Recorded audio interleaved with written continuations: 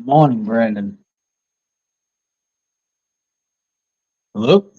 Good morning. How are you? Excellent. How are you? Can't complain. Uh, haven't heard True Blood yet. Would help if I put my fucking microphone in the position to broadcast. There he is. Good morning, True Blood. Good morning. Howdy, True Blood. How are you? I'm good. How about you guys? Can't complain. I won't be long. Just jumped on to wish you safe travels. No, thank you, Eric. You guys take care. Bye bye. Have a good You day. too, Eric. Have a good day.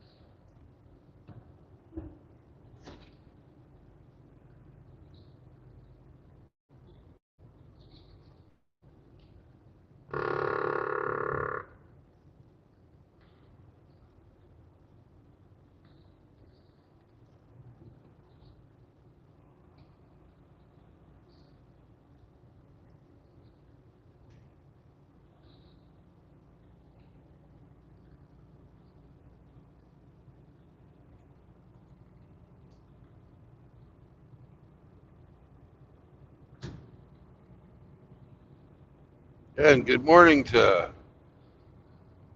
Mr. Pawn,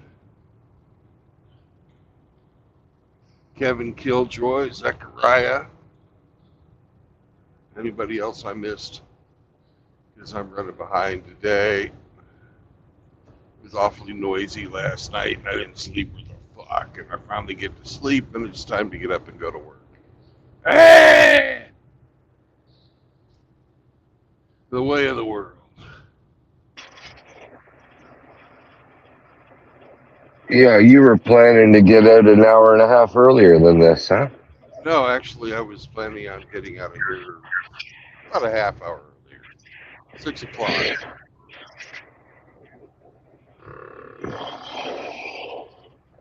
Oh, okay. Central Time, 6 o'clock.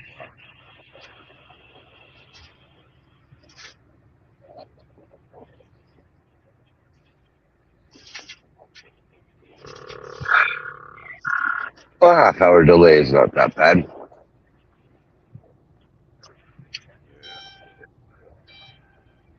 Well, I have to have the stuff delivered by midnight.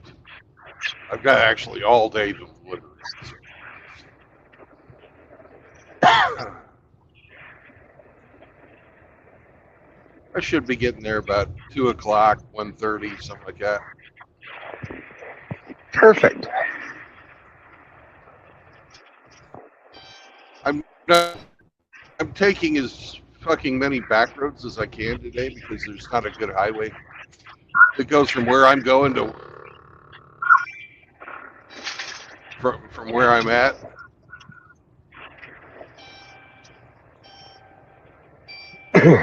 What's the final destination for this? Some piece of shit town in Arkansas.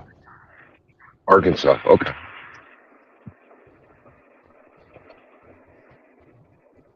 I'd have to get to give you the name. That's okay. State is good enough. It's just a little bitty small town with a cardboard box factory.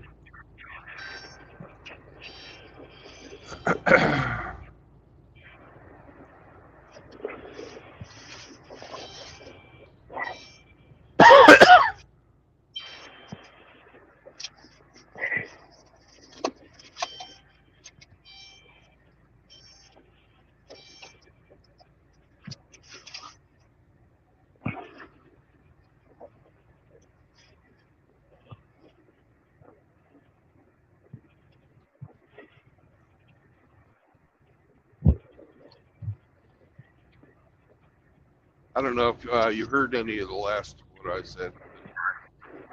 Got really bad connection out here. I did hear you.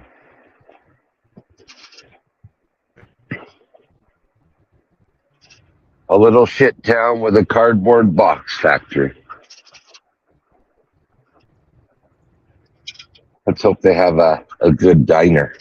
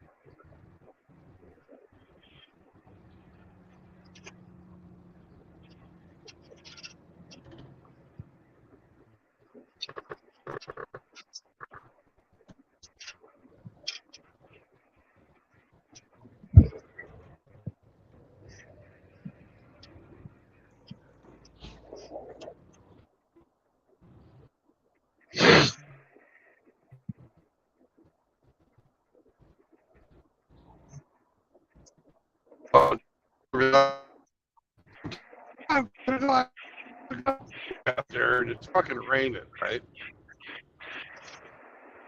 Yeah.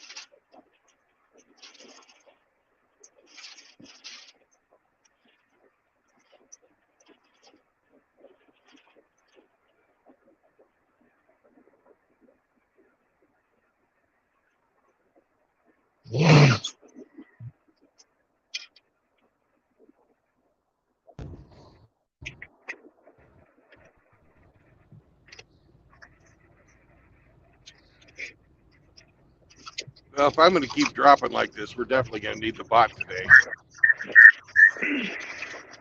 Turn it on when I get to my destination.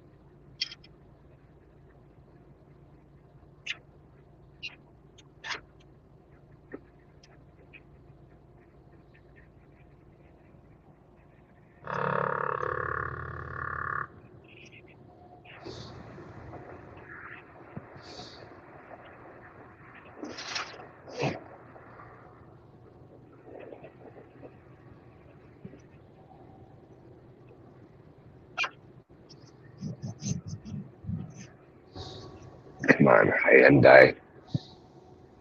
Say what? Fucking come on, Hyundai. Ah!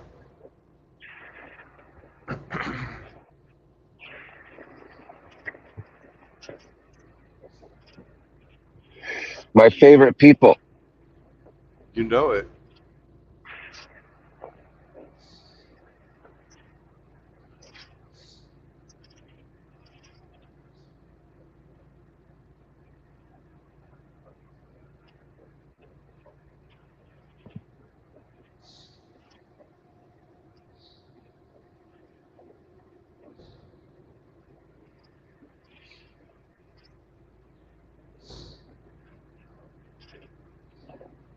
Man, I was supposed to be fasting yesterday. But Uh-oh. I got some dirty rice, man. Couldn't help it.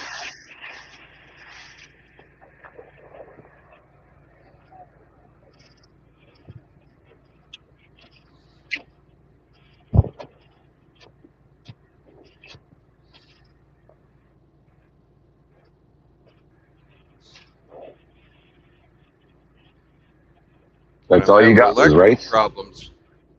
Yeah, dirty rice. It's spiced rice with sausage. Oh, okay.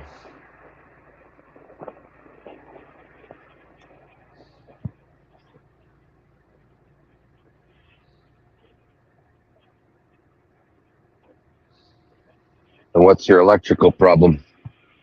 Sam chew some more wires? Nope, not this time. They put in a new inverter, and it went out. So Oh, now my fucking refrigerator's not working.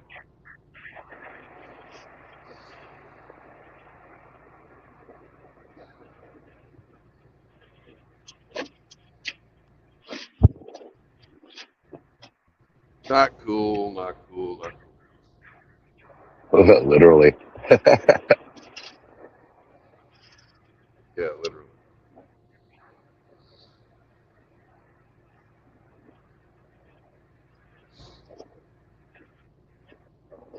Tell the company they cost you your prime rib roast you had in the fridge. No, I like these guys.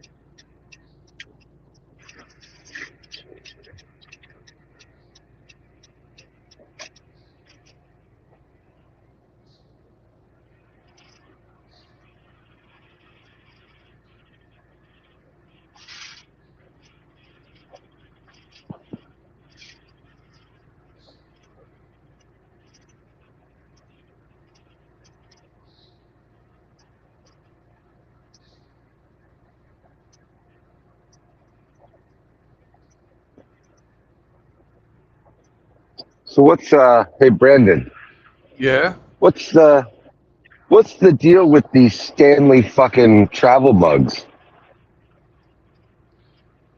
Stanley travel mugs. I don't know. Haven't you seen they're all the rage. People are getting into fist fights for these things. Fucking,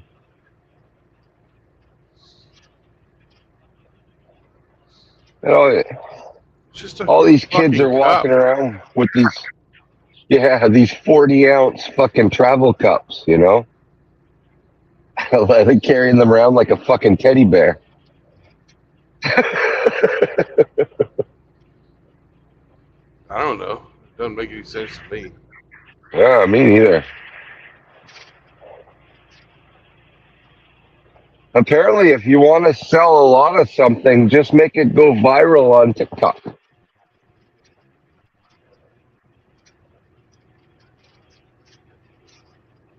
Okay. Yeah, if you want to sell a product, do a TikTok marketing campaign, and if the prepubescent girls pick up on it, you're golden. You're gonna be rich. I'm not on TikTok. Maybe I have I don't need to do that. If I had fucking Yeah, me shit to neither. sell, I But would. yeah,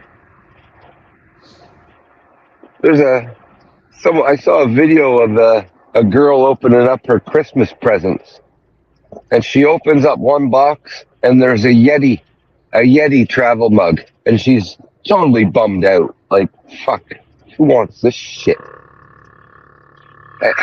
And then, like 2 packages later, she opens another package.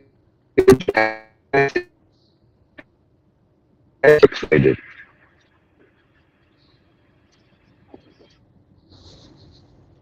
It's fucked up.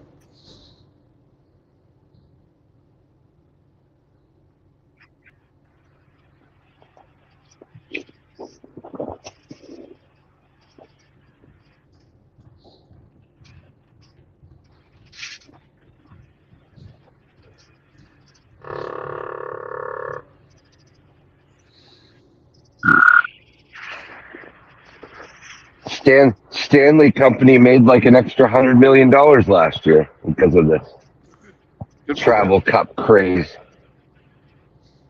Yeah.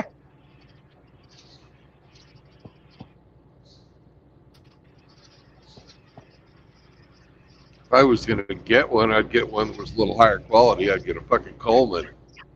But hey, what do I know? Right.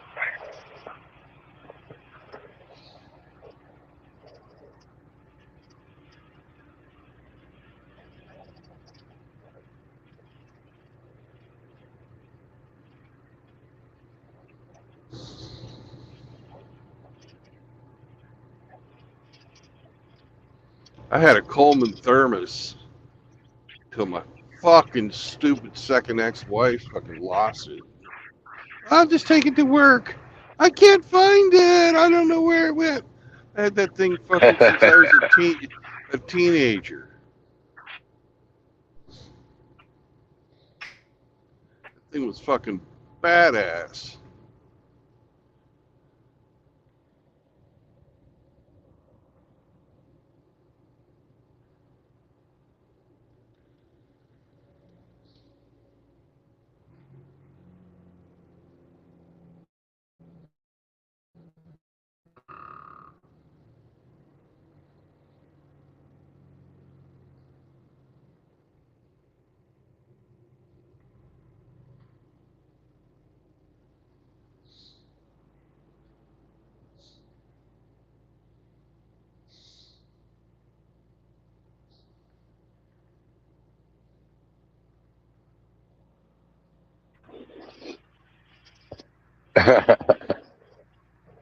And you complain about losing houses to these women? You should really be complaining about your fucking Coleman.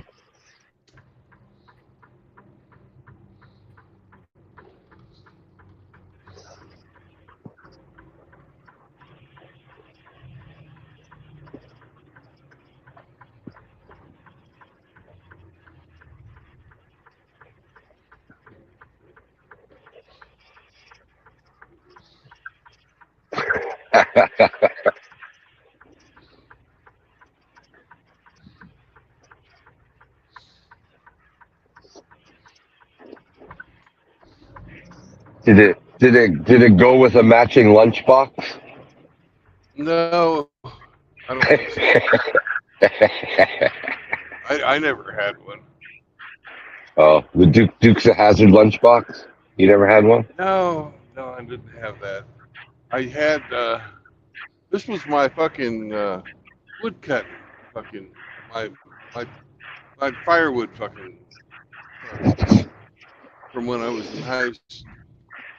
Oh, okay. And you complain about losing two houses. Your real grievance should be the Coleman thermos you lost.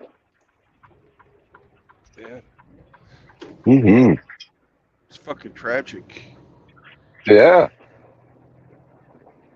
Your Honor, she lost my thermos.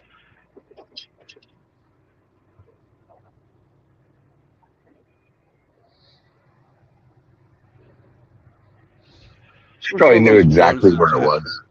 had the enameled fucking green fucking paint on it. Oh, yeah, the hammer finish. Yeah, yeah.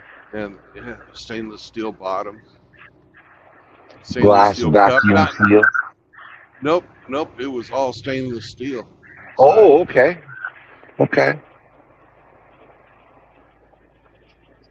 Yeah. I had a when I was a little kid. I had the fucking glass ones in my actual lunchbox, this kind of thing. So yeah, Right. and those always fucking broke. Yes, they do. When I bought my own, I got stainless steel. I upgraded. Ooh.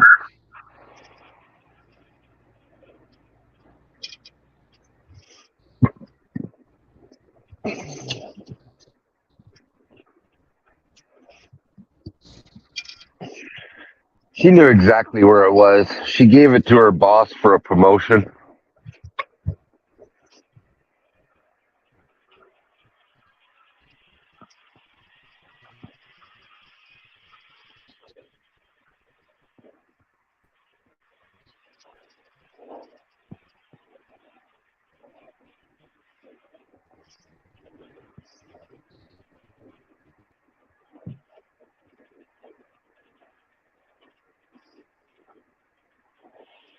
Morning, RO. Oh, 5 cups of coffee today. Whew.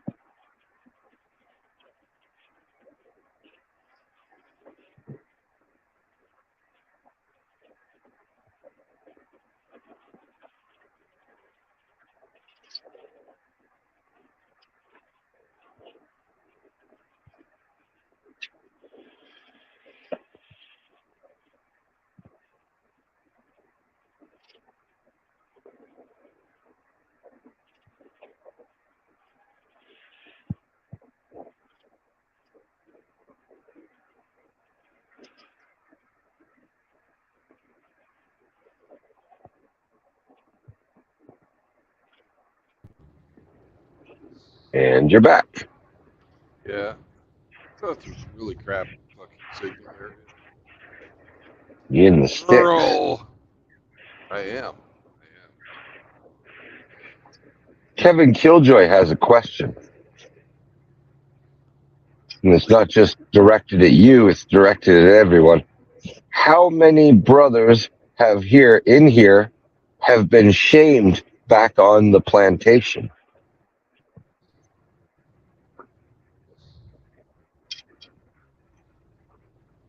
Fuck, I don't. I don't think I was shamed back. I don't think I was shamed into it. I'm just stupid.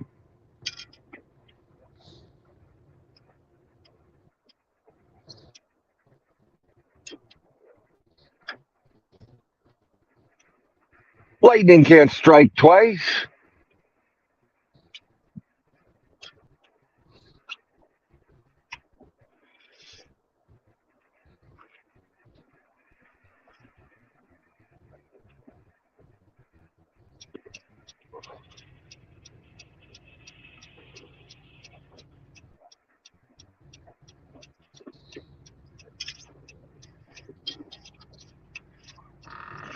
Fucking school bus.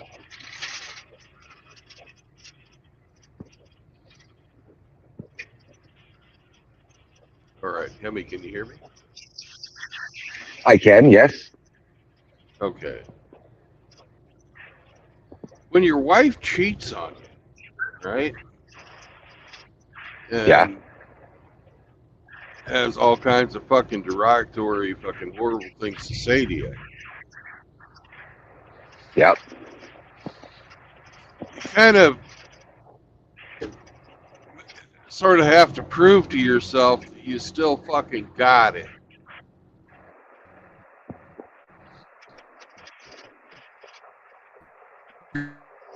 Something,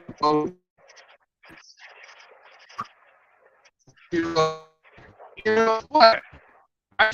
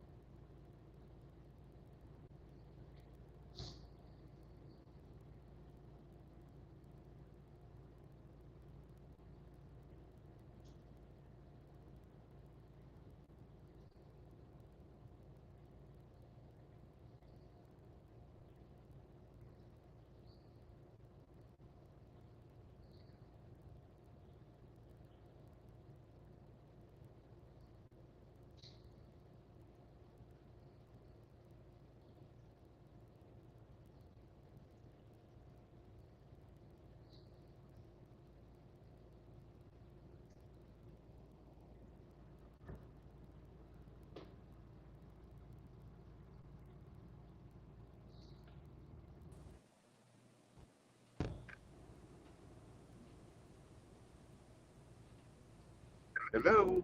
Good morning, Brandon. Good morning. How are you, sir? I'm doing good. I've got to warn you ahead of time. I've been going through some really bad signal areas, but I'm in Mississippi now, and it seems to be better. Well, I can't stay long. I got a couple things I have to do this morning, but I just wanted to say good morning, see how you and Sam are doing. Oh, we're doing great, man. We're cutting through the back country on this trip because, well, fuck it. I felt like it. It looks nice to me. Yeah. No snow, no traffic. Just the way Oh, I God. like it. Yeah, it's 50 degrees down here. Oh, it's 35 here. Yeah.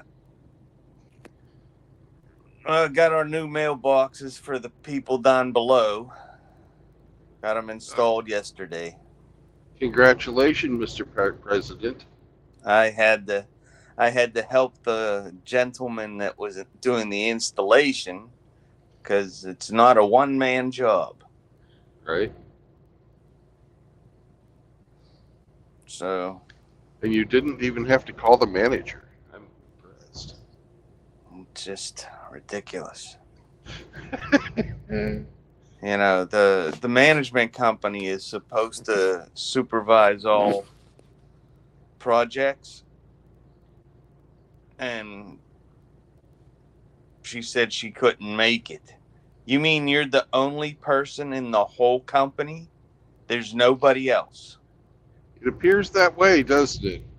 Well, I have an appointment for a Zoom meeting, myself and one of the other board members, to meet with the owner of the company to express our dissatisfaction and discuss. With his girlfriend.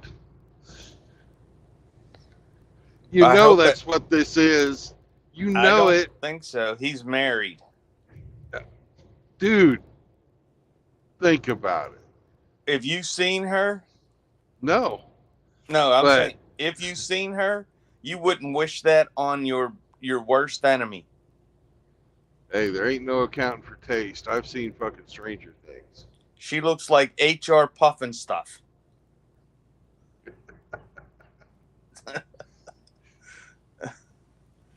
Welcome back, Hemi. Hey, Chihuahua. Good morning, Grinch. Good morning. Oh, I'm dripping pipe today. Your pipe is dripping today? I'm dripping pipe, yeah. If we have Oh, crotch rot, we can have a drippy pipe. you have an antibiotic for that.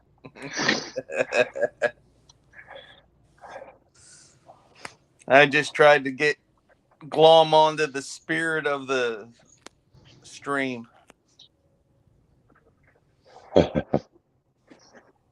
So, yeah. But I have a couple things I got to do today.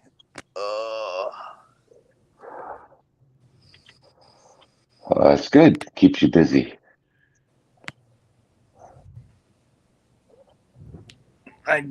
Right before I came on, I watched a brief video from one of my attorney channels about a woman, he's a civil rights attorney. Okay. This woman flipped off a Texas cop that she knows because she's had encounters with him before. So the cop jumps in his car, goes chasing after her, pulls her over for failure to use his turn signal, even though the dash camera shows that she used her turn signal to make the right-hand turn at the light. Yeah. So they had to settle out of court for taxpayer dollars for violating her civil right of expression of freedom because he arrested her and took her to jail and booked her for failing to use the turn signals, which the video clearly showed that she did. So that was First Amendment retaliation. Yeah. Well, until these guys actually pay the fines out of their own pockets, they will continue to do so. Well, as a lot of people in the comments were saying, at what point are we, the people, going to demand that false allegations and false imprisonment should lead to the loss of their job and their posts, which is their professional license, and Yeah. permanent removal of their license to ever be law enforcement again, because they've proven that they don't have the temperament for it. Yeah. And I'd say one more, open them up for civil litigation. Yeah, I Yeah. concur. Yeah. Qualified immunity is a bad idea. It was fucking put in by the fucking unions. Yep. You know? Well, I know there's a growing movement to get rid of the Terry versus Ohio law by the federal courts, because that's the one that says that officers can pat you down, or they don't. It's all about officer safety. So, they do everything in the name of officer safety. I'm cuffing you because you farted wrong for officer safety. I'm cuffing you and putting you in the back of this hot car for officer safety. Well, that's not how it's supposed to be. You're not supposed to cuff me until you know I've done a crime, not for investigation purposes, until you've finished your investigation. I just watched a video of the 23-year-old get wrestled from two cops. One went to tase him, so the guy grabbed his arm so he couldn't tase him. The other one pulled out his gun and shot him in the back of the head and killed him because he didn't want to be tased. So now he's forever 23. That's not policing. No, that's fucking strong arm fucking totalitarian tactics. So the DA charged the cop with manslaughter, and the most he's facing is $1,000 fine and 1 year in prison. What a penalty, huh? Yeah. All because he was the passenger in the car who didn't want to comply with the cops. He's like, I'm not giving you my ID. I don't have to give you my ID. I haven't done anything. It's a traffic stop. How do you enforce laws that you don't know?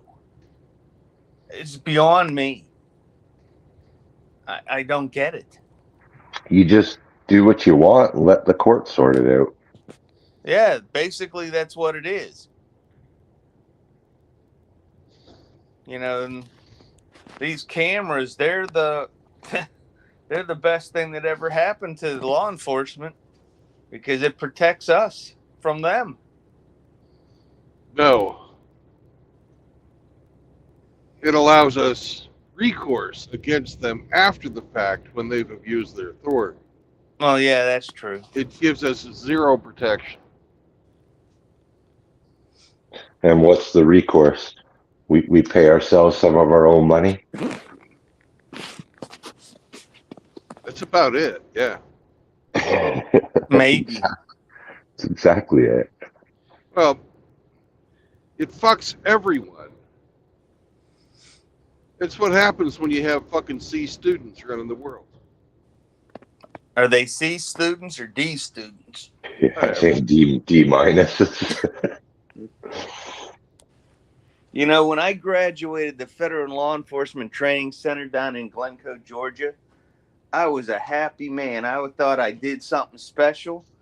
And now all these years later, I'm like, boy, I'm glad I got out of that business. It's nothing special.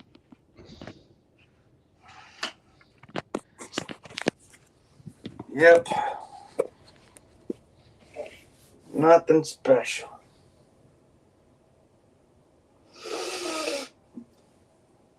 Oh, heck.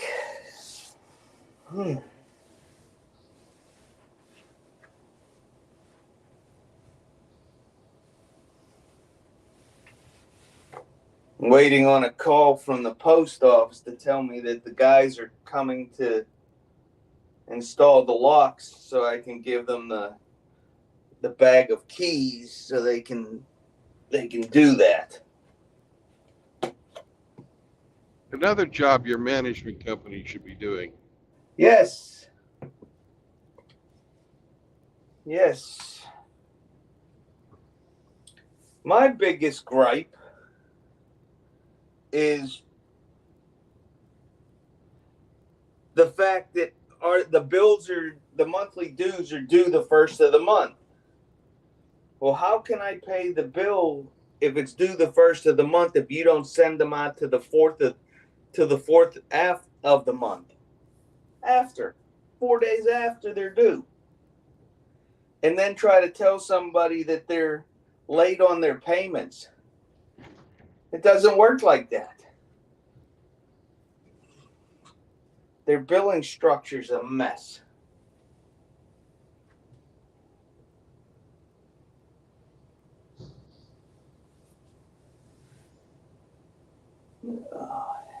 Have them set up for automatic payments.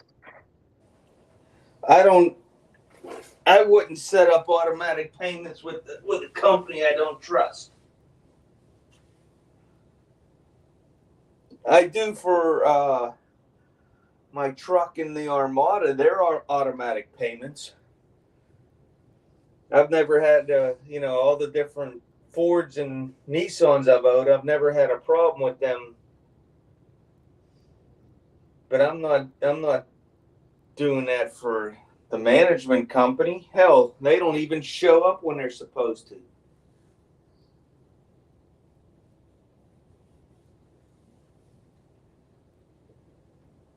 Oh, heck.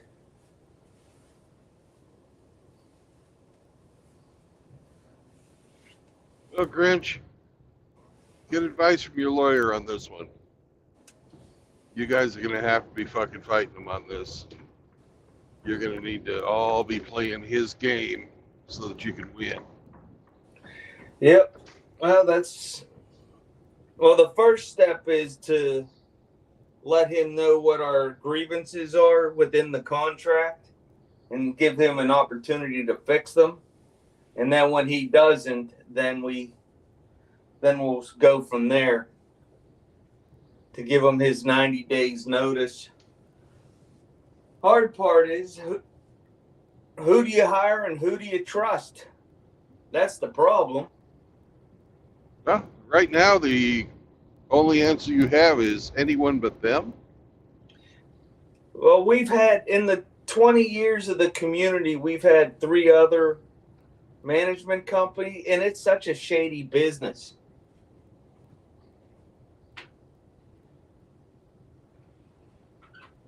Well,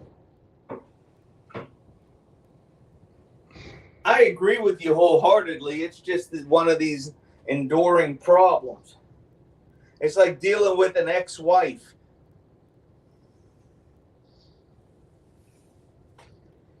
Yep. But I will do the best I can for the people. That's all I can say.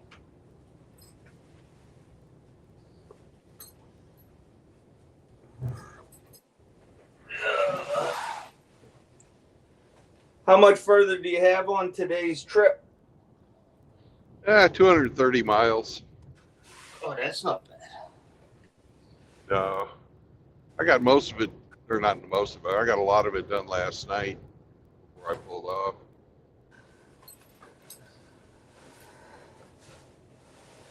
We're supposed to get that frozen rain and snow mixture sometime this afternoon. Yeah, that pretty much fucked the state of Missouri up. When it was frozen all the way, the map I looked at yesterday had a miles wide all the way from fucking the center of Oklahoma up to Detroit of ice.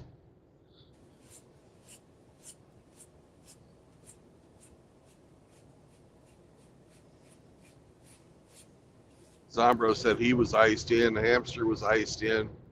A company reported fucking people falling down and fucking crashes. One guy fucking totaled his truck even. Oh my gosh.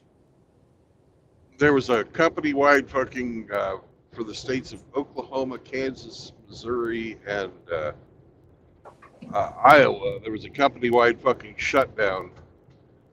The owner of the company got on the fucking Qualcomm and said, "All right, if you're driving in these states, pull over, find a place to pull over and stop." Yeah, because it's costing him money. Fuck yeah.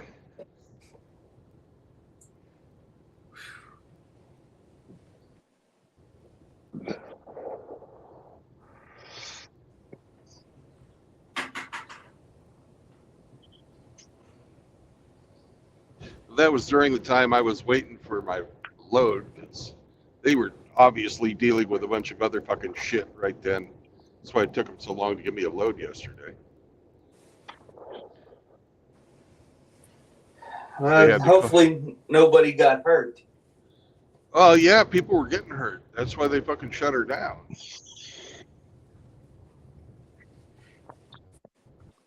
Yeah. Trucks can be But fixed. it's nice to know I work for a company.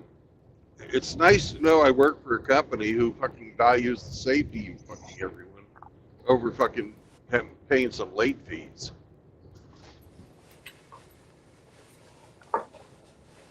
It's here in England, it just tell you drive for the conditions. These guys said, "All right, it's fucked up out there. Everybody stop.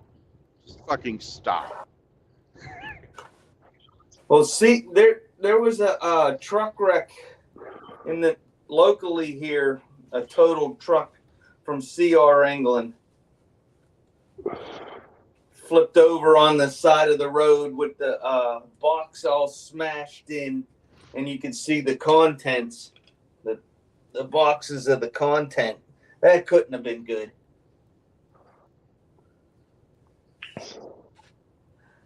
Oh, heck.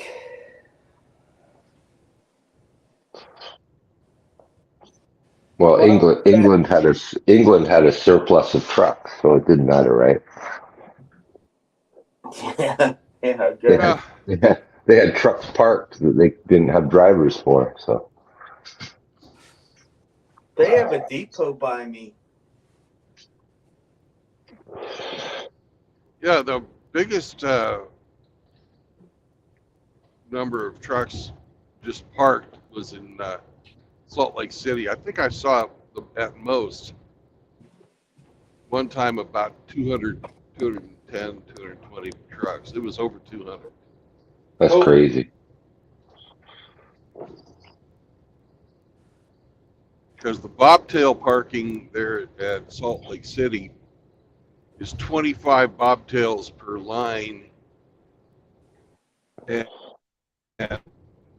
they have 8 lines, and then they have an overflow lot, and there was like 10 or 15 in the overflow. So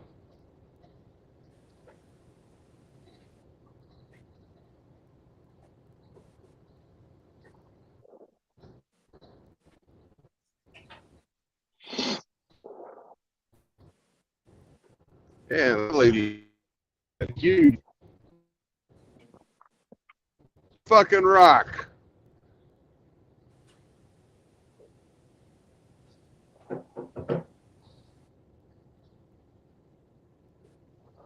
And she used her blinkers. Holy shit. We found a unicorn, boys.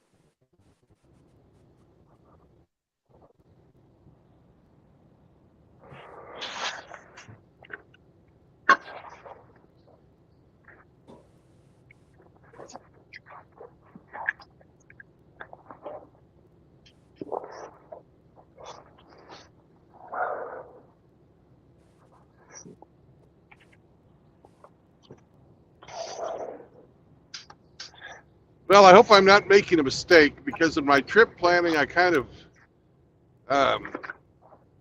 went by the name of the road that I'm heading towards. It's called the Appalachian Parkway, or the Appalachian Highway.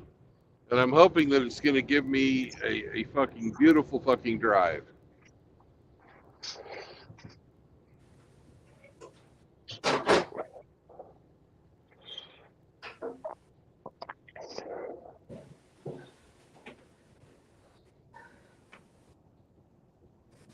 Oh, you'll know if you're in the wrong place if you start hearing banjo music. Well, I am going to be going past Tupelo, Mississippi. I've been there.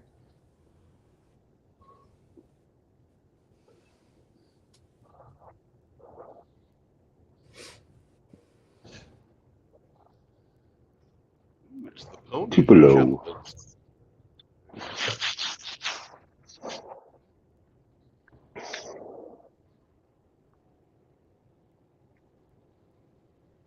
Are you going to stop by Joe Cocker's honey stand? It'd be nice. But wasn't that Van Morrison?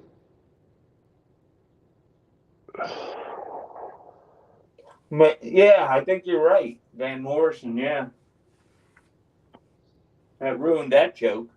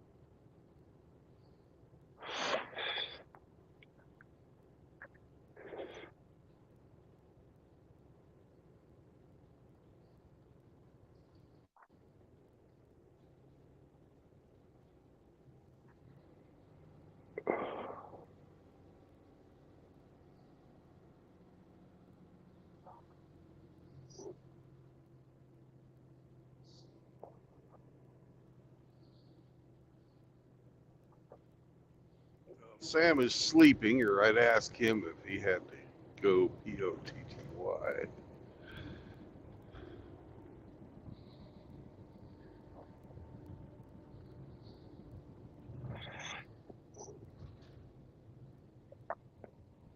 He will in about 10 minutes.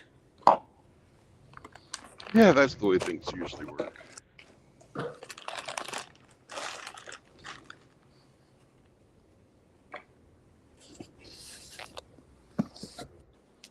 Yep.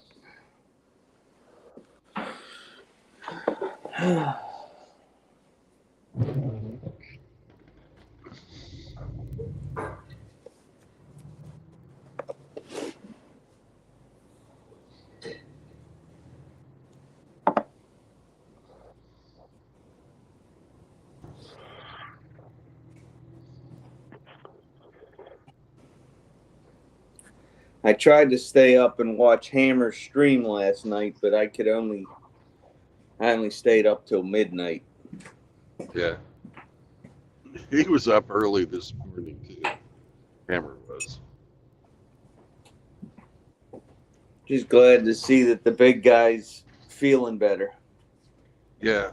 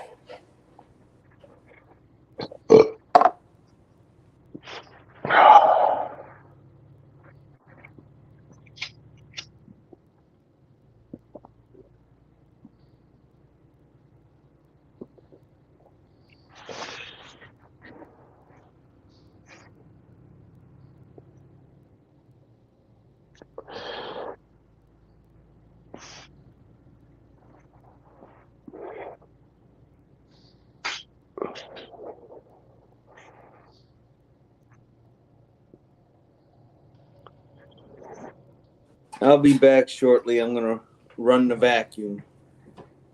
All right. Have fun sucking up. Get your suck on. There's cinders and salt brought into the house this time of year. Yep. Got to get it off the hardwood floor. Oh, yeah. Get to it, Susie Homemaker. Yep. Well, we all have a cross to bear. Shit, yeah. Hell yeah. If that's the worst thing I got to do today, I'm getting off easy. That's true. You'll figure something else out that needs fucked with. I guarantee it.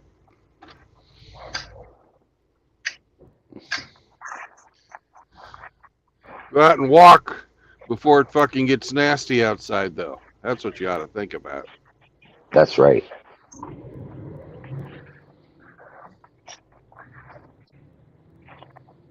Save your inside chores until after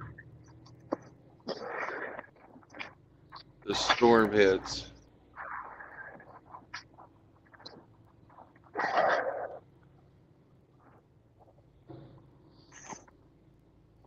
I bet he never walks anymore.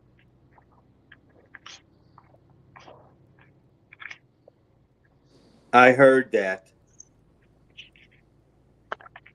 Well, good. I Then you wasn't heard sa- good advice. Yeah, I wasn't saying it in secret. Go out and walk. Go I out and do. walk before the storm gets bad.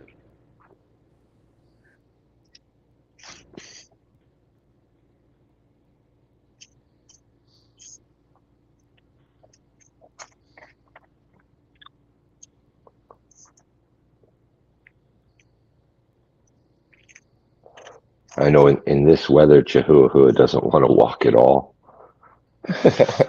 3 houses down the road, she's like, "Okay, I'm done." That's enough. Yeah. Monsieur, my feet are cold.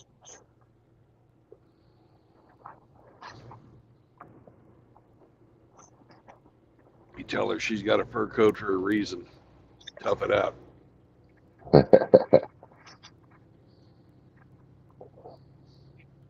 Mon pied à foie.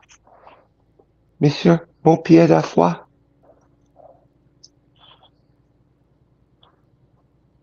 I don't speak frog. Sorry. No, it's just my feet are cold. Oh.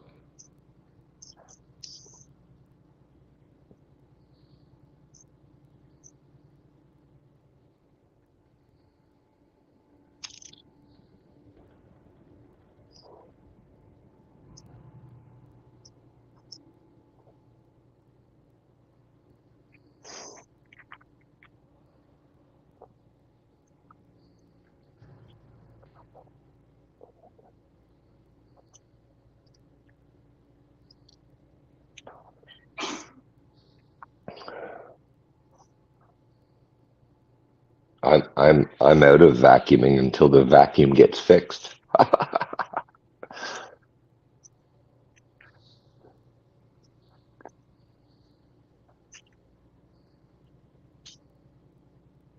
I can't vacuum, it's broken.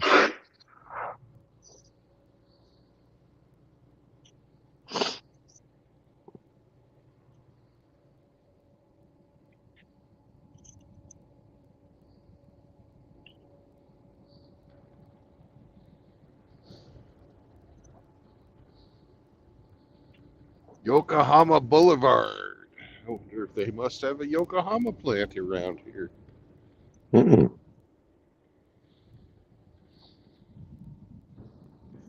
Got a bunch of power lines going off to the right. So Yeah, I bet if you follow them, they go to a factory. yeah.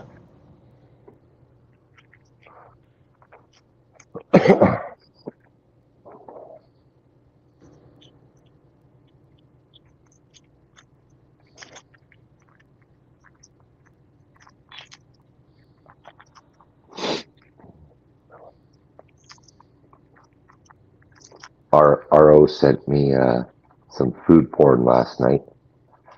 Yeah.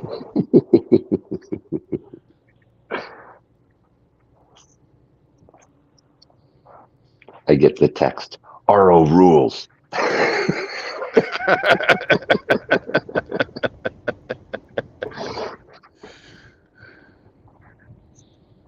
O'Doyle rules. Oh, fuck. He's a good guy. Oh, yeah. Funny as fuck. I'd laugh my ass off if I worked with that guy all day long. Jesus.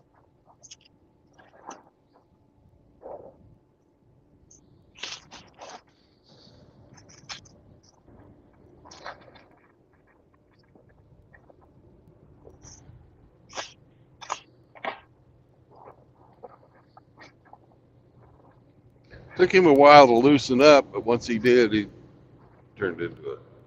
Yeah. Yeah, he's a great guy. Don't tell him I said that, though. I won't. Okay. Go to his fucking fat head.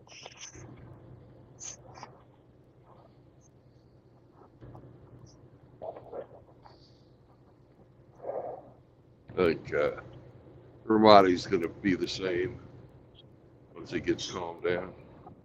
Mm-hmm.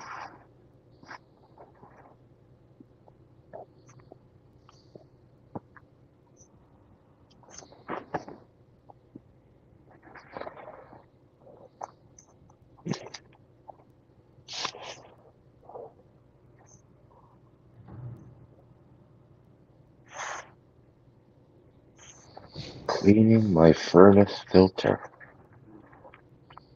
Why in the fuck is this a 45-mile-an-hour zone?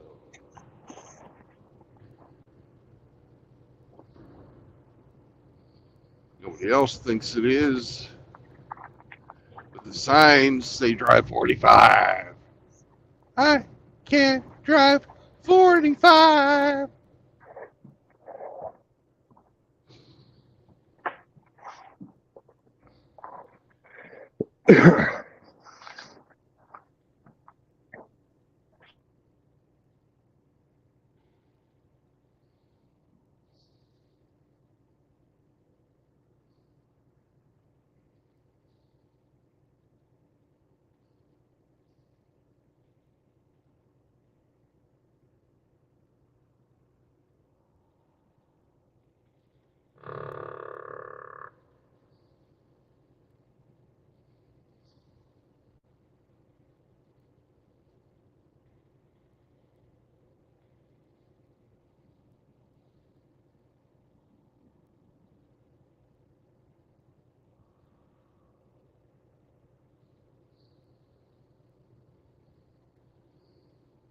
Welcome to Monroe County, Emmy.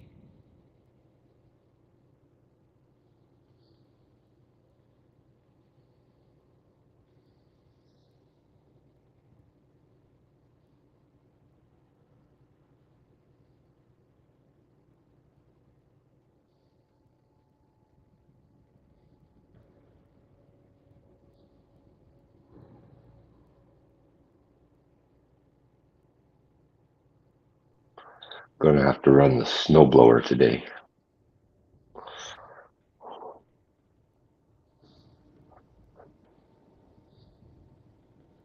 Yeah, it looked like you were going to get it pretty good. Hopefully you get snow and not ice. We got about 2.5 inches of light, fluffy powder yesterday. Could probably clear it with the leaf blower. Yeah.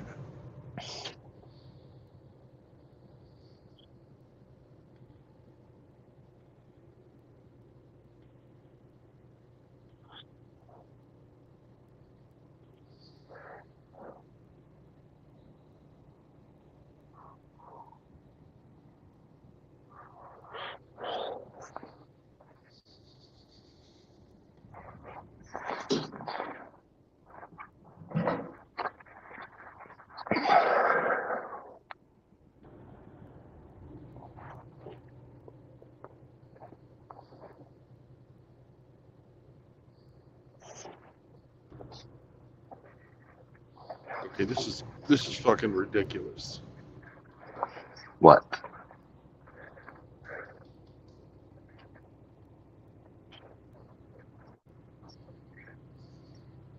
Going 45 on this fucking road.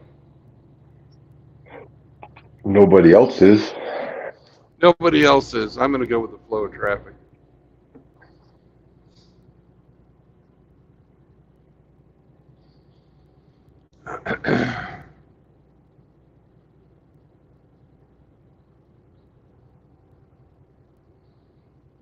We'll let the guy in the box truck set our fucking speed. This is one of them things where somebody somewhere in county government had the brilliant idea that we'll make this into our fucking industrial fucking parkway. We just have to wait for the businesses to come. We're already ready for it. Ain't gonna be nobody fucking building nothing out here. The fuck are they thinking?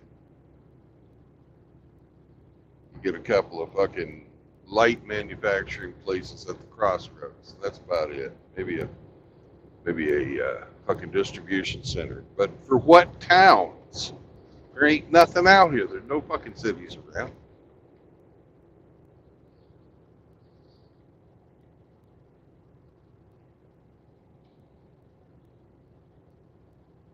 If you build it, they will come.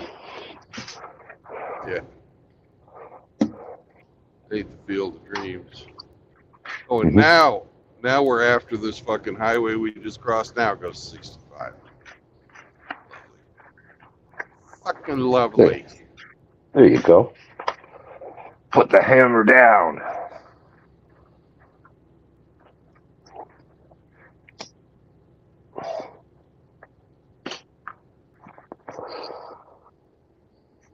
21 miles to the next fucking town of any note in the northerly direction. Fucking 15 miles to any town of note in the southerly direction. Why the fuck were we driving fucking 45 miles an hour, 15 miles in the country? Fucking bullshit. Bullshit, I tell you.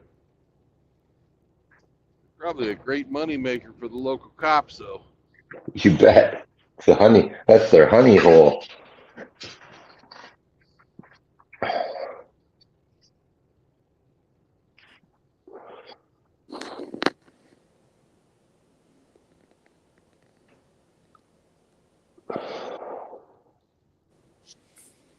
Mission accomplished.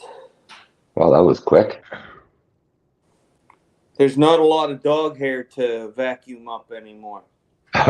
Well, that's true. You know, there was almost none. I'm not used to that. Usually I would have to dump the canister twice.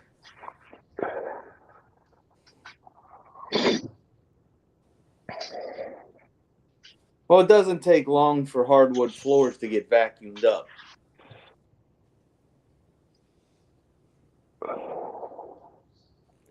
That's true. Hey, Grinch. Yes, sir. Does that property management job, does that pay enough to support somebody? I don't know. How much do you know, I don't know if you can disclose how much you pay those people a month. What's the value of the contract? $1,000 a month, roughly. How many units? 130. Fuck that. But the thing is, they're all privately owned. Their job is very simple: to collect the dues, come up with the budget, make sure that the lawn people cut the grass when they're supposed to. If there's any projects that they're supposed to oversee them. So like this upcoming year, we have 8 dead trees that need to be replaced. So they're already cut down. So somebody has to find the company, and then they get 3 sets of bids minimum from different arborists, and then whatever we choose as the HOA board, they go out and sign the contract and get it done. But if you're one of these big management companies that have 50, 60, 70 properties that you're managing at a month, there's money to be made in it. I didn't hear what the number that Grinch put out was. $1,000 a month for over 120 units. Well, I can see if you had one guy as the maintenance guy that did all the fucking lawn mowing and fucking would contract out for the bigger fucking work, how you'd want to get paid more. But just for somebody to oversee the bullshit, that's maybe half a day a week's work. And then another half a day to fucking prepare the reports and collect the dues.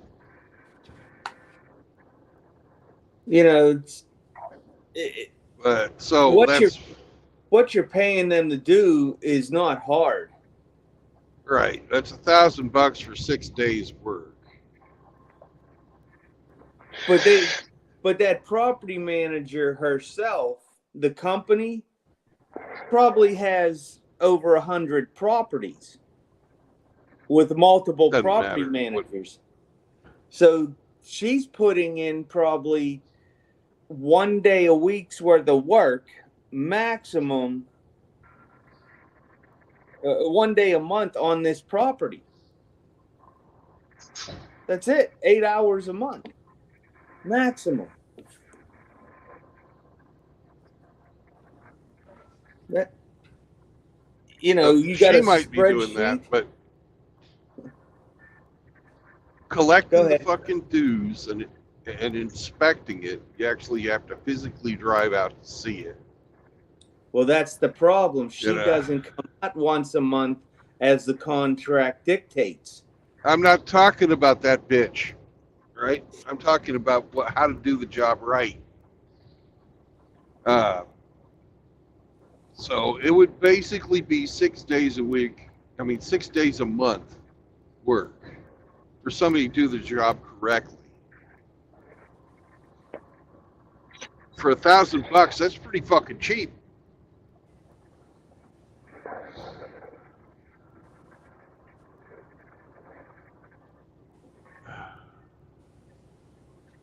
Hmm.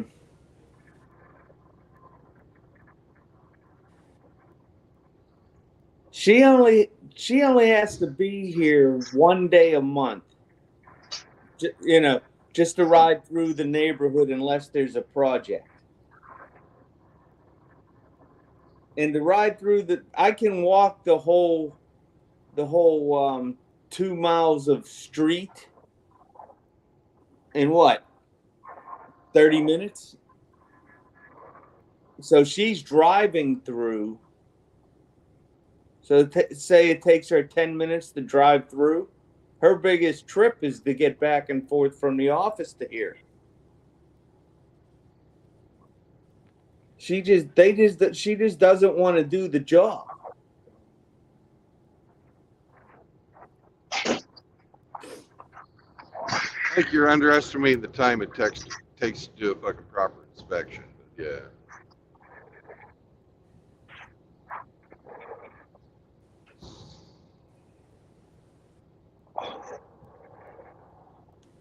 I don't know. I used to ride when I was president before. I used to ride with the old property management company once a month, the day of our monthly meeting. And it'd take us 10, 12 minutes. Because everybody here, for the most part, has their yards looking very, very nice because they want to keep their property values high. There's about 6 properties out of the 130 properties that need to be addressed. But once we get those 6 in line with the rules, then it won't be a problem. But what she doesn't want to do is be the buffer between the board and the property owners, and that's what you're paying her to do.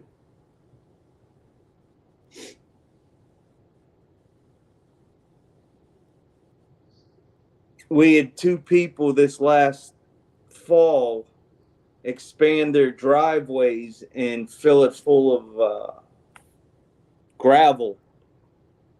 And the founding documents of the association says that it must be asphalt or concrete, and you have to get approval to do that type of work beforehand. And neither of them did it, so they are subject to be fined. Well, she's refusing to send out letters. Oh, God. You can't stop the work now. It's already done, but at least you can make them either asphalt or to concrete it so that it's up to standard and matches the rest of their driveway.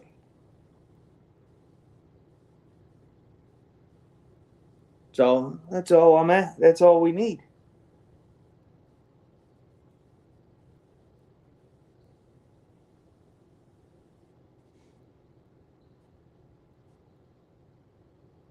But there's a law here in the Commonwealth that we had 2 of our homeowners pass away in the last couple years. And because the management company didn't file a claim with the estate. We haven't been getting any dues money from those two properties for, one was 3 years, the other one is 4 years. And they're finally going up for sheriff's sale. So we're out all that money. But at the same time, we've had to replace their roofs and maintain the property because it's in, that's part of our job, is to maintain the lawns and everything. Well, there's a law in Pennsylvania that allows the HOA to be able to move in, and once we find out that the deceased has passed, if they don't have a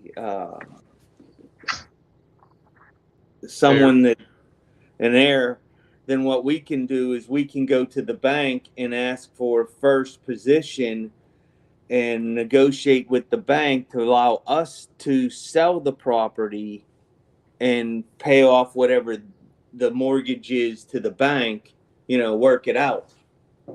And that way the HOA would make whatever profit it is. And when I was going along a completely different line. I was thinking maybe one of the brothers could take over the property management once you get this chick gone. But, they would have to have some other form of income as well, because $1,000 ain't going to cut it a month.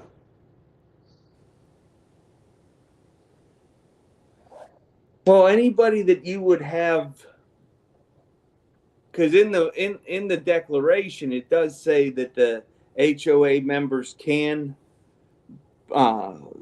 do their own property management if they want.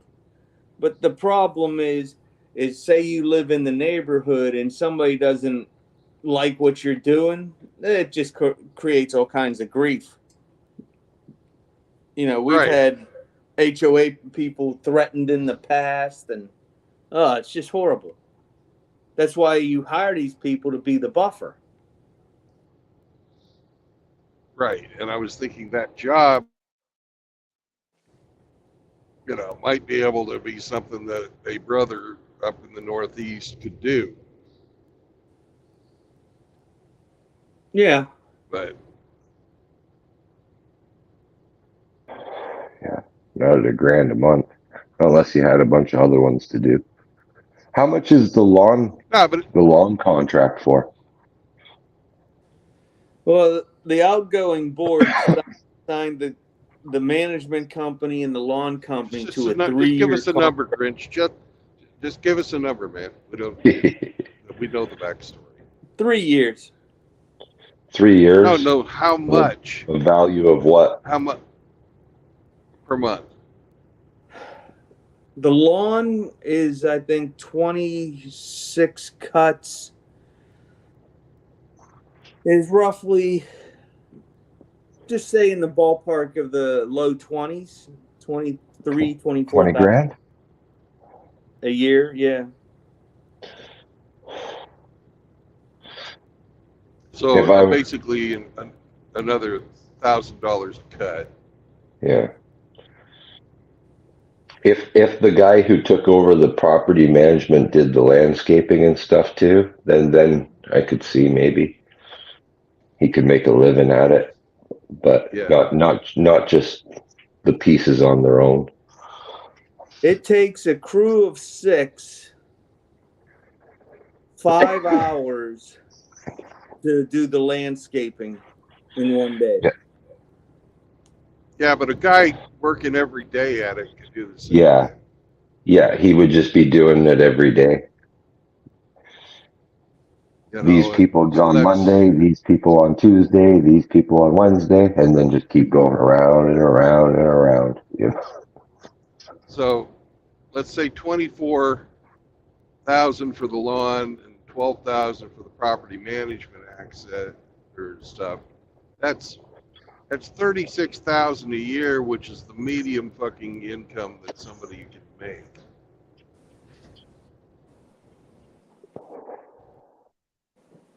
Do those Yeah, lawn guys do the if there's snow anybody clearing as out well? there, Or is that a different contract for snow That's clearing? the snow clearing is a different contract on the 2 private roads, Okay. and to clear off the 2 concrete pads for the mailboxes, because we have what's known as cluster boxes. So Yeah. everybody gets their mail in one central location. Yeah. Yeah. So that's by the plow.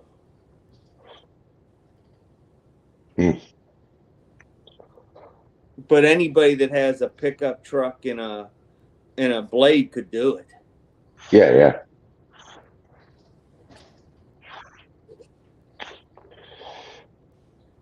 You know that I don't recall off the top of my head what the Oh, value of that is, but it's not, you know, there it's you go. Any brothers interested in property management and property maintenance? There'll be contracts coming up for bids soon. Go talk to your brother Grinch.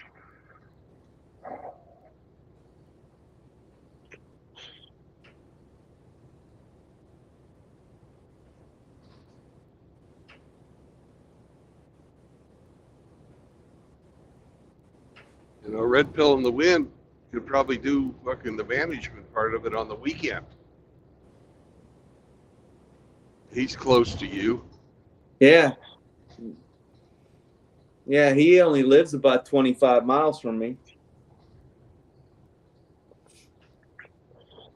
He might, and I don't know if he wants a side job or anything like that.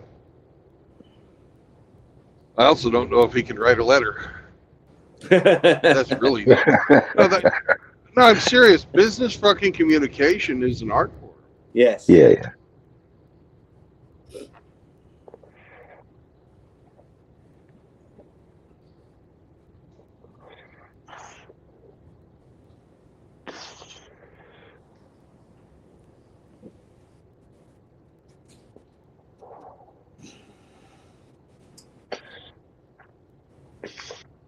I'm hoping to just get everything put back on track in the next 2 years, and that way I can walk away again.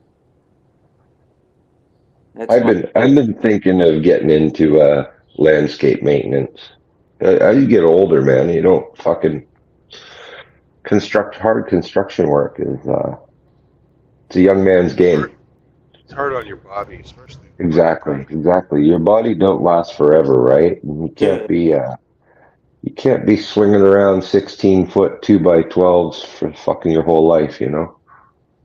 I hear you.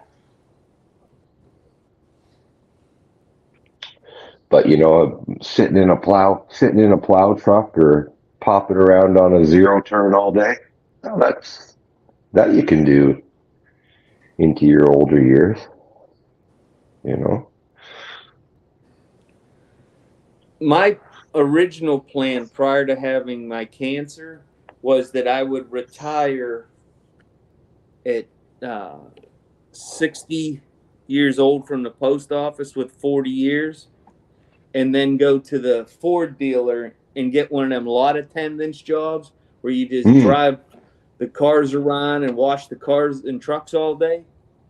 Yep. Because I love cars and trucks, and be able to drive a new one every day would be cool to me. Pick up the customers and take them home, and from the service. Yeah. I'm like you. There's nothing more zen than, I don't know, mowing the lawn or washing the car. You just fucking, it's quiet. You just putter away. Yeah.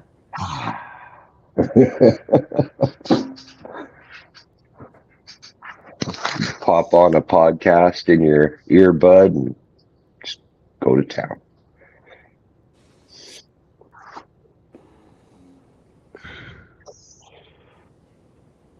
But now I just want to ride my Can-Am when I get it, and right.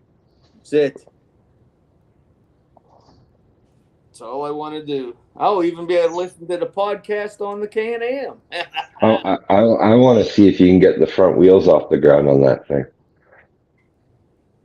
I don't know. They got, I traction doubt it. control and stability control and everything else. I don't know if you can. I don't think it's got the fucking balls. That front end's a lot. It's pretty Yeah, damn it heavy. would take a lot of balls based on the weight bias of that thing. But snowmobiles, well, not quite as heavy in the front end, but still they can launch up. So I don't know. I'd like to see it. Well, it's 115 horsepower for 1,000 pounds. It's all about torque. What's the torque? I think it's 85 foot-pound. You ain't got the balls to do it.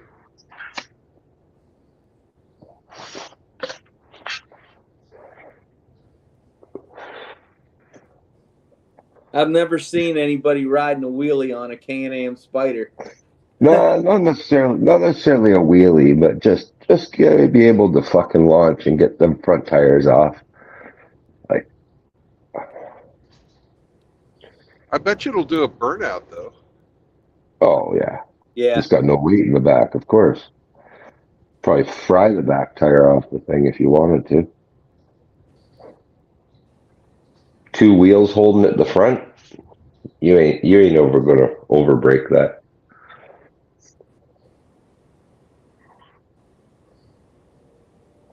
That's far more aggressive than I probably would be riding Well, most likely. the Can-Am.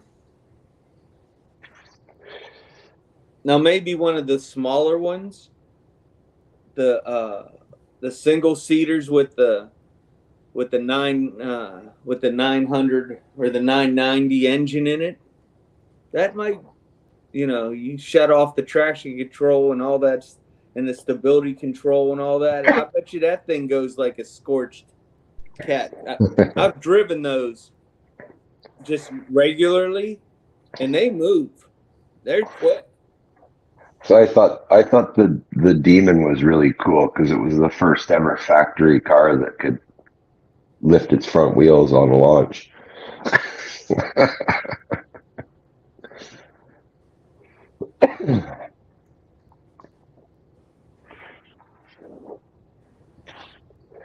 Yeah, that Challenger Demon, that's a wicked car.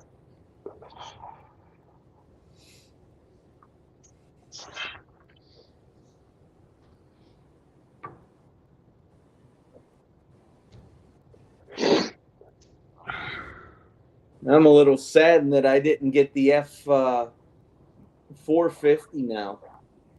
I didn't realize how powerful that diesel and that Ford is. Oh my God. That's a lot of truck for you, old man. That's a lot. Fucking for your teardrop, get a 450 for your teardrop trailer. What the? That would be funny as shit. I got a 480-pound teardrop, and I got a truck that can pull 30,000 pounds.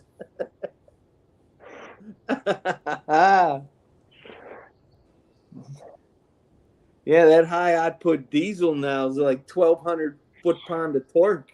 That's crazy. That 450 wouldn't even feel that trailer on the back of it. No. It's like, what trailer?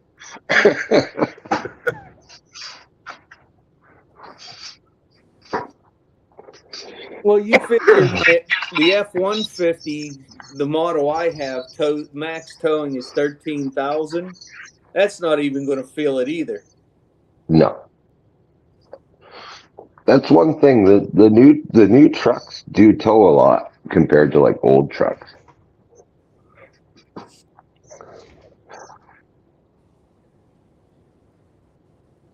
So I do plan on getting the trailer for the Can-Am, so that way I can take it when we go on vacations with me. So the trailer's 500 pounds and the Can-Am's, wet weights are probably say 1,100. That'll tow with no problem all day. Oh yeah.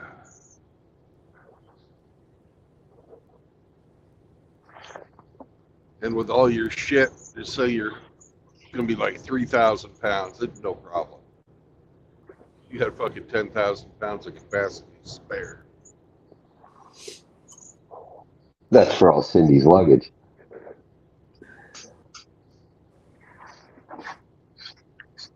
She's a minimalist. She doesn't take a lot of stuff with her. She's not one of them women that wear a ton of makeup and stuff. She doesn't have to.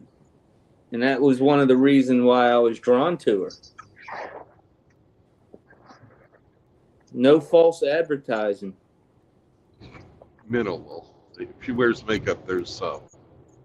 Well, if we go somewhere nice, she'll put on just a little bit of eyeliner and some lipstick or something. But there's very minimal. Does she wear a bra? Has to. Yeah. There we go. She has to. I rest my case.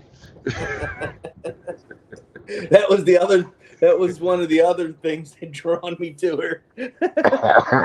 Those two things. But you're not gonna, why is that, Grinch? It's not like she's gonna feed you, you know. I'll never tell.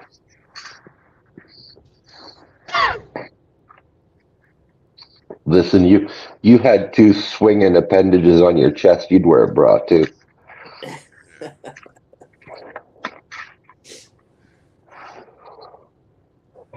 I sometimes go down the stairs too fast and my tits jiggle. I don't like the feel.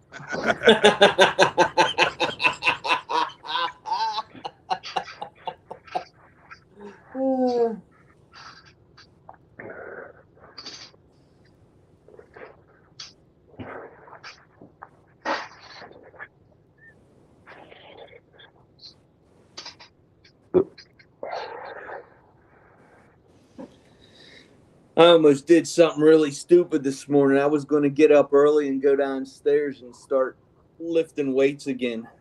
Ooh. Then I just rolled over and went to sleep.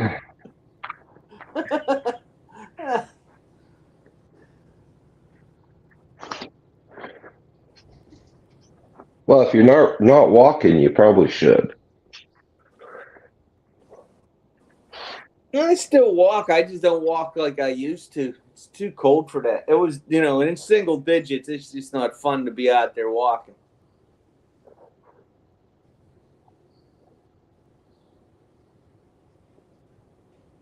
Exercise is never fun. Oh, fuck.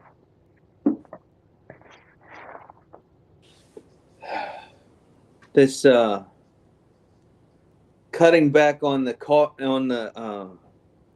calories is killing me. Ugh. Why you feel run down, tired? Yeah. Yeah. And your stomach takes a while to get used to not having food all the time. Being in the caloric deficit, you just ugh. So wait till you go into ketosis and your fucking breath starts stinking.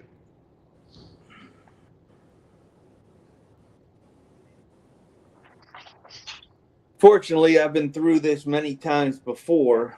This time just happens to be my choice.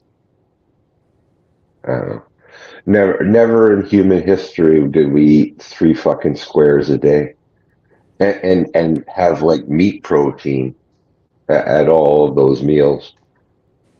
That's kind of unheard of, and except for the last couple hundred years.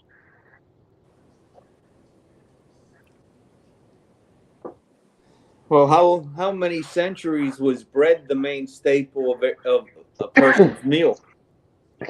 Probably like fucking 5, 6 centuries 20. at least. 20 Maybe more.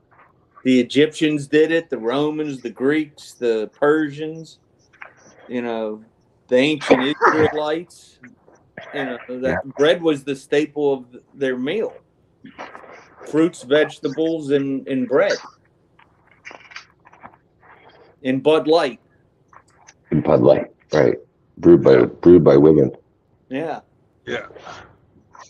Anyways, if we're going to go off the Egyptians, including all this, 42 centuries. Okay, there you go. Yeah, it's only recently that we, like I said, we got 3 fucking hearty meals where the centerpiece is usually a piece of fucking meat protein. You know, we're living the dream. We are. You know, starvation really isn't a thing in Western countries.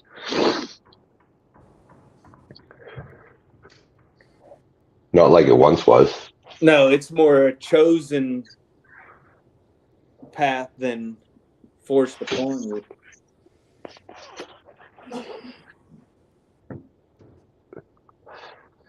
Hey, we're in Tupelo, a certified retirement community, whatever the fuck that means. That means they have old cops. Means certified old.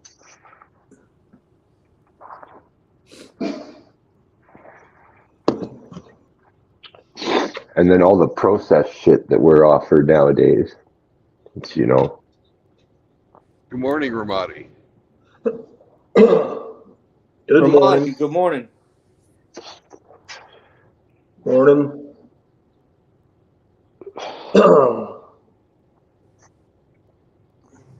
Yeah, I like carbs as much as the next guy, but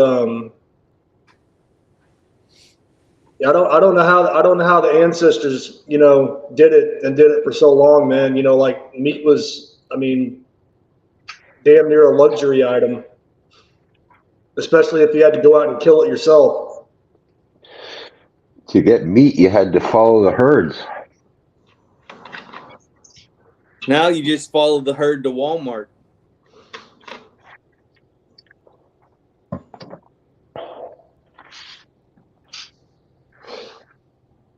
You know, I remember in Iraq, you know, when we would go and have sit downs, you know, with the hell, I don't even remember what they're called now, but and there would be a meal. There'd be a stack of bread, their homemade bread, naan, like in the center of the table. Yeah. I don't know, probably 20 inches tall. And when it was time to start eating, man, everybody would just grab one and start tearing it apart and grabbing food with it because they didn't use silverware. Yeah.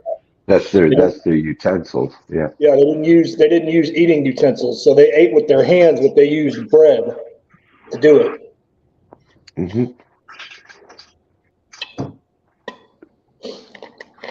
And there were no plates. A lot of places around the world do that.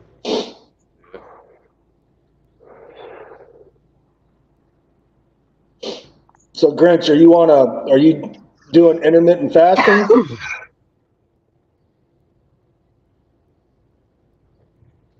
He's not, but I am. He just reduces his reduction caloric intake. Yeah, I'm just trying to reduce my caloric intake because I can't lose any weight. I've been maintaining the same 185 pounds for so long that I can only gain weight. I can't lose it. So I'm, despite all the walking and everything else, I wasn't losing any weight anymore. So that means I have to cut the caloric intake. But, you know, when you first start that, it's rough. I mean, are you like just eating like one meal a day or? 2. And then I'll have a snack of, you know, some sliced ham or some sliced cheese, you know, 2 or 3 slices, and that's it. Just something in my stomach. Well, here's a trick. I mean, it's not gonna give you any calories. It's a bodybuilder trick. Drink a glass of hot water, not like scalding hot, but like hot water. That'll trick your stomach into thinking that there's something in it. trick your stomach and your brain into thinking that you actually consume something. Well, I have to, because of the 5 years of being on chemo, my stomach's a mess. So I take 2 different stomach medications, one in the morning and one in the evening. So I actually need there to be something in there. If I could just go on a liquid diet, that'd be great. Mm. But then my stomach just becomes so acid reflux that it's horrible.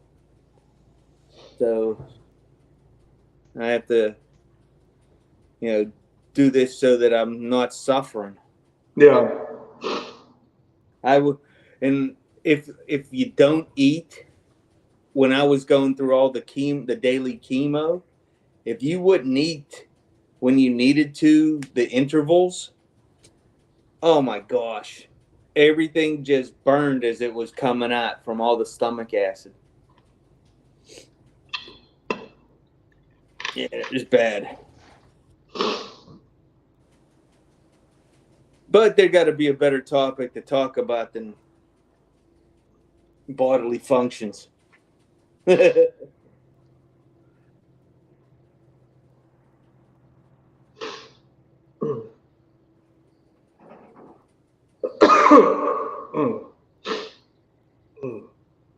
what was that question you were asking this morning, Emmy? What was that? You had some question you were asking this morning when I kept cutting out. I don't know.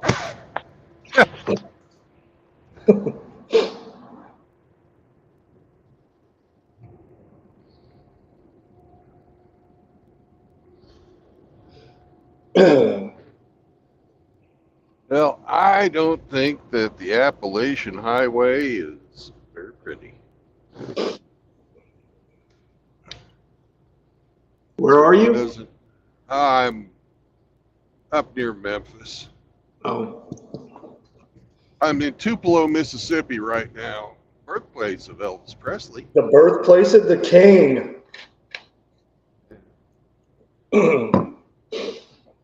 Actually saw the house he was born in, the shotgun house.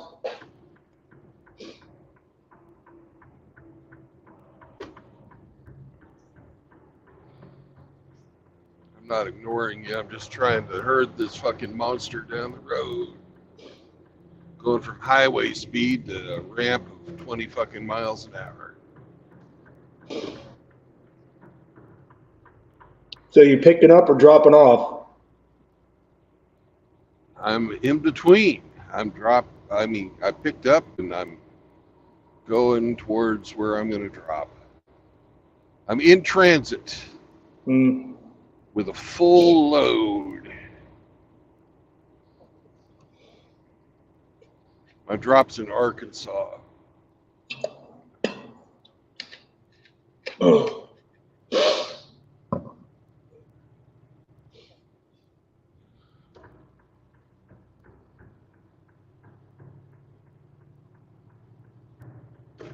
The roads don't look too bad.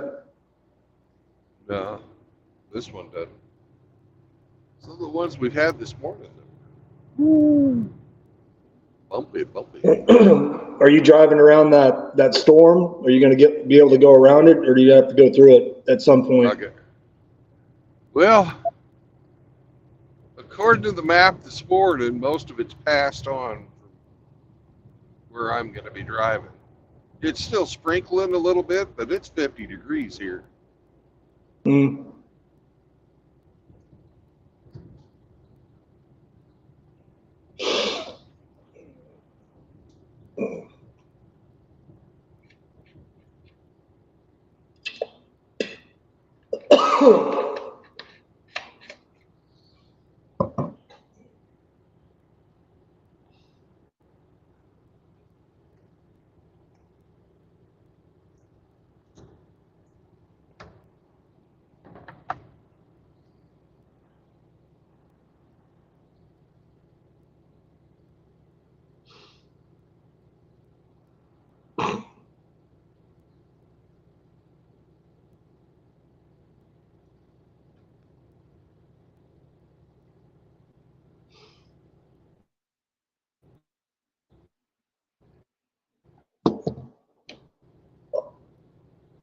We'll be in Arkansas pretty soon. I got 170 miles to go.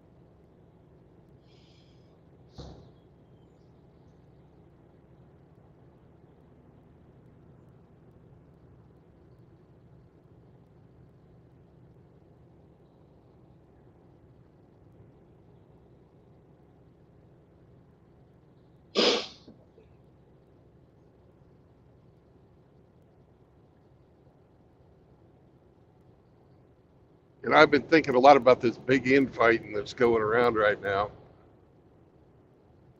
And this is all because we had the fucking trannies and fucking homosexuals try and move in.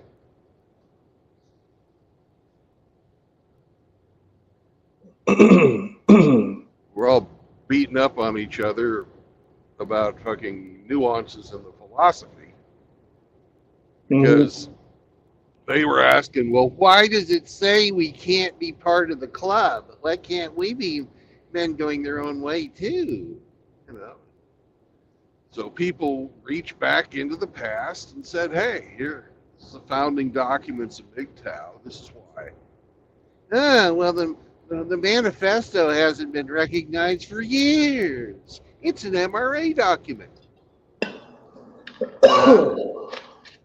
And that's only partially fucking true. There were some very important people in the past that were, you know, rejecting the MGTOW manifesto. But none of those guys are still part of this. A lot, you know, they've all gone in different directions. Some of them have gotten married. Others of them have just said fuck it all and moved away. Some have died. But none of the guys, none of the big content creators from the quote unquote golden age of MGTOW are still producing content that is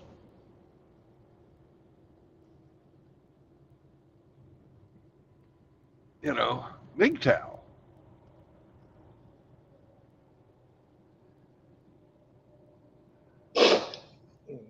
So, we have a intellectual vacuum that is being negotiated in the court of public opinion at the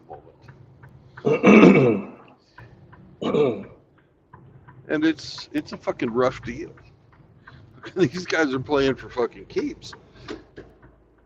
And it's a lot nastier than I would have expected it to be.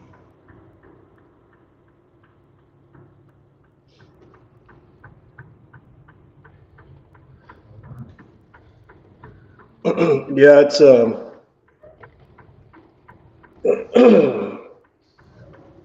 but there's a bunch of people making a lot of claims out there that are not quite right. Because I've been trying to study the history of it. And how did we get from the manifesto to where we are now?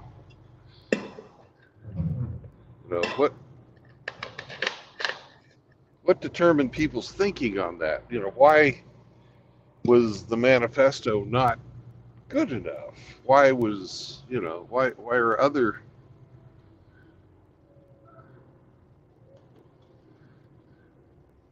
You guys just gonna sit there and fucking look at each other? Come on. I got a dog that needs to pee. Can't just... Well, Brandon, I mean, you could say the same. You could say the same about any philosophy or belief system You know, there's how it was originally intended and written to be followed. And then if it's even still in existence, there's, you know, what it's been diluted and corrupted and perverted and interpreted or misinterpreted or twisted into what it is today. I mean, you could say it about Christianity. You could say it about Islam, Judaism. I mean, throw a dart at the wall and you'll hit something that, you know, the message that's being put out now is not the original message that was intended. Are you sure about that? You know?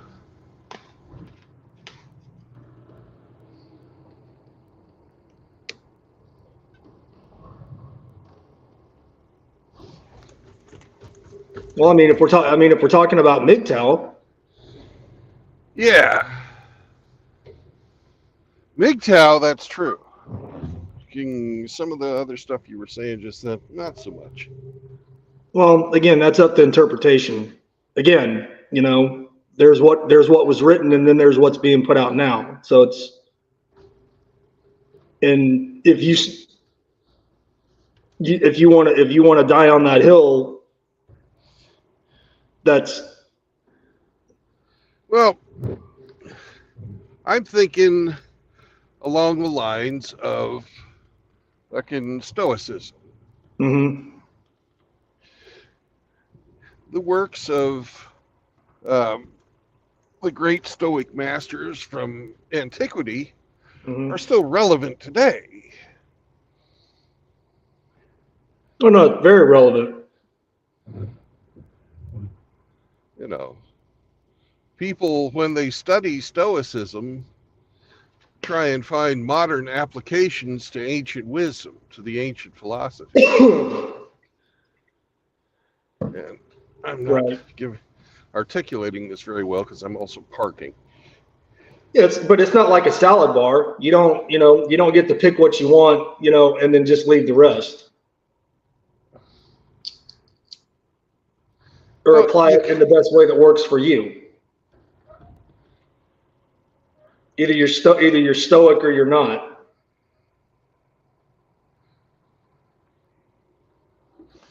Is that kind of what you're getting at? Well, I'm saying that the founding documentation is not challenged because it is the founding documentation.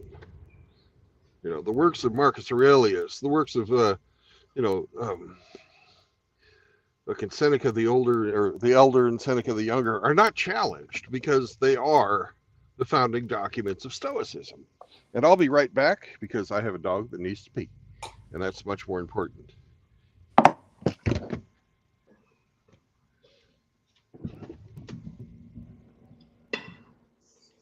I'm not going to try to continue on Brandon's train of thought because I'm better at talking with somebody than just talking on my own.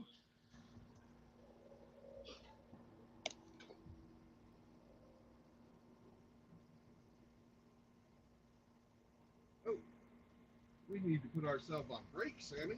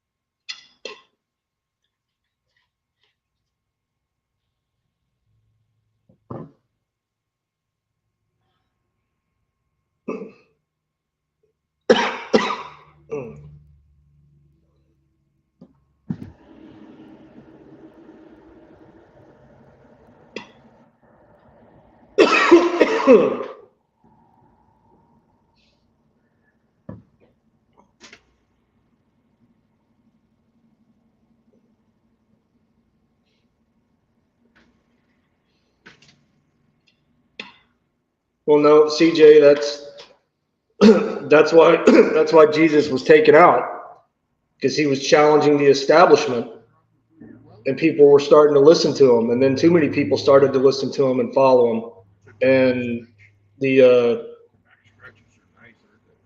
established Jewish leaders at the time, they couldn't have that. Couldn't have someone openly challenging their authority.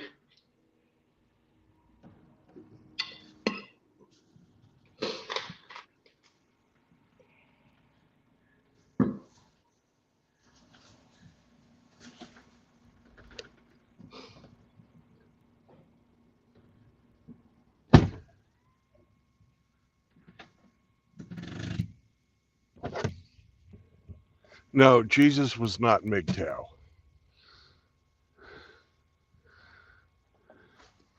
And Jesus did not hate religion. I don't know how you can say that.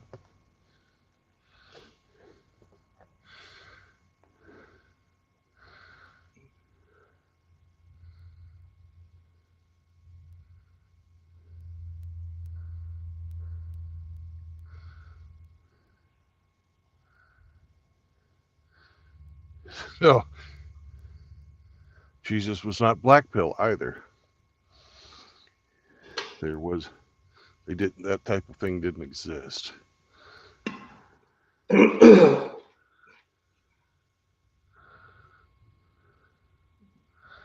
black pill doesn't mean enlightened. False. But I think we covered that pretty good yesterday. yeah.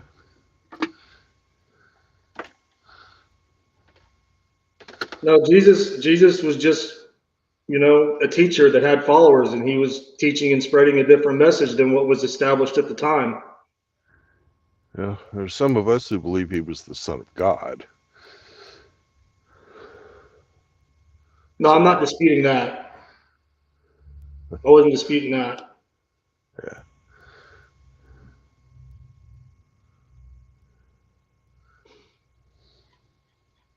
Yeah, I don't. But back to the MGTOW thing, it actually does have a founding document that at least is a beginning. We have video documents, much of which has been lost because of the adpocalypse in 2017.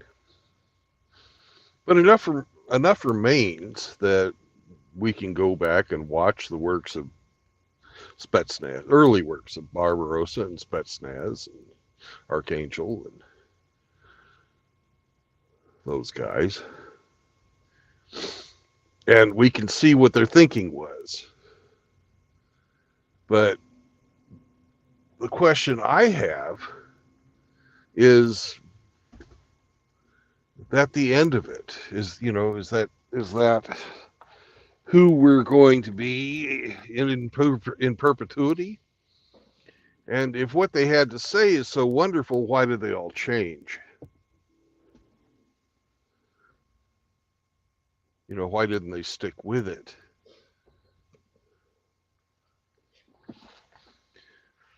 And I don't think it's wrong to question, what MGTOW actually means, and is there a sustainable version of MGTOW that's out there? And I don't have the answers to any of these questions yet, but I am questioning it. Yeah. Yeah. I don't know. I mean, I kind of think that that's, up to the individual man, who finds his way here to, learn the basics and the foundation of the philosophy as it's written, as it's spelled out, and try as best he can to apply that to his daily life moving forward. Yeah. Well, I think that there's a lot of stuff that's applicable to the daily life.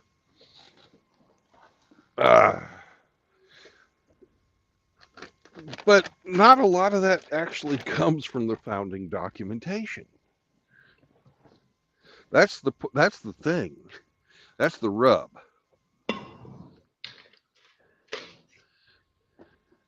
How many people do you know that are MGTOW that endeavor every day to promote masculinity in men? And what does that even mean? That's a good question. Let alone the promoting femininity in women. At least they gave a list of fucking feminine virtues for that. How can we promote femininity in women when we can't even define what a woman is in 2024?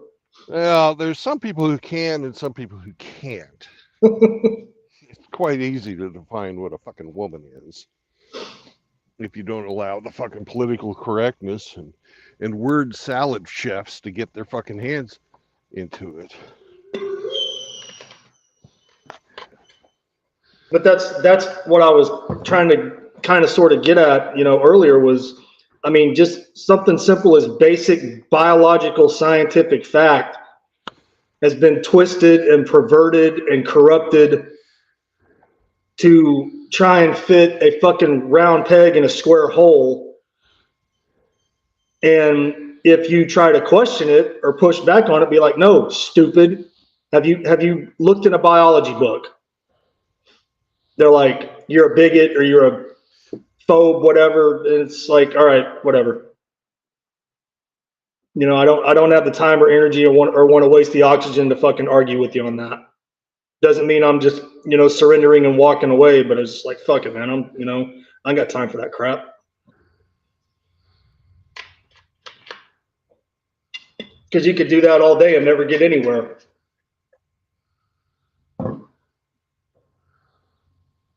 Yeah. We've got people who fucking love to redefine terms. Black pillars are notorious for this. If it doesn't, if what you're saying or what they're saying doesn't fit the actual agreed upon definition, they'll go ahead and say, well, this means something else. That wasn't the original meaning of this. And sometimes they're right, sometimes they're wrong, but there's a lot of confusion out there, intentionally put out there, to support somebody's argument at the moment so that they can win the day versus winning the war. And that's really frustrating to run into. No, I mean, if you're in it for the long game, then that's where you're at. If you're just in it for the short term because you want, attention, or you want clicks, or you want likes, or you want, clout, or you just happen to scream the loudest on that particular day, so you think, oh well, I won. I had the final say. I got the final word in. Well, the whole pill thing came from the movie The Matrix. And if you want to go with the original source material on that, the Coen brothers said it was a fucking analog of truth. Do you want the truth, or do you want to continue living a lie? So the whole, there's people saying that red pill means X, Y, and Z, when actually the only red pill can be defined in one word. It's the truth. Right. It's not my truth. It's not your truth. It's just the truth. Mm-hmm. No, 100% agree. And sometimes the truth is uncomfortable. Oh yeah, yeah. And it's not easy to hear or accept. But that doesn't change the fact that it's the truth. That's a whole nother discussion of what the definition of the truth is, and where do you how do you decide what the truth is, and who are reliable sources for the truth. And it's one of those things that you've got to come to your own conclusion on. Once you realize that that you've been lied to, everyone, men, women, their whole lives been lied to. Even if it's like something we all view as completely innocuous, like Santa Claus or the Easter Bunny or the Tooth Fairy, we're fucking being lied to about that. Mm-hmm. And that conditions us to accept bigger lies. We're conditioned from the fucking cradle to accept fucking some type of a lie that makes us feel good. Mm-hmm. And I don't think that's, I did it as a parent to my children. I fucking, Christmas. Oh, Santa Claus is coming. Oh, look at that. He ate the cookie. Mm-hmm. He drank half the milk. Oh, Daddy, why didn't he drink the whole milk? And I said, well, everybody gives him milk. He's got to be getting full. Do you think he has to pee? Oh, yeah. No, I remember when my daughter, finally figured out that there was no Santa Claus, that Mommy and Daddy were Santa Claus. And then she got mad at me. She's like, well, you lied to me. Well, sorry. Yes, we did. But when my son figured it out, because my older daughter never even talked to us about it, but my son, which is my second child, figured it out. I said, congratulations, you figured it out. Now you have to help us keep the magic of Christmas alive. Mm-hmm. And that worked for him. It's like, but I'm looking back on it now and I'm thinking, oh my God, I just taught my kid to be a liar. What the fuck? Is that good parenting?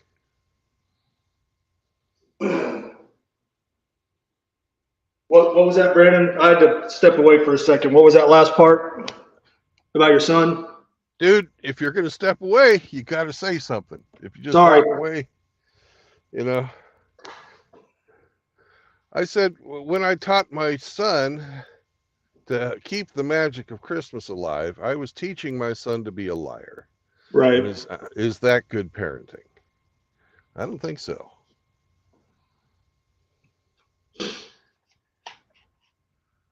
And CJ, we're going to have to disagree on this one because there is truth, Well,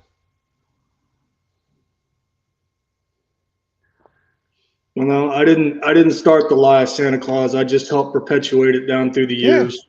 Yeah. And I didn't give it any fucking thought until the last 2 or 3. Mm-hmm. And CJ, you ought to come on the panel, bud. I'm not a big fan of reading the chat. I've got used to just driving and not reading it. I'd love to hear what you had to say. And we have 15 more minutes of government-enforced inactivity. Where did Grinch and Hemi go? They're around. Grinch is doing something, and Hemi is... I'm still here. Oh, there he is. Hemi's like a creeper, man. You never know when he's going to pop up, but he's always lurking around. Yeah.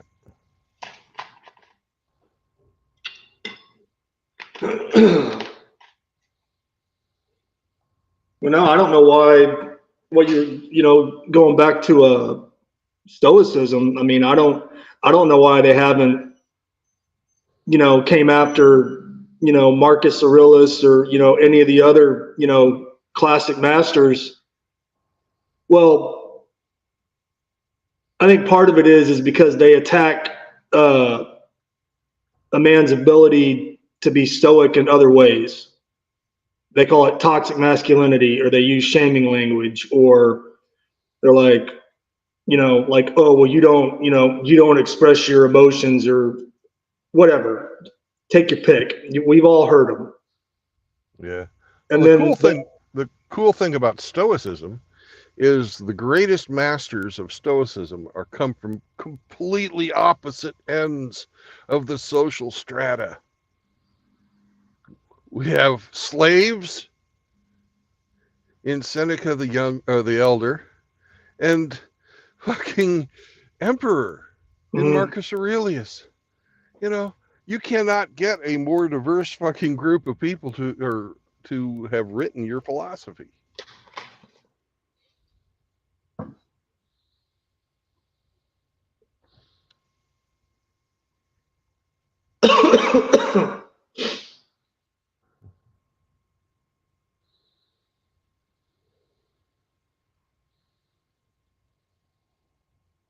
was that Socrates that said that? Truth is self-evident? Or was that Abraham Lincoln? I don't remember. Yeah, I don't either. I know it came from their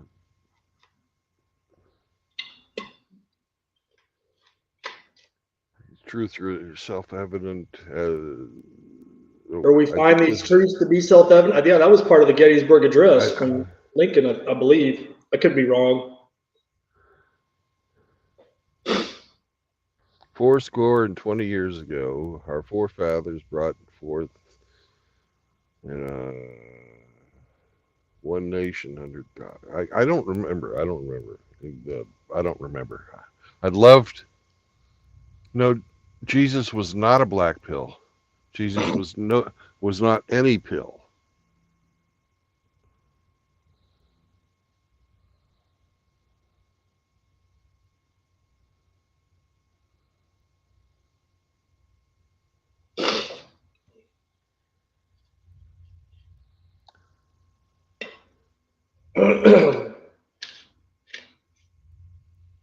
And I have not studied metaphysics because I'm not an adherent, so I can't talk on that, CJ.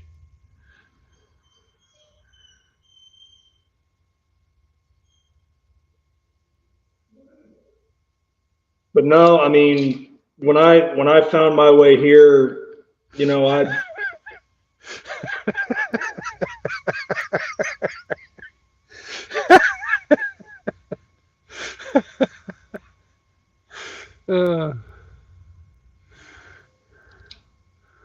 something I said? No. Seraphin wrote something. Oh, It was funny. No, I was just gonna say, when I found my way here, Hammerhand, no marriage, no cohabitation, no children. Well, he amended himself and said no additional children, because a lot of us have children already. Before we figured out what was really going on, so he amended himself with that. Yeah, and then morals, ethics, values, and principles control your biology. Right. The rub is when we start,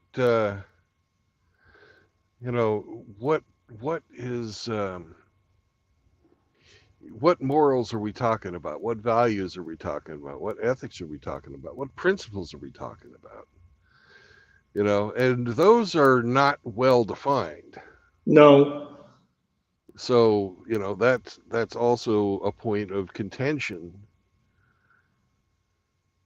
out there. But I mean, I think that that's something that each individual man needs to decide for themselves. And once you've decided upon those morals, ethics, values, and principles, you need to stick with them. Right. That's where I was going. I think that's kind of up to the individual man to figure out, what is it that's inside of him that makes him him, and how he's going to walk through life. Yeah. But no, I mean, what does that mean to be a moral man, to be an ethical man? I don't know. I guess that depends on the man. Yeah, I can define what it means for me, but what does it mean for anybody else? I don't know. And I'm fucking not the best fucking person for consistency. I have emotions. I have a temper. Mm-hmm. And, I'm not, I have a lot of fucking improvement and fucking self-reflection to do before Oh I yeah, can no. begin to even think about fucking instructing anybody else. Mm-mm, mm-mm. Again, that's why when I talk a lot about my own personal experiences as it relates to the conversation or the subject or the topic, if it even does. Because no, man, I'm not going to sit here and try to stand on my soapbox and preach to the masses. Who the hell am I to even attempt that? Yeah. When I can't even get my own life together.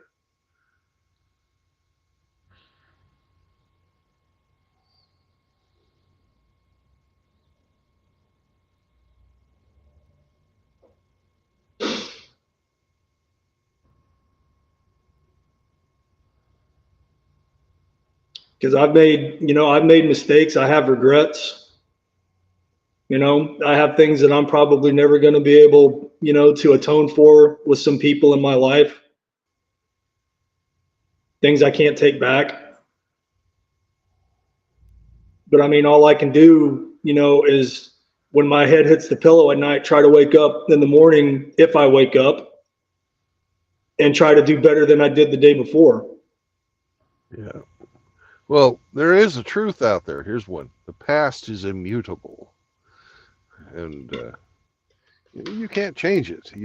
If you feel you need to atone for something you did in the past, then that's an action that you have in the future, even if the cognition is in the present. You make a plan to figure out how you're going to atone for whatever that sin that you committed, and you know yourself better than anybody else, and you know what you've done in life. If you need a confessor, you can find one. Oh no, that's not what I was getting at. But no, I'm just saying, man. Nobody's perfect, and when you're gracious enough to let me come on here and talk and join the panel and be a part of the discussion, man, I'm not trying to preach nobody or force. Well, the purpose of my show is to allow people to talk in a public forum. I'm providing the public forum for the free expression of ideas, because I saw that was sorely lacking. There were places where people had the illusion of talking, but in mixed company. And as a manosphere channel, I wanted to know what men thought and allow men to have a place to go where they didn't have to worry about pissing off females or modifying their behavior, because people do modify their behavior when the opposite sex is around. Even so-called MGTOWs, there's a lot of thirsty guys still there. Oh yeah. And as a monk, I don't really give a fuck what the women think. And that's me. That's not necessarily what everybody has to go through. But I don't discriminate against the men that come in here unless they're part of the alphabet mafia. Right. And that should go without saying. I mean, I don't even know why that would be open for consideration. Well, it should go without saying, but with the alphabet mafia trying to come in and move in and, put themselves into the message, put themselves into the philosophy, I have to say it so that they don't get confused and think that something is going to happen within these digital walls, that's not going to happen. Mm-hmm. You know, there is not going to be a sudden outcry for the inclusion of men who dress like women or, you know, have sexual relationships with other men. This is a place for men to recover, to philosophize, to, you know, if nothing else, just tell their own stories. Well, no, even Brandon, even that community, you know, the homosexual community, the troon community, you know, that's such a fucking small percentage of our overall population, but yet they're the ones that get the most attention and are the most oppressed, and you know. Well, the squeaky wheel gets the grease. Right. So, you know, don't they have enough that they don't have to come in here and try to fuck our shit up? No, Since they they fucked don't. everything else up? They don't. They want it all. They don't want to be excluded. They feel that any type of exclusion,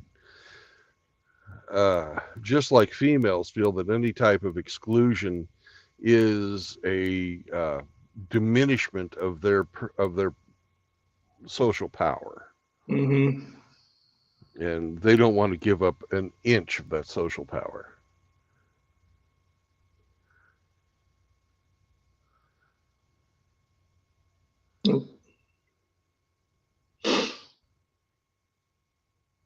But no, man, I think what you're doing, you know, when you're doing your live streams, I think it's a good thing.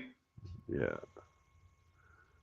And you're right, you know, because I've been on some channels where there was a lot going. Well, if there even was a chat, unless it was just a straight video,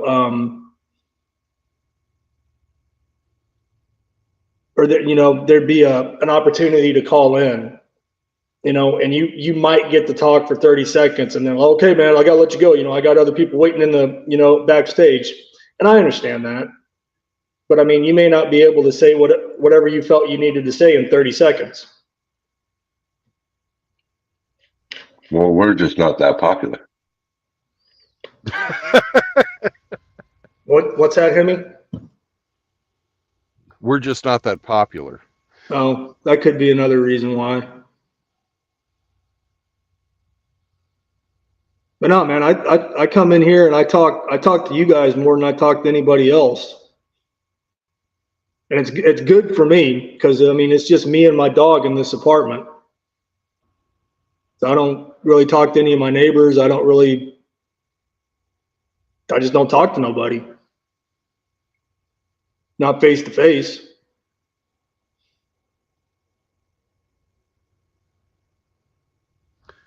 Well, do you work? No, I'm retired. No, I'm too banged up, and I don't do well in a work setting because I have a very short fuse for stupidity. And sometimes it's not the easiest thing in the world for me to keep my mouth shut when I'm confronted with it. And I don't take other people's feelings into consideration once I open my mouth. Sounds like I have the same problem, man.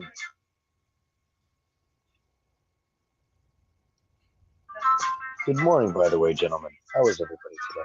Morning, Sam. Oh, Sam, what's up, bro? Not much. I'm testing out some ROMs today. Testing out some what? Read-only memory. Oh, Yeah, there you go.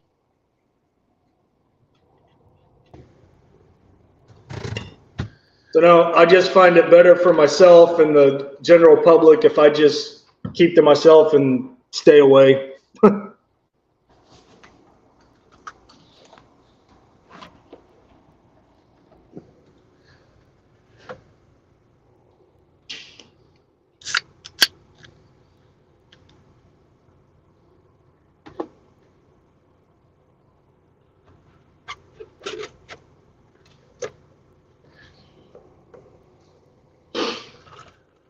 Yeah, Kevin, the reason they do that is because misery loves company, buddy.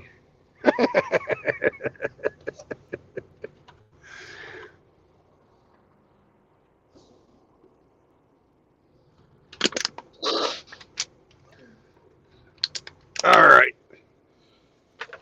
Time to get going. Have you found out what you're hauling today? Yeah, I know what I'm hauling. I'm hauling. He said he's got a full load in his rear. Yep. Same load I was hauling yesterday. I haven't made my delivery yet. I'm hauling big rolls of paper I see. that's going to a cardboard box factory. Oh.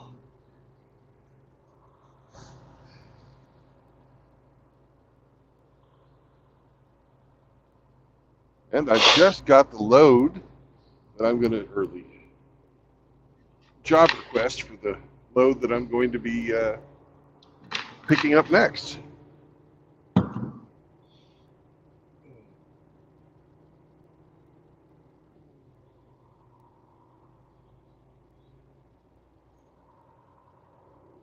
Oh.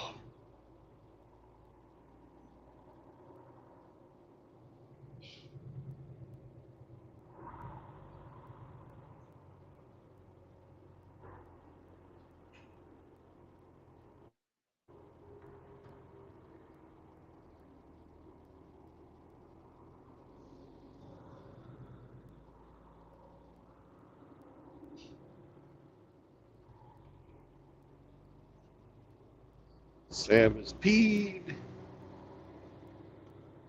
We've got our government mandated 30-minute break out of the way. I was a good boy and didn't go inside and get anything.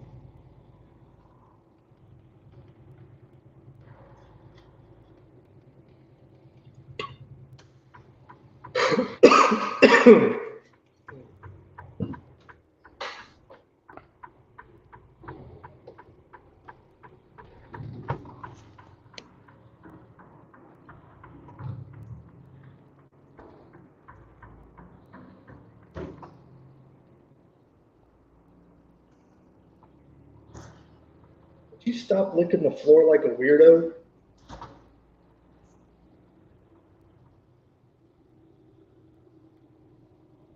You spilled My something. dog does that. I have no idea why. Spilled something. Spilled food. It's not cleaned up well enough that is 10,000 times more powerful than your nose can't smell it. Oh, dude, man. My dog just ripped ass right next to me. Yep.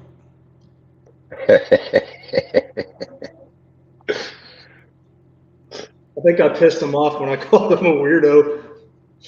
So he farted and then just walked away.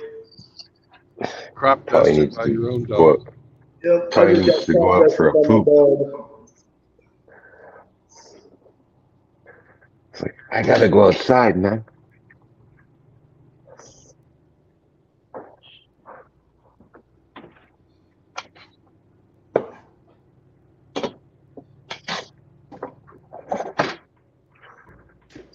Hold on a sec, guys. I'll be back real quick.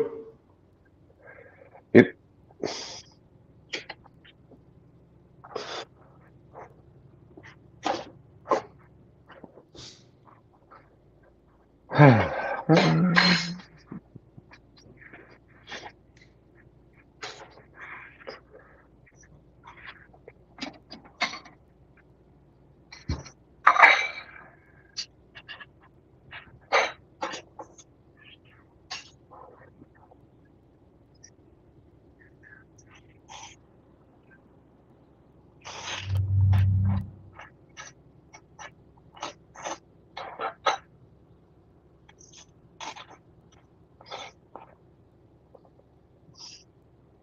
And we've got our cruise control set. 80 miles from the border. We're good to go. And go to sleep.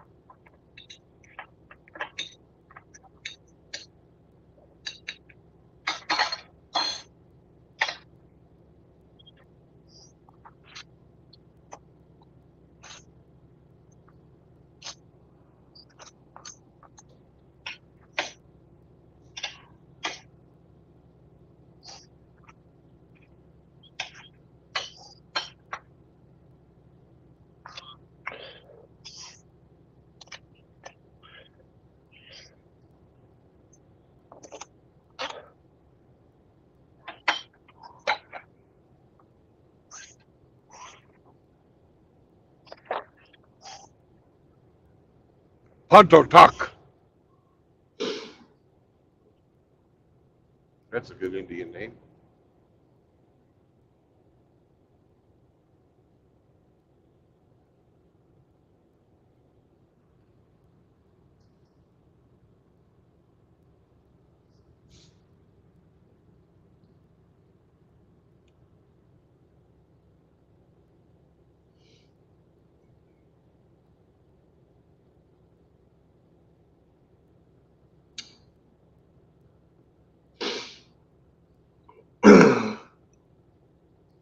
So Brandon, do you have to stop every so many miles for 30 minutes? No, it's once per shift. I have to do a 30-minute fucking break. Oh. It's funny. I'm regulated by hours, but I'm paid by miles. Mm-hmm. It gets kind of fucking confusing sometimes.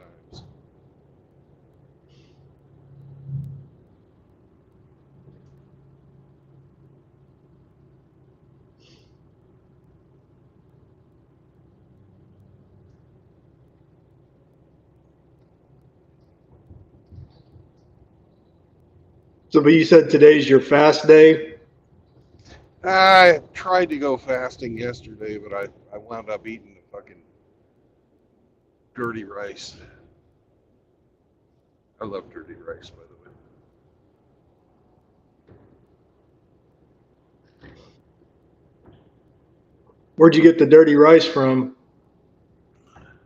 Bojangles. You made it? Oh, Bojangles. Oh, yeah, that's right. The lot lizard yesterday with the bag sack of Bojangles. Got the dirty rice off the dirty floor. I love me some Bojangles. I miss that. They don't have those down here where I'm at. They were all over the place, though, in South Carolina and North Carolina. Yeah, well, I didn't have it at the place we saw the lot lizard. I had it at the place we stopped last night. The lot lizard just subliminal message Bojangles into his subconscious. So he had That's true. Had a That's craving. what happened. For sure. Product placement.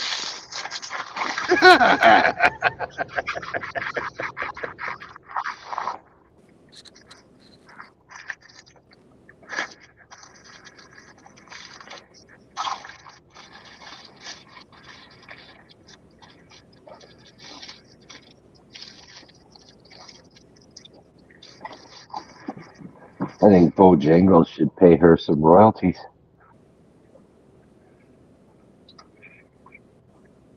I wonder if she shared her Bojangles with that guy.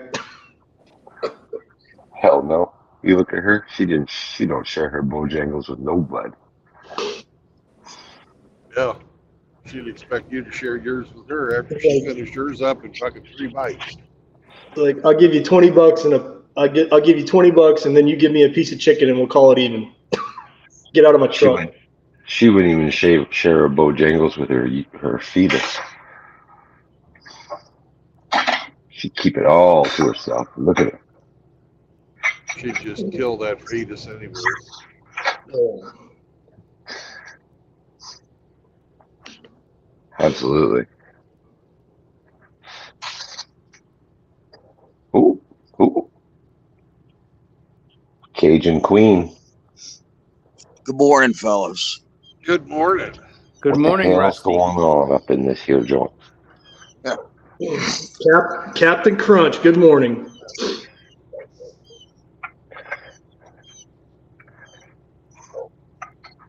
How you doing How you today, feeling, Rusty? Rusty? How you doing, Oh, Lieutenant man. Dan? Got a terrible case of gout in my wrist. We ate too rich over the weekend, man. Yeah, I think so. That ain't no joke.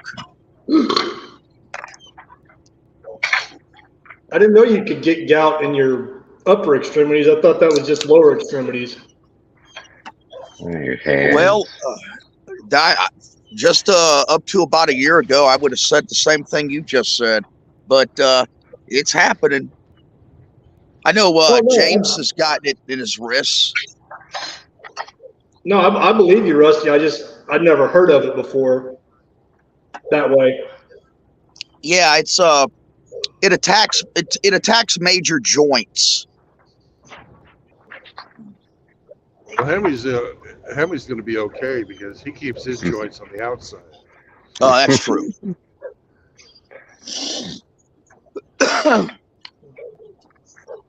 Smoking that magic herb, man. Hey, I wanted to tell you something, True Blood, and I know what your response is, which is going to be, I don't care. And I agree, and that's why I'll say it in an open stream. Apparently, Incel X is monitoring your channel. All right. He was actually on the stream yesterday. If you see a guy by the name of Koi Fish Jojo. Yeah, I saw that. That's Incel X. Yep. Now he's probably going to go to another name now that I've let him know that I know who he is. So we'll just look out for somebody new. I invited him on the channel. He could have come on the panel and talked, but he didn't. He's a pussy.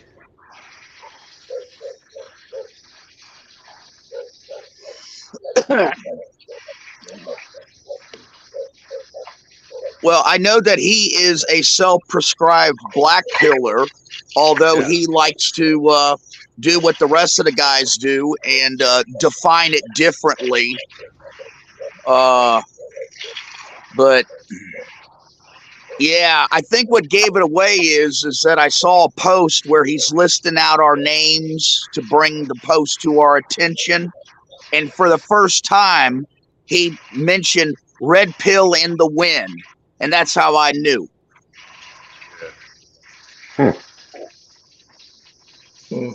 Well, he in one of his streams, somebody sent me a snippet, a clip where he talks about and has the number correct about how much child support I pay. No shit. Yeah, I know he's listening. I don't give a fuck, but he is. So there ain't no secret. He's hate listening is what it is. Yeah, maybe he'll learn something. These folks are, maybe, I wouldn't hold my breath, but these folks, they watch and listen for the sake of looking for ways to infiltrate and destroy.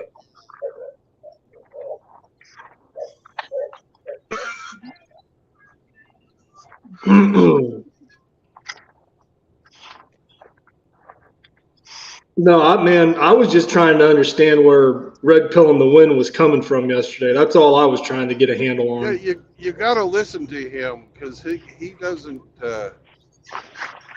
come right out and tell you. You got to fucking listen and interpret. He's actually really, pretty deep if you listen. Morning, Frost.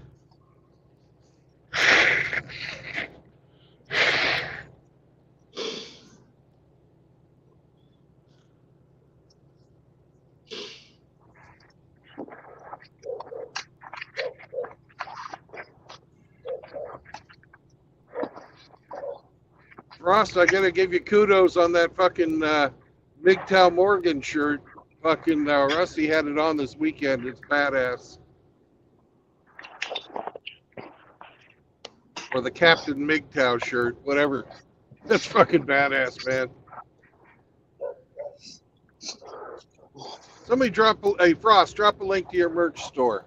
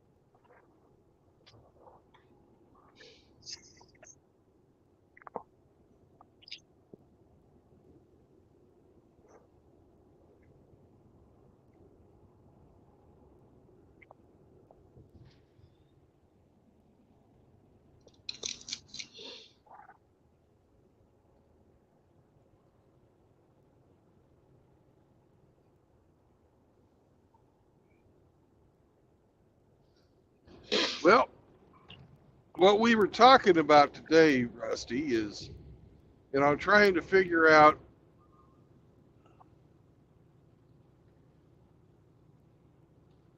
how we got from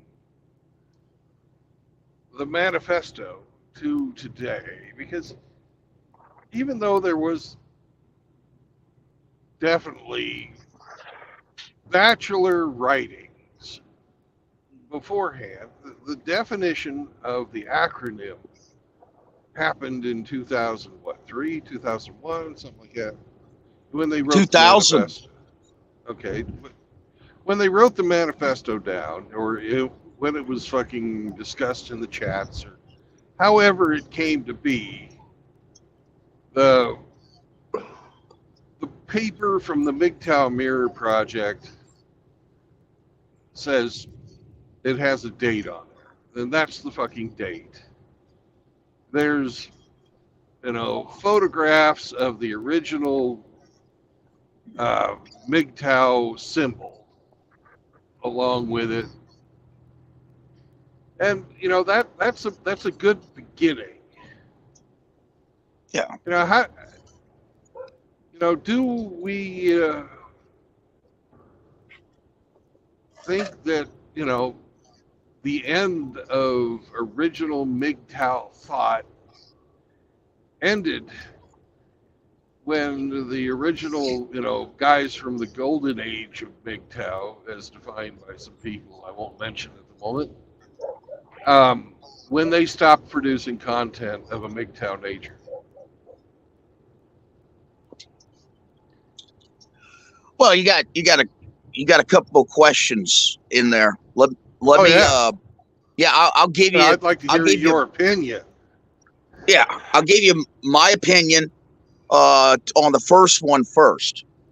How did we get from the original manifesto in the early 2000s to where we're at today?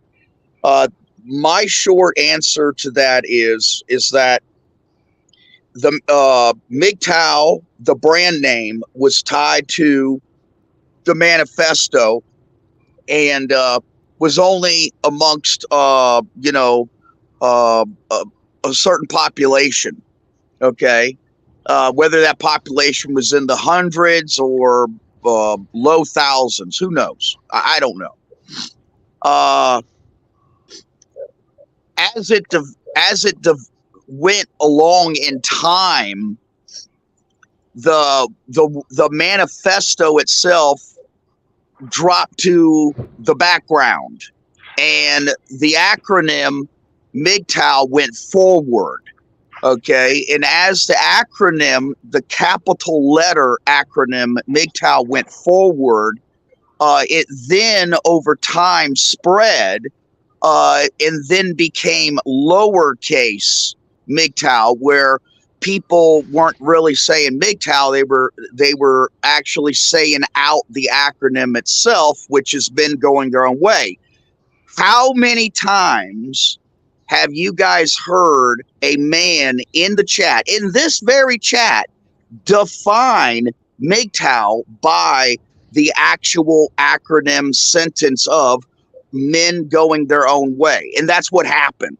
And you see, that's when each and every individual man said, okay, I'm going to go my own way, and here's how I'm going to define it.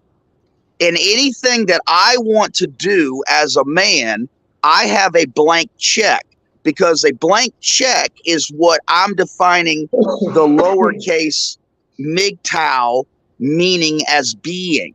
And that's where we're at today. So then when we start bringing up the original manifesto, capital MGTOW, all of a sudden, a lot of people are offended because, wait a second, are you saying that there are something that is akin to rules, akin to tenets, akin to other men telling other men what MGTOW is? How dare you? Because we're reading the definition of men going their own way as a blank check that we can do anything That as long as, quote, we're going our own way. And that's how we got to where we're at now, in my opinion.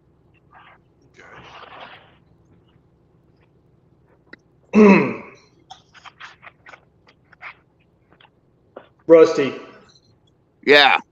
So, I mean, I'm not going to be able to speak on it, you know, as eloquently as you just did, and I'm not trying to be funny.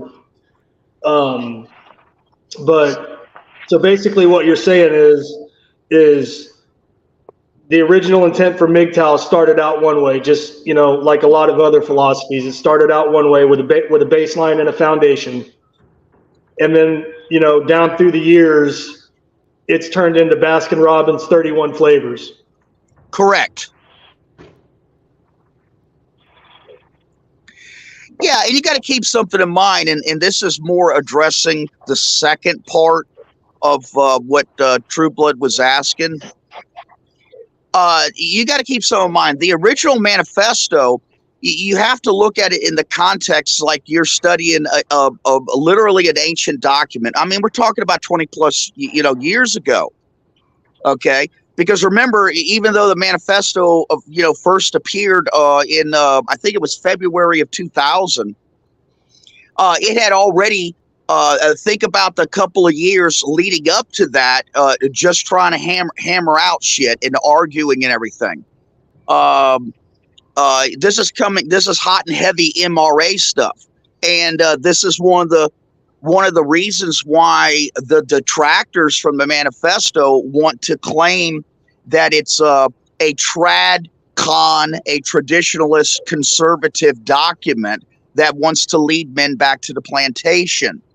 That is a misinterpretation of the manifesto. The manifesto is just a framework. Mm-hmm. It was a beginning point. It was a framework. Imagine a manifesto as the framework to a tent, okay? And then think about all of the additional things that have to be set up inside the tent specifically and on the outside just to make it a viable, shelter. And the manifesto is a shelter, okay? Hey, Rusty. Yeah, go ahead. Hang on a second, Rusty. Your tent's going to fly away unless it's properly pegged. Well, son of a bitch.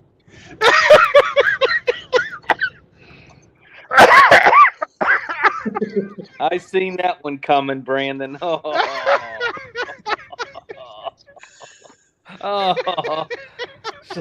Are you using the extra large tent pegs? I'm sorry, Rusty. Go ahead. Yeah. Well, that's let me take off on that analogy. Pegging the tent down, staking out a tent has to be done on a solid foundation, and that foundation, what was essentially red pill theory.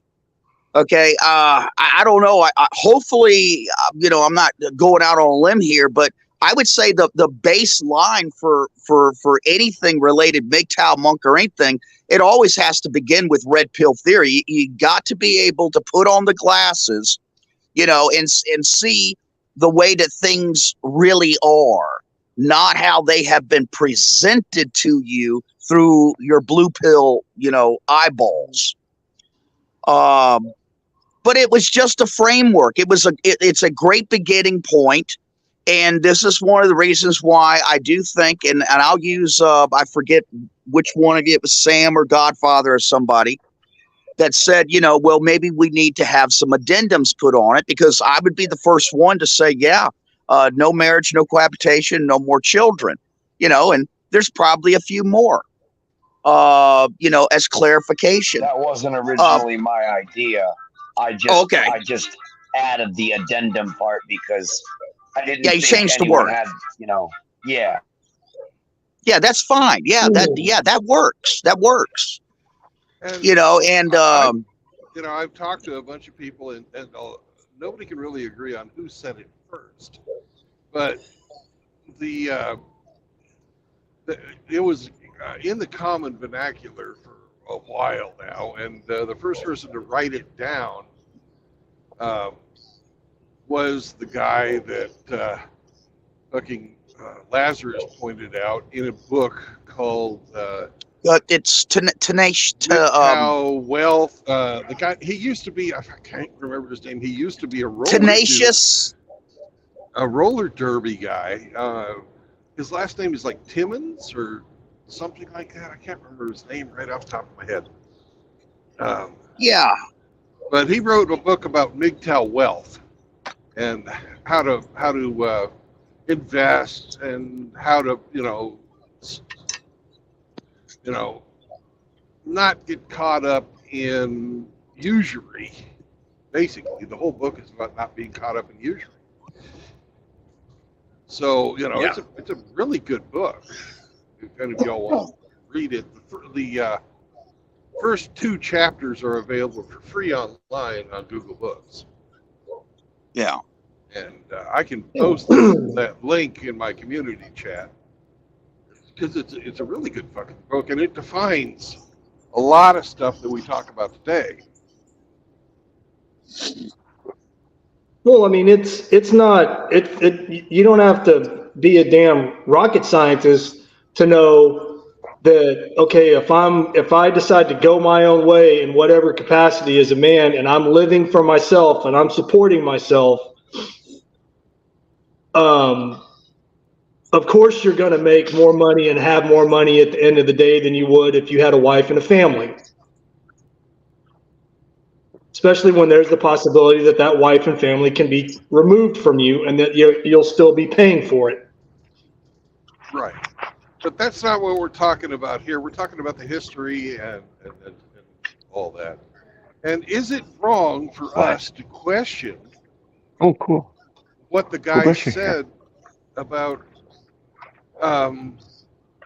what MGTOW is when the great content creators of the from 2007 to 2017 or 2010 to 2017, however you want to define that period, but the period of YouTube content creation before the adpocalypse, a lot of those, in fact most of those creators are no longer MGTOW.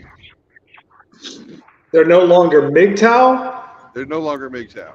Or they just went silent, or they went underground, or they died?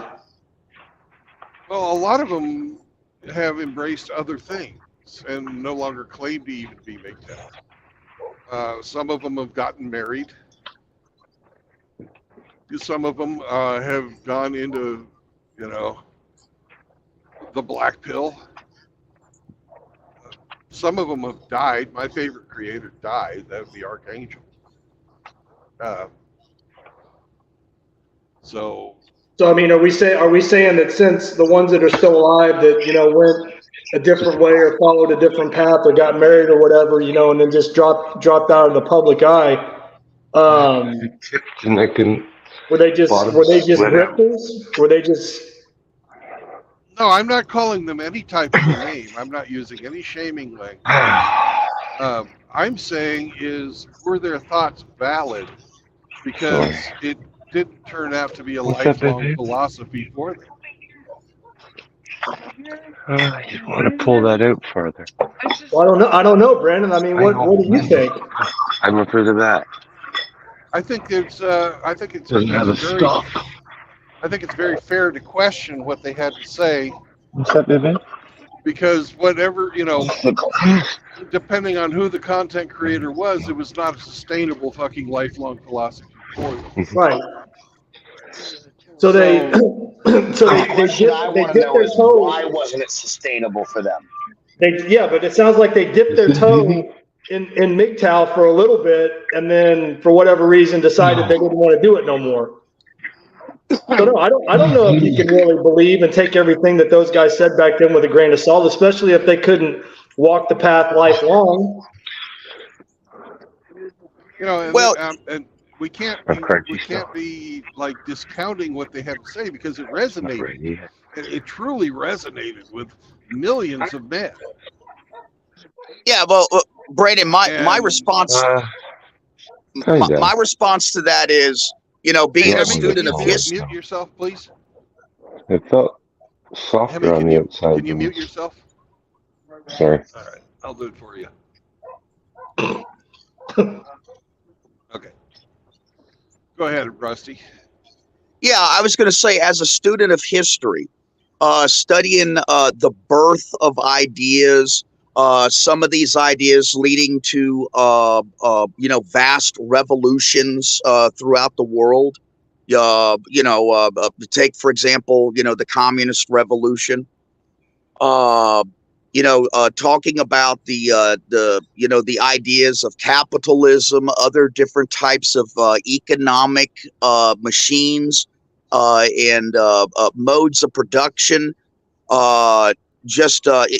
Everything from the anarchist ideas. Name an idea and study its history. And what you'll find is you'll find a very similar pattern. Okay. And that pattern goes something like this. For the most part, middle aged to younger guys, or I should say younger guys to middle age, usually very well educated, usually upper class, come up with, these different ideas and stuff like that. And then eventually they get hijacked by a person known throughout the mode of history as the man who comes in on the white horse. Whether that be like an example would be Lenin, Napoleon, Adolf Hitler, different things. And then eventually, the children that are spawned off of these ideas when they were first created eventually eat up the mothers and fathers of the original ideas. And then it becomes something else that the original intent, creators did not intend for it to become. So there is that pattern in history. So you could have the guys that sat down, came up with the manifesto and everything, and then eventually they themselves decided that, well, they were going to go off in different directions. That does not invalidate their original thoughts and ideas. And now the children of those thoughts and ideas are literally eating them up, trying to get rid of them. Several people have come in and have hijacked, different aspects of the manifesto. So, I mean, we're seeing it all played out again. I mean, that's my take, but it doesn't invalidate what they originally said just because they themselves as individuals decided that they were going to do this or do that. No, Rusty, I like the way you just explained that. I mean, I can give a more well, not an example, but well, it's an example, but it's kind of a little bit different than what you just said. I mean, think about politics, think about espionage, think about CIs, criminal informants, think about snitches in prison. Everybody can be turned and anybody can be bought. So if you were doing one thing on this day and then the next day you get flipped for whatever reason, I don't, do you get where I'm going with that? I'll have to disagree on that one statement, Ramadi. I don't think anybody can be bought. Someone who is firm in their convictions will not allow themselves to be bought. You are correct in that anyone who allows themselves to be, yeah. Right. No, but that ties back to what I said earlier before we all started talking was morals, ethics, values, and principles. And that's up to the individual person to decide what those are for them.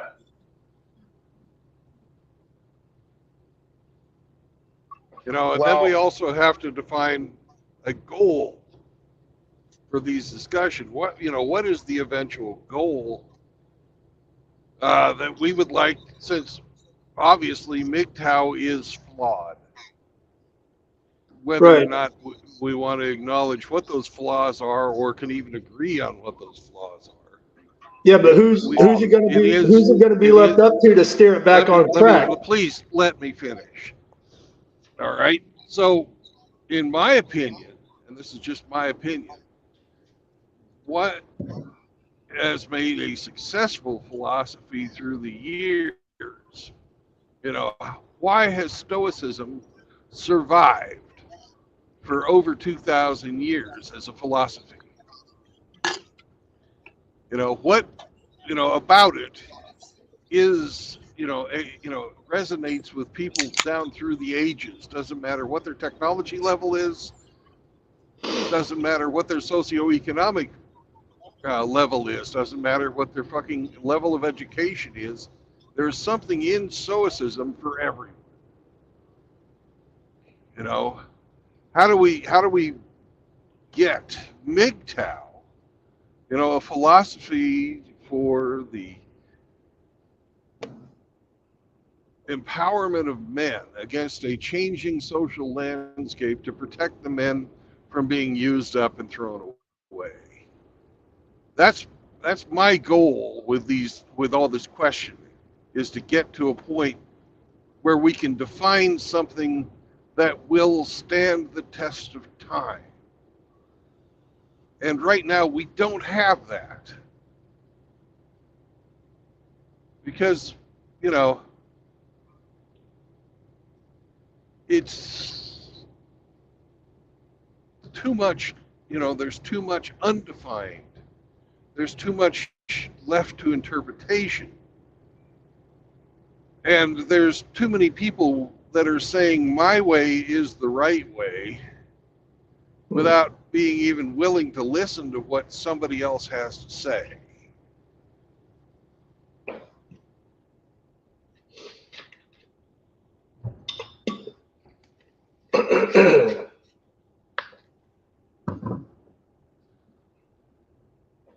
Do you hear where I'm coming from on that, guys? How do we get something? What is it about these other philosophies that have been successful? But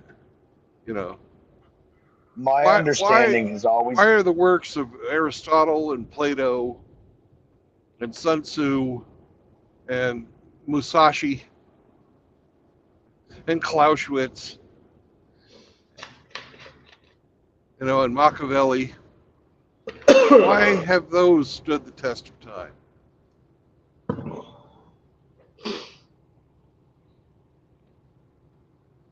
my understanding was always that the goal was to reverse course for future generations, to see to it that this consistent practice of using, abusing, and discarding men was not passed down to our children and grandchildren.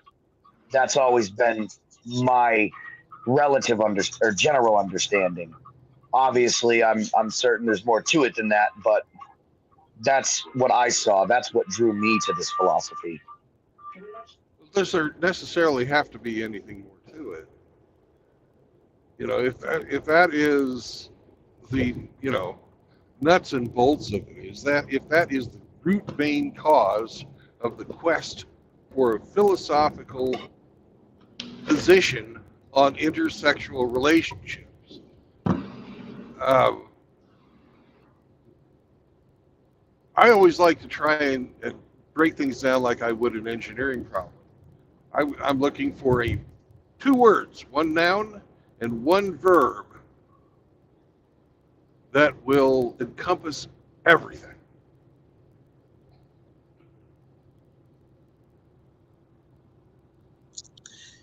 Hey, Brandon, trying to address your question you just posed. What makes those works great? What makes them sustainable throughout the generations?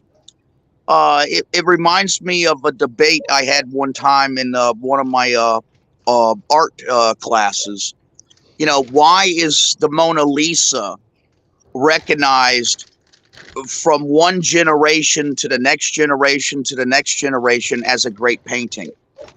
Whereas we could have paintings that are in artists that are celebrated in their own lifetime, but after they're gone and the next generation comes in, those paintings are no longer recognized as great. Yeah, like Jackson Pollock. Well, now let me tell you something. I'm a big fan of Jackson Pollock. A real big fan. I'm not. Yeah.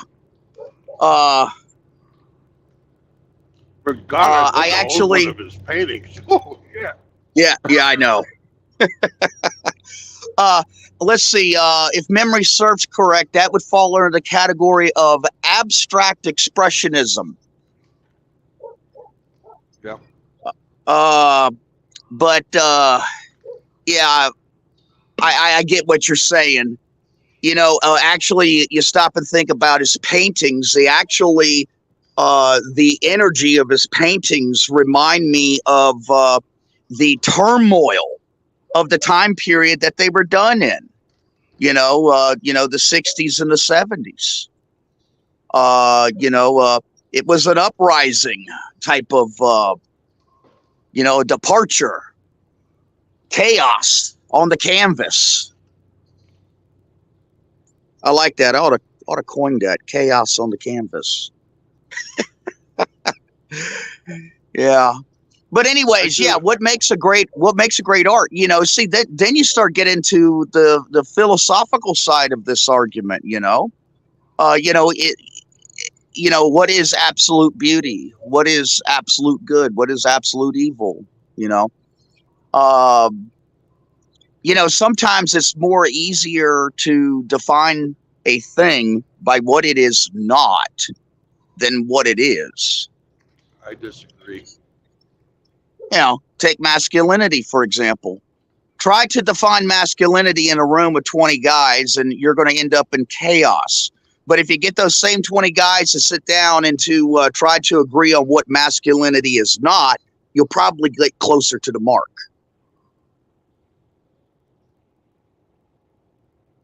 Well, masculinity is such a broad topic that I can see where he's coming from on it, though.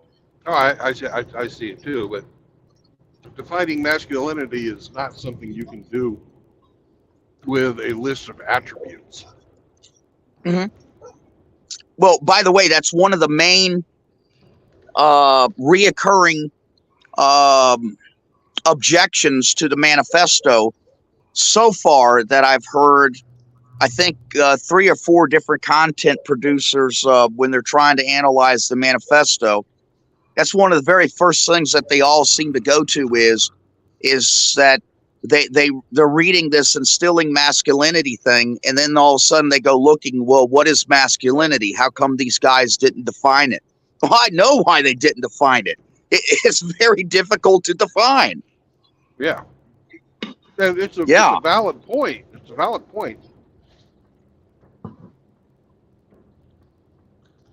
But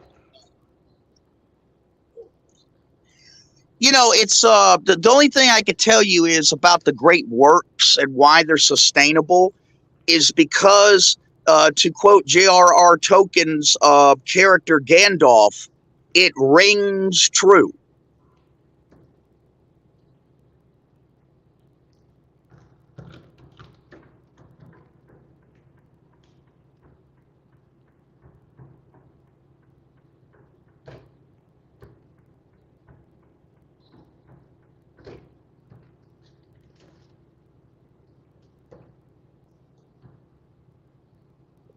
yeah.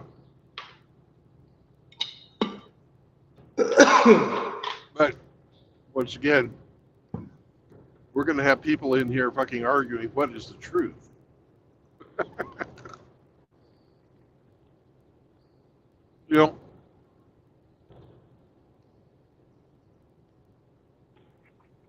Some content creators will tell you that the purpose of the manifesto is to prevent usury. right? That's absolutely definitely an aspect. Other people will tell you that the purpose of MGTOW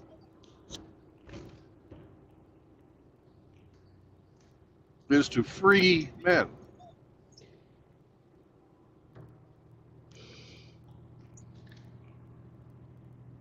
They're not the same thing. Well, I would say those two things are inextricably linked in this instance, though.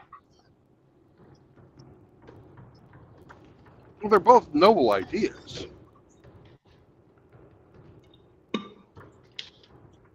Noble ideas, and I would also have to say they're both worthy goals.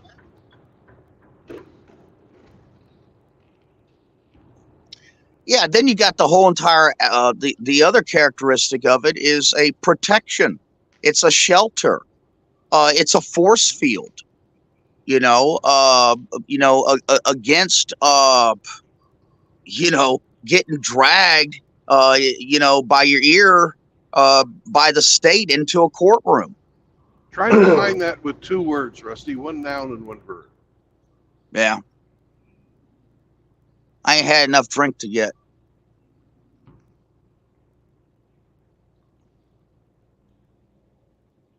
Well, give it some thought. This is not a race.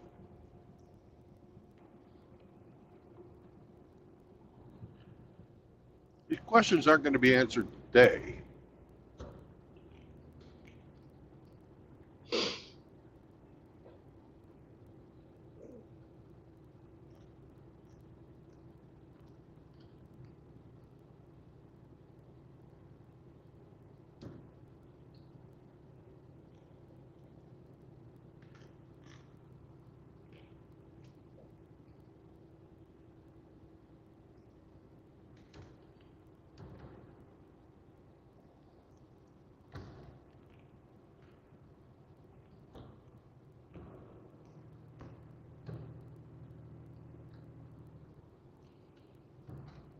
This guy's got so much better engine in his truck than I do. You'll see who I'm talking about in a minute when he passes me.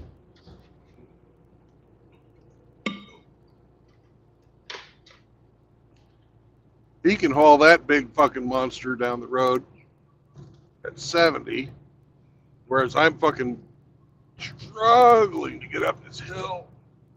It's not much of a hill at fucking 55.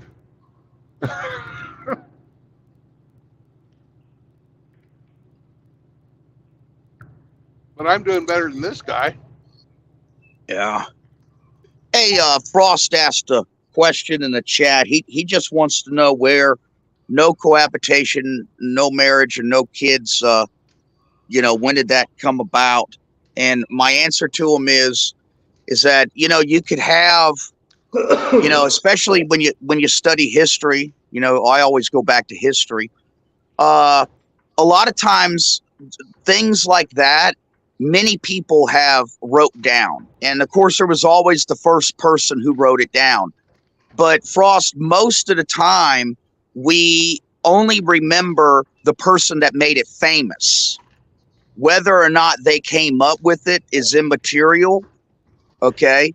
But, you take a person that, develops a cult of personality, develops a following, is able to transfer enthusiasm to their listeners, like Rush Limbaugh, and Rush would say something, and it was something that somebody wrote down that was, obscured by history, but because Rush said it, everybody subscribes it to him.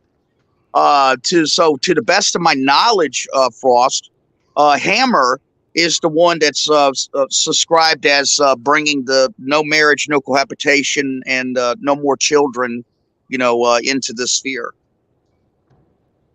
But if you talk to Hammer himself, he'll tell you that there were other people involved in getting to that, and that those tenets are an outgrowth of the prevent usury, to escape usury. And that's coming from the man himself. So we have to use that or think of that as a valid way to look at it, because that was the thinking behind the tenets as they stand today, was to prevent Right. injury. Yeah, and the framework for the anti-usury stems from the manifesto in a lot of ways. Even though it's not directly worded like that, there's several parts of the manifesto, that form, the framework for that. And The basis for that comes from the fighting against chivalry. That one little subpoint really romantic chivalry, that is.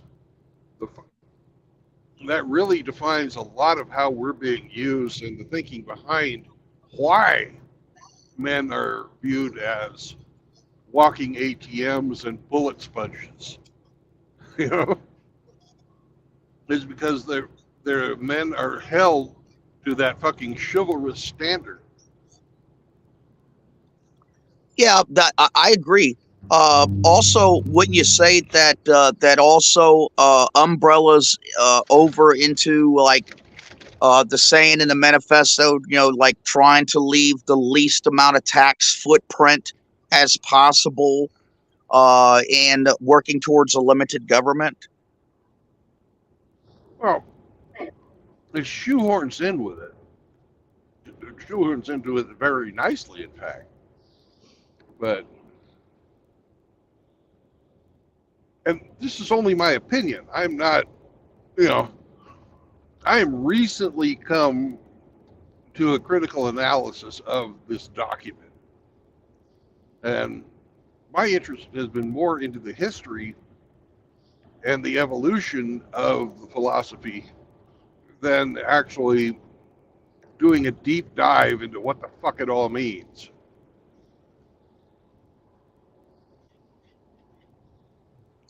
Well, consider this, Brandon. If our original United States Constitution, as it was written originally, The Articles of Confederation, or no. The Articles of Confederation was the very first document representing the cohesion of the United States setup. But when they went back to do addendums and amendments on the Articles of Confederation, they just all voted, let's just scrap it and start over again. And that's how we got the Constitution. Yeah. But the point I'm trying to make is that when our founding fathers of our country created the United States Constitution, and then they all signed and then everything was done, imagine if from that point forward to today, nothing else had ever been amended, addendum, or explained or specified. You would have the Bill of Rights, for that's for sure. Yeah, you wouldn't have. You would be saying the same thing about that document, saying that, well, how is that relevant today? Why didn't they define this? Why didn't they define that? See, that's the point I was getting at with the original manifesto. It has been, basically, the manifesto is 20 years old, give or take a year or two. Okay? And nothing has changed officially with the manifesto. So now we bring the manifesto up, and now all of a sudden, here comes all of those objections. Well, wait a second. Now, this thing's full of holes. Well, wait a second. They didn't define this. Wait a second. This doesn't apply to today. And that's because it hasn't been messed with for 20 years. It hasn't kept up. Yeah, but why can Stoicism, Marcus Aurelius lived fucking 2,220 years ago. Why? I have the answer. Let's hear it. I have the answer. Let's hear it. Okay, here's the answer. Because after Marcus Aurelius okay, when he wrote down his ideas of Stoicism. After his time, and even up to this time right now, there has been 1,000 other Stoic philosophers that have added to it or taking things away. They have modified it. The Stoic philosophy that all the writers that came after Marcus Aurelius, they curve their philosophy to reflect more of contemporary times when they were doing the writing that was originally based on Marcus Aurelius. We have not had that with the Manifesto. The Manifesto has been dead in the water as a written document for over 20 years. And we've had nothing but verbal stuff. I disagree with your assessment on Stoicism. I think what you're missing here, I don't think they did any of that at all. In fact, I think they just applied what was already there in the whole situation and maybe expanded upon it. But I definitely don't think they subtracted in any way or curved anything. Oh, hold on a second. Are you telling me that you can't find an example and use Marcus Aurelius's writings as one? You're telling me that you would be unable to find another Stoic philosopher that wrote a version of Stoicism that would in some parts contradict or go against what Marcus Aurelius originally wrote? I'm not saying that at all, but I'm not saying that in and of itself, nor would I try to say that itself changes Stoicism at all. Not at all. As applied by that person in that instance, yes, okay, fine. But would Marcus Aurelius himself, as a Stoic, would he reject or agree with whatever this other person says or believes or does? See, that's the problem. You're trying to, I think you're trying to apply too many broad generalizations here in this instance. And I think that's why, like, I agree with your assessment on why the Manifesto, is dead in the water, but I don't agree that it has to be that way. Just because we have started to, or others, maybe not us, but have started to behave that way doesn't mean it actually is effectively so. I think the whole point is kind of like the Constitution. Since you brought that up, I'll use that as an example. Our founders didn't use broad, generalized speech. They used what's considered direct and blunt speech for their time. So really, what you're not getting is they wrote out directly what they said. But just like the Constitution, there are some obvious flaws with the Manifesto, but I don't think it really requires too much changing. I see no reason not to come up, like I said, with something to complement it as a separate thing. But I don't necessarily think. I never advocated for changing the Manifesto. The only thing I ever advocated for was clarification and addendums, but never changing it. So don't say that I said that. And when you get time today, sir, look up the different schools of Stoicism.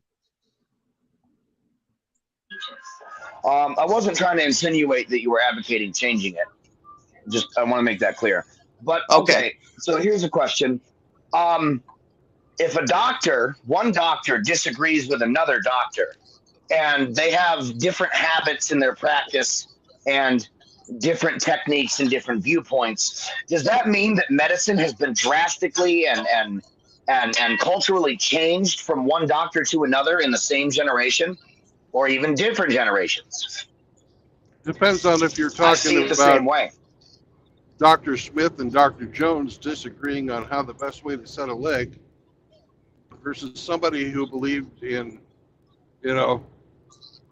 harmful vapors in the ether, and another guy like Pasteur who said, hey, there's little microorganisms that are causing these diseases. Depends on who the two doctors are. I'm not talking about new discoveries. No. I'm talking about, all right, so you have two illnesses that are being, viewed upon by two different doctors, right? In the same patient. But really what it is they're arguing about which one illness the patient has. But because this doctor and this doctor says, hey, it's this, and the other one's like, it's this.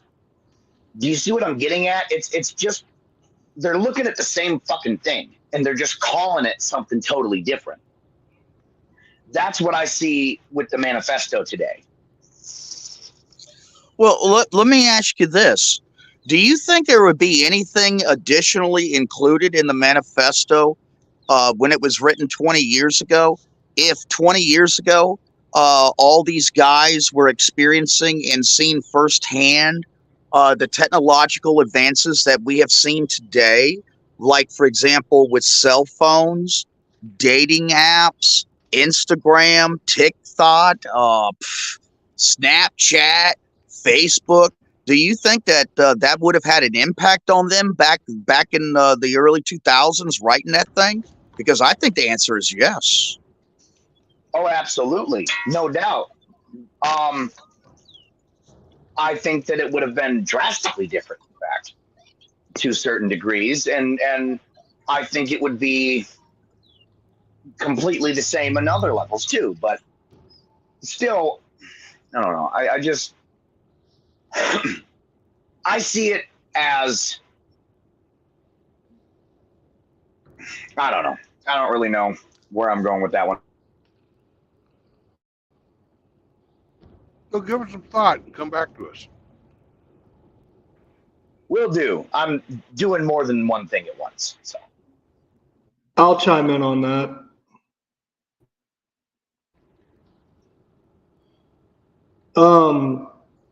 No, the original, for better use of a term, okay, call them the founding fathers of MGTOW, whoever they may be.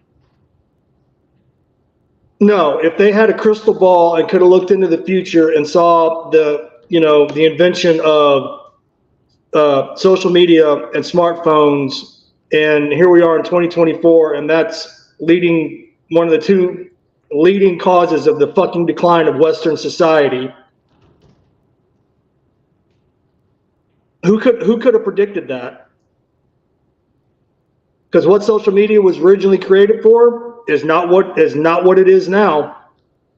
What smartphones were originally created for is not what they're used for now.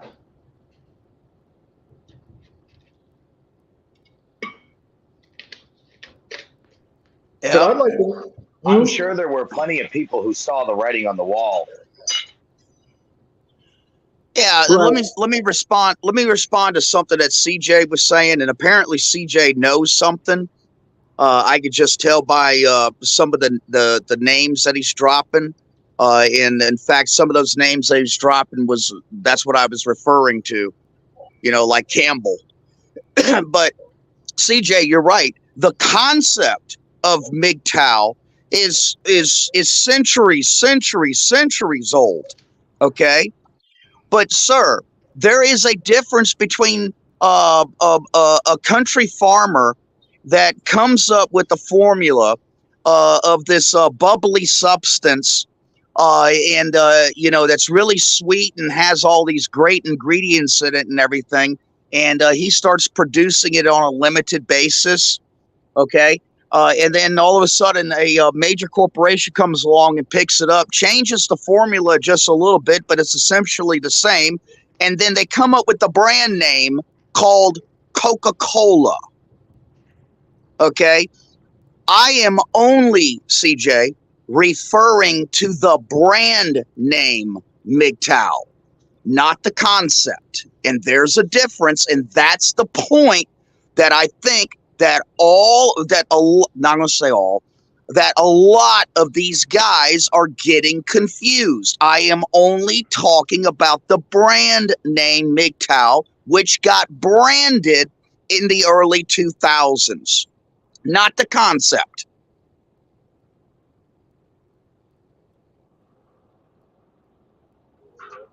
I don't think it's wise to be separating the concept from the brand in any capacity. When we're referring to the manifesto, we have to, because that's what the manifesto is. It was branding MGTOW for the first time. That was the whole point. And see, when I say that the majority of guys in our sphere today, when they refer to men going their own way, that is why I say lowercase MGTOW, because they're including ingredients into their formula that has nothing to do with the brand name MGTOW. Right. Then they're not MGTOW in any capacity, uppercase, lowercase. If that, because what you're saying is they're altering and manipulating the manifesto and the tenets therein for their own gain or for their own purposes, and that's not what it's about at all, if you ask me. Well, that's true, and they can be men going their own way, okay, because they're defining their own way. The only difference is that they are lowercase men going their own way. They're not capital brand name MGTOW manifesto. Yeah, I'll give you a case in point. You know, take one content producer that says he agrees with everything that the manifesto says, but he wants to include transsexuals into the capacity to be MGTOW. Okay, just by him altering that one ingredient that the majority of us all agreed that the capital MGTOW is just for normal men, then he's no longer the brand name MGTOW, but indeed he is a man going his own way, lowercase. Okay, but that doesn't make him in any way, shape, or form MGTOW. So at that point, you wipe away our brand and say, this is a man going his own way, quote unquote, but he is not under our brand or observing our philosophy, right? So listen, man, if I get a Ford from America that was made in America, and then I get a Ford from Japan, but it was made with Mitsubishi parts in a Mitsubishi factory, and I say it's lowercase Ford, what would you say to me? You call me a fucking idiot. You tell me I just slapped the Ford logo on a Mitsubishi. By saying they're in any capacity, lowercase or uppercase at all, these guys, especially talking about who they want to let these tunes into, because let's face it, MGTOW is for normal men, period. No one disagrees with that here, right? So not here, I would but say, we're using the no one disagrees with that. That's a collectivist argument. no, I did not say no one disagrees with that. I said no one here, as in this panel, in our philosophy. And I was posed as a question, not as a statement. So anyone could have spoke up and said, no, I disagree. Okay. And I would have said, wait, why? I wasn't making a statement. That was more of a question thrown out there to give anyone opportunity to disagree. You know what I mean? So that it abdicates me from speaking for anybody. You know what I mean? I'm not trying to speak for nobody, so that's why I posed it as a question. But they're not. Well, I only have one question. Where in the hell did you get that badass Pirates icon at? Damn. He got that yesterday when I told him he got that yesterday when I told him his first icon sucked. I'm a bastard. I'm sorry. It was a black Spartan helmet on a white background, and even I couldn't fucking see the damn thing. I got frustrated because every time I tried to change it, it wanted me to like resize and partition your image, and I'm like, well, okay, but every time I try to do that, the screen tweaks out. So what the hell? So I just took a fresh picture. Well, the thing that I see is most insidious of what's going on today is there's a group of guys that are trying to apply intersectionality to MGTOW. And that's liberalism. Oh, yeah, completely. It's fucking communism. But they'll turn around and tell you it's not fucking political. And We they didn't use we didn't make it political. well, they use all kinds of shaming language to prevent your fucking arguing Yeah. with them, because they'll say, well, if you don't agree with us, you're ist Yeah. of some type or a phobic of some type. You know. Yep. And don't get me wrong, that There's is that shaming language. Istophobism again. Yeah, that is shaming language, and I don't agree with it, and I don't fucking subscribe to it in a philosophical debate. Well, Are there certain content creators out there who are, you know, somewhat some type or another of somatic? You know, yes, there are.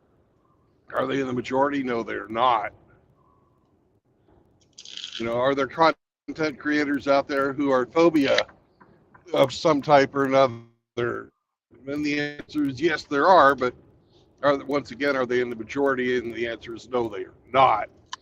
But there's people out there who are painting all of us with that same brush because a minority of us have certain unpopular views. Whether I consider them immoral and fucking reprehensible is beside the point. It's just I am not the way that I'm being portrayed by these guys who are promoting intersectionality. And I think that's disingenuous on their part to use that type of language against a group as diverse and fucking independent as the Manosphere. no, but True Blood, that's the only ammunition they have to fire back. Right. Because they're not.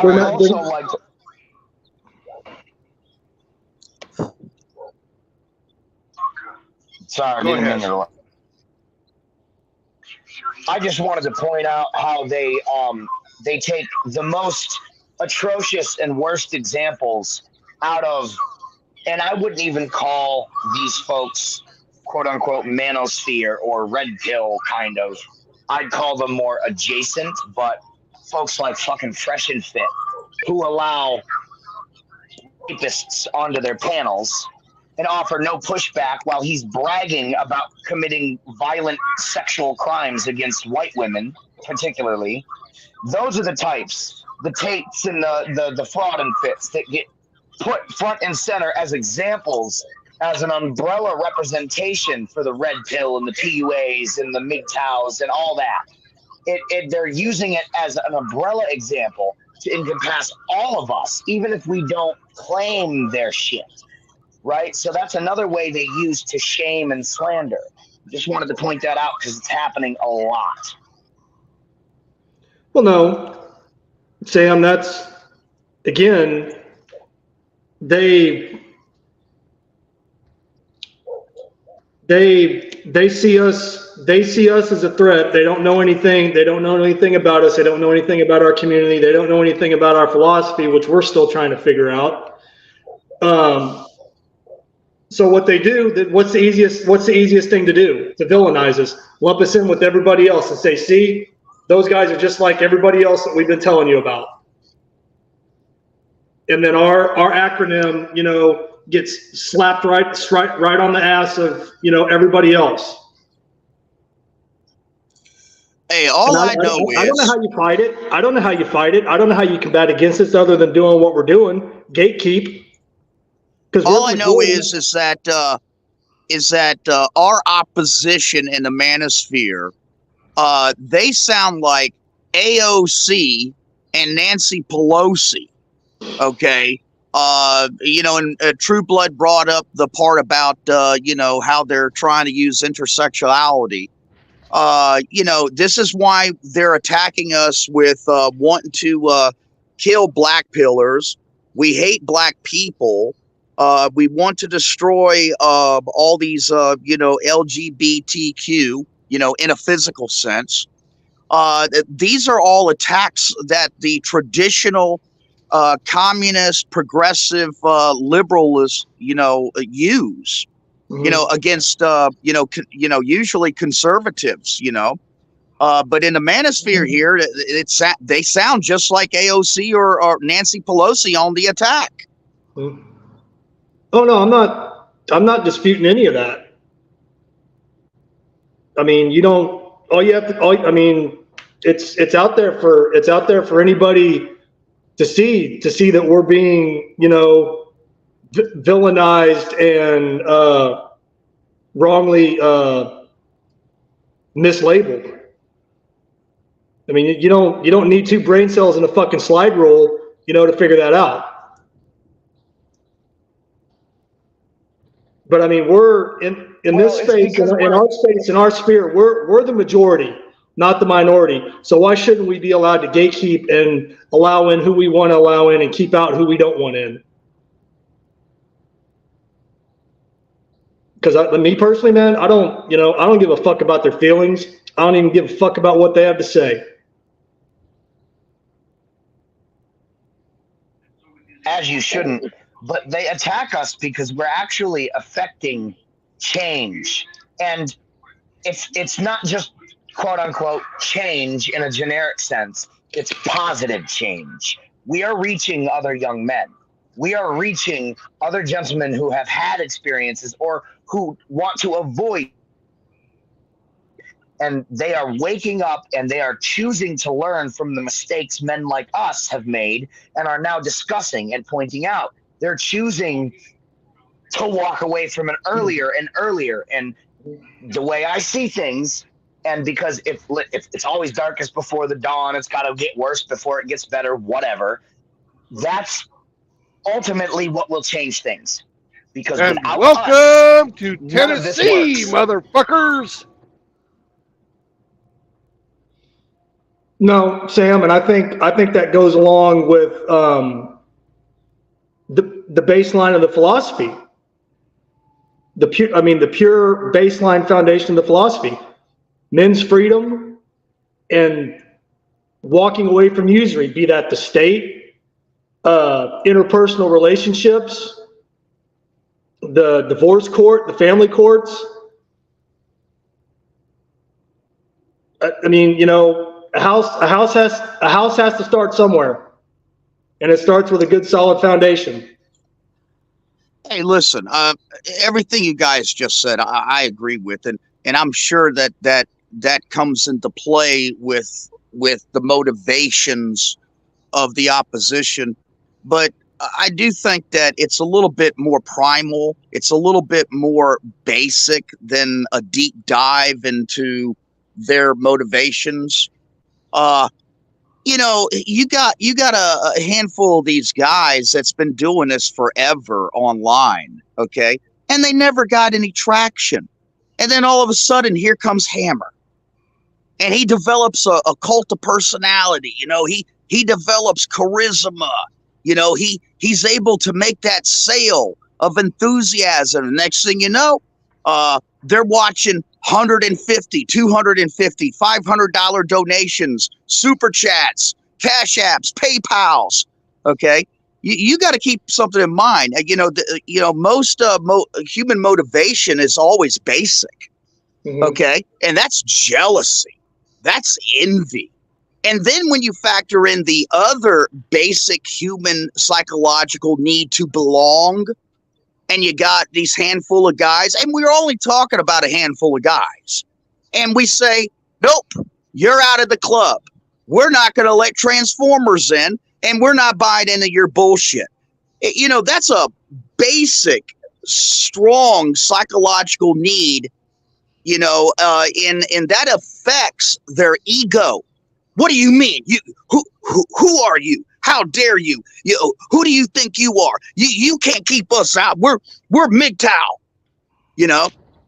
Between those two basic human drives of motivation, I think that's where the majority of this opposition is coming from.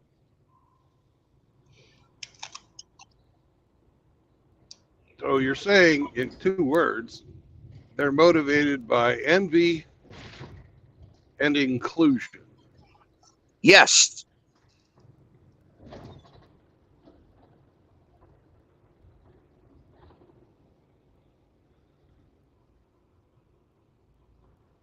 I'll go along with the when you say envy, are you just speaking from a monetary position? No. Fame. Right. Okay. Clout, clicks, likes, social media clout. And if you think about it, money is just a way to keep score. Yeah. I mean, I don't know. I mean, I think those people that are the outliers that are the majority. I mean, I think they get too much fucking attention as it is, because they're fucking celebrated. They're put up on a pedestal. You know, they're what's trying to be pushed as normal in our society now. And we're the bad guys. All it want, they'll never be normal. No, but that's what I'm saying. Be the case. No, and that's why they're not allowed in here, because they're not fucking normal men.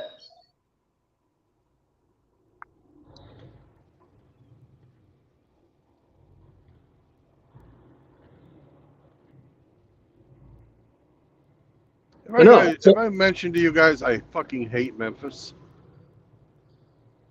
Well, why do you hate Memphis? Look at your screen. Hey, I see Chaos is in the chat. I just wanted to personally tell Chaos, I'm real sorry about your cat, man. I hate that, man. Oh man, I didn't even hear about that Garfield guy. What happened? Yeah. Kidney failure. I don't think he's. I'm not sure his condition. Maybe Chaos can update us. Fuck, Chaos. Sorry to hear about that, man. The way he was talking last night, I think he's going to have to put him down. Oh, that's terrible. It is terrible. That's like losing a family member, if he hasn't made that decision already. Sad.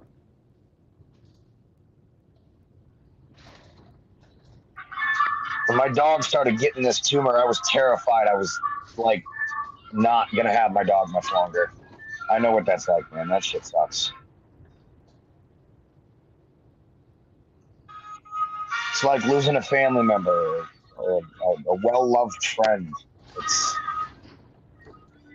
a loss. Not enough people look at it like that, but that's what it is.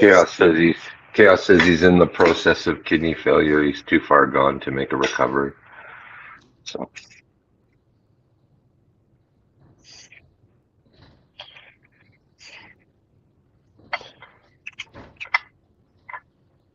I pray he has a painless passing, and you know he's going to go to heaven.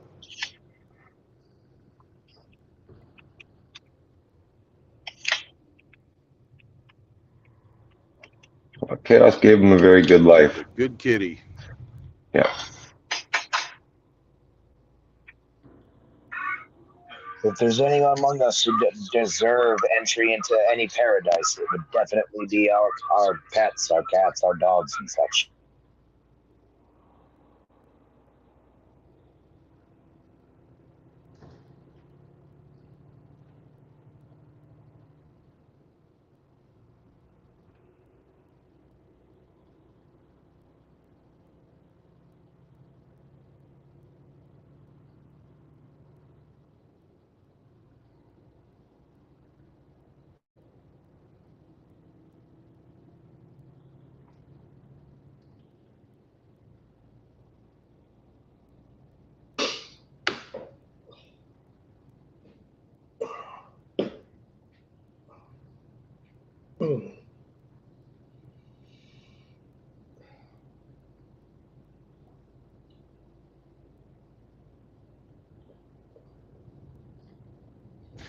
I don't know. Did we come to any conclusions? No, we did not. You know, we discussed a bunch of stuff, but you know, that's the purpose of the discussion. It's not necessarily to reach a conclusion or to reach any type of consensus. It's to, you know, think about ideas, think about things maybe in a new way than we've thought about them before.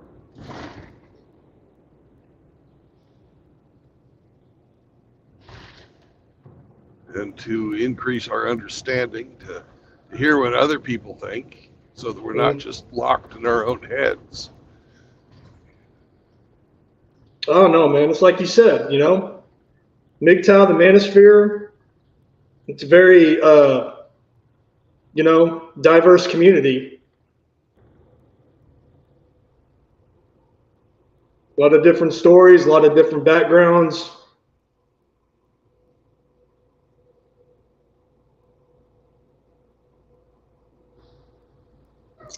Well, as I like to say, the MGTOW community is open-minded, but not so much our brains fall out.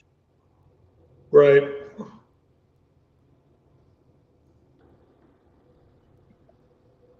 Oh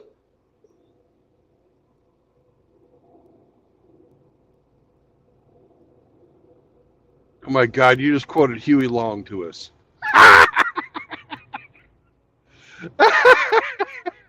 I love it, man.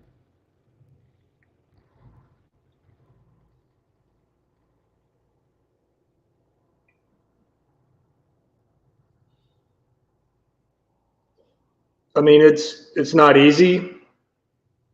It's not for everybody, and some men just, you know, aren't strong enough to hack it, and they wind up going back.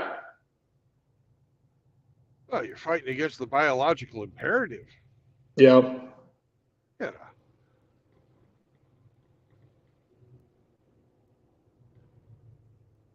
We like pussy for a reason. Right. If we didn't, none of us would fucking be here.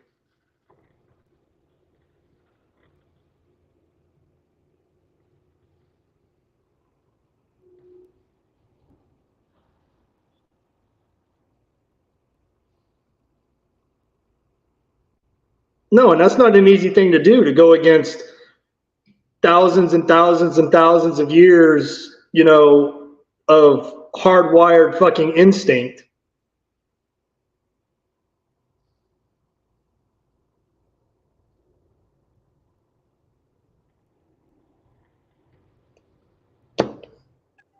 That is a factual statement.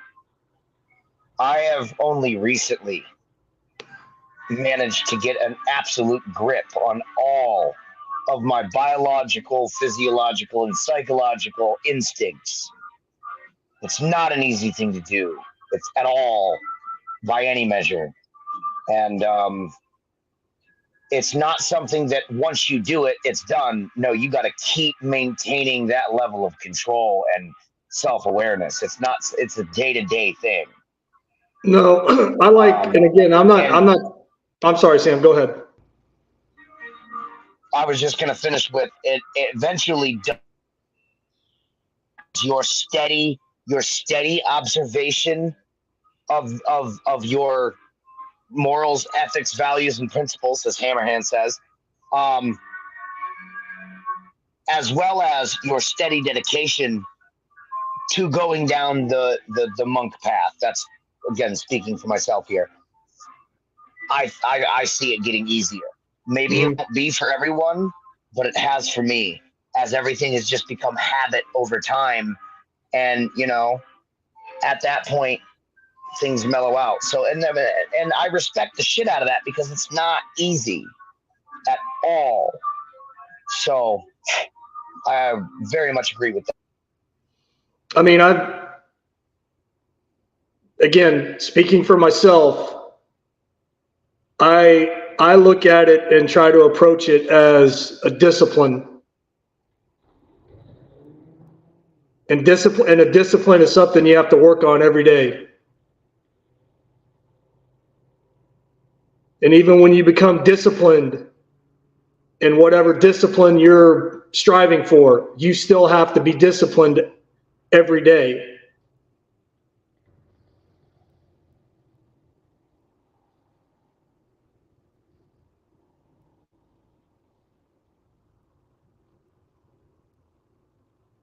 And for me, I think that's what it boils down to at the end of the day. You know, Exactly.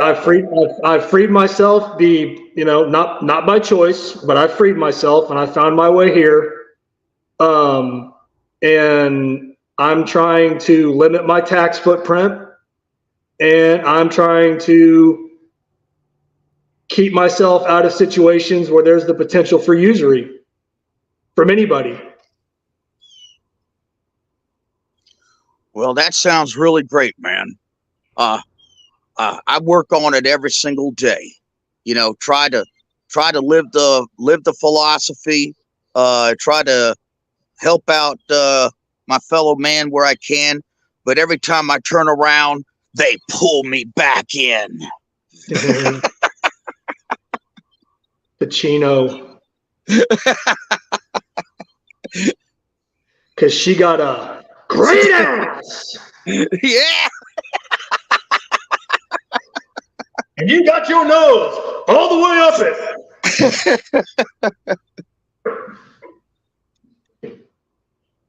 Who? What are you, a fucking owl?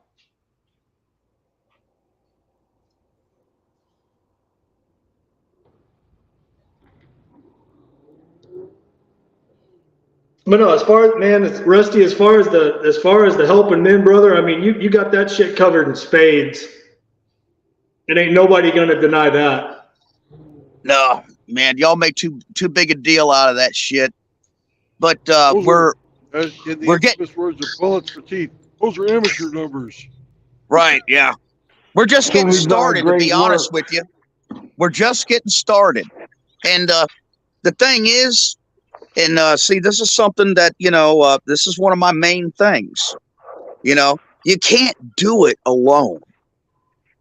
No, and this almost sounds like anti-stoic and maybe opposite MGTOW. But no man is an island unto himself. You have to make allies. You have to make alliances. If you really want to affect change and you really want to affect other men's lives in a positive way, you got to reach out. You got to get help. And that's something I learned in business a while back. And I tried to apply those principles to, the manosphere.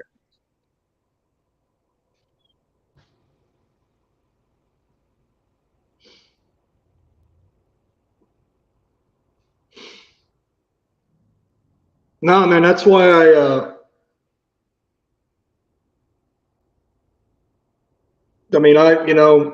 like I've talked with Sam, I've talked, with Hamster on their streams. I've mostly done a lot of my talking on here on True Blood streams, man. But I mean, I look forward to this, to being able to come on here and hang out and talk with you guys. So, and that way I'm not alone.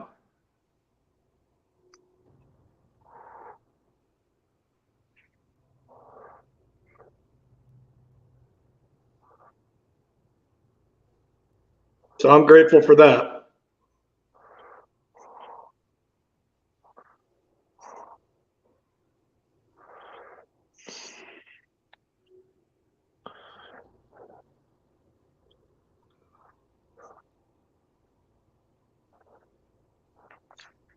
Well, one of the things that how I responded to Lazarus, and bullets, is okay. If I got the manifesto so wrong, and my interpretation is so out in freaking left-hand field, then my God, my entire philosophy, where I have invested, where I have put my money, where I have tried to reach out and tried to help guys out and everything, it's all based on a false premise. So why is the false premise actually helping men in producing results if it's false?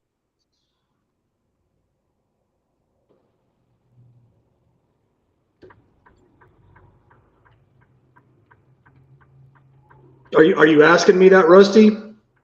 Yeah. Yeah. Look, I'll give you a good example, and I know I'm violating True Blood's thing here with if they're not here, don't say their name. But, I just got them listening to a Kush rant just the other day. In the first part of his rant, he was, addressing that thing that, was just said about, those are amateur numbers with saving men's lives and helping people out, And then in the second, hold on a second, I'm getting ahead of myself. Then he started bragging about that he's helping out men and he's doing this and he's doing that, and then by the time he gets wrapped up with his rant, he's then back to, I have no obligation nor desire to help out any men. That is not a directive that I need to follow. It's like two contrasting, diametrically opposed ideas within a 5-minute rant. It makes no sense to me how if you're not concerned about helping out men, saving lives, or whatever you want to call it, then stick to it. Then why boast? I mean, I remember him putting a community post out saying, "Well, here's an example of one man that said that I saved his life."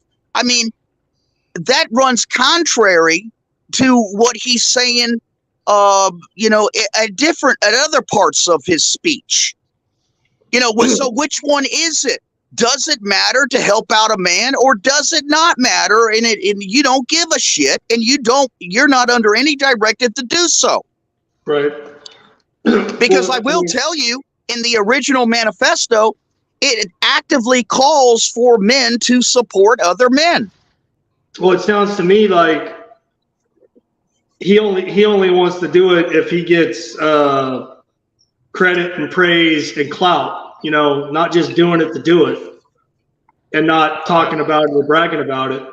I mean, on Pop's channel, on that whiteboard, it's over 500 now. But that's legitimately how many lives that he's saved. I'd caution you guys to fucking try and subscribe motivations to somebody else's actions. We don't know what he's thinking. I have a firm belief that he doesn't know what he's thinking either. Hey, on that note, I can't remember which one of them did a video, and I think it was Lazarus, and he was quoting the Bible, saying that when you do something, do it in secret. When you give money to the poor, do it in secret.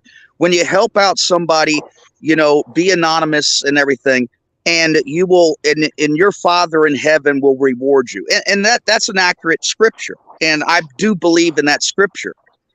One of the only reasons why I talk about what I do and everything is, number one, I do believe in that scripture, and I do believe that since it's not a secret, and I didn't do it in secret, my Father in heaven is not going to reward me for that. Okay. But number one, I'm not seeking a reward for doing that. So I don't care about the reward in heaven for that. I'll get my reward from other things that I've done in secret. Number two, one of the primary reasons why I think it's important to get this message out there about helping men is to show the example that it can be done. And by talking about it and by saying what you're doing, I hope to inspire others to do the same exact thing. And that's very important. No, Rusty, I 100%. No, man, you were 100% a shining example of leadership by example. You walk the walk, you talk the talk, you put your fucking money where your mouth is, and you can produce receipts. That is 100%, in my opinion, commendable and respectable.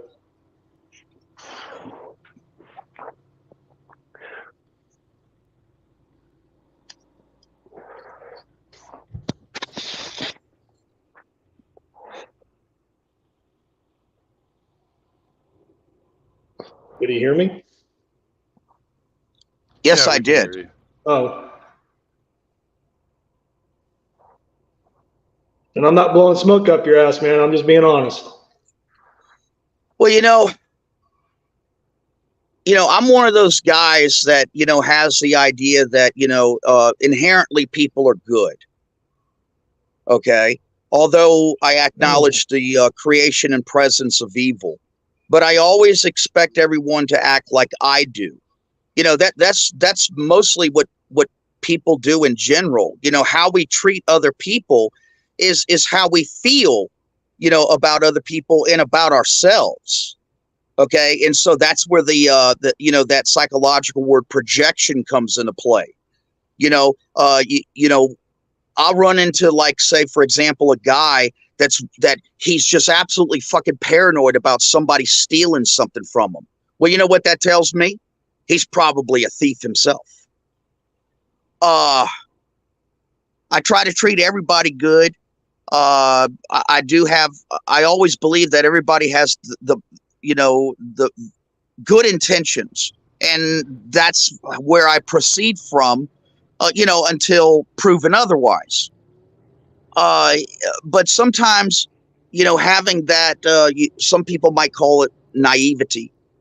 You could get yourself into trouble. I remember I had approached Kush about, I told him, I said, look, I'd be willing to invest with you, in a MGTOW house all the way up north on the coast, because I want to see these things kind of like get started like a network, across the country. And the next thing I know, he's making a damn video about me, saying that how I was trying to scam him out of money to invest in the MGTOW house down here, when in fact I was trying to spread the MGTOW house up there by him. So you do have to be careful. Your words can be used against you, taken out of context, and and turned around to make you look like you're the bad guy. Oh yeah, I mean, absolutely. And by you putting yourself out there the way you have, yeah, I mean, you leave yourself open to get taken advantage of. But that doesn't make you a naive person. You've been on this planet long enough, and you sound like an intelligent enough man that I don't think there's any naivety in you. I do. Yeah, ask True Blood. Ask True Blood. Naivety in all of us. That's yeah. True Blood. Just from your interaction with me, do you think that I how often it is do you think I meet a stranger? No, I don't believe you've ever met a stranger, Rusty. Yeah, I don't. I approach everybody like like they're good, and that they're going to have good intentions, and I reach out for help, and treat everybody, exactly the same, and have a positive, upbeat spirit of life, and see that's, if you guys didn't figure that out, that's what I was really calling Red Pill Win down about, because man, you get the listening, giving people the benefit of the doubt. Yeah.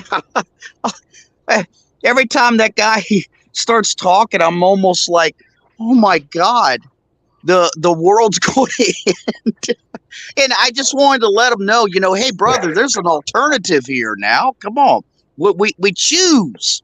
We choose how we're going to feel and approach the world in the morning, Yeah. A Red Pill in the Wind is a good guy, and he is a good guy. You don't give him enough chance to finish his thoughts, and you have to really go through and listen to what he has to say before you understand what he's saying.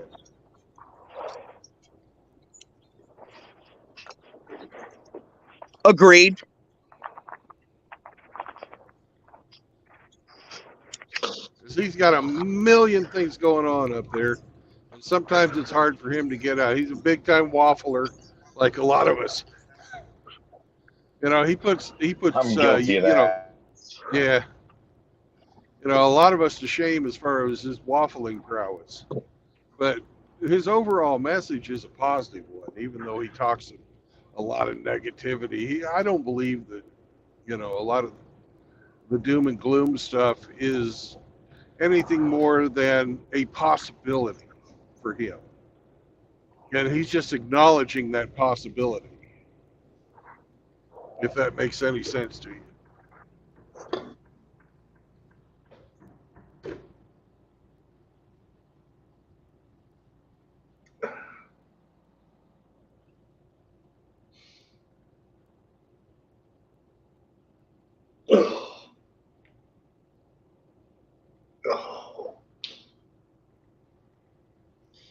And here's Johnny Midnight, the world's smelliest MGTOW. Welcome to the show, Johnny.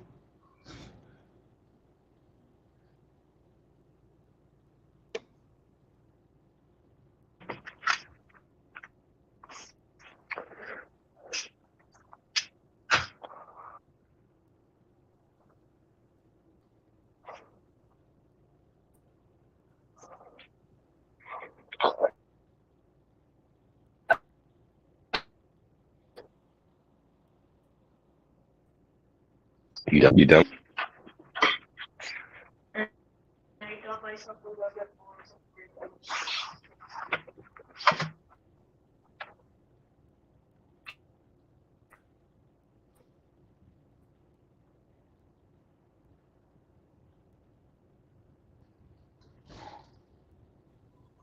Is Johnny here?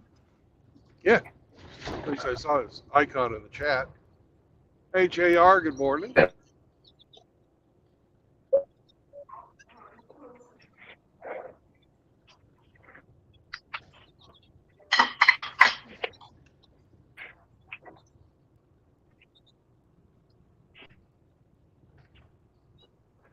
Yeah.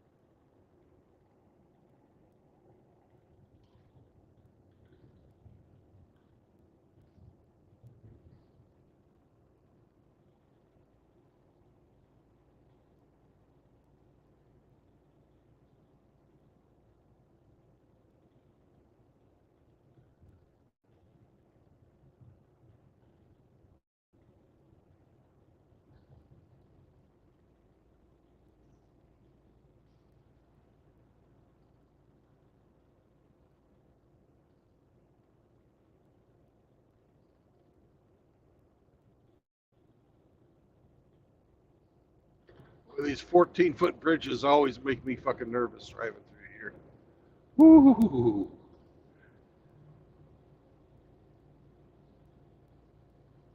If I didn't see that other truck ahead of me go under, I never would have gone under that one. Hey, True Blood. One of these bridges coming up is 13'8". True I'm Blood. 13'6". Yeah, go for it. You ought to try going under them. I am going under them, dude. In a I've boat. driven it before. Well, If you have a With a 2-inch tuna tower. clearance, you're a tuna tower. If you have a 2-inch clearance between yourself and the thing you're going under, it puckers your old asshole up. Every Yes, time, it does. doesn't matter if you're going, you know, in a boat or with a variable fucking water level, or Yeah. if you're going under it in a truck at 55 miles an hour. That's how diamonds are made. That's right. Yeah, I always have to be the precision with knowing what the tides are, the different heights of the bridges and everything. Yeah, that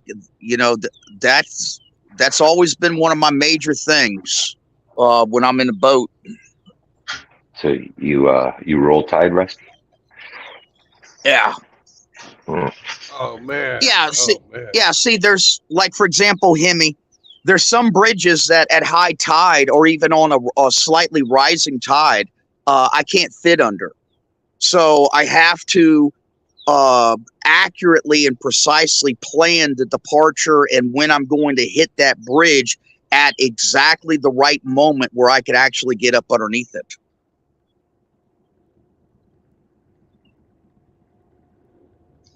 Now, a lot of them, open. They open.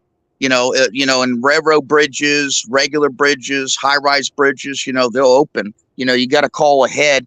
Sometimes you have to just hang out for about 35, 40 minutes, just circling, waiting for them, once you put your request in for the bridge to open, before you could go through. But a lot of the bridges are fixed. And you got to hit them just at the right time.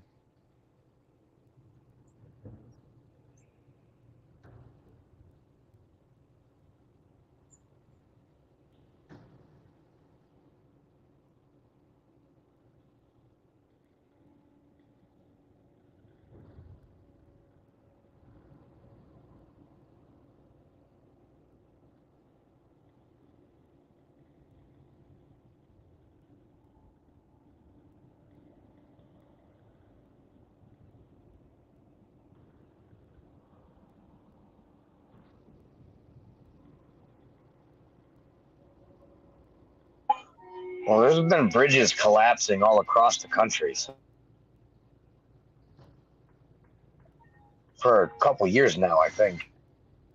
Oh, it's an ongoing thing. It's never ended.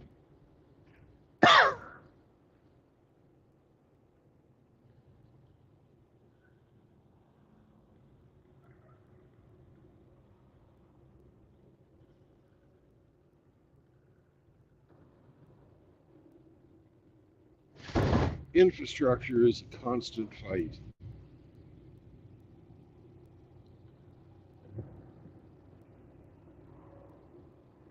Mother Nature never rests, and Father Time is relentless. And are you guys ready to sing?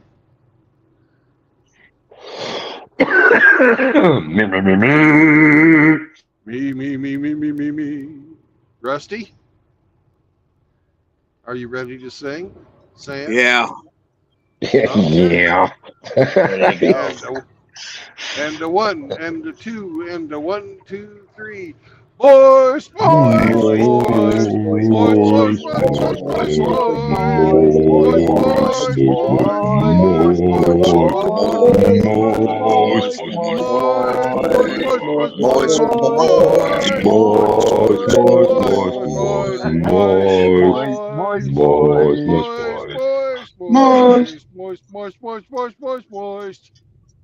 boys, Good morning, Outlaw. Good morning, guys. Good morning, Moisty boy. Oh my god. Oh my god. Kind of Michael Jackson. Mm.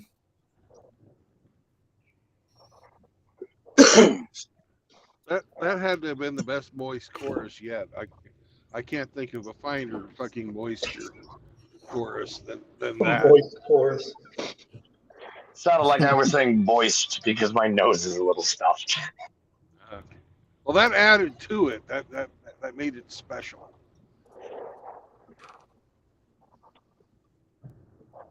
It's not a problem. Outraw, what say you today? I see what you did there. What say me today? Uh-huh. What you say, Outraw? Oh, not much. It's a rainy afternoon here where I'm at. Kind of Is it gloomy It's outside. soggy afternoon here yet? too. Is it afternoon yet, Outlaw? It is 11:27 where I'm 11:30. at. Ah, you're still in the morning. Mm-hmm. Yeah, that's morning time. That's late morning. It's 12:27 here. Mm. That's after. So New York's an hour ahead of us then. Yes, Yep. they Yeah, are. In New York me and minute. Outlaws on the same time. Yeah, I'm on Central Time. Outlaw, what the hell do you do that you're just now waking up? You work overnights? Stays up Brother, all night. Fapping. no. Yep. When I get You up, promised you I wouldn't don't tell get out. on. When I get up in the mornings, I don't get on the internet straight away. So I give it a few hours and then I get on.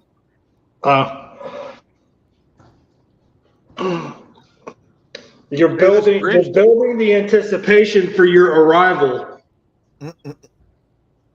This bridge is for sale. Who wants to buy it? I heard that one before.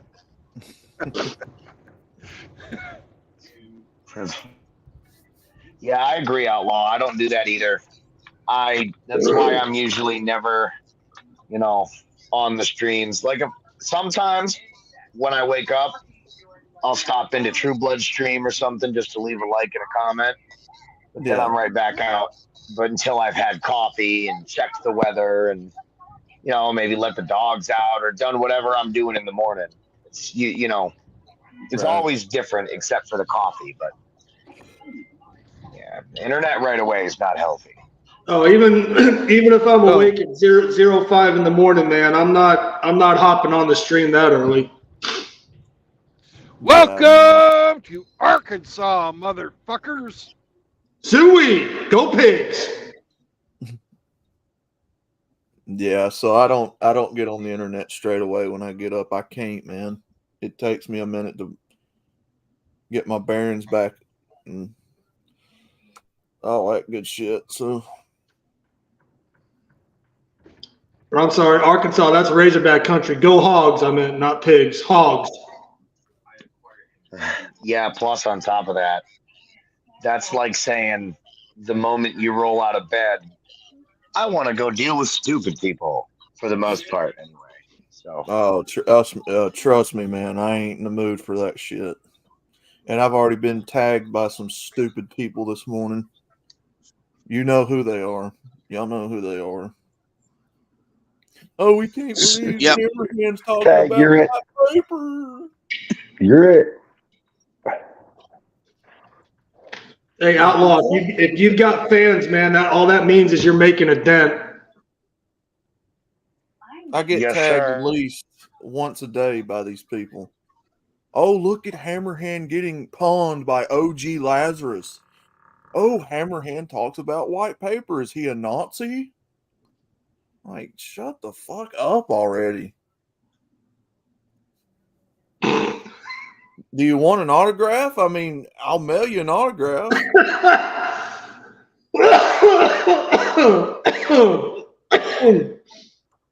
He's a Nazi. Wouldn't that be rewarding stupid behavior, Outlaw? God damn. Sorry. I'm like, Jesus Christ, y'all. You know?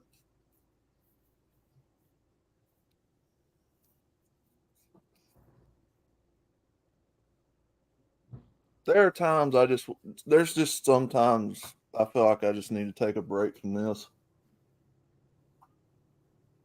The stupidity is overwhelming. Well, you have the ultimate power, Outlaw. You can choose not to watch it. And I don't.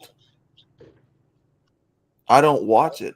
I get tagged in this stuff, and then I have to delete the. I don't waste my time watching this stuff.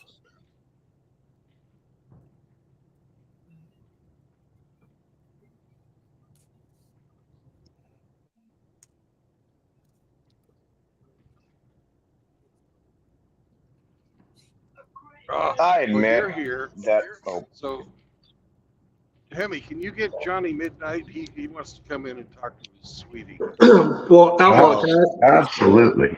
I ask you a question? Yeah, go ahead. I mean, with all that crap that you were just talking about, I mean, is that putting you off from posting or creating new content? Oh no. It's You're just not in the mood to fight. I'm glad to hear that. Yeah, hey, yeah, Outlaw, whatever you do, don't especially let those two put you on any kind of hiatus from posting, because come on, you know you don't want to stop. Ha ha ha, you motherfucking cocksucker. well, it's not really those other two. It's the one guy, but it's no, it don't make me want to quit posting. Outlaw, you're man. We're all men here, okay? We're too fucking old to get bullied, so I don't want to hear you saying like, I don't want to get bullied anymore. You're gonna get bullied, okay? Oh, I ain't. No, man, I ain't getting bullied. I'm just saying. We know how to handle that shit. And like True Blood said, just don't watch their stuff when you get tagged in it. I don't. They're picking on me. Come on, stop picking on me, guys. I'm gonna put you in the taco mix. Hey, Johnny Midnight. No, don't misconstrue it. I'm not whining about it. No, I'm just saying it gets old, man. Okay. No, man. I wasn't saying that. I was detecting a little moistness. I don't know. I'm not fucking with you, Outlaw. I'm not. I know, brother. I'm just saying. Hey, Outlaw. You're my dude. Yes, sir. Outlaw. Yeah. You're looking at this wrong. The way you need to look at what you're referring to is a barometer of whether or not you're being effective. Agreed. You know what they say? When you start getting flack, that means you're flying over the target. No, that's what I said too. You know, you're making a dent. That's why they're giving you pushback. Oh yeah. Yeah, and that's the thing too. I mean, for a while there, I thought like, man, Outlaw's got like some kind of character shield. He can go in any panel, get in any comment section, get in any chat, and like people are like, you know, they leave you alone. You know, I was like, good on you, dude.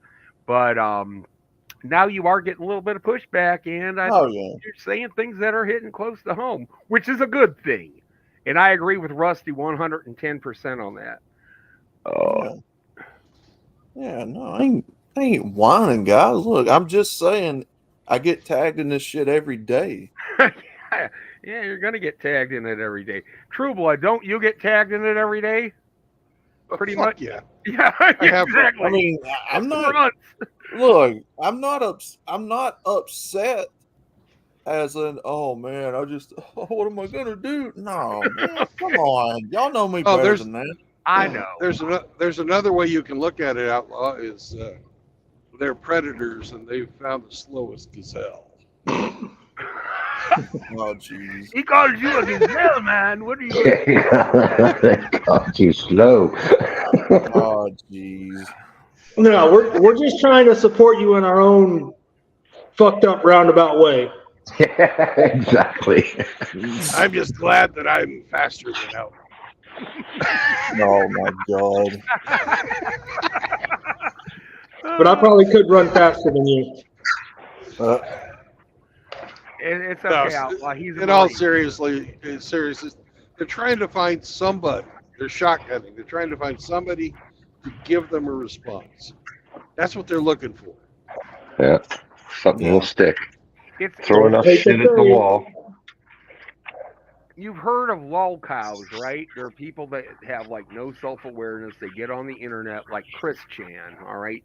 And they will go ahead and do and say the craziest fucking shit to get a reaction out of people. And they get them. People milk the lol cows. You know, and they keep coming back to do the same thing over and over again. And it's sort of like, I don't care if it's good attention, I just want attention. You know? Oh yeah. Hey, Johnny. Yes, sir. On that note, Mm-hmm. I have a question for you, but Yeah. a little wind up first. Okay. You left It's a a comment. setup. It's a setup, It is a Johnny. setup. It's okay, You left a comment about the questionable origins of the manifesto. Yes. That was on Angler's channel, I believe. Correct. You referenced a video by Traversable and Company, which I'm very familiar with. My Okay. God, that's a very long video. I think it's over 3 hours. I'm not sure. I can't remember. I don't even remember what the video was. I wouldn't be able to find it, but it was a long time ago. Yes, sir. Yeah, we were talking about that. Yeah. Yeah, the points that they make in that video, from what I remember, because it's been a while, it made no sense to me from my recollection of how things went down, and I just wanted to tell you that. Well, yeah, I remember what the theme of that video was. It was called "Back to Basics." From what I recall, if we're talking about the same video, and this was 2017 maybe 2016, and there was shit going on. MGTOW was getting its yearly flack from somebody or other. I don't think it had to do with troons and things. This was God, I don't even remember what it was. Might have been like the skeptics community.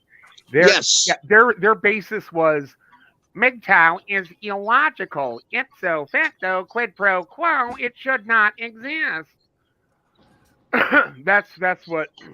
And when Shuan Head said that, her legion of white knights went, hurrup, hurrup, hurrup, yes, milady, and they all started firing on MGTOW. All right, and that was the foe of the day that we had back then, was the skeptics.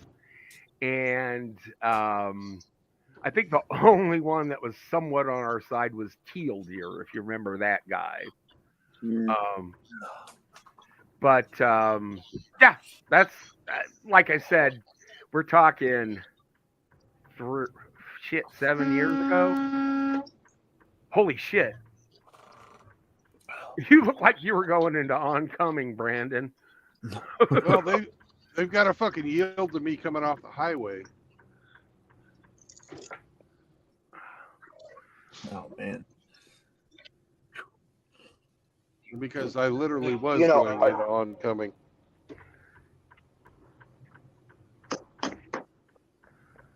What's up, Angler?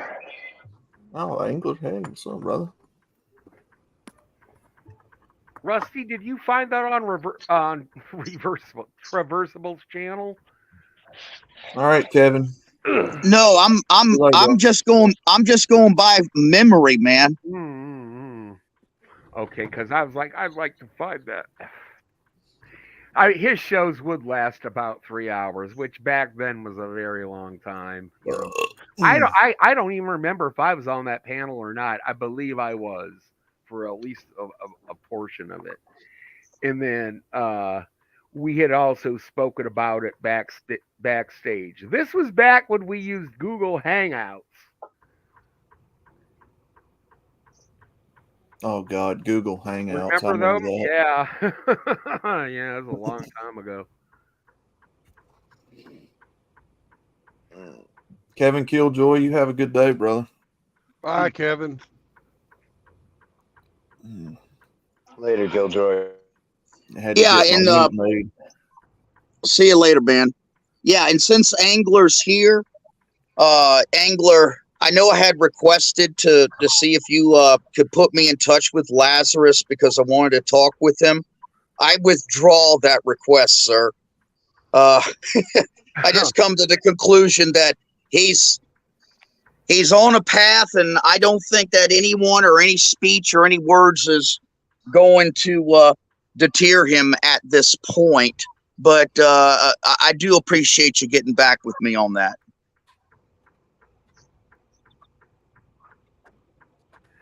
I wish Angler was able to pop in on this panel, but I don't know if he can do that right now. Angler goes, skeptics like Shoe on Head are devoid of free thought. Yes, sir, they were a motley crew.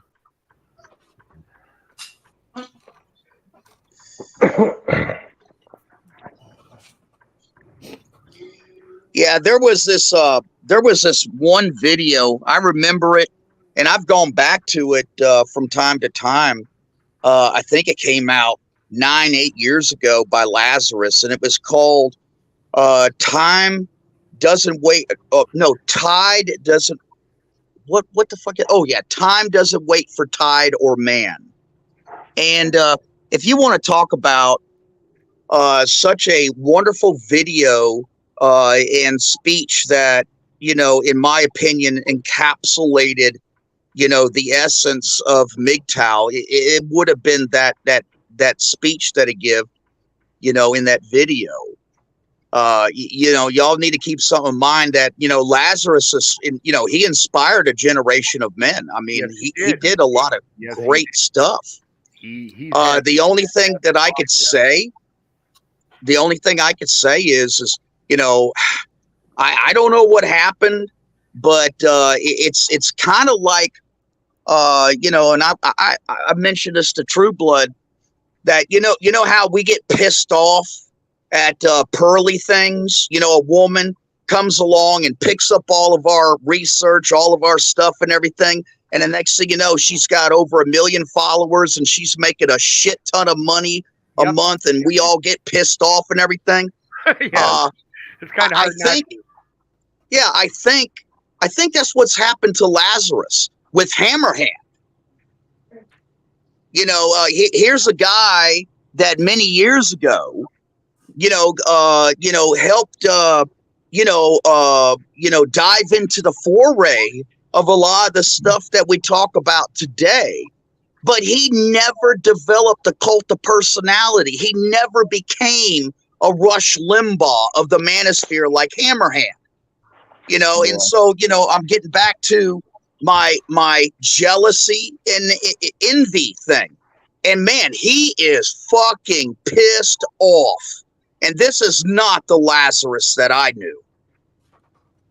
And I would also say that none of us know what's going on inside of his head, and there might be something between those two we just don't know about. And I think the personality part of it we should leave out of anything. Well, that's true.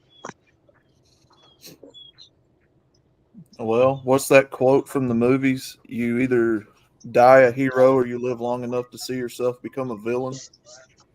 Batman. Yeah. I don't know anything about this guy. I've just started hearing about him like a few months ago. I don't know, man. What, you mean Lazarus? Yeah. I am a fan of Lazarus' content. I'm not afraid to admit it. I am a fan of Lazarus' content. He has some good stuff. Yes, he does. He has some fantastic videos. I mean, there's no doubt about it. But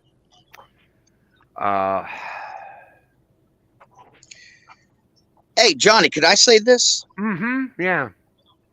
Here's another component of what may be going on. I know it's a small component. Sure. But I've been hearing it recently with some of this recent stuff that Lazarus has been coming out with.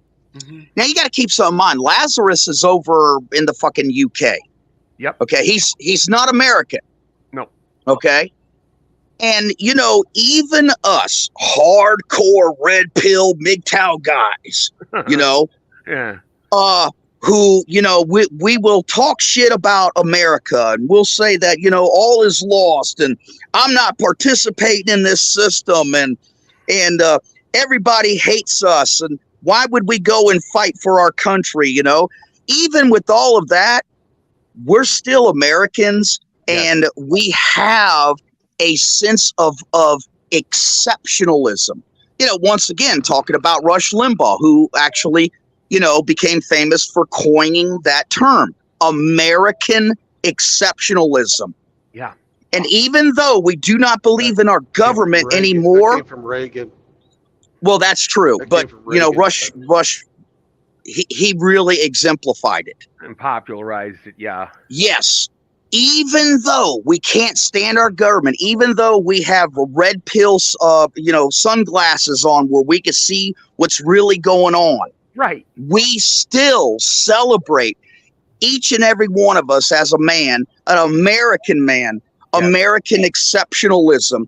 And I think Lazarus confuses that for traditional conservatism. And that's where he is getting it wrong.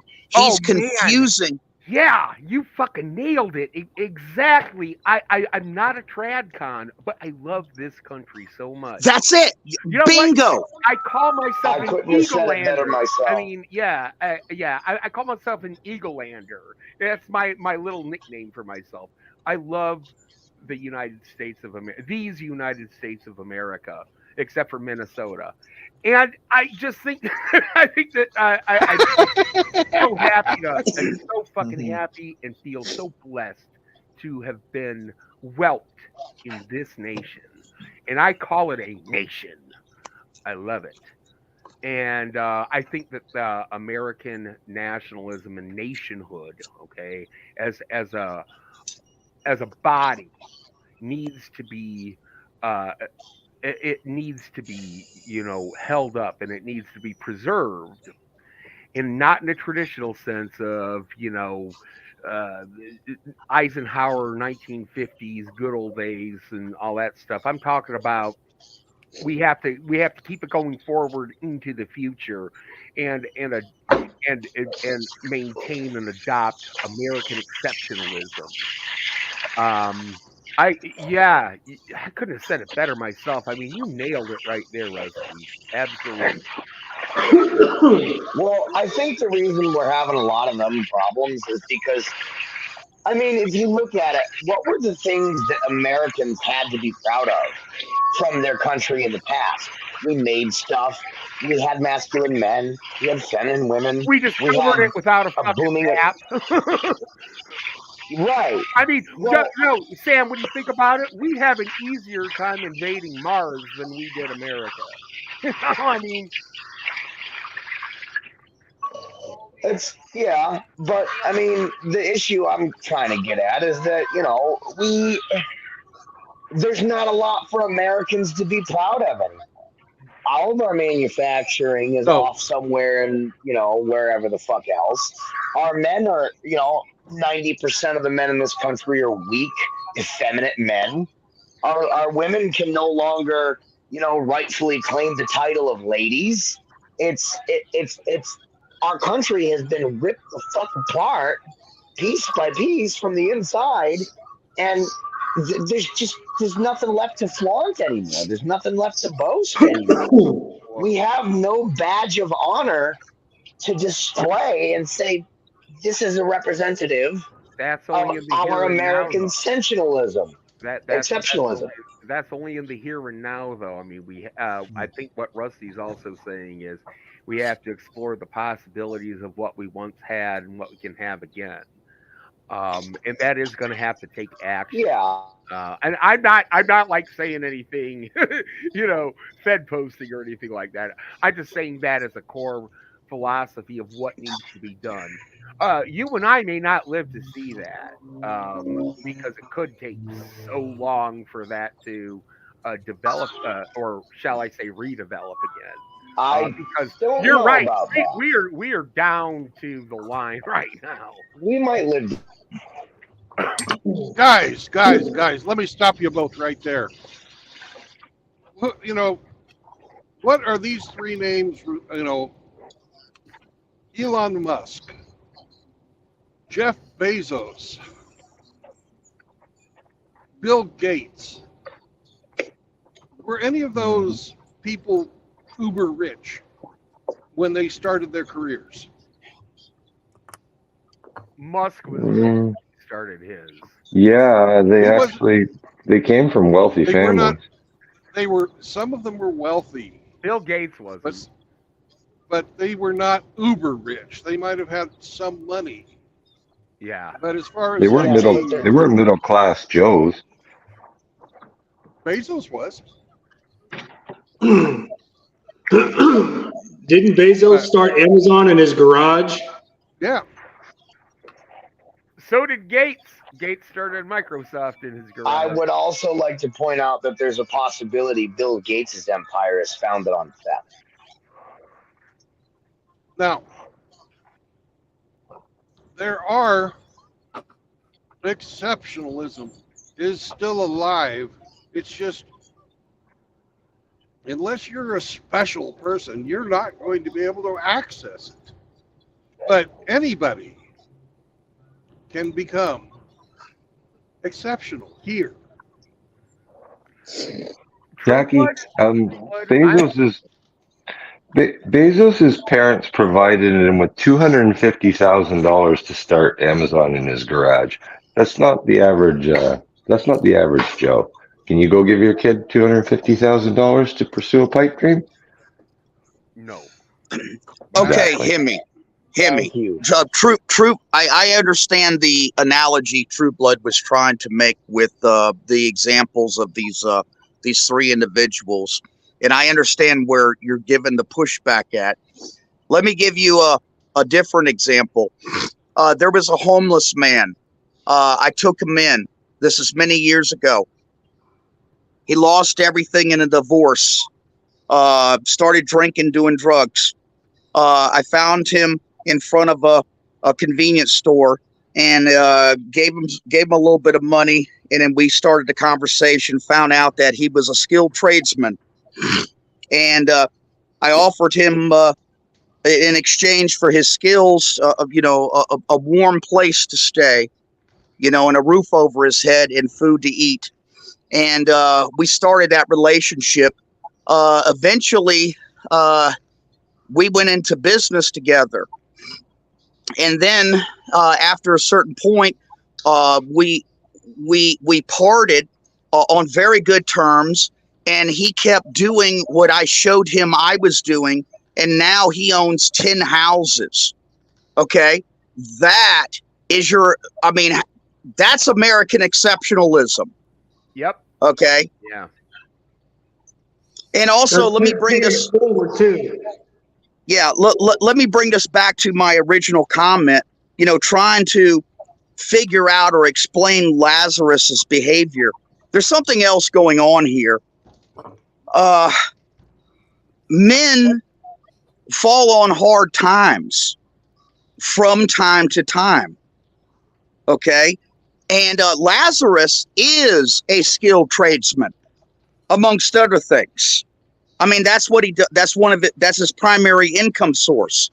And I suspect that he has fallen on hard times. And I'll give you a good example of why I think this, because I have a good friend. He's a content producer. He's fallen on hard times. He used to be the most upbeat guy that I knew other than me. And now, for the past few months, ever since he's fallen on hard times, he lashes out. He's angry. Anybody comes into his chats that disagrees with him in one iota, they're gone. They're zapped in a minute. He's lost his patience, and that's because he's fallen on hard times and he's living under not so good conditions right now. And True Blood knows who I'm talking about. And this reminds me of the behavior that Lazarus is now showing. And I do believe that the man has fallen on hard times. And then when you take in contrast brothers in our community who have picked themselves up, and and when they do a video, let's say, or they transmit a broadcast, it's like night and day. They're fantastic now. They're just the clarity, the presence of mind that they have is fantastic compared to what they were a year ago, let's say. No, yeah, I mean, you're right. There could be something going on. It's not my business, though. But at the same time, does that give the man the right to break fellowship with other men in this community and destroy his good name? No, sir. I mean, you would think somebody like Lazarus would value his name a little bit more than what he's been doing the past few weeks. Yeah. But apparently, agreed. Apparently, his reputation and his standing with other men don't mean a damn.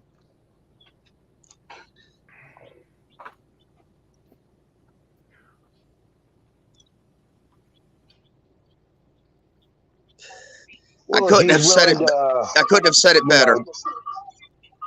If he's willing to shit on that because he can't, control himself, or, I mean, isn't one of the biggest things about MGTOW, supporting your fellow men? So, yes, sir. Wouldn't it? Right. So, why does he? Instead of just being like, "Hey guys, shit's going rough for me right now," instead of reaching out to his fellow men and saying what it is for what it is, why the lashing out is what it doesn't add up. It doesn't make sense. Do you think maybe pride might factor into that? That's what I was thinking. Make no mistake about it. If accountability is a woman's kryptonite, ego is a man's kryptonite. Sure. Yeah. Absolutely. Fair assessment. Yeah, for sure. Mm-hmm. I think that's kind of why years ago Barbarossa started his own blog called Shedding the Ego.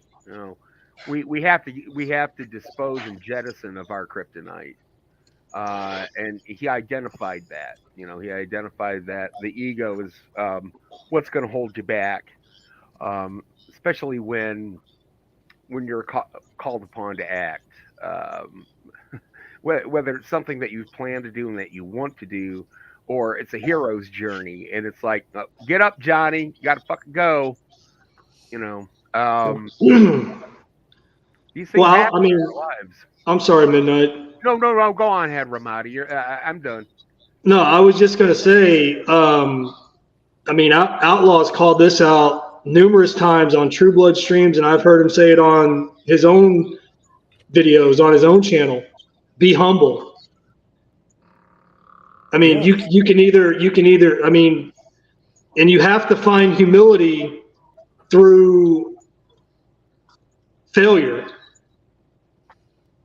You need failure. Yes. You need failure to help you build. And I'm not. What? I was asking Johnny if he wanted to sing a little Janis Joplin to us. Oh. No, I don't. Because you see, the way I see it, you can preach a message all day long, and the words ring true with people. But if the content of your character don't match up with what you're preaching and teaching, then all you're doing is just wasting people's time by saying a bunch of words that they can either take or leave. To me, you got to have the character to match what you're saying behind those words. That's just my opinion, right? Yeah. Well, no. I can talk myself up, and build myself up in my own mind and through my own words, however I want it to be. But the reality is I'm a lot worse off now than I was 3 years ago. But I'm still here. See, the thing about it is, if you're out here teaching the red pill, the MGTOW message, but you know your the content of your character, in my opinion, is one of sourness, of, you know, why am I doing this? These people get on my nerve. You know, while your message, what you're saying, may resonate with people, your content of character doesn't.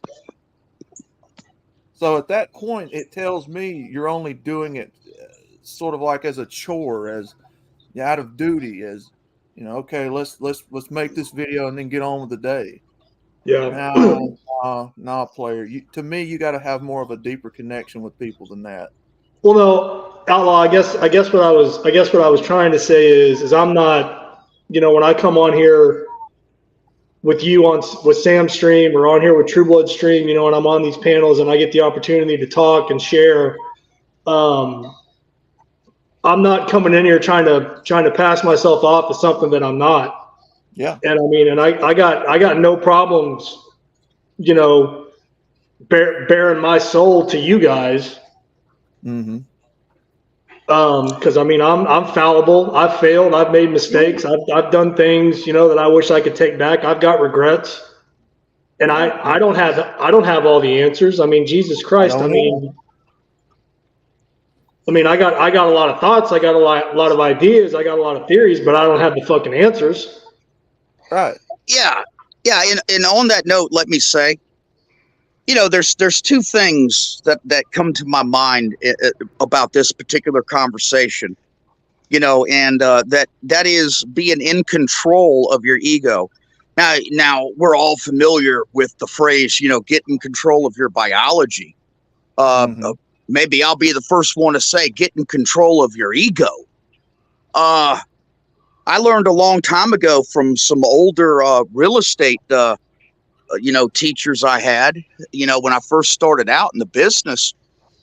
Man, one of the main things that they always emphasized is, hey, listen, Rusty, when you fuck up and you're in business, dude, you better step forward as quick as you can and fucking take accountability and responsibility and tell everybody you fucked up, because no one will trust you if you don't.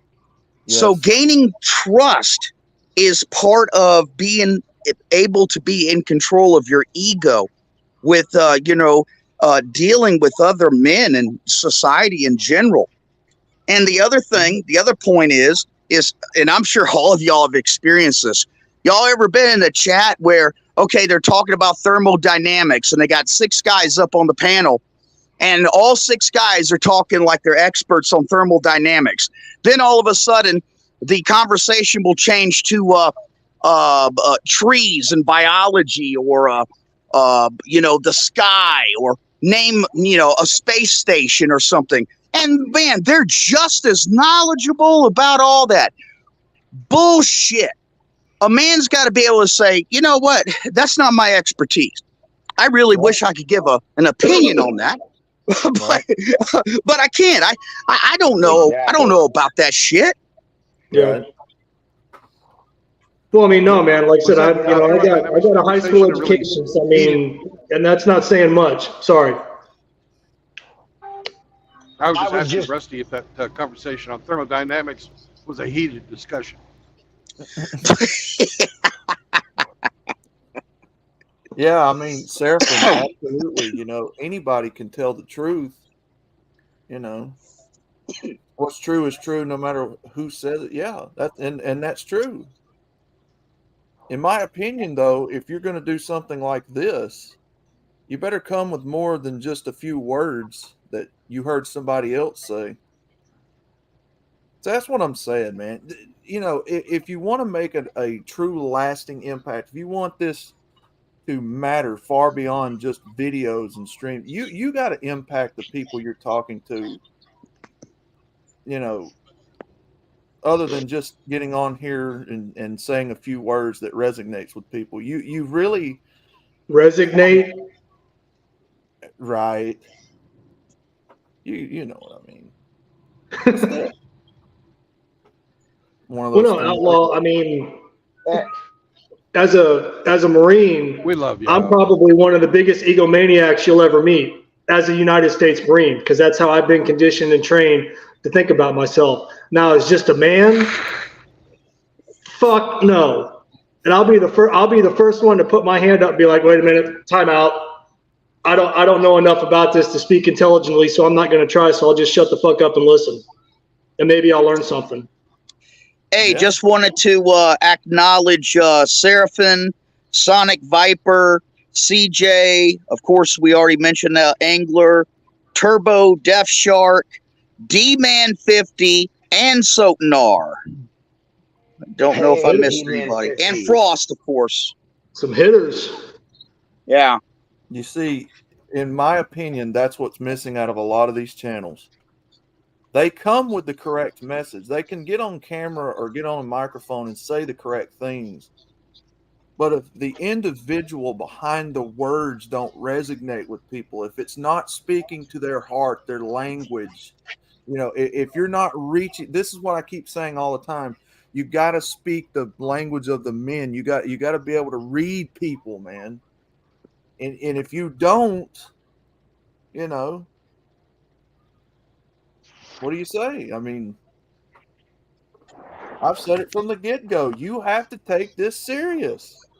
This has got to mean something more to you than just a few videos and making streams and Which is specifically why I say all the time, I can only talk from my own experience. Damn straight, Sam. I'm trying to offer something. I'm trying to offer something that someone who has went through maybe something similar, an avenue of connection, of identification, of personal, I don't know how to explain it, personal connection, I'm trying to say, hey, I'm not just saying this shit. This is why I think this, or, this is how I, developed this mindset, or yada, yada, and open up the panel for basically, dude, anybody. Okay. I mean, fuck haters. Come on, all. Come one, come all, haters. I don't care. Anybody who wants to have an opinion, basically, obviously I'm not gonna entertain none of these fucking women on these streams, but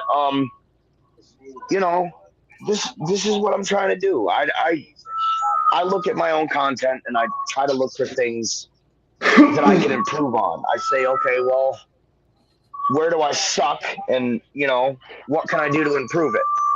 Because it's not about getting attention or likes or views or monetization or any of that lunacy. I want to be able to put the message that I'm trying to put out there, which is, that young men are not alone, and that they're not the only men who think that a certain way, as best as I can. And I don't know. I mean, it goes back to the ego thing. I would agree. It's a thing. It's a big thing. And what's the saying? I can't remember who said it. But the saying goes something akin to childhood is the process of developing a healthy ego. Adulthood is the process of learning to put it in check.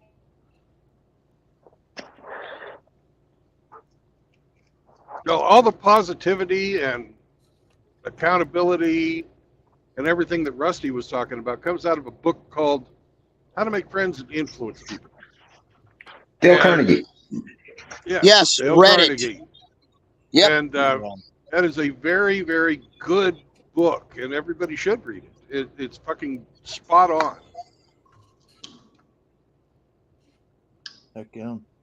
If you want to develop I don't like interpersonal that relationship, and grow together. My favorite book is I'm Okay and You Suck Cork.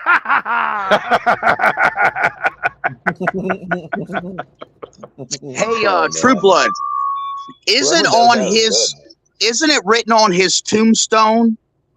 Carnegie's tombstone. Here lies a man who knew how to surround himself with men better than he. I don't know what's written on his tombstone, but that sounds about like him. Well, a lot of men who were better than him went to his hall and played there. So there you go. Because if you want to make it to Carnegie Hall, you got to practice, man. Well, this this is an investment, right? And I've said that numerous times. I think that's a different Carnegie, Johnny. Oh. That's the Carnegie from Carnegie Mellon. That's correct in Pittsburgh, isn't it? Mm-hmm. Steel money. I thought the man Carnegie. Oh, so the man Carnegie Hall is not the same man? No. How do you make it to Carnegie Hall? Practice. Yeah, that's what I thought. I'm sorry. Not the same. See, again, I don't know what I'm talking about. So there you go. Ego in check. Dude. Well, I don't like having that these word, little fucking influence. trivial fucking knowledge of fucking old dead guys is not really the most fucking skill you can monetize. Oh, I've got a head full of useless knowledge.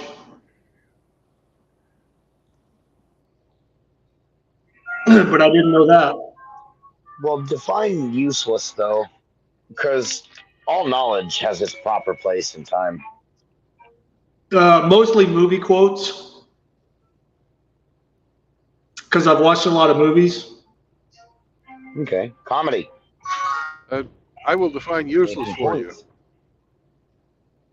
How many movies have I watched? No, nobody asked that. Oh, I thought that's what Sam asked. I was like, I fucking don't know.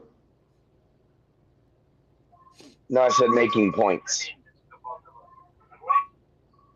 And movie quotes are fun, so they have a use. Yeah, but they have to be used appropriately. Yeah, and some are actually profound. Yeah, the most profound being, we're going to need a bigger boat. That is the quote. A lot of people misquote that. They think it's you're going to need a bigger boat. It's no, we're going to need a bigger boat.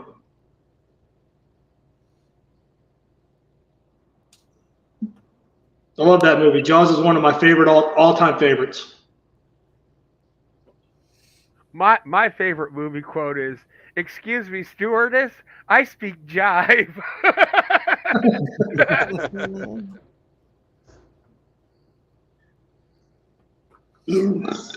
That was a here's another movie quote that a lot of people missed because it came out in a prequel to a long-running series, and it was the series was Aliens, but the actual quote, the entire theme of Aliens can be summed up in this quote, and it can be applied to a lot of things in life.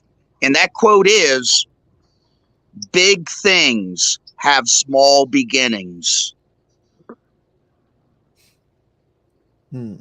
Who said that in the movie? That's good. I don't know, but were they talking about my penis? That sounds like something. Marie, we are leaving. I might be wrong on that though.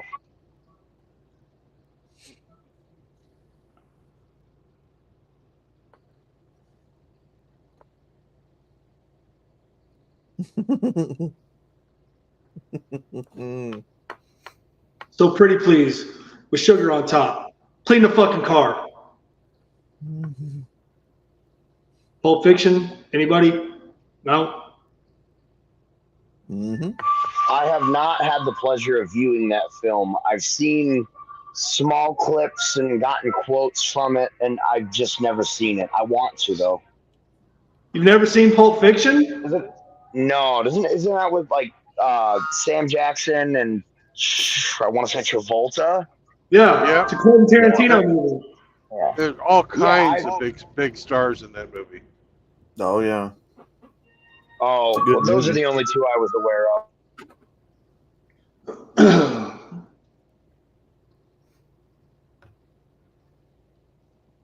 Yeah, Winston Wolfe, the fixer. It's like I don't like people barking orders at me. He's like, pretty please, sugar on top, clean the fucking car. You'd have to watch the movie to get the reference, Sam. I won't spoil it for you. I'm gonna have to look it up now. I'm gonna have to find that movie. Say what again, motherfucker? I double dare you. Say what one more goddamn time.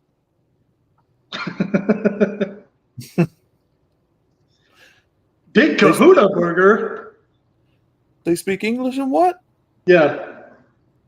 Say what again?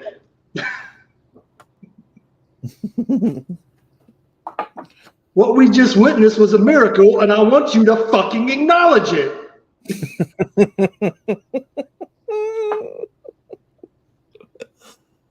Oh.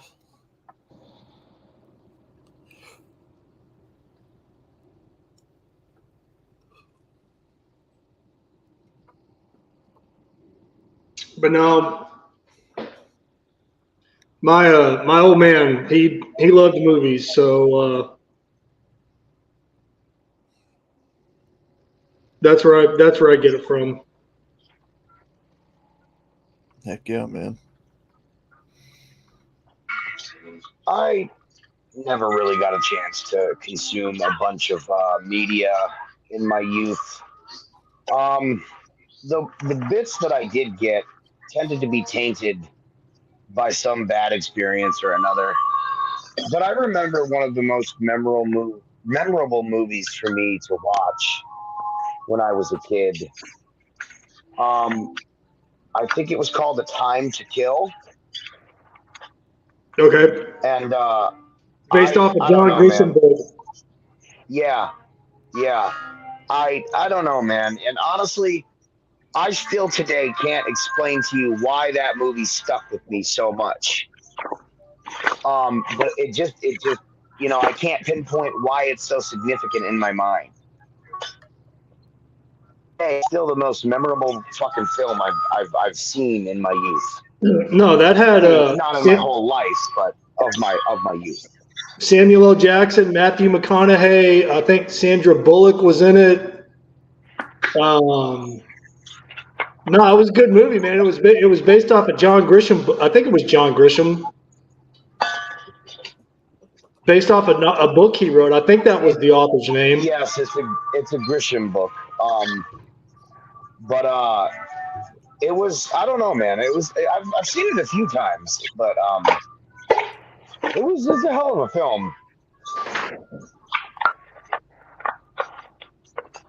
It was a court drama.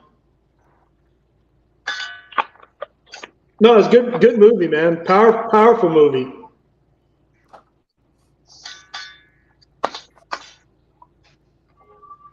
For sure, but one of the things I noticed, even growing up, is when we start to go astray in our youth. I've noticed that it's gotten worse today, but media and fantasy become a safe haven for those who otherwise have no, I don't want to say no place, but nowhere they believe they're accepted as individuals or respected. And I think a lot of that is used to exploit young folks and bring them into ideologies such as the ones we're seeing being attempted to be forced into the MGTOW sphere here. And that's how you get wayward youth who end up, mentally twisted up and deranged and indoctrinated and deceived. It's because, the fantasy was their only escape prior to these predatorial folks finding them. So all they're doing is, you know, all they're doing is exploiting on a pre-existing weakness that was imposed on these people. So I think it's important for one of the things to be pointed out is that it's okay to enjoy fiction. It's okay to, it's okay to, reference fiction as a source of role modeling a belief system, as long as it has a as long as it has a logical and a logical foundation in reality, you know. But too many people end up falling too far down that rabbit hole.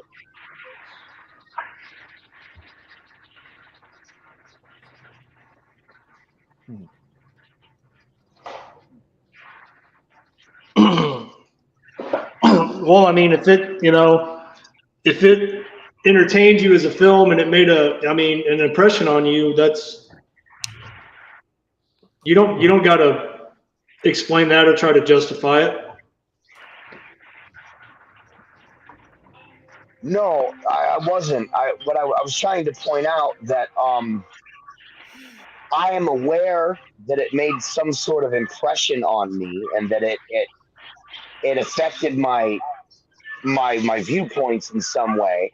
But I'm also aware that I'm not sure how it has yet, because I haven't been able to pinpoint exactly why it stuck out to me, right? But what I'm trying to point out is so many people might not be aware of those small, adjacent little caveats, like, oh, they feel some or think some type of way after having viewed this media, and it leads them into a realm of, okay, this is reality. They don't realize, no, it just influenced my perception somehow.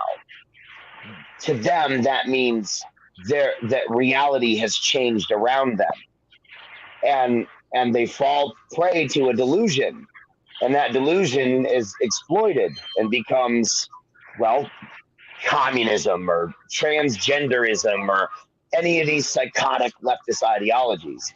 I really don't care what anyone says. Somebody has to be confused and lost already to be deceived and pulled into those ideologies. And on I a think that's one of completely the ways it different happens. note, when I turn onto my final destination road, I will be heading towards Bald Knob. So, those of you who appreciate bald knobs, this is the road for you.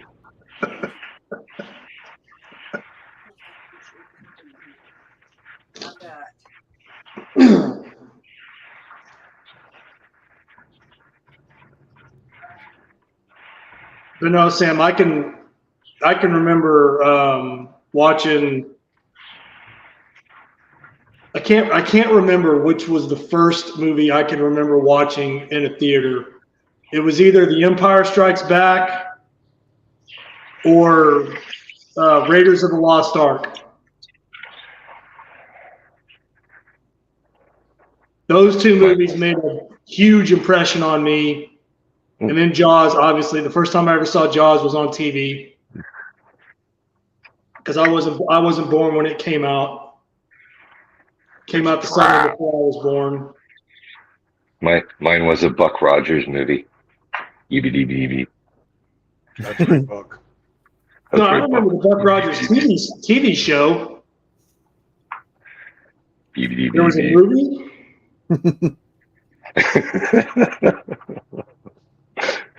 I still remember the day Brandon did that midstream. It was like, whoa, what a fucking flashback to the past. Oh man, no, the what was the woman's name? Wilma. Is that her name? Wilma?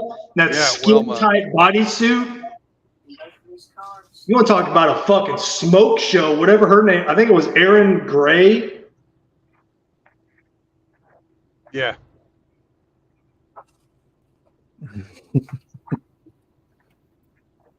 Yeah. Send my ass fucking to the 24th and a half century or 25th century, whatever it was. I'll take that.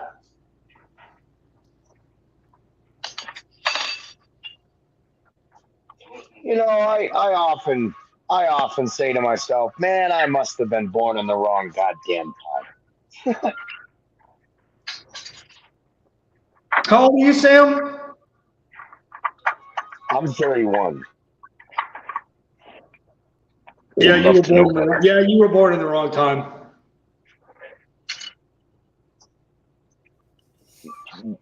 Oh, I think I was I know why too. I would say that, but why would you say that, Ramadi? I'm curious. Well, you said you just thought you were born in the wrong time. I was just agreeing with you. Oh, okay. Yeah, I I think often say I must have been meant to be born in a different era or something because this shit seems all the hell out of whack. me too, Sam. I always thought I was born in the wrong era. Yeah, I'm kind of glad to hear someone else say that because I've grown up my entire life having people look at me like I was fucking nuts when I say that. And, you know, I honestly don't anymore give a shit what people think about me, but you got to admit, it wears on the mind and the soul when people, when they look at you or treat you a certain way because of the way you think or, you know, a thought you have or a belief system you hold. It does, even to the most hardened, calloused individual. It does because subconsciously we're wired different, and even though we can harness our own selves, as I would put it, and we can learn maybe if not control, but redirect some of our baser instincts to a healthier avenue. It still is there. It even the heaviest of armor wears down over time. You know. Mm-hmm. If it sustains enough damage, it breaks down faster. Yes, sir. Yeah. Well, no, Sam. I mean, I got an older brother that's 12, 13 years older than me. So he went through junior high and high school, mid to late 70s. He graduated in 81. Man, I would have loved to have been, a teenager or a young adult during that time.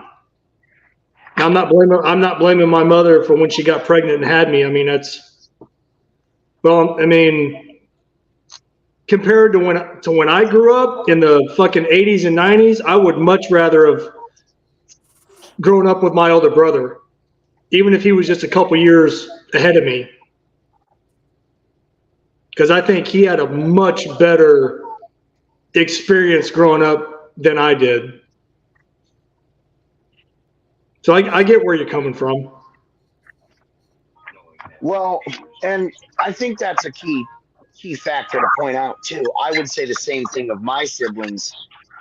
I would say they had a much better time because my mother had me, and my mother was one of the people who was able to learn from her past mistakes and not repeat them with my siblings.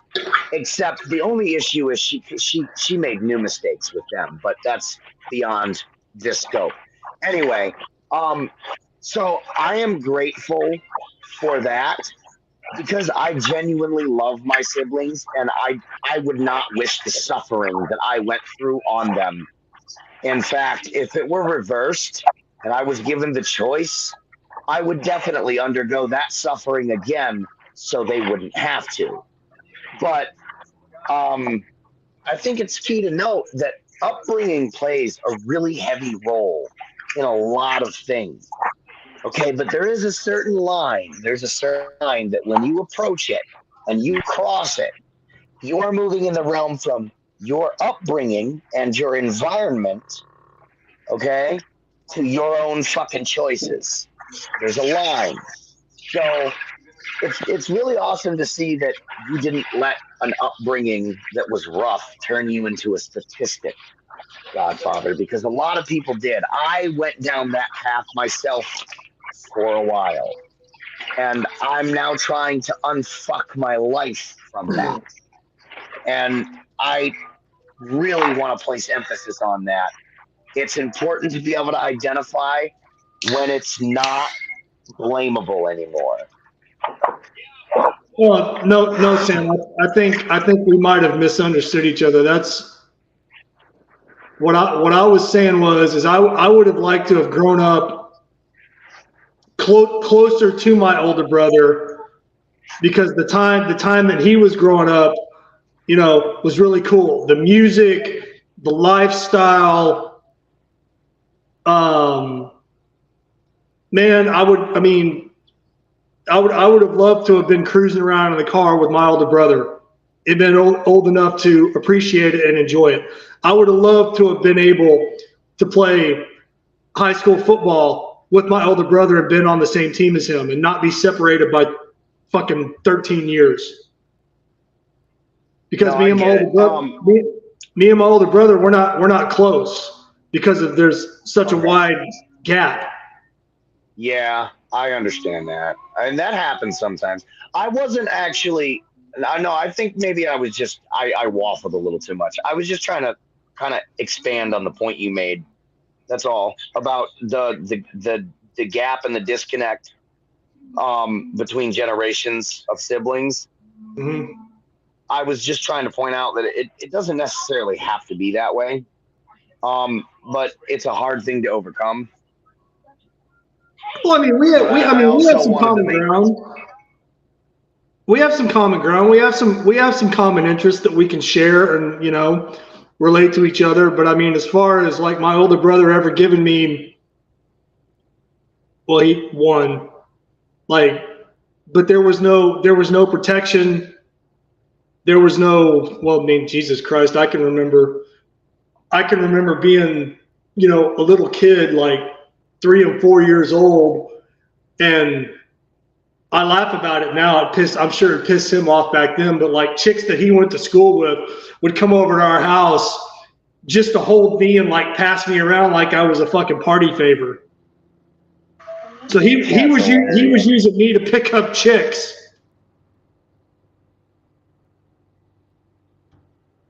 But they were more interested in hanging out with me than him.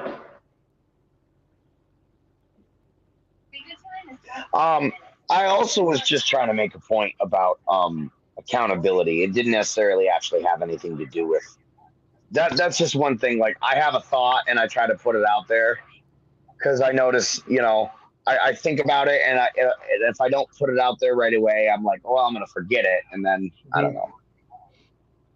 I was just trying to like add to what you were saying. I did understand you though. Oh no, man, we're not arguing. We're not getting into a disagreement. I mean, I'm sure there's ways you could probably bridge some of that gap between you and your brother though. I mean, I've found some common ground with my siblings, even though we're not raised together. And we have, I mean, I identify the most as far as viewpoints, personality, personal beliefs with my youngest brother, which is super weird. My oldest younger brother, I have 2 older brothers. I have one he's the 3rd oldest out of the 6 of us. So technically the one I'm talking about now, he'd be my middle oldest brother. So the middle child in our sibling group, he's a fucking communist. He's also black-pilled. My youngest sister has found herself a sucker and then I'm no shade on the guy. I actually like the fucking guy. He went into a trade. He's well-rounded. He's got martial arts experience under his belt. He's got he knows how to handle a gun. He carries, that he's a good fucking dude. I have nothing against him, but I can tell you right now, at some point in time, he is going to say, okay, I have made it to a point in my life that is sustainable for me. I am content here. I have a wife and we have a home together and I have this good job. And he is the type of guy who at some point is going to reach a cap for himself and say, I'm not going to be greedy beyond this point. I have sustained all of the goals. I don't have anything else left. And he's going to try to enjoy that. And what's going to happen is she's not going to get enough. She's going to want more and more and more and start out earning him. And it's downhill from there. I already see it. I already see it. I told them both, I think you're both fucking psychotic for getting married. Like, I'll come to the wedding or whatever, but don't get mad at me because I disagree with you. That's all, you know? And I had the DJ play Basket Case at the wedding because I told them both, yeah, you both have to be total basket cases to think this is a good idea. I mean, don't get me wrong. I love them both. He's a great guy. He's fucking intelligent. He's respectful. I mean, it's, you know, it's just, I can already tell by the type of family members that he's preferring to hang out with within our family, let alone, you know, his. And by the way, my sister, I know how it's going to go. It's going to go down that road. Mark those words because it's going to happen. Yeah, no, me and my brother, like I said, we're 12, 13 years removed from each other. He left home right after he graduated. He graduated in 1981. He went in the Air Force. And then he wound up living in Florida for damn near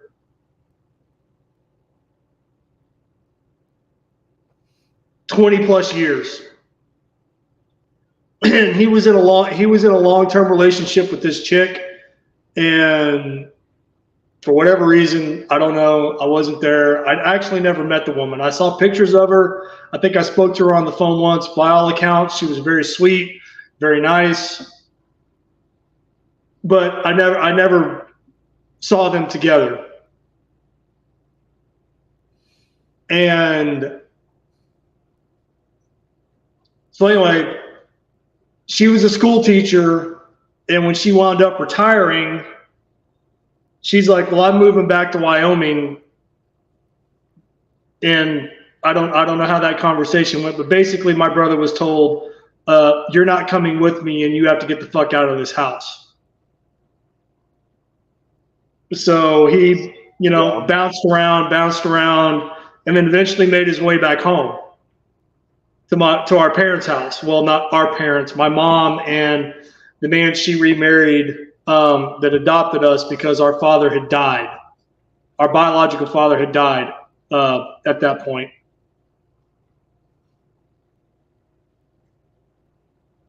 So he's living there. He's working.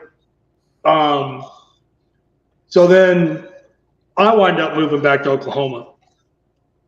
And I get mixed up with my fucking second ex-wife. And then that winds up going to shit. So then I wind up in my parents' house. Well, now it's just me, my brother, and, you know, his stepdad, my adoptive father, because our mother had passed away in 2017. So, you know, he's dealing with whatever shit he's been dealing with, and I'm dealing with whatever shit I'm dealing with. So we're sitting outside in the garage every night, you know, drinking a lot of beer, smoking a lot of cigarettes, listening to a lot of music, talking a lot about college football, you know, and just trying to bond through those things. Well, but then one night he gets, what's that? That's important, man. I mean, I know it might seem trivial in the moment, but right there, you and your brother, you're making connections. And I know you might not look at it like this, but that right there, what you're doing is called acting as a support system for one another. You know, sometimes that's all a dude needs is just to hang out and shoot the shit and, you know, not have someone up his ass with the nonsense of daily life constantly. Oh, no. Sometimes that's the best thing in the world. No, because he never asked me any questions about my situation, and I never asked him any questions about his. But my older brother, God bless him, has this real annoying habit that once he reaches a certain point after he's been drinking, he likes to get preachy and he likes to try to lecture. And apparently I didn't know this about my brother. I found out that he's a Democrat and a Biden supporter. So he started in on me because he knew that I wasn't. So that became a point of contention until one night we were outside in our parents' garage and he was talking shit and I was going inside because I was tired of listening to him. And I don't remember what he said that made me step back out of the doorway and look around the little wall to where he could see my face. But I looked at him and I told him, I was like, if you say another fucking word, I'm going to come over there. I'm going to fold your ass in half. I'm going to stuff you in the fucking live well of this boat. Shut the fuck up. It's like, just because you're fucking older, don't make you right. Yes. Could I interject something here completely off topic? In fact, I hate to interrupt you guys' conversation. This got nothing to do with it. True Blood, you there? Yeah, I'm here. Yeah, I had to get off. I just got contacted by a mutual brother. Dude, that recent posting last night of Incel X, that's about you and me. And when Red Pill Wind came on and started saying, you remember that part where he says, well, this is going to sound macabre,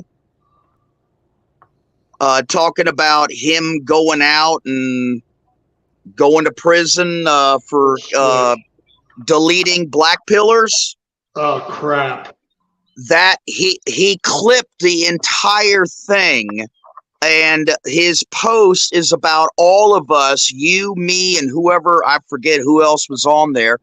And just to clear the record, I was the one giving pushback to it, and I think Godfather was too, or Sam, I can't remember which one. No, it was me, Rusty. It was okay. me because you dipped out and then I came in and I tried to pick it back up.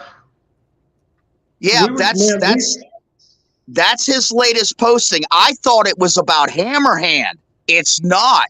It's your stream. And this is a reminder to everybody, you're being listened to. You're being watched. Be mindful. I've got a different message, Rusty. Speak your mind. Well, of course. Don't fucking say anything you'd be embarrassed of, but speak your mind. Yeah, but okay, you're right. Just wanted to let you know. No, Rusty, you didn't do anything wrong. I didn't do anything wrong. I think what Rusty was trying to say is be careful not to say anything you don't mean, right? Hey, guys, I wasn't done talking yet. Speak your mind, but be respectful of other people too. It doesn't matter what these fucking guys say. This guy, Incel X, he is looking at life through a lens of external validation. He's going to use fucking shaming language. He's going to fucking interpret everything in the absolute worst possible light to make himself look better and to make himself look smart and to make himself look fucking like he's the fucking snarky fun one. When he's really just a fucking little fucking quivering ball of jello that is so insecure that he has to make fun of other people, to put other people down, to make himself look good. So don't pay attention to that fucking schmuck. If you want to listen to it, go ahead and listen to it. If it makes you angry, then you need to think to yourself, why the fuck does something that somebody so inconsequential has to say, why does that piss me off?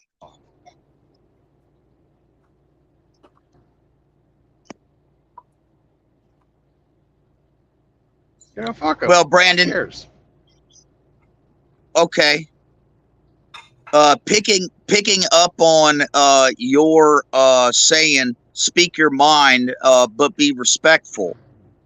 If you got a guy that's talking about doing stuff that ends people's existence, I don't think that's being very respectful.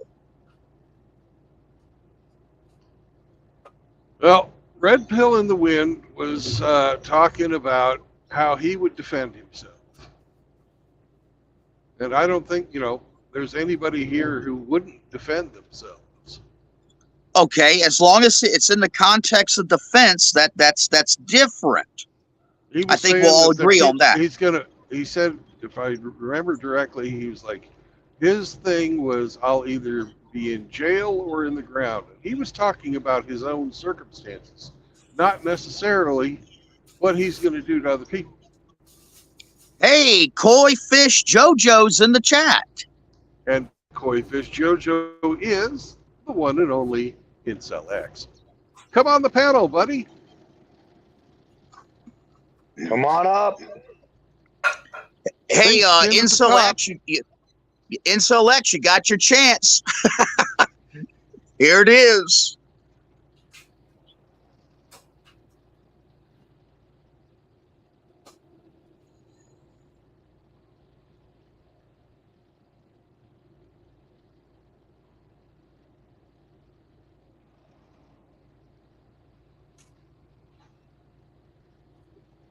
See, that's what I'm talking about. Just a lorry driver, certainly you can out-talk me, out-think me. Just a fat old man. Come on.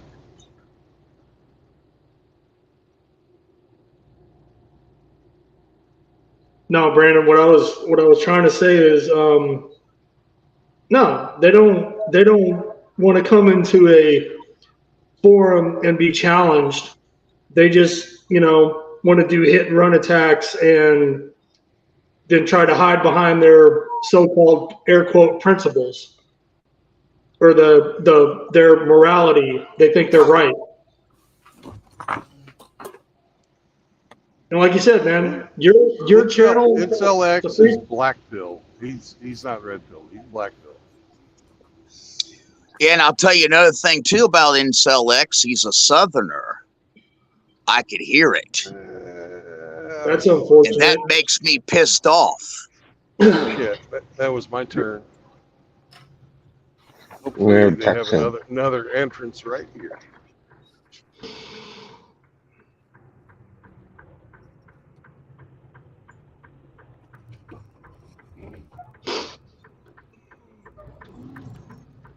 Is he coming in, or is he being a fucking twat and not wanting to participate? Don't call him names. D-Man 50, what's going on, bro?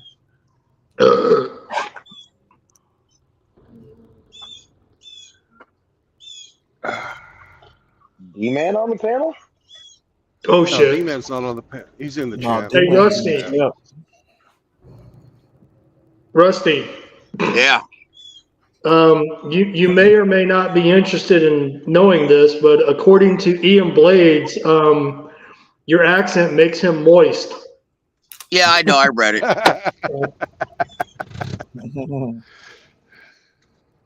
But I promise you, I haven't stolen any tools out of Outlaw Shed.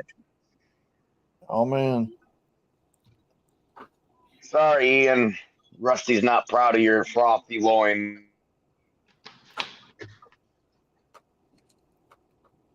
And see, I personally think Outlaw sounds more Southern than Rusty does, but oh god, that just adds to the moistness. He says he's not Incel X. He was just fucking with you. He's in the chat a long time ago. He's not Incel X. But yeah. So.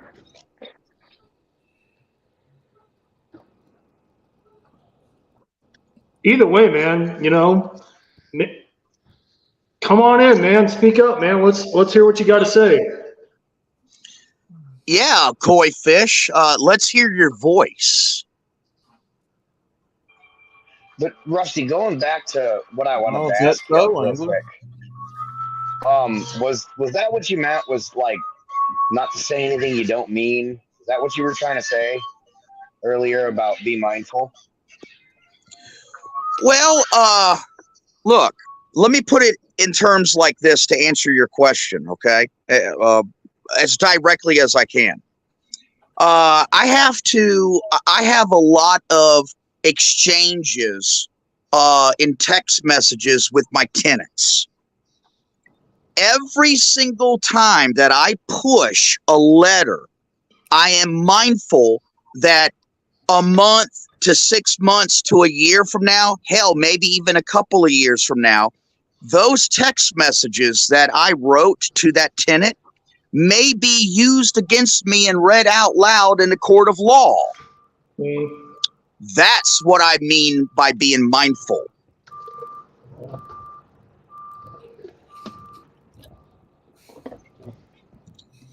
Oh, Koi-Fish says that he can't come on because he doesn't use Discord. This is not Discord, Koi-Fish. This is StreamYard. Click the StreamYard link in the chat, and you can come on as a guest. But no, Rusty, don't you though? Again, I'm not being argumentative. We're just talking here. Don't you consider that a form of self-censorship? You're correct, sir. No denying that. But I understand why. I'm just saying, First Amendment, my free speech, all that, happy horse shit.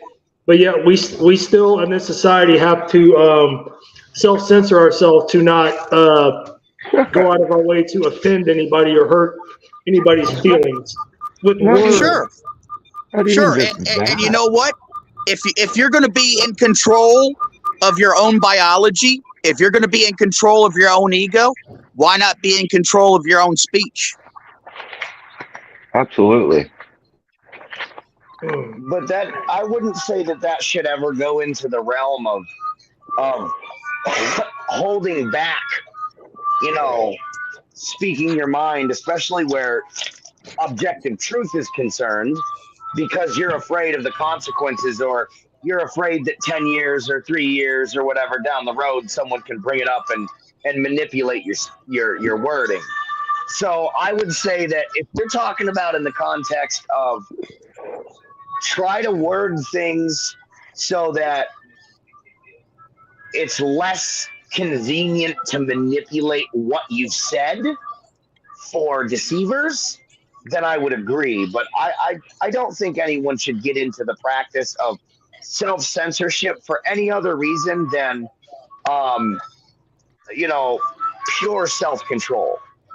But yeah, I don't think it should be applied to that in a censorship format. Yeah, listen, I could co-sign off on that, but like Angler just types, a little diplomacy never hurts. Yes, sir. All right, I'll be right back. And that kind of goes into why I'm always talking about. I am trying to work on being a little more of an eloquent speaker, because I don't know. I quit interacting with people for so fucking long, and then I don't know. I sort of have lost whatever minute amount of mastery that I may have gained over the linguistics of life. Well, let me ask you a question. Let me ask you a question. Are you telling me that you don't use code words in the chat, like GRAPE or whammon instead of women? You don't change up cuss words. You don't change up other words and put them into code. Not as a form of comedic application sometimes, but when it comes down to it, when I want to make a point, if I want to call a whore, I call a whore. If I want to call a coward, I call a coward a coward. I do it for comedic purposes, and you'll know that I'm doing that because I'll put the word grape or whammon in quotations to accentuate that effect. But that's usually after you know what I mean? So like when it comes down to it, if I need to point out that, you know, MGTOW's not for fags, I'm not gonna substitute the word fag in that context for bundle of sticks or cigarette or any of that. I may approach it like that initially, but if someone doesn't get it, right? Like if I encounter someone, they're like, wait, what are you talking about? I'll be like, well, here's what this means. And I'll just type out you know what I mean? So sometimes I do. Yes, I'm not going to say that I never do, but I use them for sarcastic and comedic purposes, not for self-censorship. Yeah, and I get that, and I think you explained yourself well. But yet, are you telling me that you would go against a content producer's private property channel rules? You know, like for example, you know, I'm a master wrench on a few channels. I know what the rules are for that particular content producer's space, which he privately owns. Okay. And when I see a guy start typing, you know, out JEWS, you know, I have to jump his ass and say, please don't do that.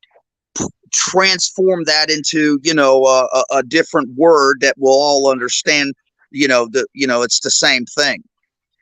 You know, That's I mean, different. don't you? That's different. Yeah. If you come into my house and I ask you not to swear, are you going to try not to swear? Yes. Why? Absolutely. Because it's called respect. Thank you. That's it. Yes. It's called respect. So it's It's not called about decorum. censorship. Yes. So yes, I would tell you that no. If I were to say something, like if I were to start talking about something here on True Blood's channel, and he said, Sam, I don't want you talking about that. Stop talking about that, right? I might not like that, but he asked me, and I'm going to respect that because it's respect. It's not for the express goal of self-censorship. Now, as I've said, it goes to respect, but at the same time, I can choose not to participate in that conversation if it's that big of a fucking problem. So I'm not saying that decorum and diplomacy and being able to control how you say things doesn't have its place, because it does. I'm just saying that it should never be exclusively for the purpose of censoring yourself. That's all I'm saying. And it is a fair expectation to be expected to respect other people's wishes in their homes and with their intellectual property, etc. So I do get your point, Russ.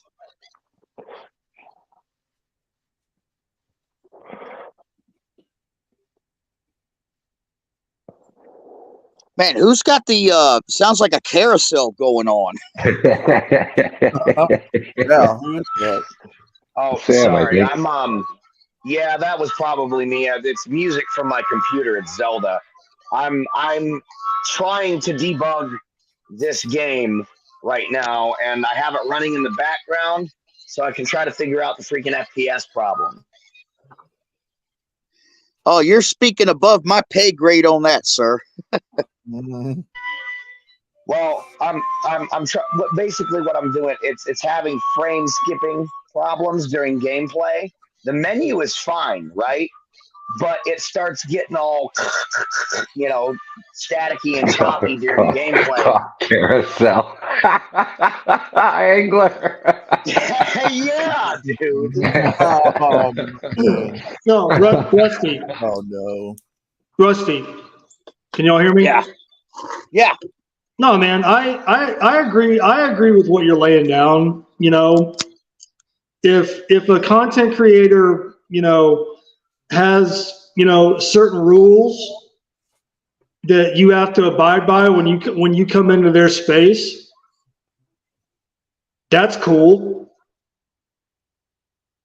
But Brandon, as far as I know, because I'm pretty sure I've heard him say this, this is an open space where free speech is encouraged. Yes. Yeah. He does. He only has a few rules. Mm-hmm. And Yep. I always But say the no, same man. I thing mean, about if he was my a channel Rich or too, man. Brandon as the content creator, the channel owner, was like, hey, Ramadi, wrong, man. No, we're not going there. We're not talking about that. It's like, all right, man, I'll shut up and we'll change the subject and we'll move on accordingly. I mean, technically, could that be considered a form of censorship? In the general sense, yes, but I understand why, and I don't get offended by it. I don't know if it's full on censorship though. I'm still not totally on board with that. And the reason why is because if you were to say, if you were to say, yeet someone off your panel for saying something, right? You're not. You're just choosing not to entertain their beliefs, their views, their opinions, whatever. Well, not only that, I still maintain this. You're not welcoming in all the outsiders that are going to come in and start going in on that particular comment or that particular person. You're just trying to avoid problems, but you're still trying to maintain and have a decent flowing productive chat. All right, that's a decent point, but okay, let me ask you this. If I run a sports magazine and somebody comes to me and says, I want to run an article about Lance in your magazine, a 3-page article about nothing but Lance. And I say, no, this is a sports magazine. Did I just censor that person who wants to talk about Lance? No, and I'm not trying to get mixed up in the middle of a First Amendment debate. That's not what I was trying to do. No, that's not my point either. I don't know. I just don't think it's all. Yeah, I guess you could view it as censorship. I don't know. Well, just keep this in mind. The First Amendment applies to public spaces for the most part. Okay. Some motherfucker walks up on my private property and wants to speak his mind. He'll probably get away with it for the first 15 seconds until I reach for my 44. Rusty. Okay. Private what property were you is saying different. about being mindful of what you say?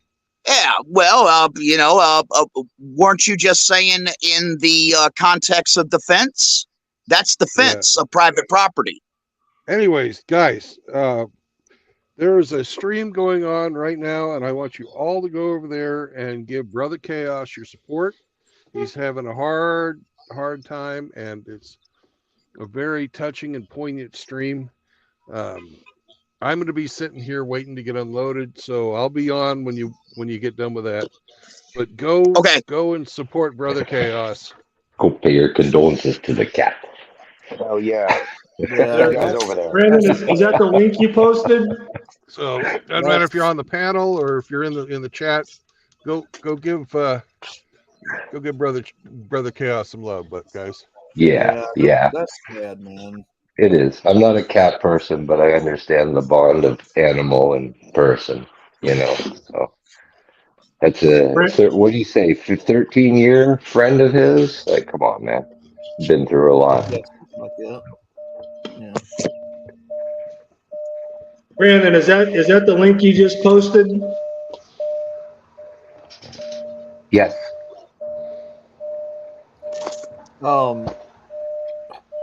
Has he already passed, or is he in the process? I don't think he's put him down yet, but the inevitable is yet to come. So he's not going to recover from this. So Yeah. In case the haters are watching, this is what we do here in the community. We're there for other brothers in time of need.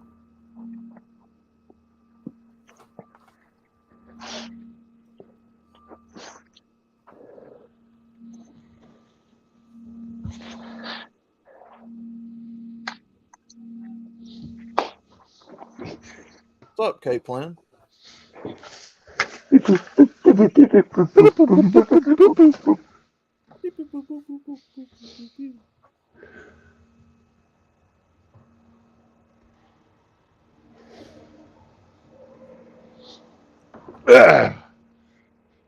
I'll be right back. I got to take my little furry buddy out for a pee-pee.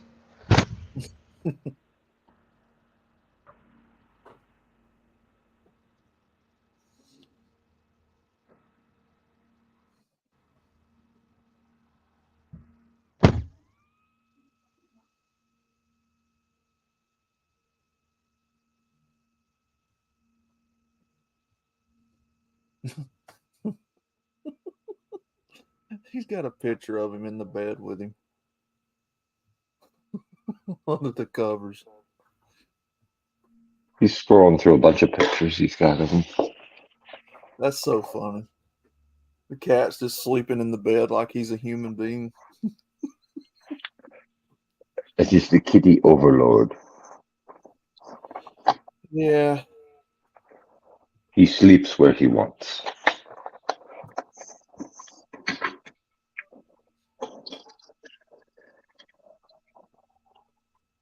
I had an orange cat like that once. His name was Tibbles. Tibbles, huh? I didn't name him. But yeah, he looked kind of like that. Looks like Morris from those 9 Lives commercial. Yeah, he does.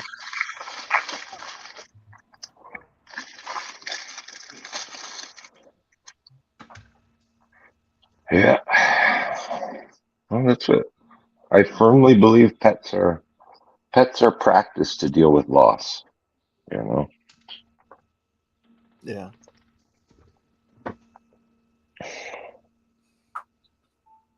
Usually, as a child, we experience the loss of our, first pets, and it's to prepare us for losing people later in life. You know. Mm-hmm.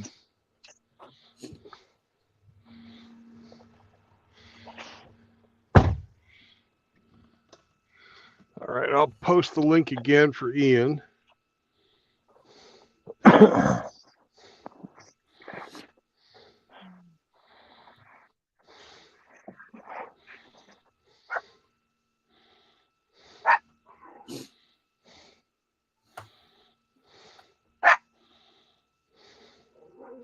There you go, Ian.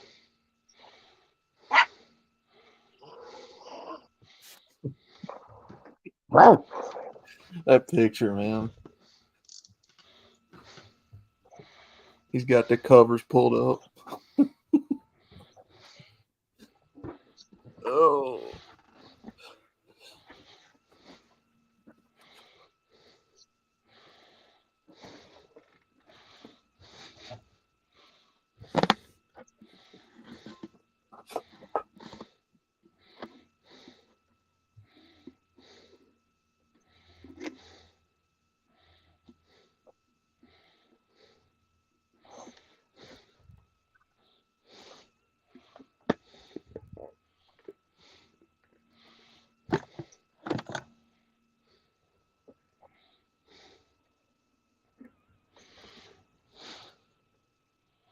Loyalty like a pet's loyalty ID, call them family, but sometimes they're much better.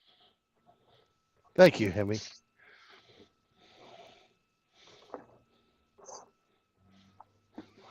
I'm sure Chaos won't mind us sniping a bit of his stream.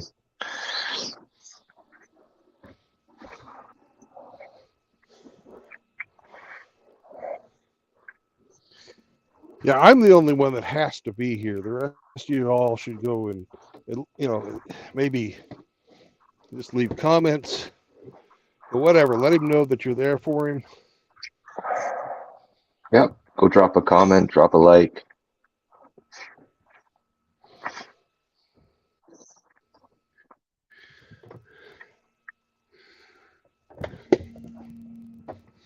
Sub to him if you haven't. Yeah. All that. all that good stuff.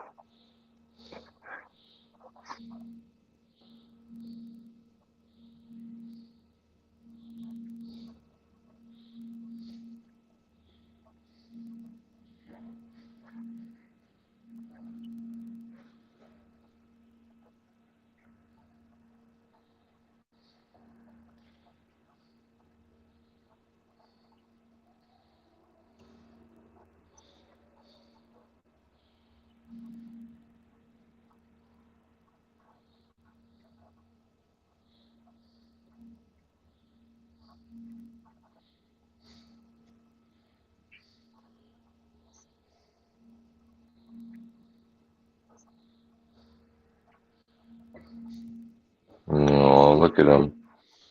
Yeah, he's looking emaciated. Yeah. Poor guy. Poor guy.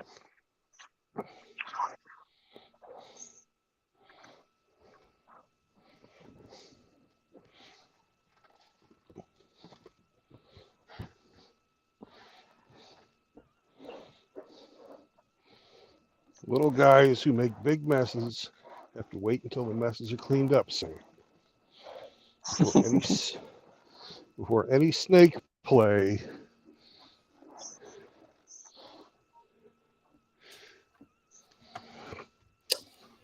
Bonehead. Quit sharing.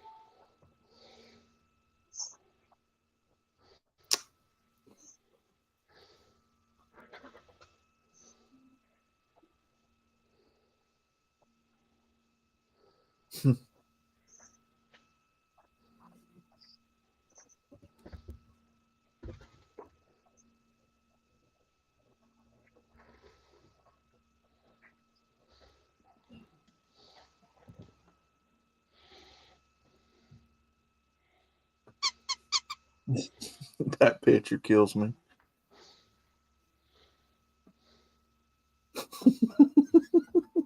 That's awesome.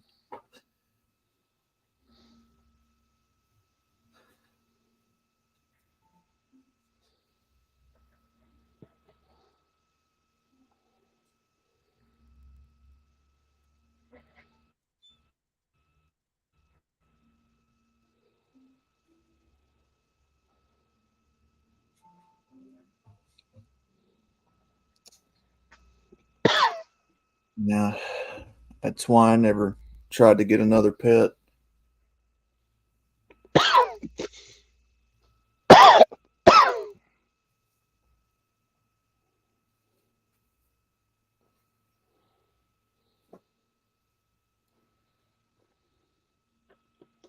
That smile on his face.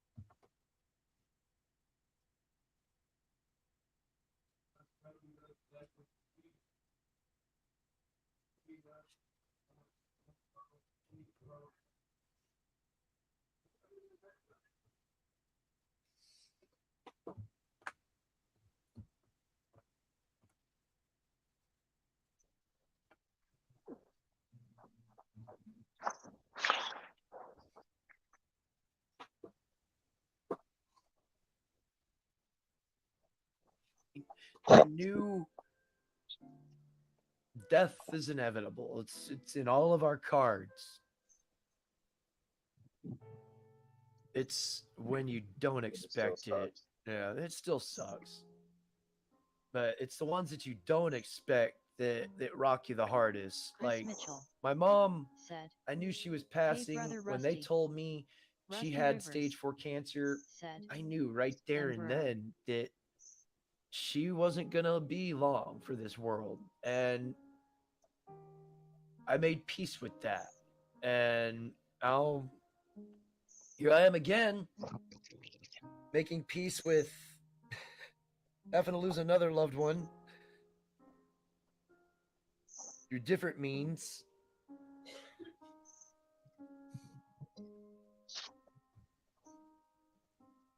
While I did love my mom, this again, it was expected. We knew it was going to happen. This was unexpected, man, and that's the part that killed me. I mean, I knew there was, I knew it was coming. I All knew what starts in shit. time ends in time chaos. I knew shit was going to Charlie's happen Nibble eventually. said, I didn't want it to be. "Damn, this is I hard to wasn't watch. ready. I know how you I feel, know. brother." I know.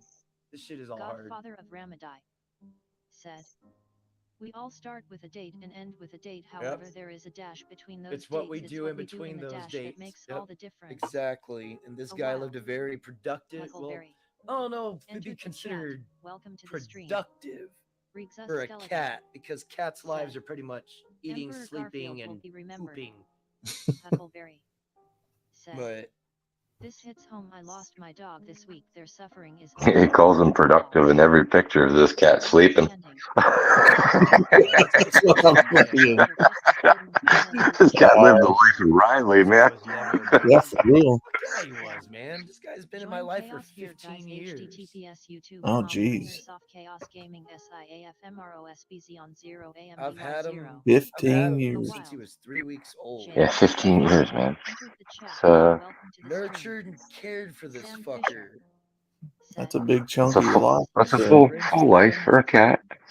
David Smith The beginning Yeah. and said, "Huckleberry that S sucks, brother." James said, this "Garfield one and Dotto time were friends." I remember, yeah, Sam that's Fisher Domino. said, "If so clearly it is, then he was productive." Well, I mean, like I said, Are you doing your 30-minute, Brandon, or are you at a what they're brought in destination? for the most part, other than the going out and aimlessly Primo murdering all the NNPC animals. said, "Chaos, your Oh, cat is dude, Brandon he's still on fucking here with us? chill. taking a bath. My cat I would think walk so. into the depths to avoid Oh, the water." believe me, that was He's not. just a black screen, so He he's was trying obviously to kill me. he's tabbed out of this Get window. the claw extended going for my neck. But I remember this one time. It was right after we.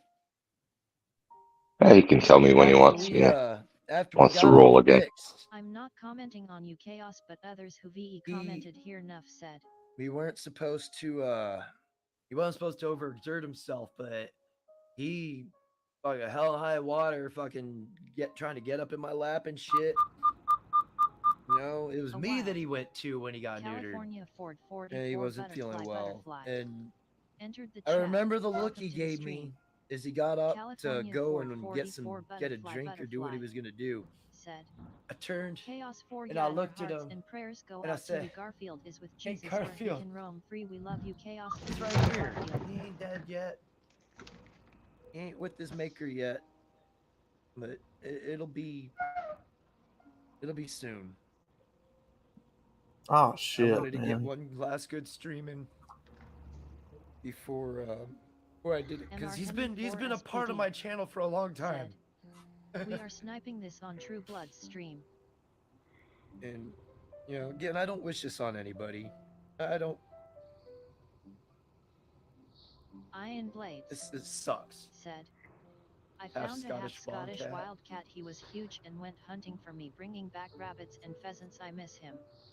He was doing what's in his nature.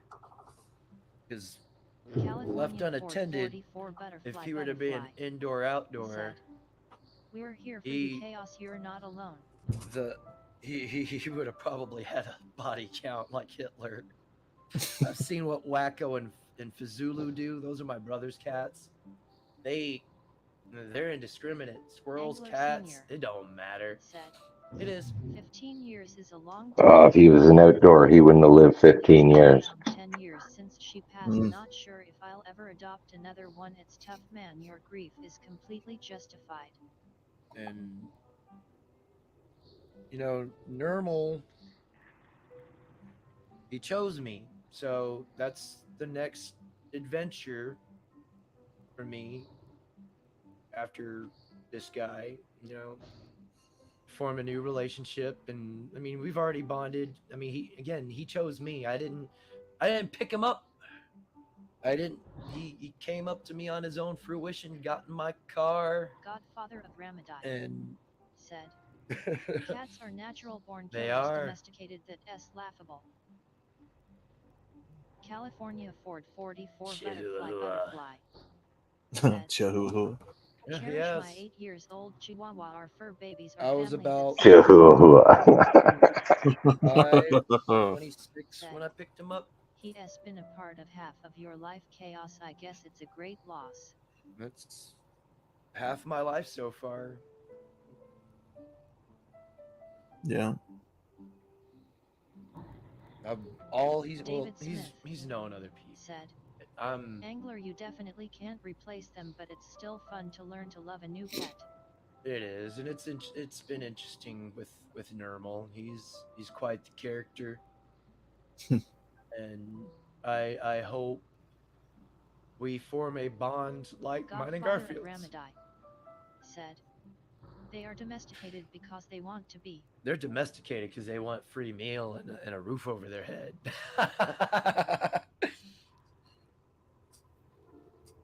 Just like with furls, you could domesticate a feral cat or a feral dog or a feral anything, but you'll never be able to get the ferality out of it. California Ford 44 Butterfly. Can't make a whole housewife. Mood suddenly. Can't hear you.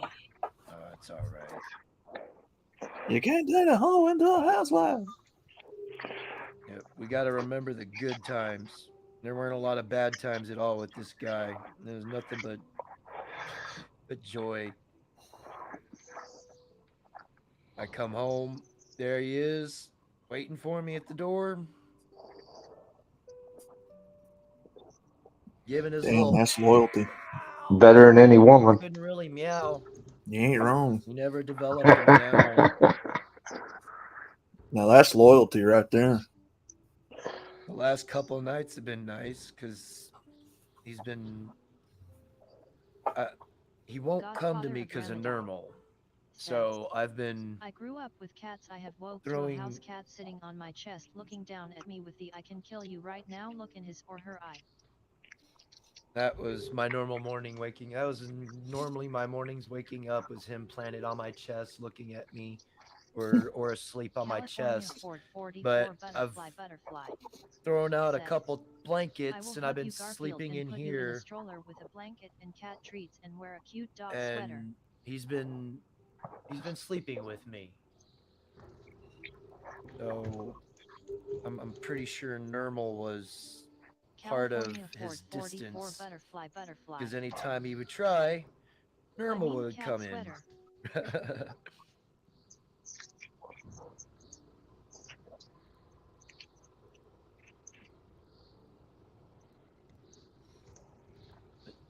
He's a good cat. I love him to death. And I hope anybody else finds what me and this guy had. California Ford 44 Butterfly. That's something I'd wish on everybody, to find the kind of love that me and this guy had. We love you.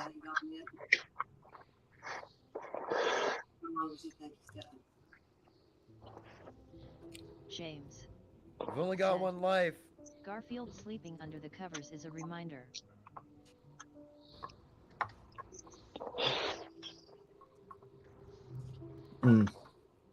Choose wisely who you keep in your life.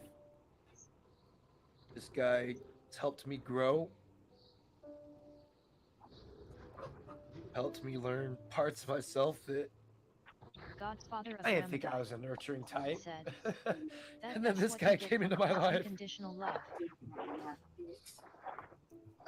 California Ford 44 Butterfly said, I'm sorry I'm crying Garfield, I love you kitty meow.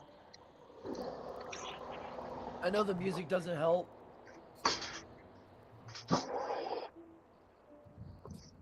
Oh. What's up, bud? Hey. You come here. Oh, see, it's that stuff. It kills me seeing that. Hey, you come here? You come here? You come here? No. And then this gets up, confused looking. This is what kidney failure looks. This is what kidney failure looks like, y'all. Take note. Said, meow meow Garfield. This is kidney failure in action. SPD said, smoking a fat one in honor for your kitty now. I'm about Godfather of Ramadan. Take a rip myself. Said, it's a celebration of life, not a depressing wake. Raise your glasses to Garfield. Oh. It is. This is a remembrance, a celebration of life. Zechariah 12 for our loved ones. Entered the chat. Our loved fur babies. K Plan 1142. Don't take them for granted, y'all. Poor kitty. They're brought into our lives for a reason. NR Hemi 4 SPD said, raise your bomb, brother. And I am very glad that God put him in my life.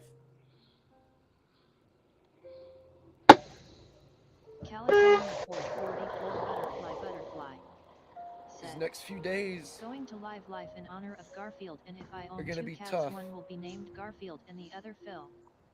Sam Fisher said, yes sir, this next one I'm smoking for Garfield and Chaos. I don't wish this on anybody. I don't I wish the love, the bond. I hope everybody could get what me and him had. I really do, because David Smith. It's an amazing thing, y'all. It's an amazing thing. California Ford 44 Butterfly. Having that bond. We love you, Chaos and Garfield. And I hope I get that. I hope I develop that same kind of bond with Normal. California Ford 44 Butterfly said, Seraphim said, 420 a shot of Crockett Brothers. I hope more than anything he passes in his sleep. I have already cracked open a couple cold ones for Chaos and Garfield. Show some fucking respect in here. And I don't have to. I don't get to play God. I don't want to play God. I don't like playing God. It's not my choice. It's not my decision to take the life of something. It's not. But again, it comes down to he is suffering, and there's no way to cure his suffering. I wish I could take his kidney problem, California Ford put it in one of my kidneys, so that he may live another productive 10 years. I am praying for Chaos and Garfield. Rigza Skeleton said, my baby. Nothing can replace the loyalty and love of an animal. Nothing can.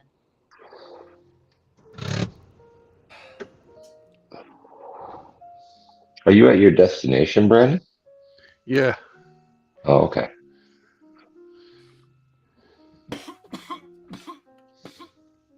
Yeah, I was gonna say if you're gonna roll again, you want me to cut this off.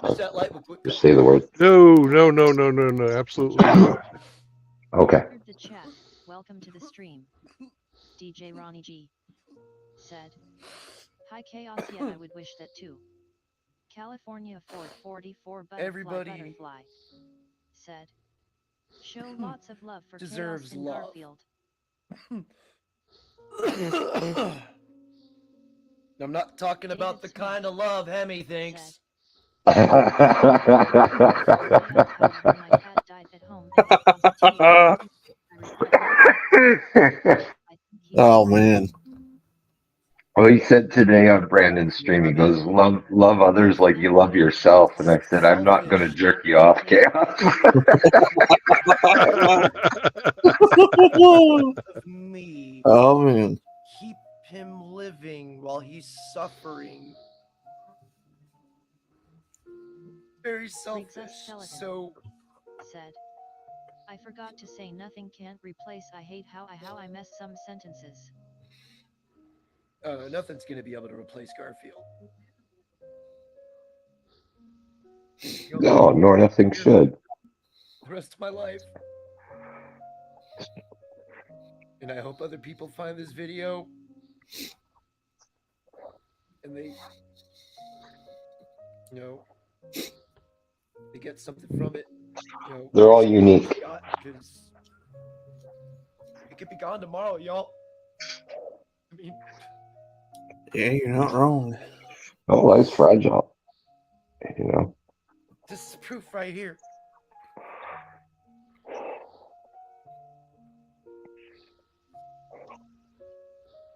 You take it from me at any time. Unfortunately, I have to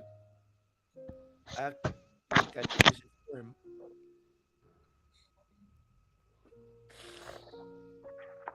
His red blood cells are, running at half capacity. His white blood cells are below where they need to be to make his kidneys function properly. Said, so he supposedly death from kidney failure is painless for humans. Seraphim.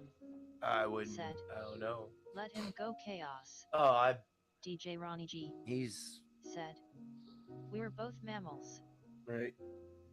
There's still a difference, though.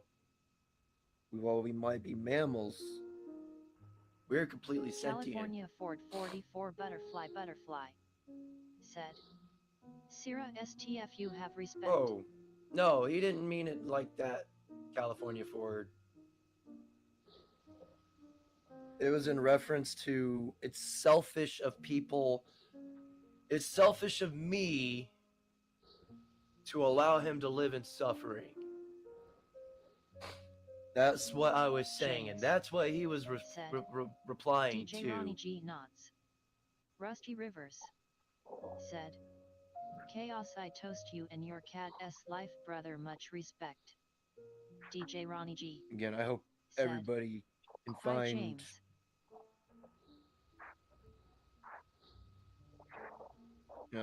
Animals aren't for everybody. Standing said, any man who willingly takes in cats and then complains about them, I am out. Hopefully their pizza empire gives them solace.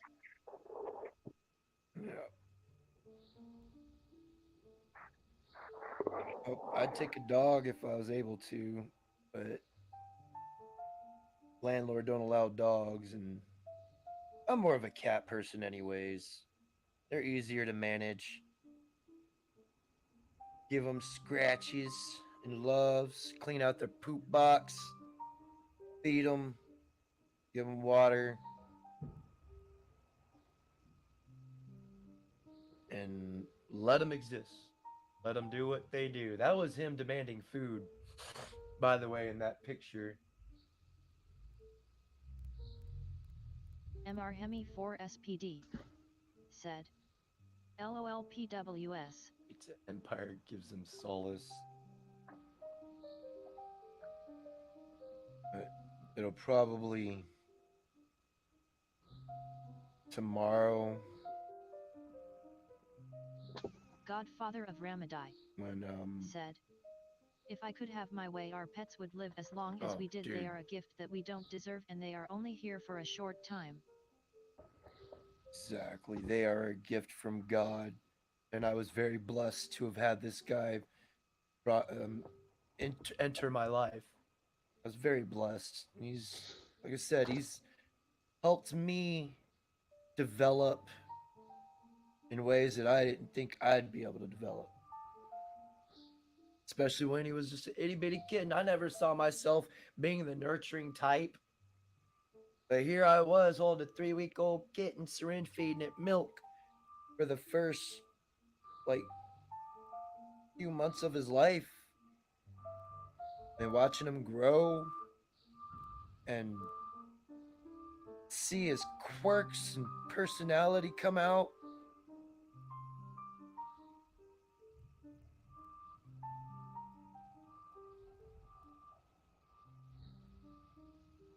He was always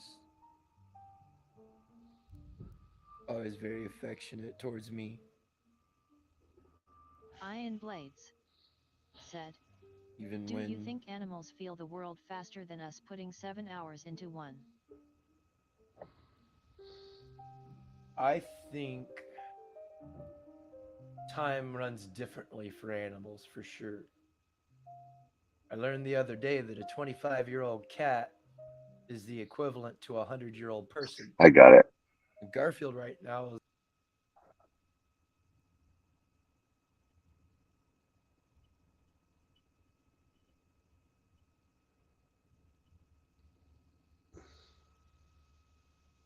but he's an old hat. My camera's on. He's an old hat. Based off of the human years. Like I said, he'd be like 70, 80 years old. So their aging process is way different than ours. Like I said, I think time runs differently for them. He was very spoiled though. Yeah, he's gonna eat good today too, hopefully. Well, hopefully he eats. I got some hamburger I'm gonna cook up. I'm gonna see if he because he wolfed down a burger I've managed to make myself eat Angler yesterday. Senior said, And they're he actually able to live in the moment. they just exist to exist. They don't DJ Ron, They only live in the they moment. don't have the I wish some full experiments were done to extend animal lifespans. they don't have the full sentience that A wild we do. Holes for Bob entered the chat. Welcome to the There stream. was this, I think it was a Holes for Bob Labradoodle. said, Chaos 07. Seraphim said, with your disrespect, because you never reincarnate as men as pet California Ford 44, you don't deserve it. Oof. I said, we don't need none of that shit right now. I told her, I corrected her. Let's try and keep the drama out of here for fuck's sake.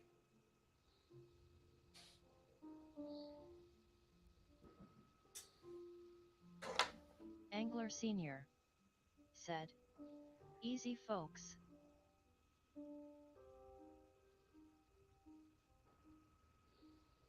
Yeah, animals just exist. They don't have sentience. If they do somehow gain sentience, Angler Senior said, Bob. It was a Labradoodle, I think. It pushes those buttons to communicate with its peoples, and it started questioning its existence. Chill down, guys. We don't want drama. James said, that cat I mentioned had been eyedropper fed. Also, Mama had found her and via tire and road. I think the entire litter survived via them being cared for by the people. David Smith said, oh, like I said, I don't know, Chaos. We can't even explain our own consciences. What s to say that just because we can't measure it that it doesn't exist. I'm not denying that it doesn't exist. Said, they just aren't they as are fortunate that they don't have the same sentience as us. We live on a different plane, but I would rather they have have their dogs and cats own than not makes my world better. They have their NR own 4 SPD sentience. Said, not the time nor place. Yeah. They have their own sentience about them. Like they're aware of what's going on to a degree, but not they don't comprehend Very sorry, it. Chaos God bless Garfield. Turtles each have DJ their Ronnie own. G Yeah, Garfield's got his my own 2 aquatic personality. turtles each have their own distinct Normal personalities. has his own distinct personality. Sam Fisher said, They're definitely sentient. They just Yeah. don't have the same They level don't of have delusional attachment as people. They don't have our David level Smith of sentience. said. But if Godfather, I they like that we aren't on the accrue same it, plane as all. that Labradoodle ended up questioning, like, why is it here? And they ended up having to put it on antidepressants because it was trying to figure out its purpose.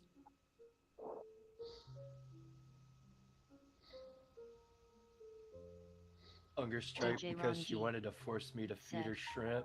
One time my Pappy went on hunger strike because she wanted to force me to feed her shrimp.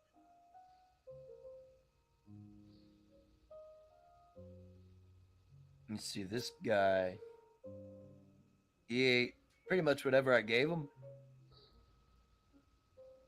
He's had it all: shrimp, fish, chicken, beef, pork. He used to love bacon. He can't really eat bacon no more. I tried with that burger I had yesterday and couldn't. But again, he horked down that part of burger I broke off for him. So I was Godfather glad of he Ramadan ate.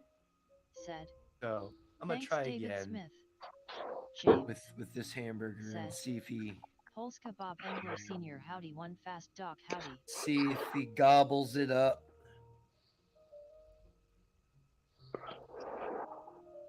It's 15 years. K-Plan 1142 Love this guy. said, I have to go. I will pray for you and Garfield You take tonight. it easy. K-Plan, thanks for swinging by, man. Again, I don't wish this on anybody. I do wish that if you do get a pet, you are able to form Angler a Senior wonderful bond with said, it. Hi James, good to see you. Wanna fast doc And too? I Said, you "Oh, are let's go to right heaven. You'll see him again. about heaven A wild existing. R. Spiegel How you doing, Beagle? entered the chat. Welcome to the stream. David Smith said, Take her easy K-Plan. R. Spiegel I'm doing a celebration of life for my What up, sir? for my feline overlord R. Spiegel here. said, Okay.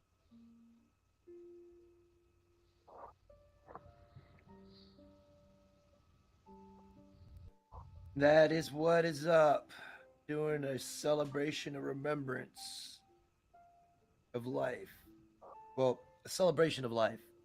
That this little fucker right here is lived 15 years just Red Hot Pawn AH entered being the a chat. part of my Welcome life. to the stream. Red Hot Pawn AH. Sadly, his time is coming to an Sorry end. chaos. He's right here. Char Aznable said, K-Plan 1142. This is most of his life anyways, just sleeping, eating, and pooping, and then getting the zoomies, as cats do. And Garfield's a he.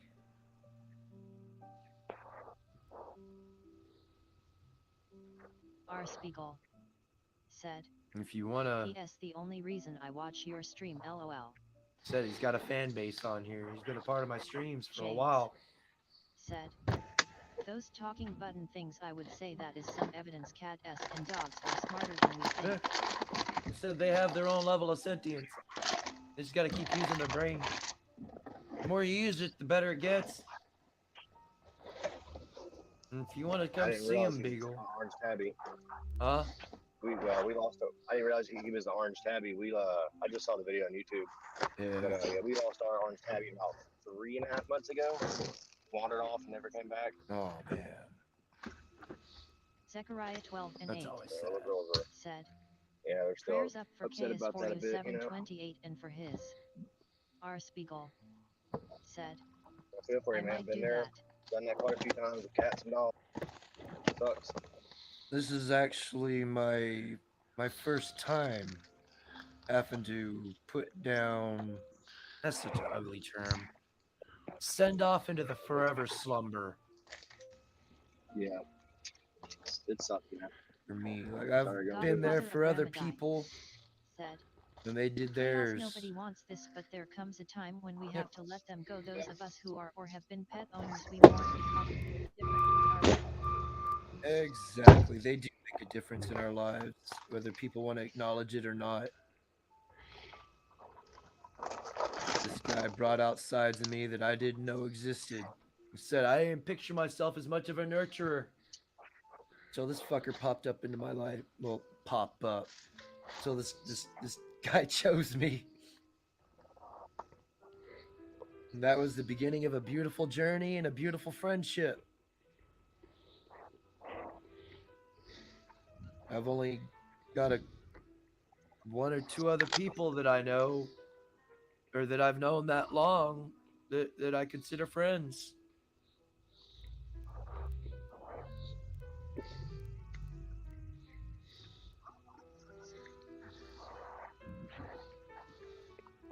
Wanna fast dog too? Said. Orange cats are said to be the best mouse catchers. Godfather of Oh Ramadan. no, I never saw him catch a cat. That's what we are celebrating. I just know orange cats are the best because Garfield.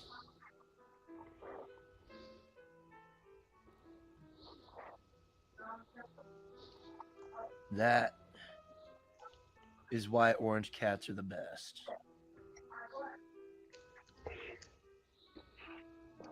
No other reasons other than Garfield. I'm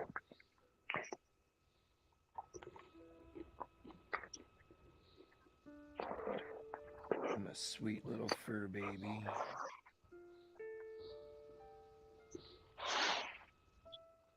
Always remember, cherish what you have, because it could be taken from you in an instant, y'all. Find value in everything that you have. Be appreciative of it. Because everything, to the most part, has value. I'm willing to give my life so that this guy could live. Like I said, I'd happily give up a kidney so, like, pass his infection to my kidney so that he could keep living, and I could live life without a fucking with one on one kidney. So it wouldn't bother me parting with the kidney if God were to grant me that.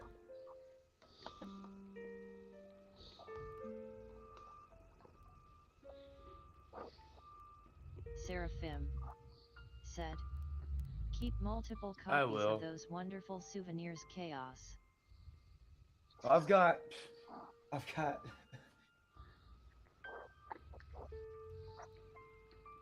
got a whole stack of pictures right here.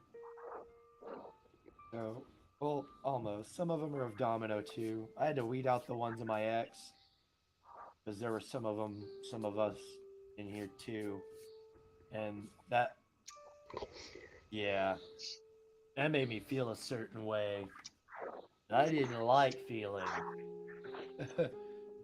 You take it easy, Dak. Thanks for swinging by, bud. Wanna fast dog too? Said. Take care, Chaos. God bless you, Garfield. I'm thinking I'm gonna do this until Smith this music said. ends. Take her easy, Doc. We're about halfway through, so Char's thank you to those that are still here. Doc. Your support has been greatly appreciated, and whether Garfield knows it or not, I'm sure he Sam Fisher. y'all's support if God too. truly exists, then paradise will be his reward for his loyalty and friendship to you, Chaos. I really hope heaven exists. I really do. Char Aznable is our accessibility expert. I really do hope heaven exists. And I hope that's where I go if it does exist. DJ Ronnie G said. Char S counterattack reference.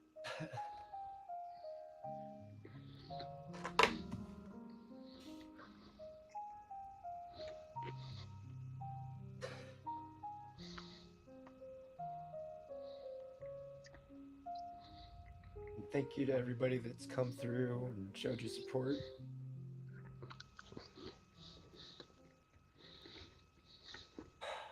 I don't normally do stuff like this. But again, Garfield's been a part of my stream since I started, so it's only fair that you know. David Smith said, "No worries, brother. Mr. Hemi 4 But most of the time, y'all are seeing him. said, Y'all are "We are seeing here his, for you, his Chaos." ass. as DJ he's- Ronnie G said, "Yet I hear you, Chaos." He's forcing himself on me.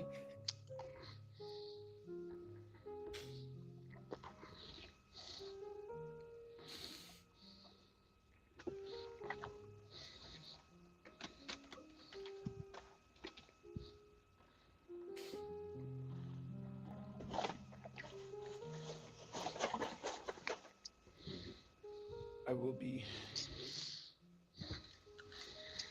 Angler Senior I'm gonna miss him. said, That's for sure. "Concerning that topic, God works a lot through others, and Garfield has had a profound and positive effect on your life. A gift." He has. Said he's helped me and learn myself in ways that I didn't know. Like he's nurturing and all that shit. Patience. Because he used my furniture as scratching posts. I couldn't have Christmas trees for the longest time because you can't get mad at them because they're just doing what they do. Big Angry Phil entered the chat. He's Welcome just to the living in the stream. moment. He saw Big Angry shiny Phil baubles hanging from a tree said, and went, ooh! "Good day, Chaos in chat." And got all up in it. Mr. Hemi 4 SPD said, How you doing, Phil? Big Angry Phil said, "Garfield the Ock."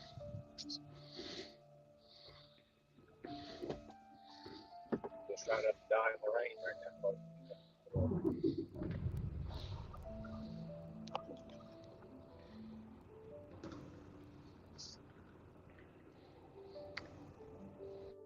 Sorry, going for all this. Sucks. That's all good.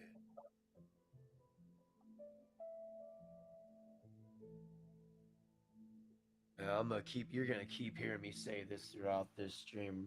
Appreciate what you have. Angler It Senior can be taken from you at any said, moment. "Be easy, Chaos. Prayers for you and Garfield. Gotta get to a meeting."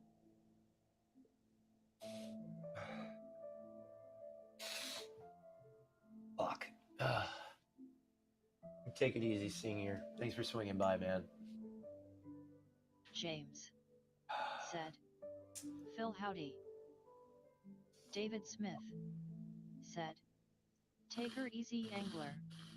Char Aznable said, I'm hoping Angler Senior this makes me hungry enough to eat. I barely ate. Shit's got me so stressed out. Big Angry Phil said, "Hang in there, buddy."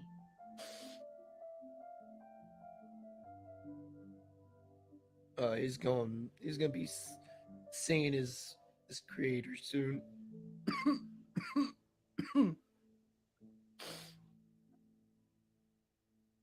Again, I'm hoping he passes in his sleep with me. James said, "Safe trip, Angler Senior."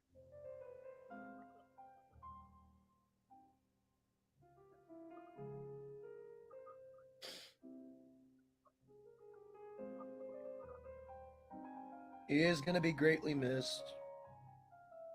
Rigza Skeleton said, Little "Goodbye, baby. Chaos. I have to go. You have my deepest sympathies. Nothing can't replace the loyalty and love of an animal." Take it Big easy, Angry Rexus. Phil Thanks for swinging by, man. said, "Yo, James Hemi."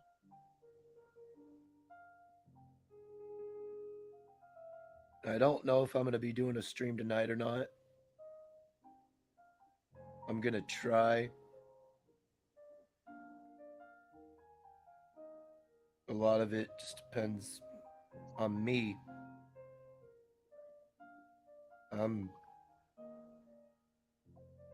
I wanted to do this partly for myself, and again, he's got a fan base on here. You know, y'all. As Beagle said, he comes here to see Garfield.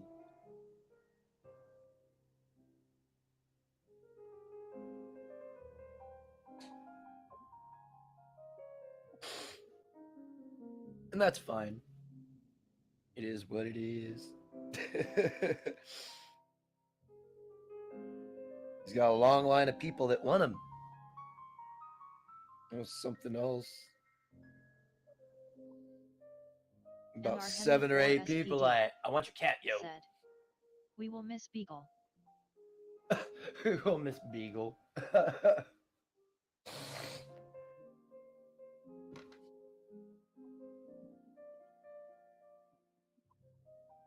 Will we, though? It's just RC Beagle. I'm kidding, bud. I'm kidding. R. Spiegel said, thanks.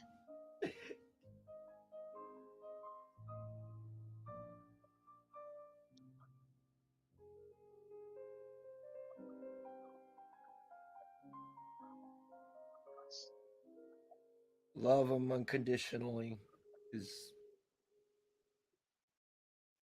they're just existing. Pol's Kebab It's a said, taking First on acid these lab guys. mission 280K. Nice. James said, These guys are that's my favorite photo of Garfield giving Domino a sniff. These are a responsibility. People that look at him as burdens, I never once pictured this guy as a burden. Seraphim said, Aloha Cat Bar. Aloha Cat Bar. I was duty bound by this guy choosing me to be his caretaker and make sure he lives a long, prosperous, productive life. And he lived long for a cat. Cats generally 25 is lucky. Lucky if they get that far. And it comes down to diet and health and all that. MR Hemi 4 SPD. No, this guy. Haha, that's good one. Again, he sometimes ate what I was eating. So it wasn't always the healthiest, but according to the pet food people, the stuff I was giving him was good. That'll text. I gotta pay attention. Big Angry Phil. Okay. Said, see ya LL later. Yeah, you take it easy, Phil. Thanks for swinging by. Grab baskets. James said, that would be awesome, a little coffee in their milk for the cat bar.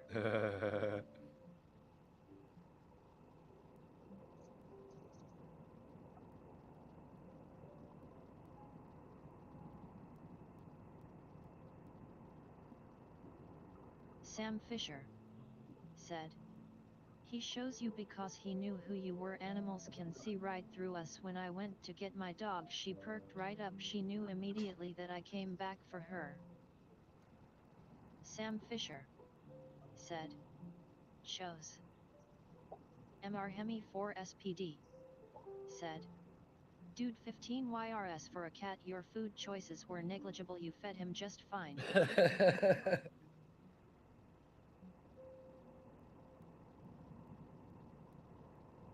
I say he ate good. He was very, very spoiled. MR Hemi 4 SPD said, that's a full life for sure.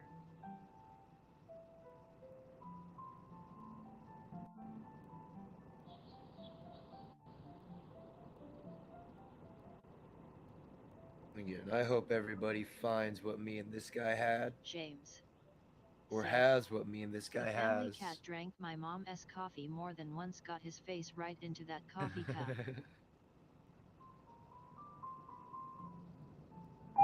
Not too long ago. MRME 4 SPD said, Yeah, very pampered. Pampered life. I was eating and I turned to do something and the son of a bitch got up there could only wish to be and loved so much. snatched food right off the plate. He was slick. He tried to be slick too. MR Hemi 4 SPD. When said, 1. When he was younger,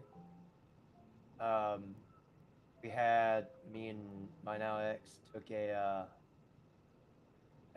me and my ex took in her grandma's dog. It was a Shih Tzu, and it ate wet food, and Garfield wanted himself some of it, and me and Christy were standing there because he was trying to get into her food, so we would shoo him off, and this motherfucker he lays on his side, and little by little I see him out the corner of my eye just stretching out and slowly dragging himself across the floor, inching his way towards the bowl.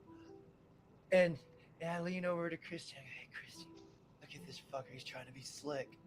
And we sit there and we watch him the whole time. I let it go because I wanted to see how far he thought he was going to go. And he got right up to the bowl. And just as he was sticking his head over, he turned and looked at us and saw us. And got up and kind of walked off. Because I think he realized he wasn't going to get none of it. And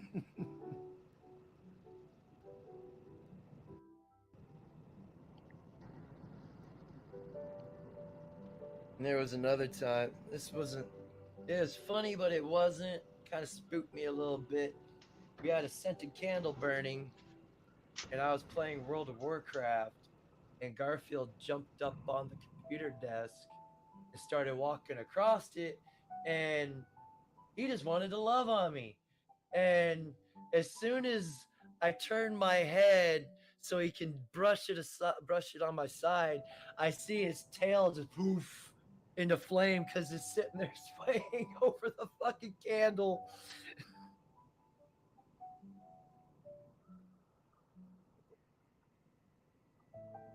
It's actually happened a couple of times.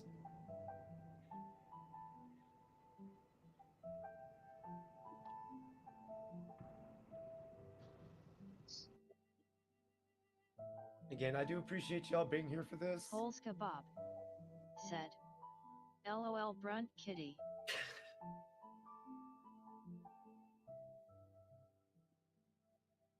Wish that light would quit doing that.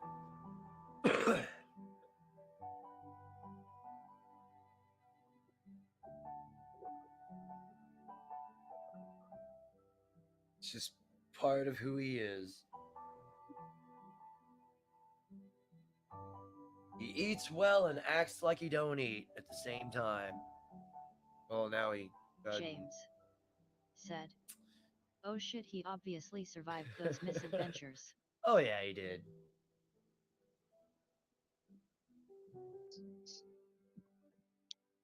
He's been through a lot. Not bad wise. He's been through, like, he's lots of moving, and I know cats aren't a huge fan of change. And he went through a lot of change Sam with Fisher me. said, you almost had a crispy kitty Yeah. man. Went from my mom's house to Alex moving in Perkins with Christy entered the chat. Welcome to the stream. into our house and starting our life together. Well, said, continuing our life. Thoughts and prayers goes to And you, then, love you, bro. Godfather of Ramadai said, and then back Chaos Garfield will in be with waiting my to see you mom. on the other side when you get And there. then Sorry for your back loss, but in 15 with years her. is not a bad run. I I feel for you, know. brother. Gotta run. See you on the flip side, bro. You take it easy, Ramadi. Thanks for swinging by, man. and then back into my mom's, and then I moved in with a friend and his old lady, and they had 2 dogs that didn't really give him no peace. And they did, but if he got down and started going to his litter box, they were up his ass trying to figure out what he was doing. And so it was, I could imagine that was kind of a stressful time for him. And then from there, back into my mom's. And then from there to the last people I lived with. And then back into my mom's. I did a lot of moving. This guy, as y'all can tell. And then finally settling in this place where he Sam has Fisher lived a life said, of I just packed up luxury. my last nug in my last tank of crumble in honor of Garfield. I blew him Oh. a big old smoke ring circle just like the halo he will definitely have. He will. James said, I've seen a fire extinguisher blanket being advertised. Seems a great idea for the kitchen or the car. I put out a fire in my kitchen once. What a mess.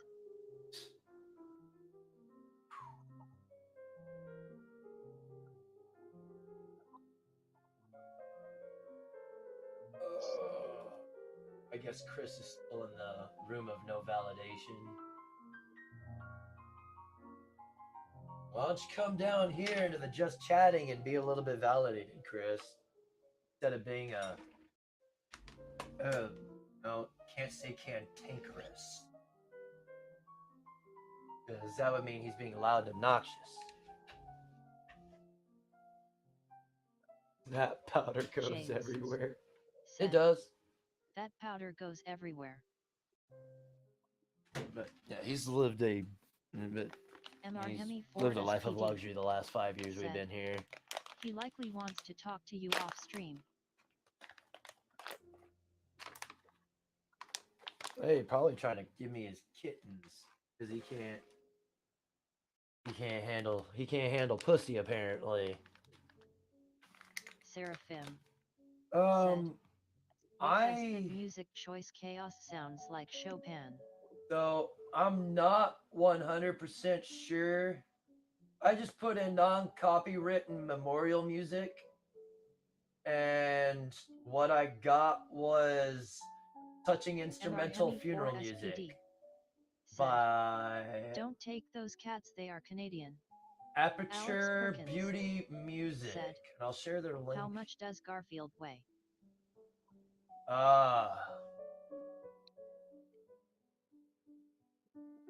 Like 7.5 pounds. He's below weight. He's well below weight. Good afternoon, you bigots. I'd rather be a bigot than somebody that can't handle no pussy. Said, Well, HTTPS music YouTube.com watch VVR8 CJFBQTQSI1 at CNDZMB0U5W. That's why I didn't come down. I heard you trying to pawn your kittens off on me. Well, yeah, like, where are we on that, bro? I know it's, a little bit too soon, but I'll deport them down. Deport them. And like I said, there's a greatest of cats, right? They don't listen. They fucking destroy everything. The one can't shit in a freaking litter box, so he shits on the floor right outside of it. Doing standing it in it. wrong. Yeah, come on, man. Oh, and they love to trip you up on stairs. I mean, come on. You know how to litter box train kittens? They're trained for the litter box. Are they though?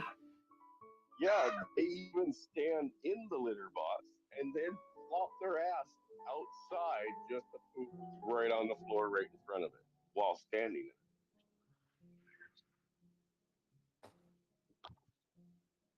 there. So they poop while standing. Pooping over the ledge, Chris. Yeah, we bought 2 for them, right? And then we bought 2 more just recently that are like 5 inches taller, right? Uh-huh. And they still insist on leaving their ass outside the litter box when they take a crap. But they'll move around the litter and stuff. But yeah. So you need to get one that they can't jump into just yet. And then every 2 MR hours or 4 so, SPD said you got to stick them in they there. poop while standing. And then, MR Hemi and 4 then you leave SPD them in there said, for about 30 minutes. Hey Curly, a wild And if they don't do successful their endeavors business, you pull them out. entered the chat. Welcome But to the if they stream. do, Successful endeavors you tell them they're good said, and you give them treats. Chaos, now you should be ashamed that you didn't allow Garfield to get stoned in a And if paper they bag. miss, can I inject them with lead? No, don't kill them. Like I said, they've been really good since the day we had them actually going and using the litter box. We were very surprised.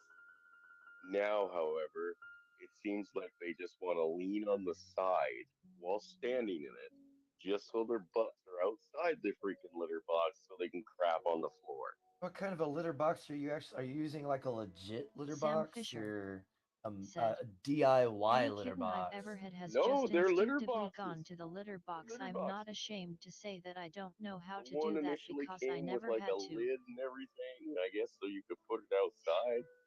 I don't know. Who knows with cat people? They're crazy. Could be because People are they're nuts. indoor outdoor. You said you let them out and about, right? Well, I like to let them out when I go outside. They like to go out and play around.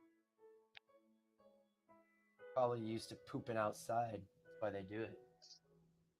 Nah, You sure? pretty sure. I mean, they've been inside cats since we got them.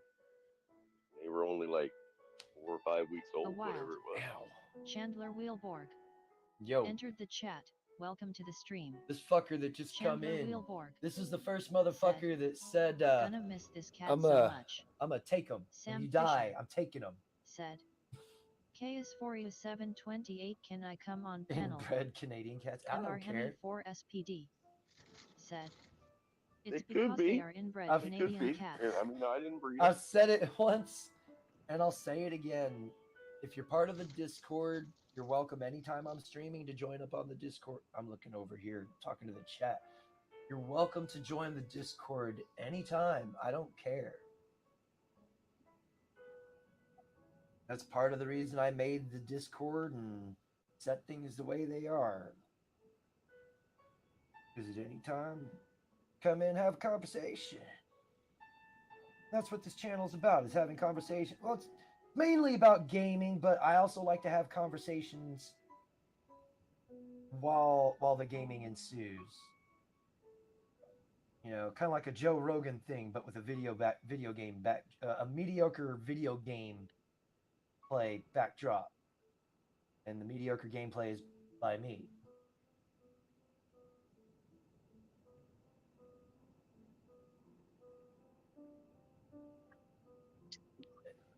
Yeah, Chandler here. He was the first one to say, "I'm gonna take your cat when you die." I'm like, Then I said, I have to be cold and dead first. He said we could arrange that. Well, that day has come, I guess. Willing to kill me to get my cat. Saran wrap on toilet beneath the seats. Spread out a little kitty Successful litter. endeavors said, Yeah. Saran wrap on toilet beneath the seat. Spread out a little kitty litter on there until you no longer need to. Okay.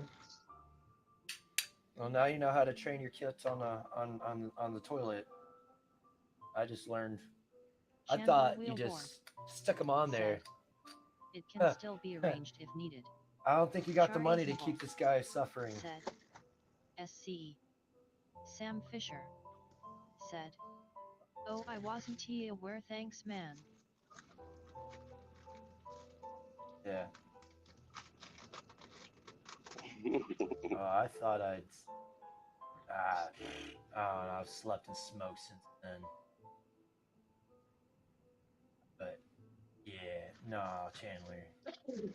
Excuse me. Successful endeavors said, I'm good. Char. I've got there's another fur baby out there that needs me too. So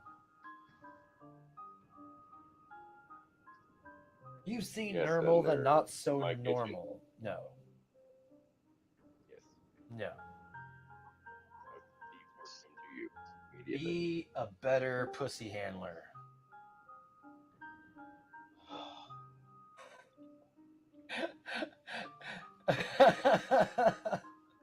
Did that do it?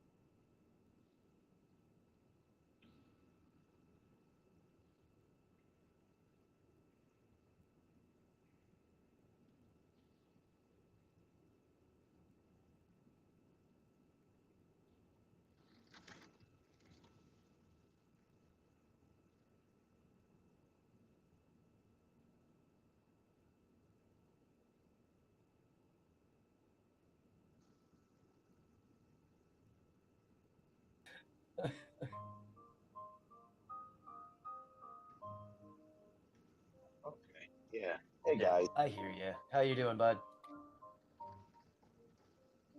I'm doing. How do I change my picture?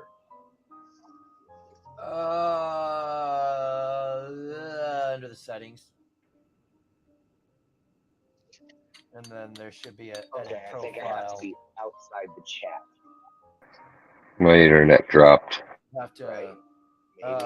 You would. Yeah. There we go. Yeah, just Oh, find your cool. I can settings and bubble it. then. Said. Trump Uh, said that you gotta grab him by the pussy. Yeah.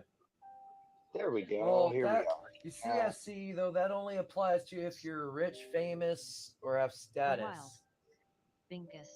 Well, I guess I am not famous sure. to be Welcome to the static. stream. Well, that's the whole. He Bingus. said if you Said. got money or Chaos. Sorry for the famous, bro Garfield. women will let you grab them by the Successful pussy. endeavors. Said. Go into your Google settings. No, he's He's trying to not change lying his. though. He's trying to change his picture on the Discord, I think.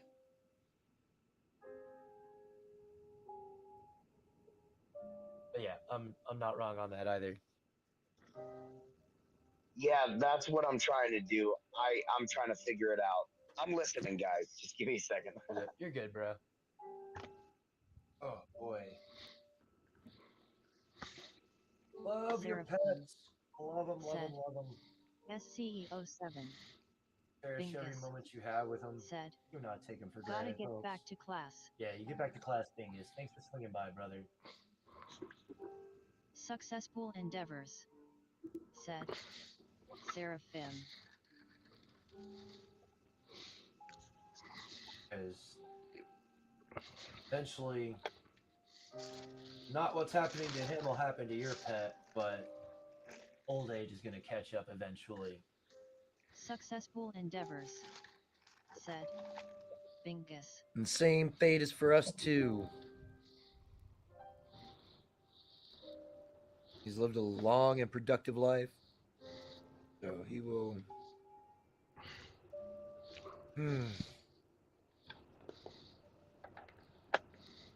I wish I could absorb his pain though, so he didn't feel it.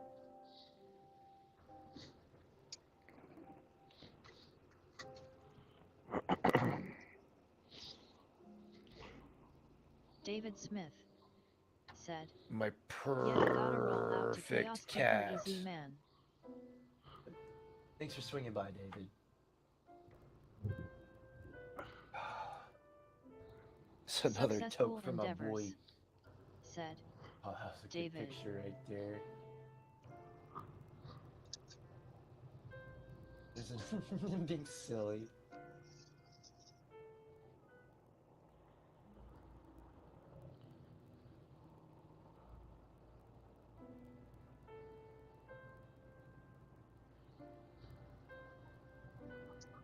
Wait at the door for me.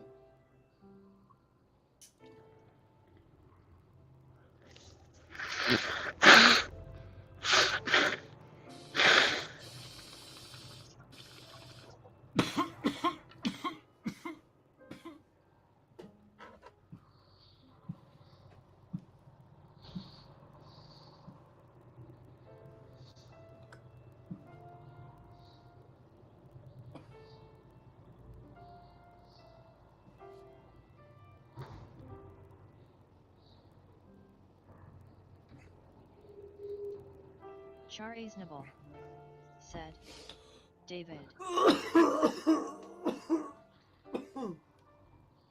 There we go. That did it. Oh, there he goes. But yeah, Garfield never liked smoke SCE, so anytime I tried, GTTT Cox. Entered the chat. Welcome to the stream. he would give me the stink GTTT eye. All right. That's why I'm Said. telling you. All hail the cat. And then walk away. Yeah, I know. Just address me when you're speaking. That's all. Hey, you.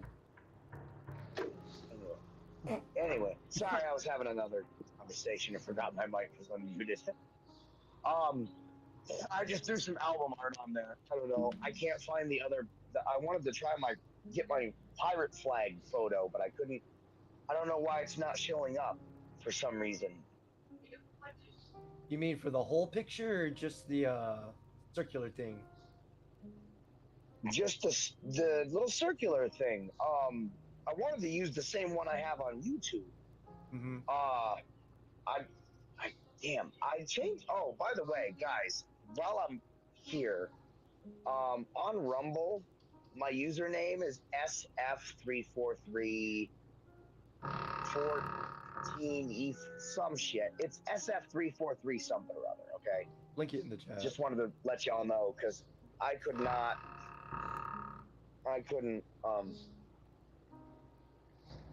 change it. I didn't know that when I made it. It was randomly generated based on other usernames. Said. Get to class, Bingus. That was actually his first I'll bath link right it, yeah. there.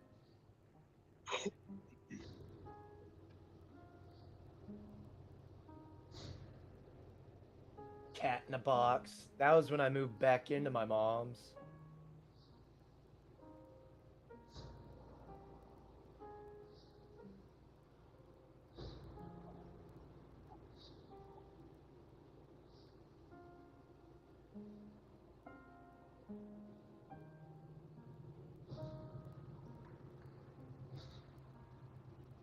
I woke him up. He wasn't very happy.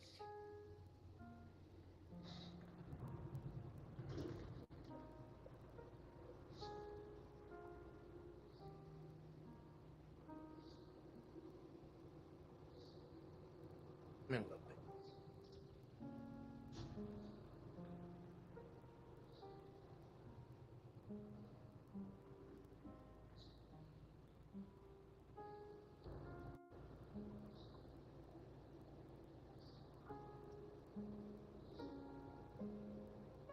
Fucking A. Oh, he's not. He is not okay at all. A In wild, fact, tomorrow will probably frost be cold his face last day on this earth. entered the chat. Welcome to the stream. Frost cold face said, Because his "Hope kidneys. your cat is okay, dude." No, his kidneys are shutting Crystal down. 3 He's. said, "Hi Chaos, I'm back on break." He ain't All got right. much I don't longer. know if I just did that correctly, but I put a link for like I couldn't figure out how to put a link for just the channel I have on Rumble, so I uploaded a like 1 minute video showing that I had fired my forge and had metal heating in it and stuff. Then I select Discord when Hey, I Hemi. to share the link and just Frost cold typed face in Chaos's channel said, and share it directly there. "Had to put down my German Yes, I'm sir. not accent sure in if like that's 2 the or correct 3 years Is methodology, ago." Sam on our channel or but is he on Hemi's? yeah, I he's mean, on Chaos's. I believe he's in Chaos's Discord What right now. the fuck is Welcome he back, fucking kitten. shilling his shit in the middle of this? Forge Day is the title. Okay.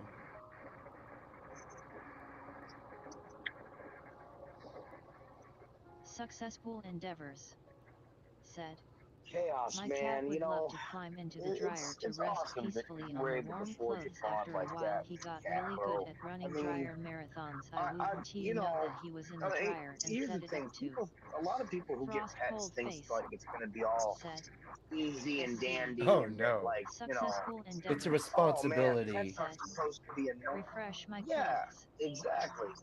But their misconception is that pets aren't Yes. supposed to be really annoying, and sometimes they Hmm. test your patience because, especially cats, man.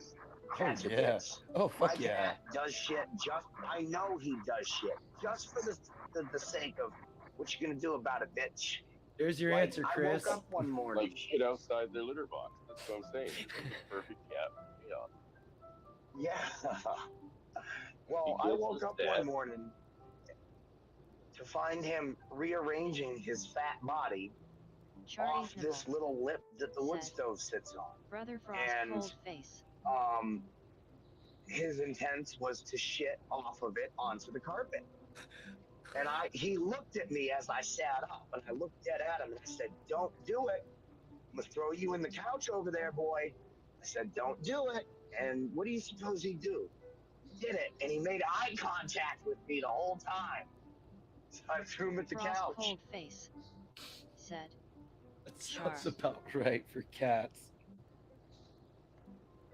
Hey, is it just me or is Paul talking but saying nothing? Oh, I He's heard mic'd him. Oh no, up, but I don't hear nothing. you're good. I've been listening. You might have I to gotta go leave and back. come back because I Easy, man. hear him. Yeah, I'll be back. All right, brother. Take it easy, guys. Oh, Everybody. all right, Paul. Take it easy. But yeah, chaos. If you get my set of cats, not only will you have the one that like does shit on the floor and stuff, and will look at you while he's doing it, A but wild, the stair shameless flipper. Come entered the on, man. chat. Welcome to I the mean, don't stream. you want to fall down the stairs and Shameless collect some insurance money said, if you live? I don't "So have sorry to stairs. This hear cat about will help. Garfield." Well, you know what? Find some. It'd be great. Working set. This other one trips me up though.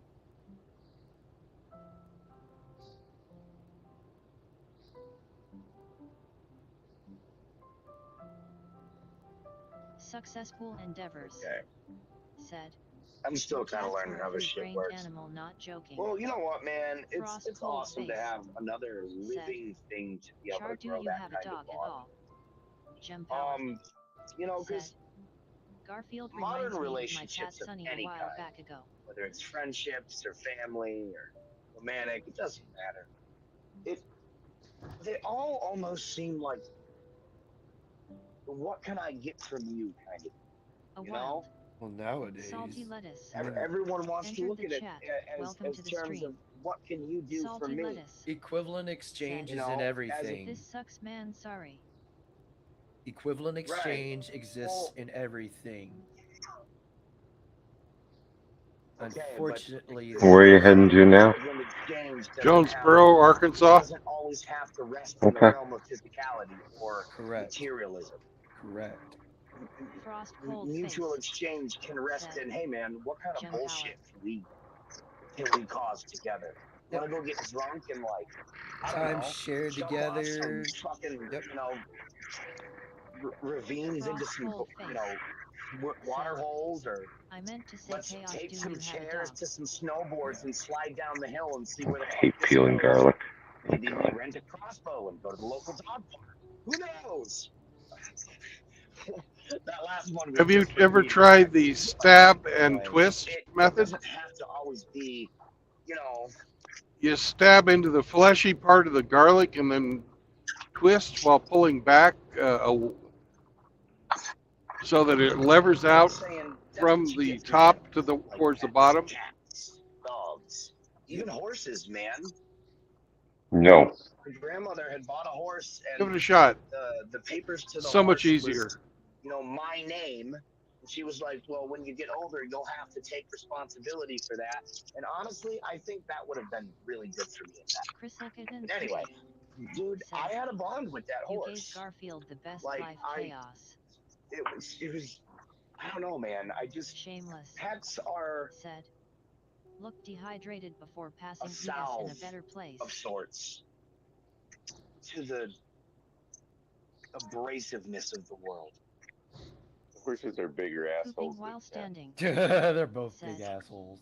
If only you could make Yeah. dead cats That into is pizza also boxes. true. Not only bigger assholes like on a scale, but I mean like they're more of assholes.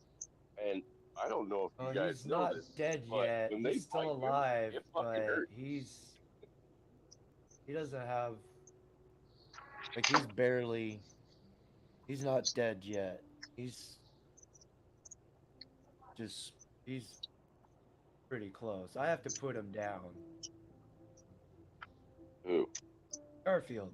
Frost cold face. Yeah. Said. I have a fluffy Norwegian forest cat named Loki.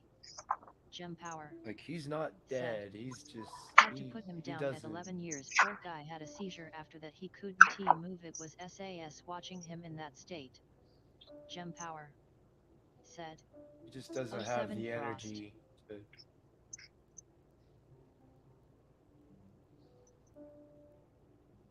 Like he's breathing, you can't see it very well.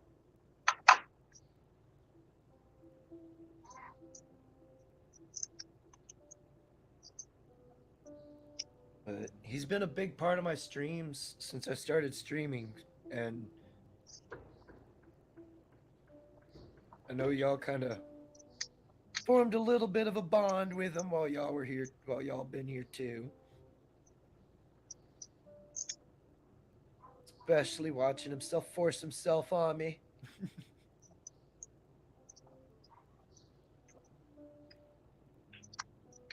I figured it was only fair that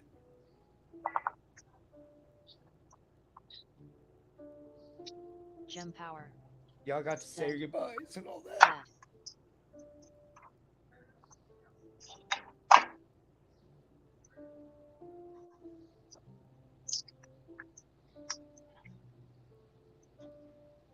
I was listening earlier, and kind of sounds to me like you're of the mind that having him with you has made you a better person.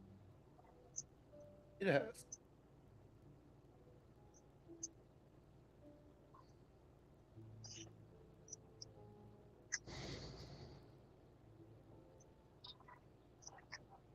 I dread tomorrow.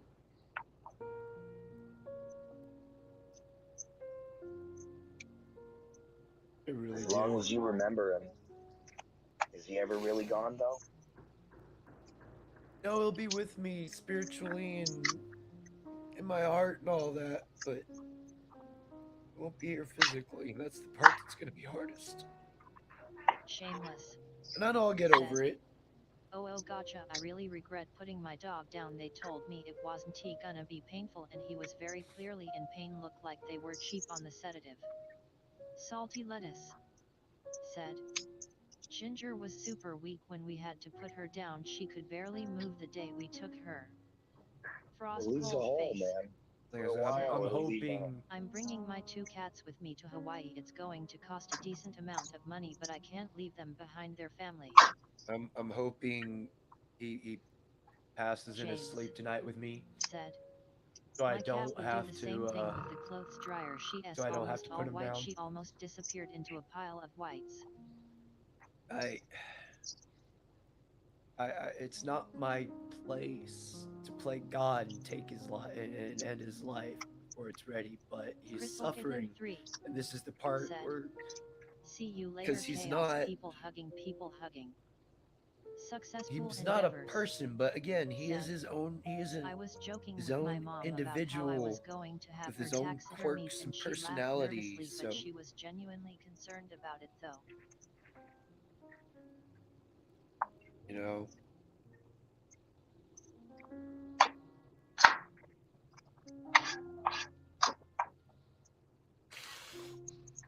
Oh, hey, buddy.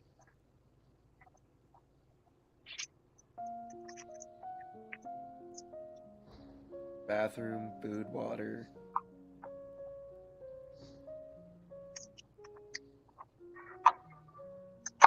I wish he could talk so I could do what he needs.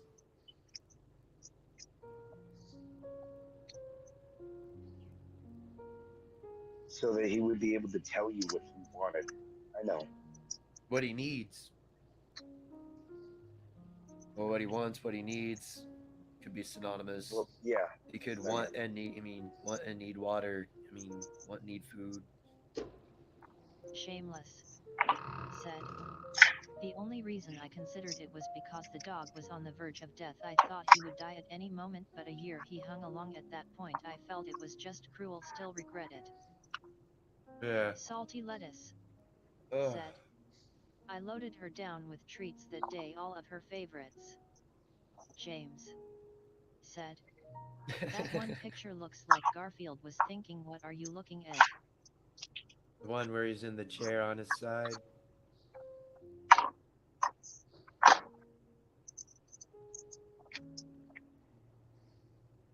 I think that's my favorite one right there. Char Aznable said, Guys gotta go, something came up. Stay strong, chaos. People hugging later, man. You're gonna make take it a easy, Char. Skyrim character in honor of Garfield. Upload some Skyrim gameplay videos of just me running around as this fat Khajiit paladin and slaying the undead in honor of Garfield. Well, when I'm out of YouTube jail, maybe I'll just do it on Rumble. All right, lads, I got a jet for a while, but I'll still be listening in. All right, take it easy, Chris. Thanks for swinging by. You, brother. You just hang in there. Oh It's yeah. fucking great. No, this shit sucks. Successful This endeavors, absolutely sucks. I hate said, this so much. Later. Shameless Well, like I said, if you want said, 2 more, I'll send them your way. Cats often hide right before it happens, so if he goes problem. missing, you know why. I'll be able to find him. All right, buddy. Talk to you guys later. Yep. Take it easy. No, there ain't very far he could go. I've been keeping him in here when I'm here, so there's not much anywhere he could go other than here and in the bathroom. These last 2 nights, he's been with or on me the whole night. So I think he knows. And I said after this stream, I'm gonna cook up a bunch of hamburger, and I hope he eats it.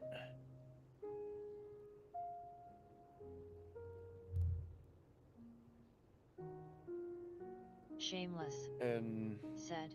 I mean, if I anything, think I it's don't know. instinct to crawl into a small space. I don't know why they It do is. that. It's instinctual. It's so they don't. So predators can't find. Because the will to live is it's instinctual. Like we could know, our rational brain like knows we're dying, but our body is going to keep doing everything it's going to do to survive, whether we want it to or not. Like, you can talk yourself into dying. You know. Is that you playing a video in the background, Chaos, or is that me? James. I'm playing music. Said, oh yeah, that one he s on the red thing. That one also Kitty thought bubble dude what? Maybe that's just something on my phone. It could be. I mean, I am playing a video right now. They all the Where pictures they're I could talking find. about Elon Musk. Oh no, that's not me at all.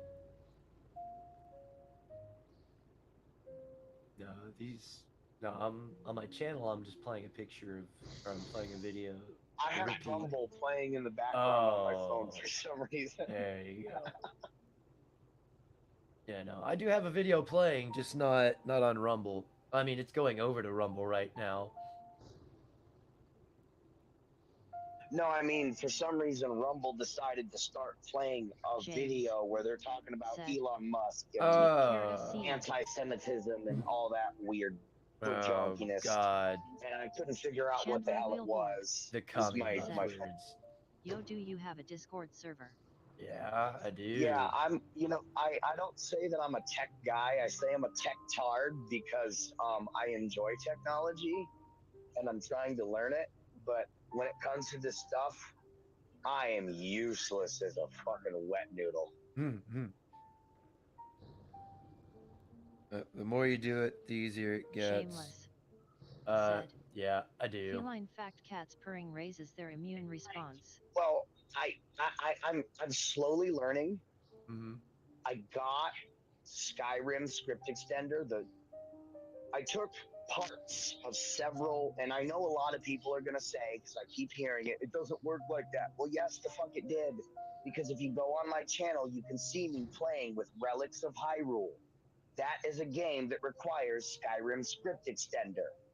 I took 2 older versions and mixed up some data files, and I got it to fucking work with an outdated version of the Steam Skyrim.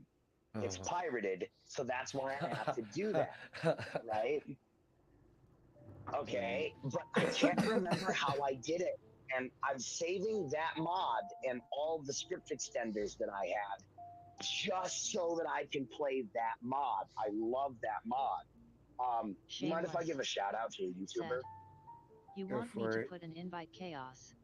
Jay Keeland, the creator of Relics of Hyrule. Shout out, dude. Your work is phenomenal. They keep Truly forcing legendary. changes on the technology. It kinda makes me angry. He's a mod author, Successful and he endeavors. does YouTube videos of his mod. My and cats that's died the a mod couple I play of years ago. They were But around anyway, before I got it to work, and I 911, can't so remember they had how a I good did. long life. When the But dogs go, that's I'm the kind probably of stuff gonna be that sad about it. like today. I'm debugging. Imagine if that turned into an admission of piracy.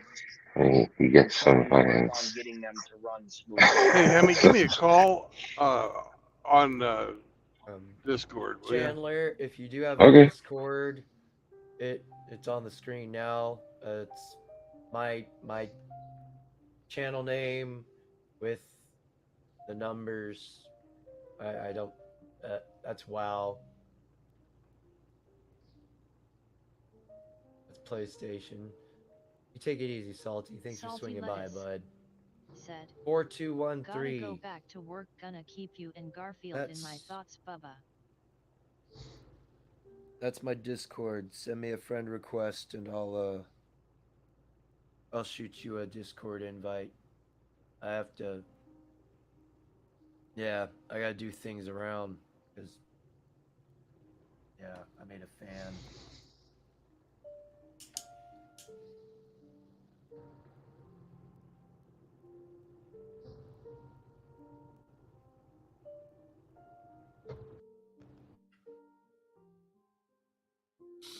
Chaos, man. I'm gonna hop off of here, dude. I'm listening from the chat, but hey, my condolences, dude. I'm sorry you're losing a friend.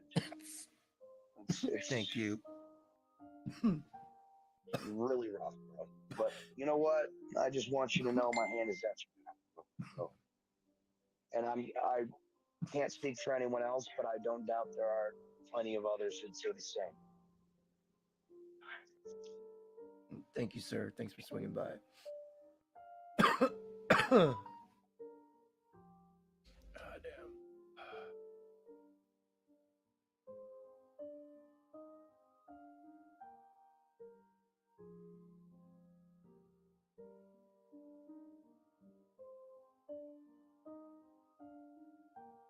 Okay.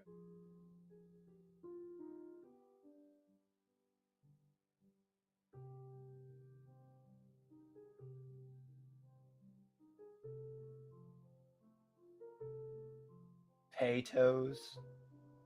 Really, Chandler? Potatoes?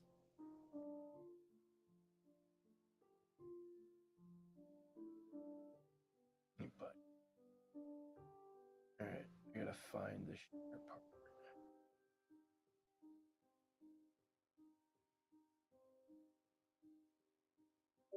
Yeah, I'm tech-tarded too.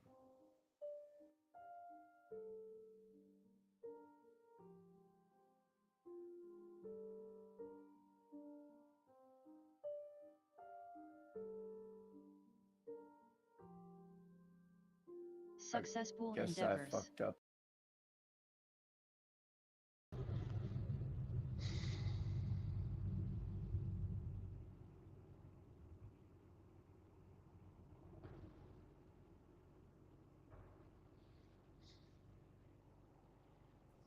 And we're rolling again. Yep. Where are you at? We're in Jonesboro right now, and I have to make a turn, go to the other end of town to do my pickup.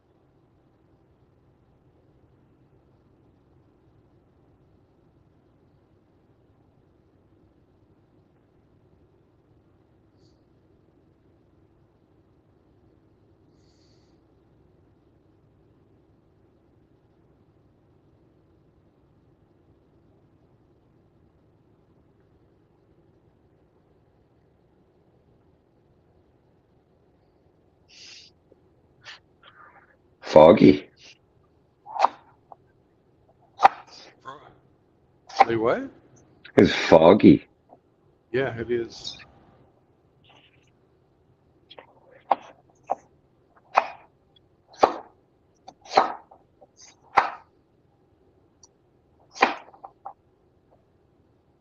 don't know why everybody thinks it's a great idea to get really fucking close in front of me on a rainy day like this.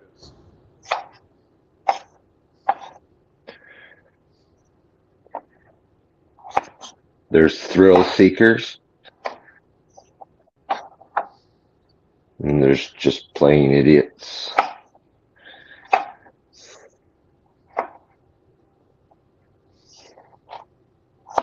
think it's a little of the second.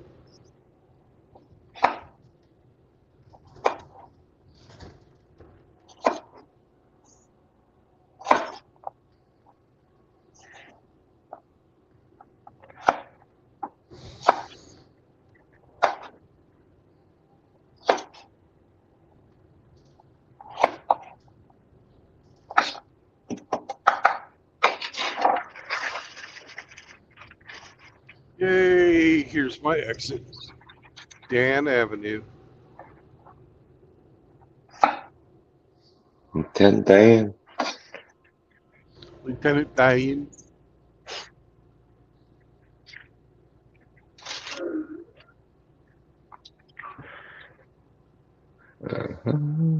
Ooh. One Scotch bonnet.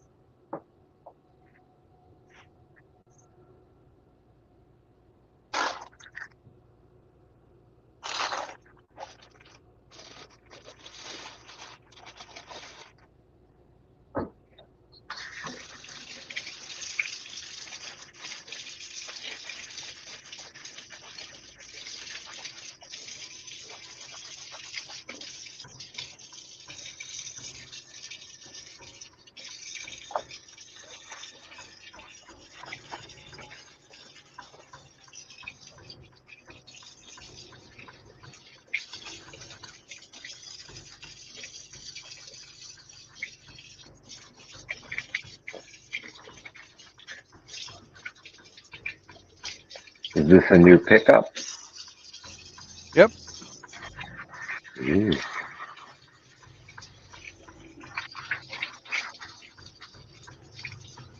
Going back to Joplin.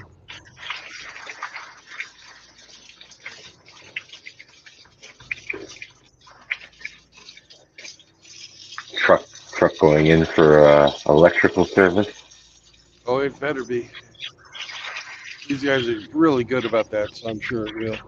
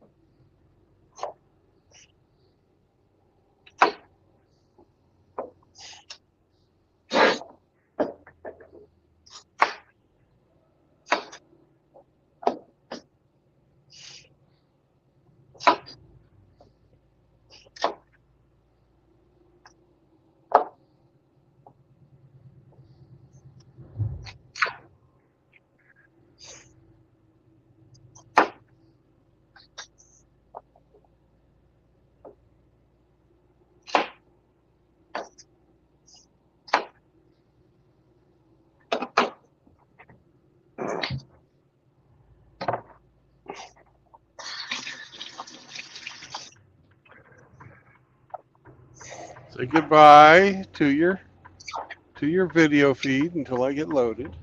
I'm the only one here. You can give me a leg up. Yeah.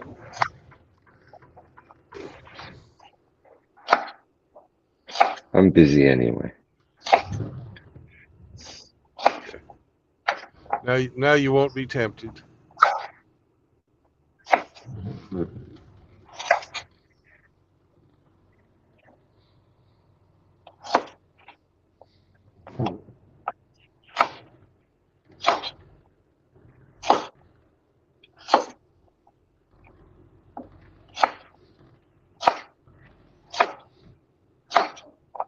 There we go. All right.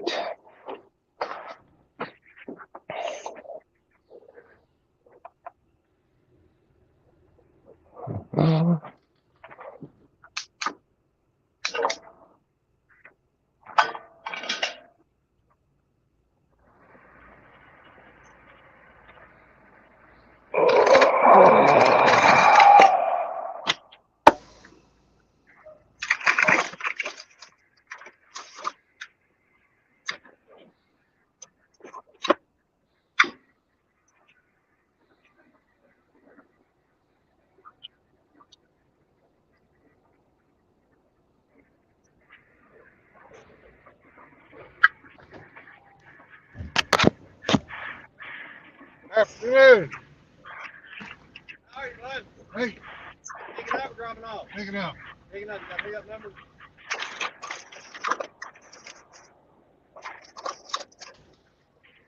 What's it gonna start with? Also, start with the trailer, but I don't know. Depends on where it's going. Going to Joplin. Going to Aspen Bridge. 807 South Pebble Lane, Joplin, Missouri. How about a C367? Charlie's 367.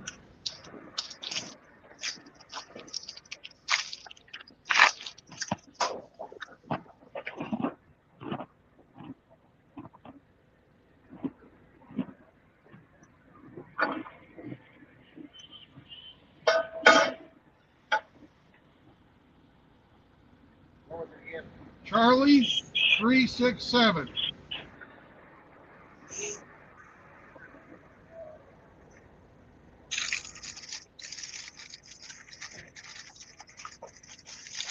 Backed up there before?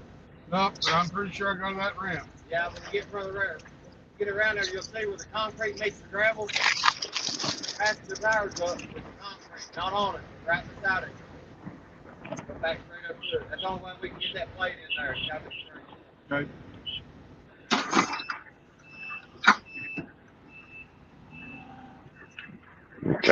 Charlie, he left for the day.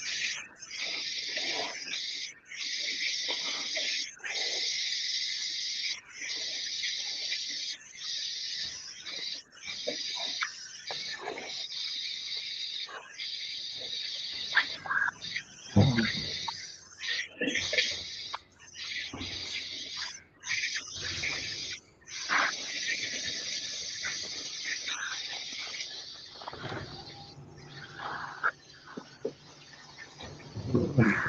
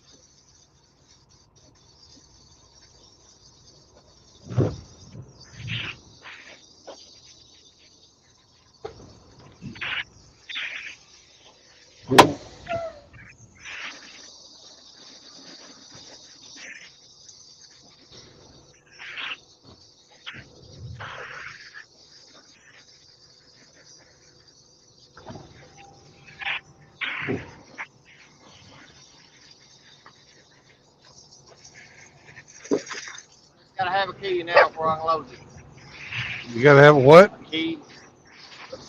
Boss man's out here. I gotta have a key. I can't load you. What kind of key? The key to the truck. Oh. Okay. You got an extra one. When he gets done with that truck and leaves, you can start it back up. I don't care as much. It's not cold today. Thanks, sir.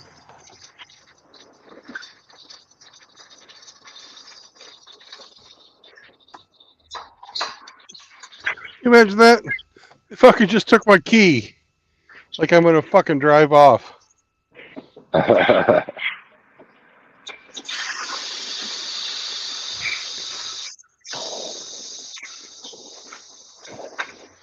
be right back. Hopefully I won't drop. Yep.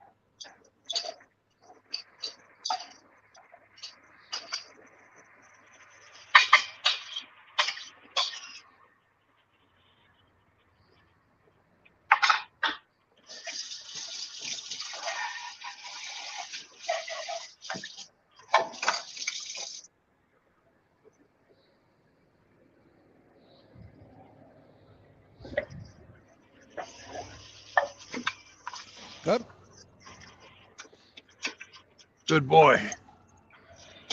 Good What boy. a good dog. He is That's a a good good boy. That's a good boy. Who's a good boy? Well, it's not RO. He's not a good boy. That's a bad boy. Bad boy. Yeah. Bad dog. Sammy's a good boy. Sammy's a good boy. RO thinks he's a movie star, but really, Scooby-Doo! Scooby-Doo. I know you're listening, RO.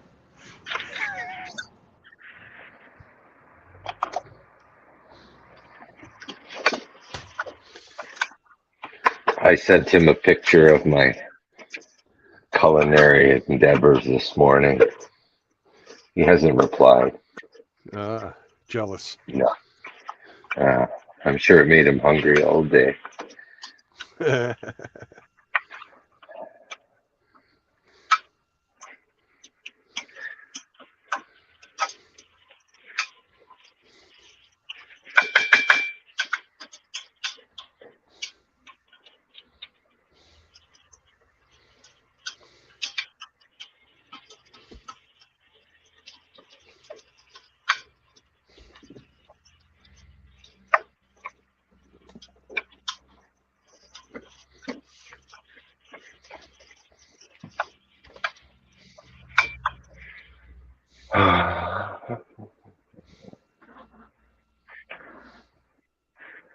You kill that snake, Sammy.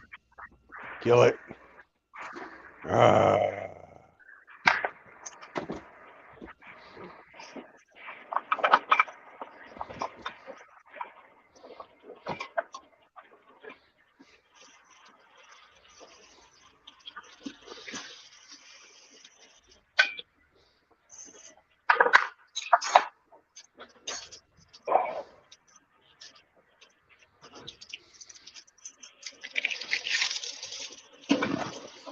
Well, you're in luck, Hammy.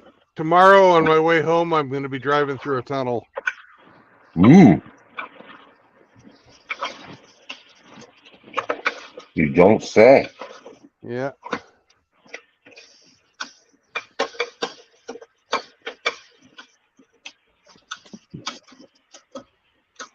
Good thing I never miss a day.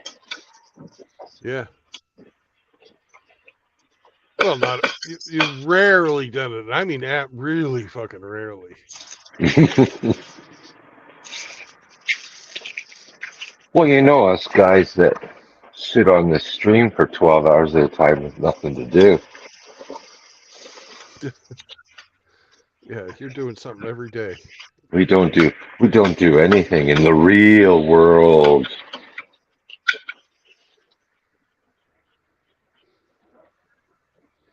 There's some guys that's true, but not you. Yes.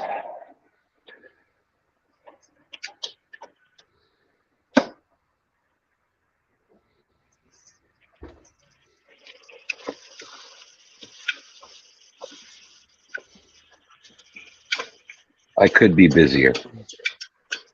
Yeah. And your kids could be flunking out of school too.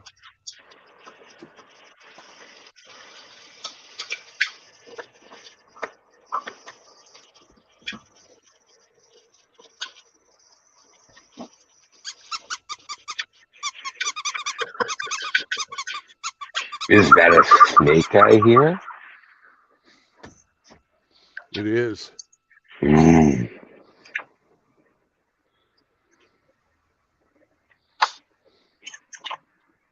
on.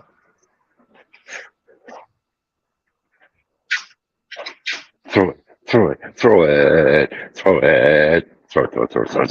Throw it. Throw it.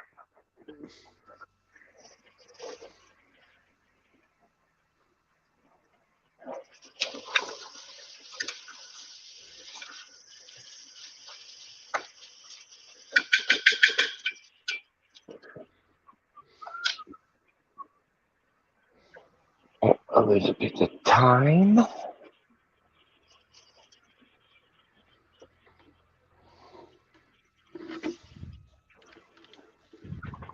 Fuck the scissors. Little punks took the scissors. Man.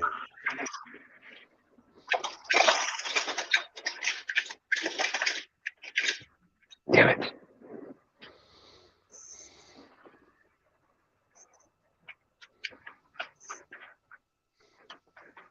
There's a bear.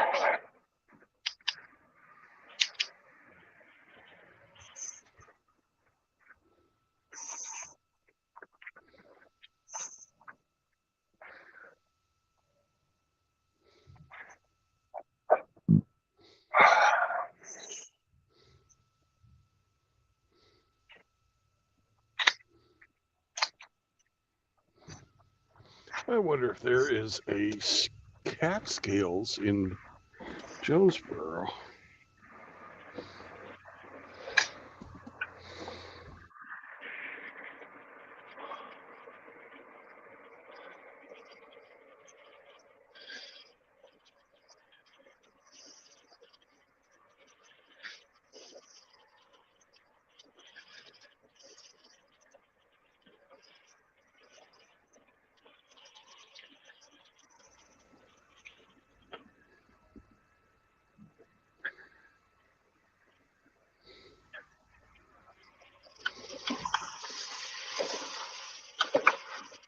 I'm going to cry discrimination. What if I wanted to get my dog weighed?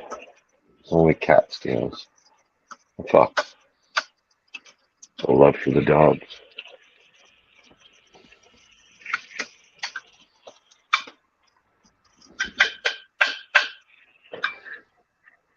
No love for the dogs.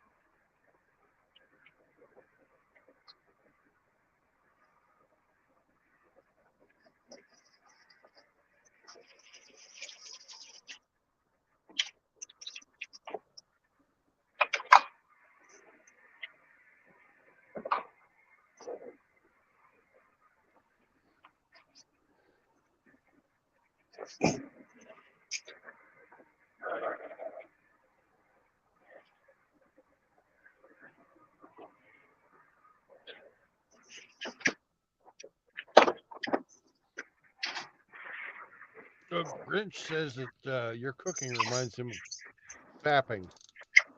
Fapping? Yeah, he says sounds like the fapping channel. So.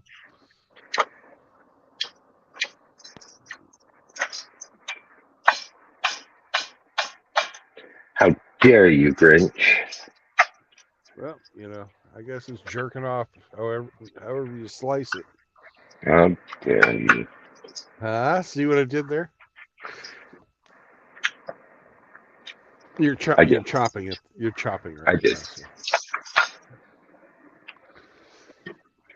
That sounds kind of painful, Grinch, by the way.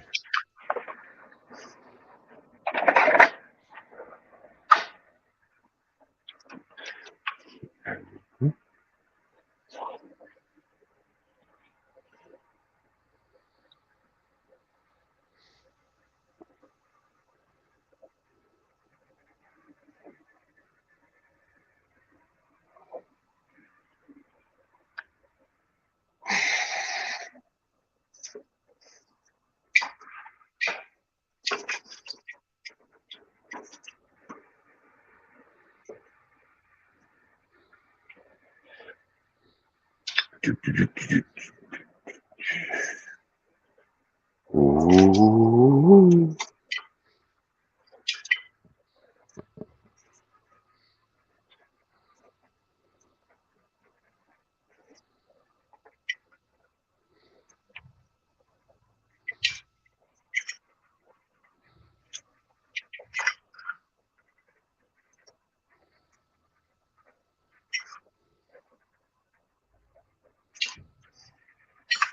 Oh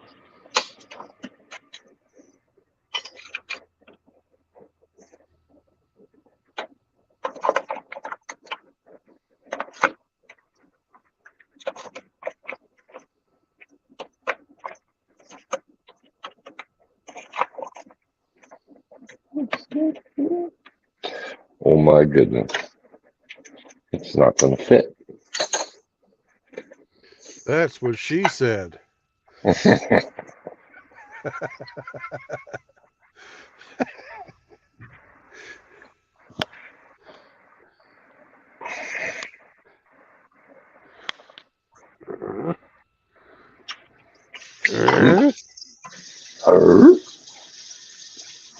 I'm playing with Sam.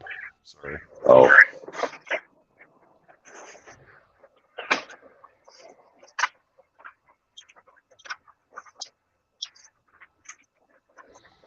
Sam, you're kind of smelly.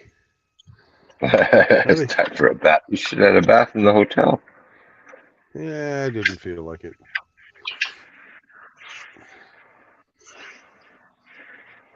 Not too often you have access to a tub. Yeah, but we're going to do the shower route tonight, aren't we, Sammy? We have a Love's here in this town. And we've been going 9 hours already. I got to take a pic of this for RO. Hold on a second. All right. Send it to me, too. Read it and weep, sucker. That's right. That's right. Read it and weep, sucker. Yeah. Yeah, see? Yeah.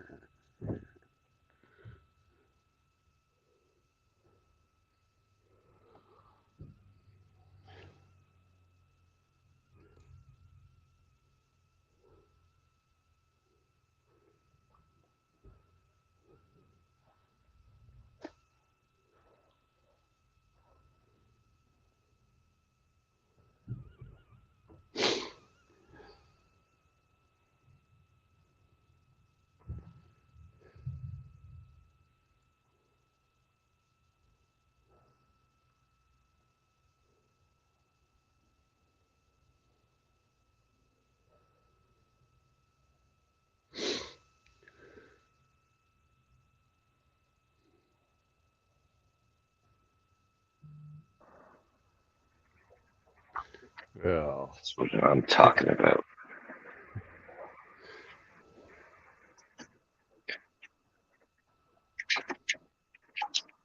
These kids eat like fucking gourmet, man. Yeah, they do.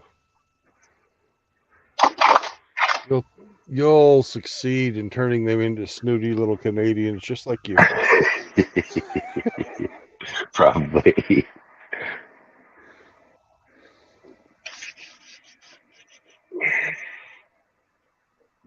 They view junk food as a treat.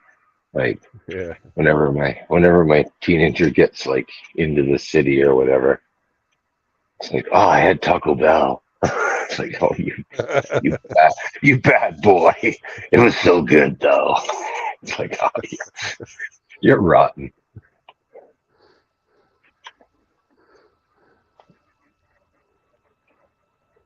Ha ha ha.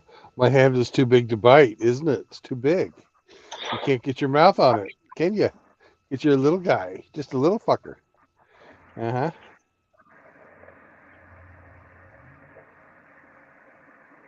Okay. That's But set. you Now know, I can start on this. I got your tail. I got Oh your no. tail. Who's got your tail? I got your tail. That's not fair.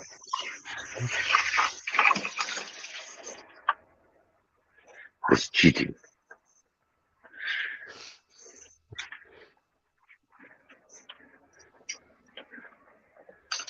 All right.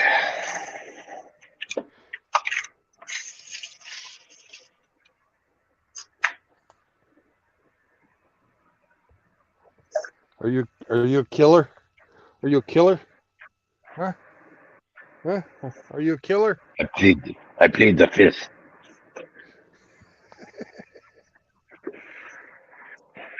I've never killed anybody on American soil.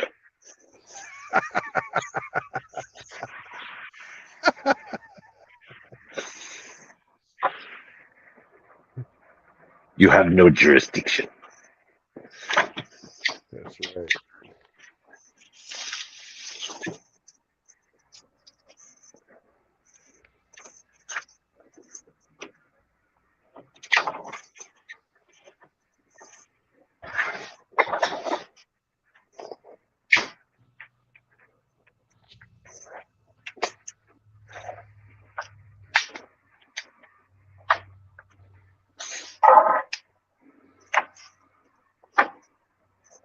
I can't believe they took my fucking key. Yeah, right. I know, eh? You know, most places, if they want to make sure you don't move, they fucking lock the glad hand. Yeah, They take off the red glad hand and they lock it. Pull your airline, lock it, chalk your wheels. Yeah, the wheel chocks, I could fucking run over those anytime I feel like it. But you can't fucking run anywhere if the fucking brakes don't let off the trailer. Right.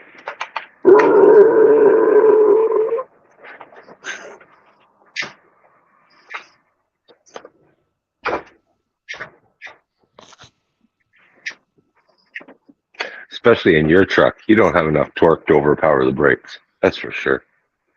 Actually, I do, but not loaded. But empty, I sure do.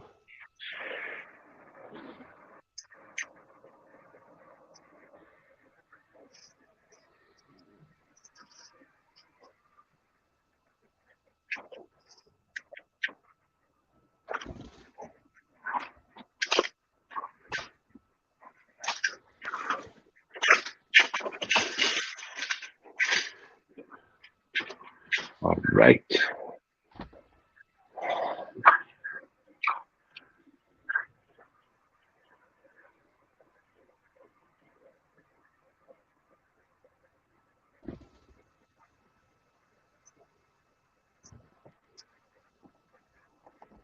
No.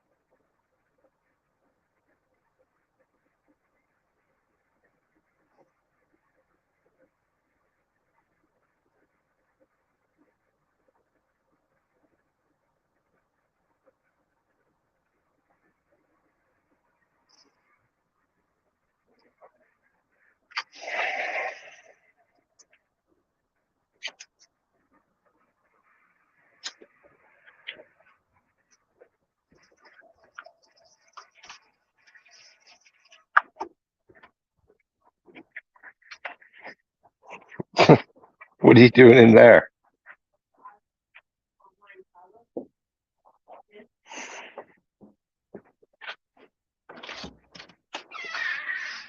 Is that your office?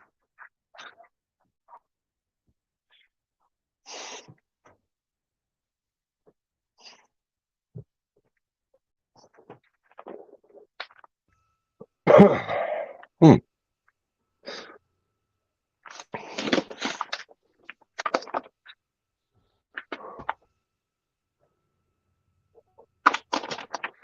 Shit. Okay.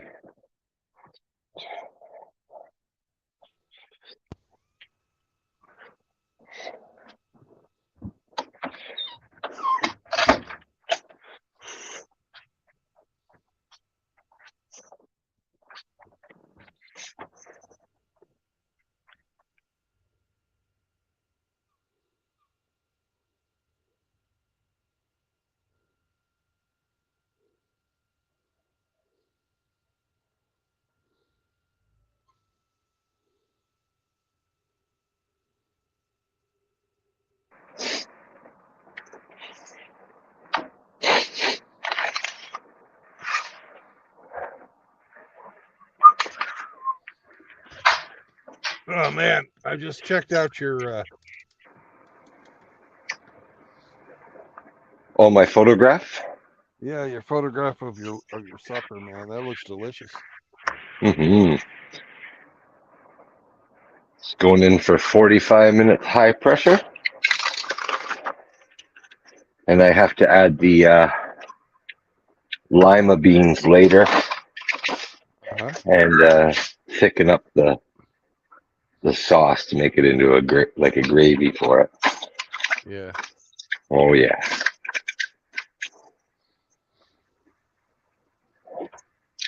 Jamaican oxtail by a white guy.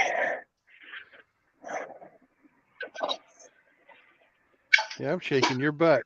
I'm shaking your butt. I'm shaking your butt. Wag the dog. Yeah, that was. He's like, what? It's already wiggling, man. Come on. You got wiggle butt. Wiggle, wiggle, wiggle butt. Wiggle butt. Wiggle butt. Wiggle, wiggle, wiggle butt.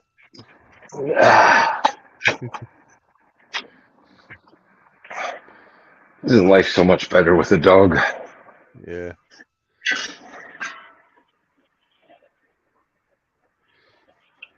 We're gonna wash that butt tonight. That's right. This is stinky butt. Stinky wiggle butt. Stinky. Stinky, stinky, stinky butt. Speaking of stinky butts, I believe Johnny Midnight's going to get his plumbing fixed today. Oh, good. Yeah, he said earlier that he had to leave because he thinks his plumber was there.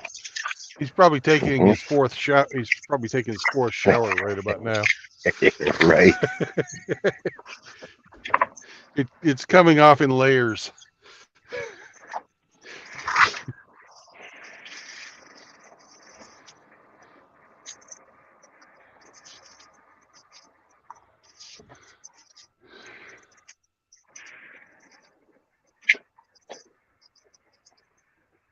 More garlic.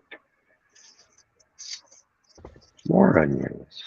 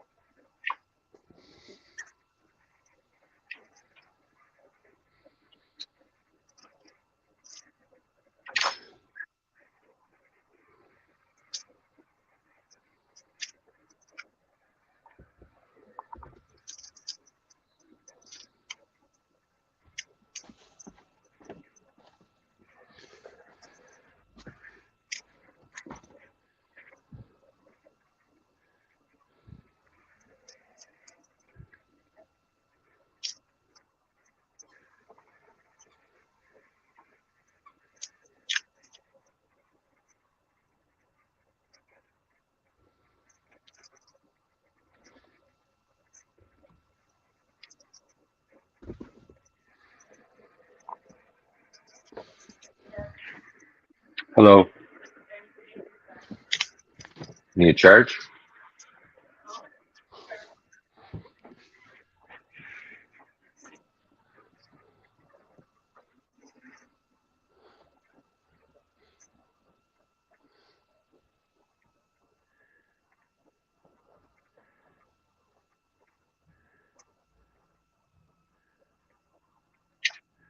Get it, Sam. Jump for it. Up. Up. All right.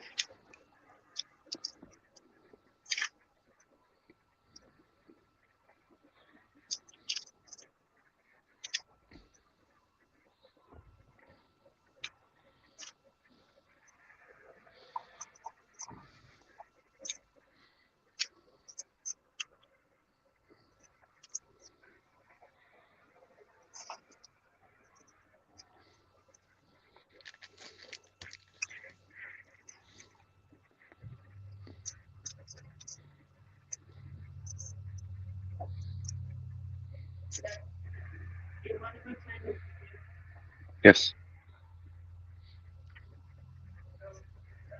That's a no.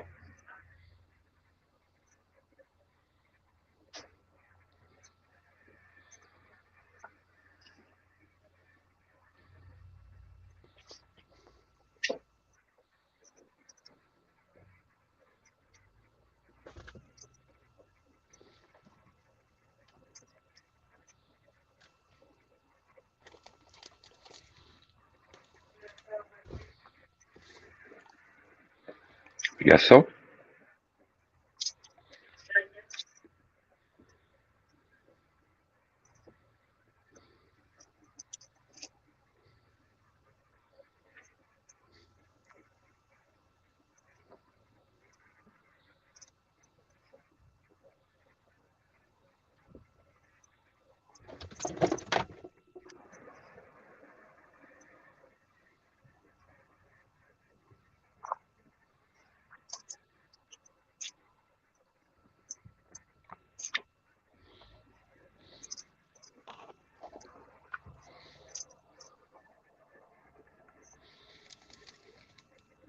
Oh, Godfather's in the backstage here.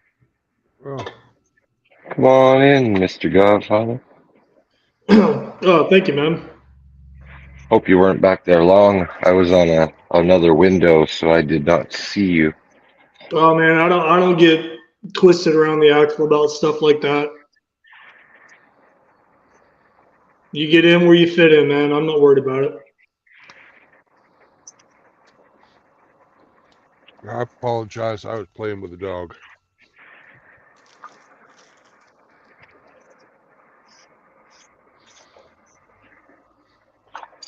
Rousing game of kill the snake.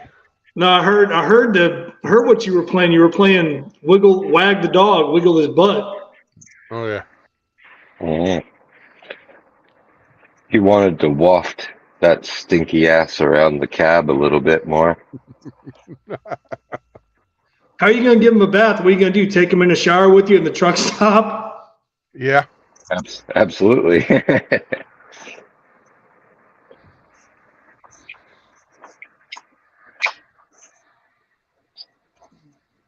Hose him down. Yeah. He won't be the first or the last dog to get washed that way. Yeah, and I wouldn't think a little dog would really. I mean, unless they really got into something bad, I would think a little dog like that would really smell all that bad. Oh yeah. My little dog, I can just wash her in the kitchen sink. I could do that with Sam too, but I don't have a kitchen sink. Yeah, that's true. I could probably wash him in the sink of the bathroom, the truck stop shower. He looks bigger than. He looks a little too big for a bathroom sink. He's maybe a foot long. No. Okay, if you count his head, he's a foot 1 foot 4 inches. But shoulder to ass, he's less than a foot.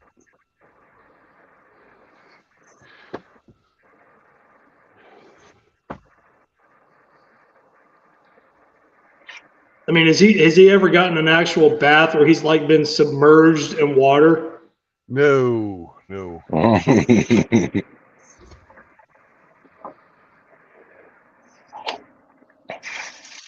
When he had diarrhea, he got a couple of wet wipes. Yeah.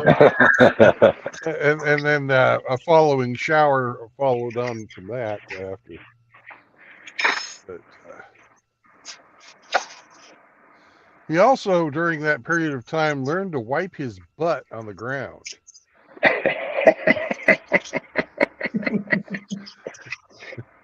Because he did not like the wet wipe experience. I got this. Leave me be. I don't know. I mean, I'd like to think if I would rather have no offense, outlaw, a moist sanitary wet wipe versus, itchy ass grass or the hard concrete. Well, he doesn't do the concrete, but he does do grass. And he believes that grass is the perfect thing for my butt. Grass or your sleeping bag.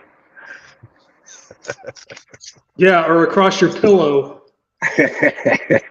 Hey, I got him back into the truck one day, and he just immediately sat down and fucking wiped his butt on the fucking floor. And I'm like, no. You did that outside. He's like, no. This is an outside activity, senor. And we had that talk, and he hasn't ever done that I've seen.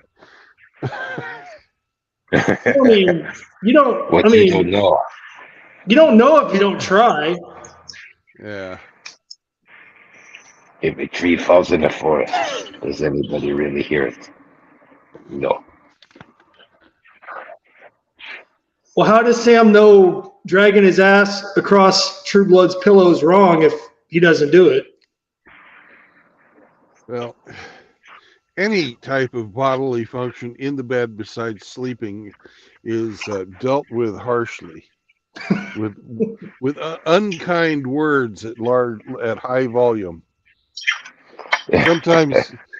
Sometimes being accompanied with being held by our strap out in front of my face as I talk to him. Because he has this the harness that he wears, and it's got a handle. Oh yeah, it's got like a handle on it. Yeah, and he knows he's in deep shit when I pick him up by the handle and hold him in front of my face and have a talk with him. He absolutely fucking hates that. Well, I don't think anybody would like that.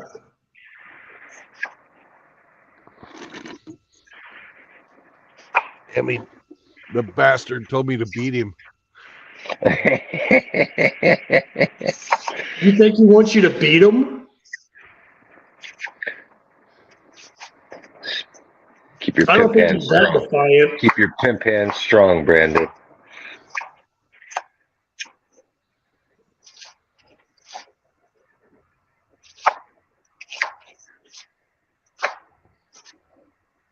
I don't think I could hit a little dog. I don't think I'd hit any dog. Nah. Well, I mean, smack him on the ass or something, but not. I don't think I could hit a little dog. I just would feel wrong about that. I never hit my horse. I never hit a dog. Now I will yell at him. Yeah.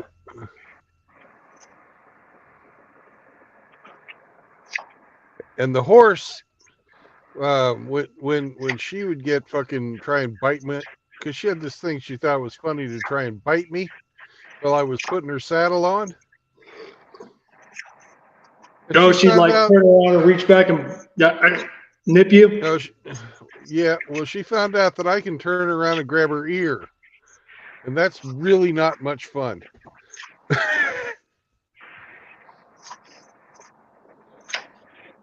I saw my father bite my younger brother because my younger brother bit him, so my dad bit him back. Yeah.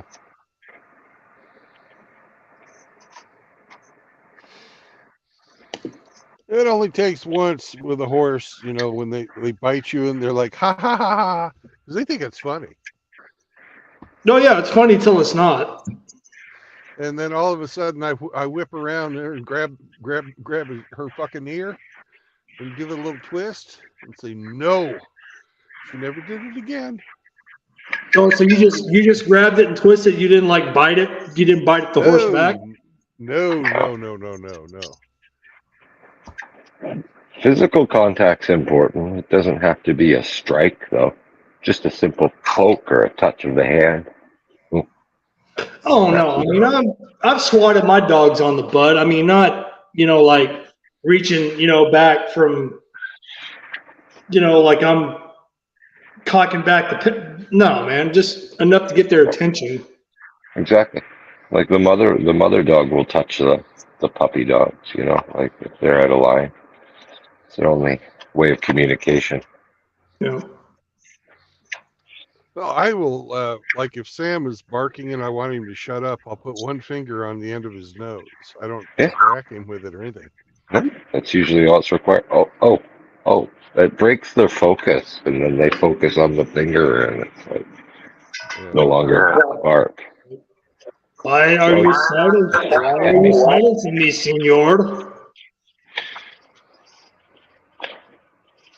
Yeah, really, they are like retarded children. You just distract them. Oh, something else.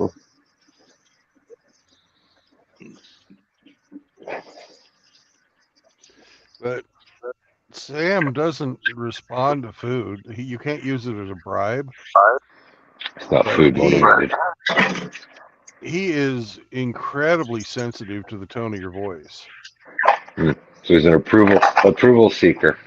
Yeah.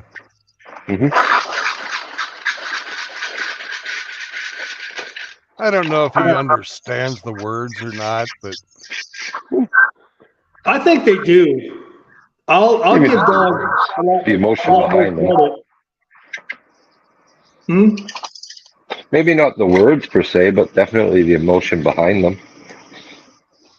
But whenever he does something I like, I always tell him GOODDOG.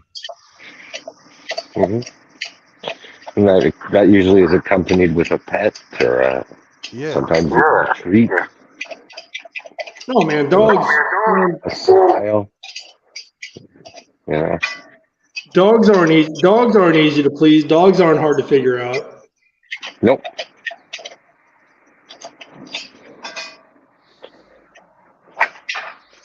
I'm not saying they're simple or stupid. I'm just saying. I mean, it doesn't take much to get through to a dog.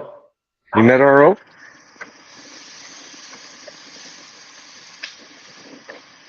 And we can trim your toenails tonight too, Sam. Ooh, petty. Manny petty. Spa night. Yeah, spa night. Hot shower with True Blood, and then a mani and a petty. Yeah.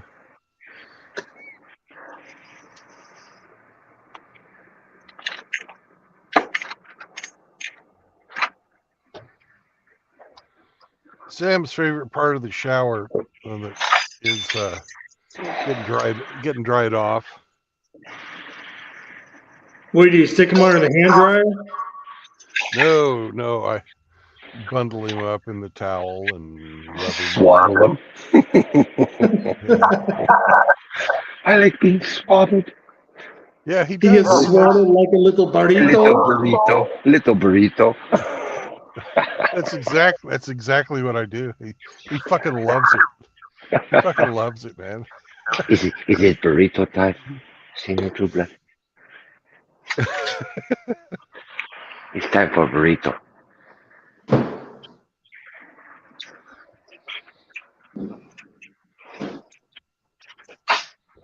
Sam's like, hey, pendejo. I'm Mexican. You better swat on my ass like a fucking burrito right now. Pronto, pronto. Chop, chop. Ándale, ándale.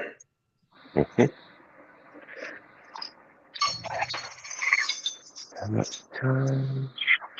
Oh, jeez. No, I thought you just would have stuck his ass under the hand blower.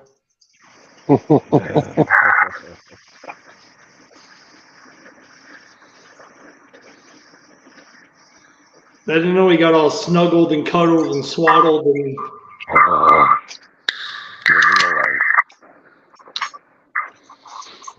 That's cool though.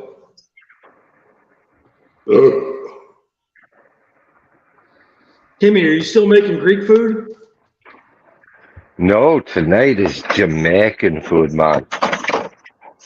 Oh. Irie. What part of Jamaica? Yeah, man, we make oxtail and rice and peas. Down by the beach. Then we jam. Jerk chicken, man. No jerk chicken tonight. Just oxtail stew. Ugh. You lost me there, brother. Sorry.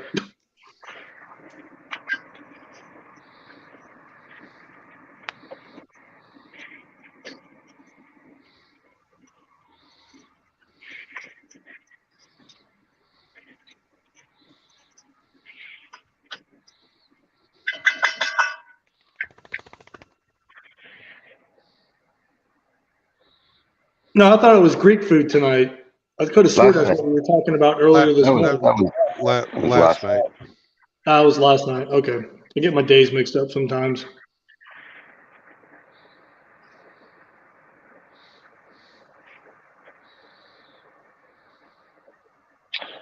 Drain the beans.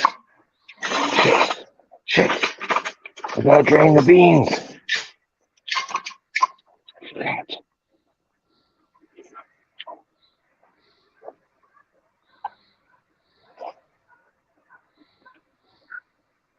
Is Outlaw still in here? He just muted? Might be. Yeah, he's still lurking around. Yeah, he's fapping. He's fapping? Yeah. Most likely.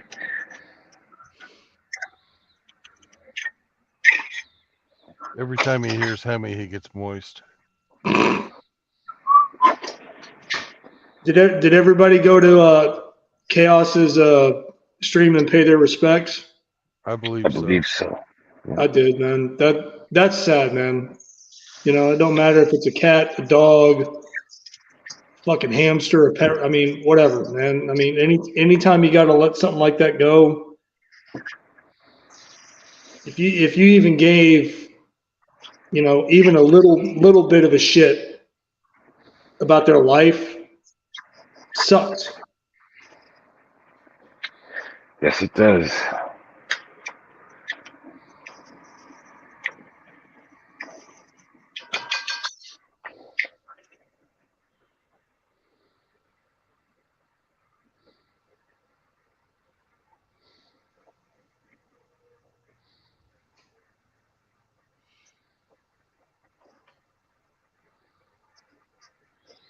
They're taking their fucking sweet ass time loading me. Where are you, True Blood? I'm at my next load.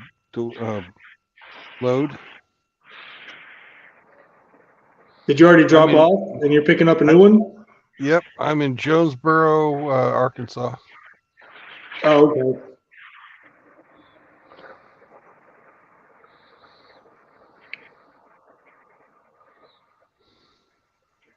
You weren't driving empty up to that point, right?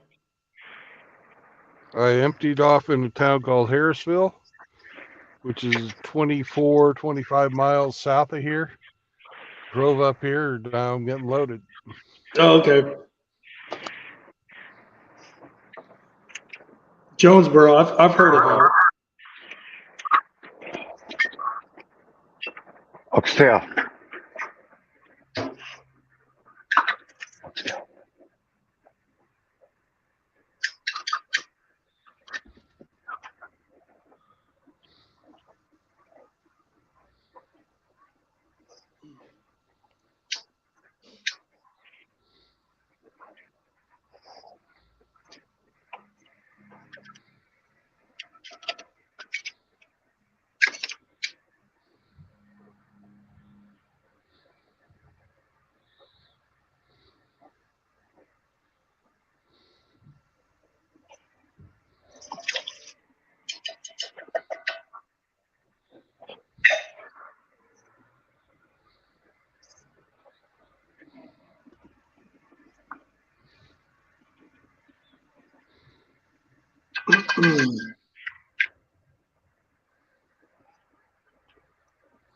Grinch, are you still in the chat?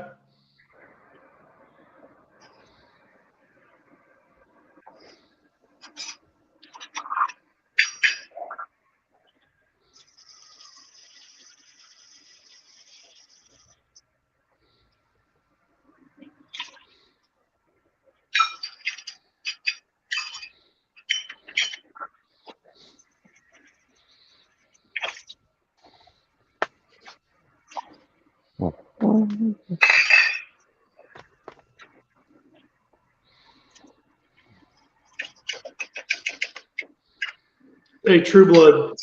Yo.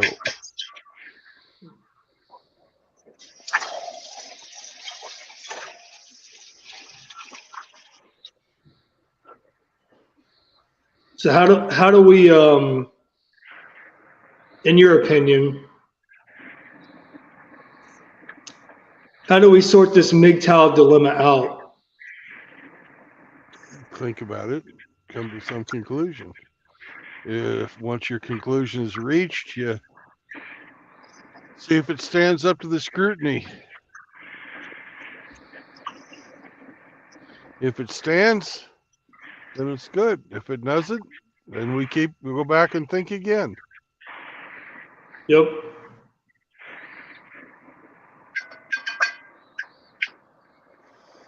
Yeah, but who are the voices that we listen to for the scrutiny to where we have to go back to the table and reevaluate and then try to come back and figure it out again?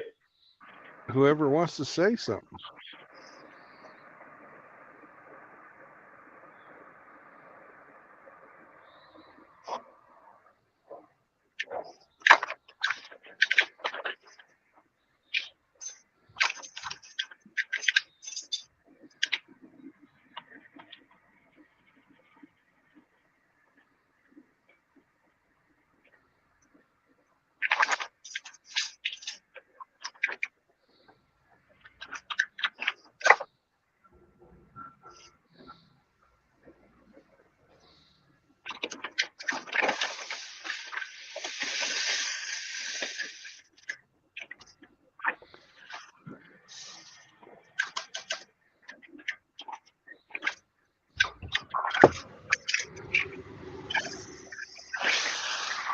I mean, I'm just for this. Thank you.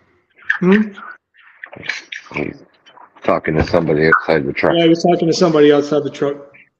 Yeah, I just got my paperwork. Get your keys. Got my keys, yeah. Most important. Forcible confinement.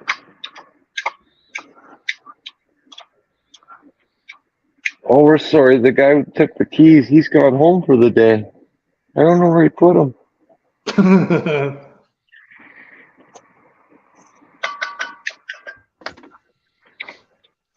That'd get kind of chilly. It would. We got a little dog to nuzzle up too.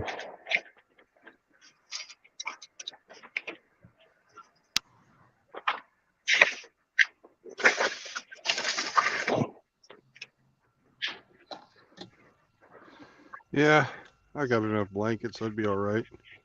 Still be kind of chilly.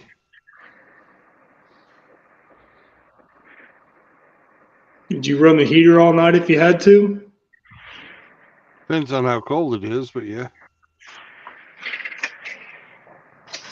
Did you get out to sit there, or did you get loaded? They just loaded it. Ah.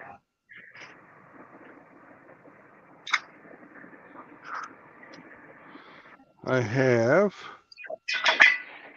43,411 pounds of stuff. 43,411 pounds of stuff. Yeah. Jesus. If one of those bottles should happen to fall. You do the math, Remy. I'm not doing that. 22 tons.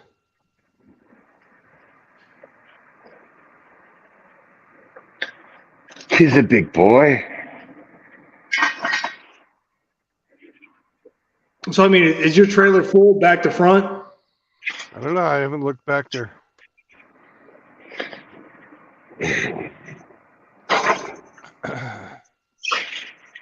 China 40.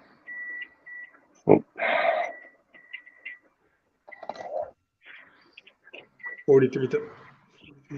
There go, motherfuckers. That sounds like about right. 2 tons.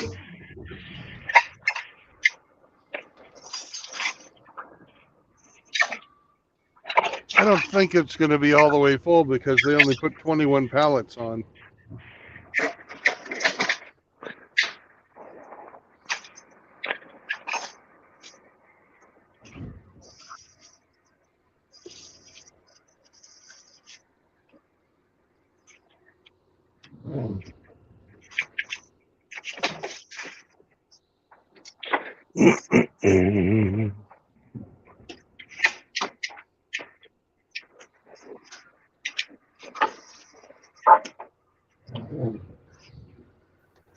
All right. I'll be back. I'm going to go strap it down.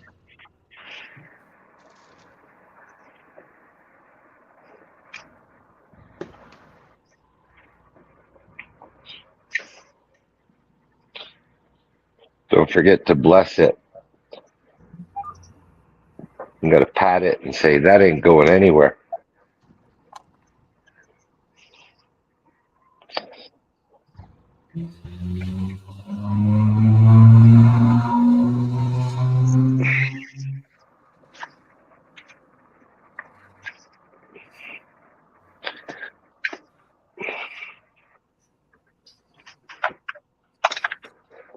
All right.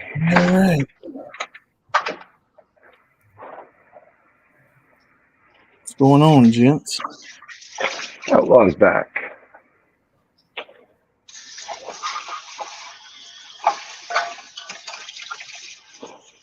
Welcome back, Outraw. I appreciate it, sir.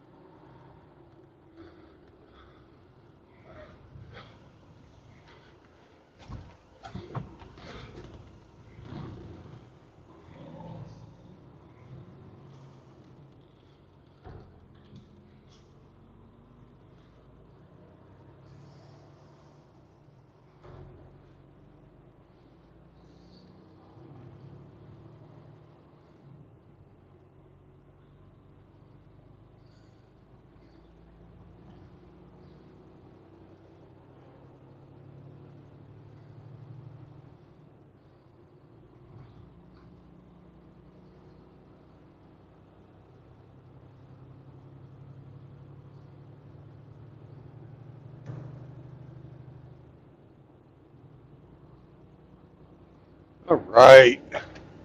We're loaded. And we're heading to Love's to stop for the night.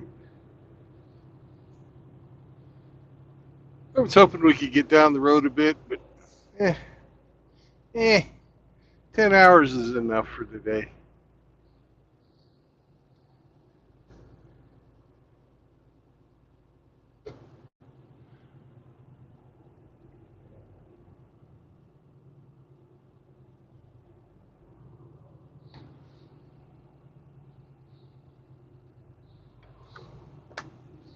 Emmy, you feel like doing some navigating?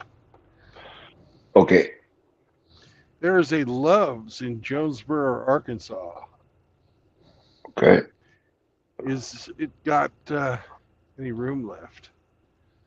An hour ago it was showing many, but who knows?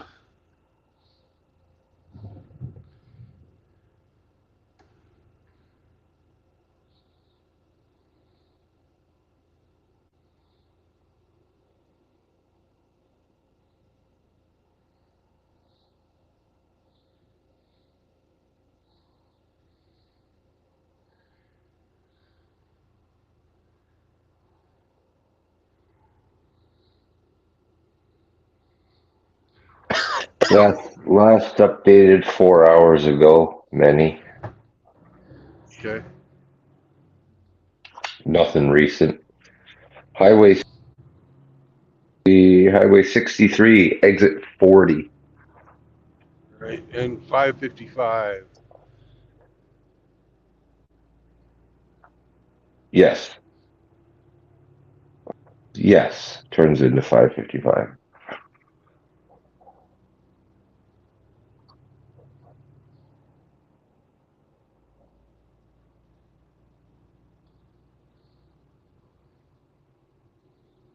Which is on the other side of town for me. So I'm going to drive across town. But it's not a very big town.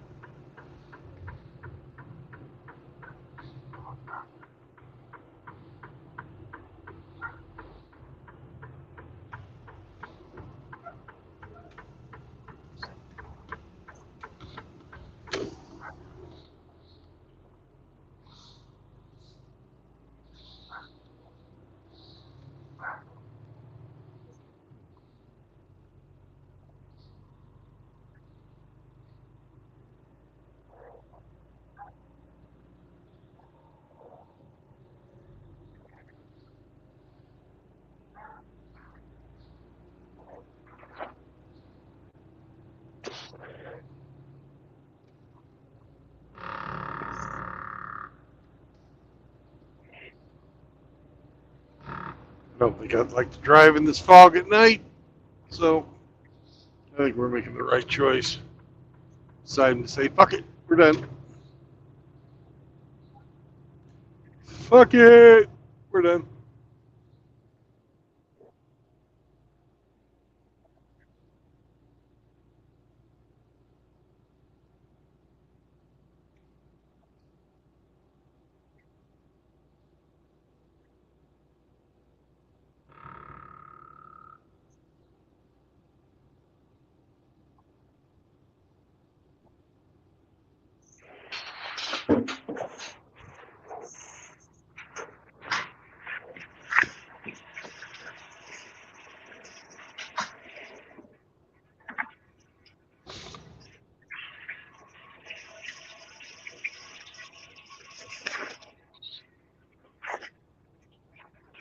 Ah, St. Bernard's Medical Center.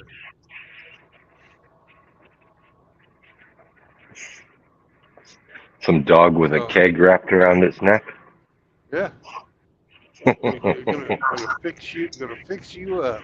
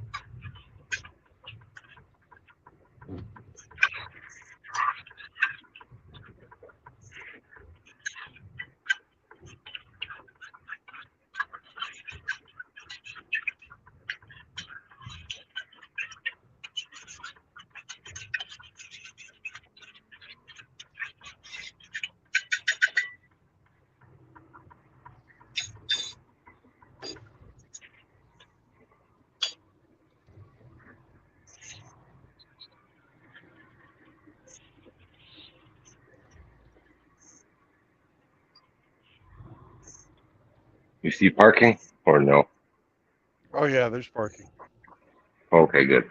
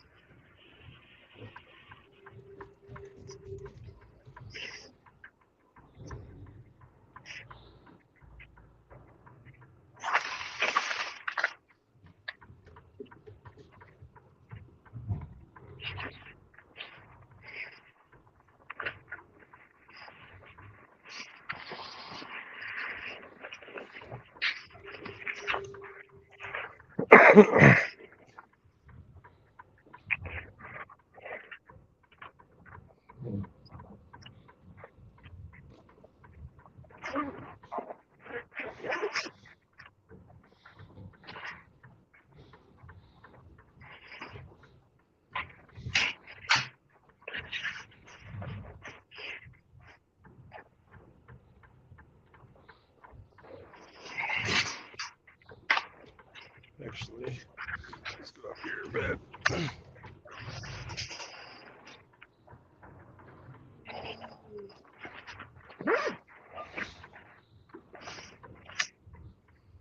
Fuck it. You need to get the fucker weighed.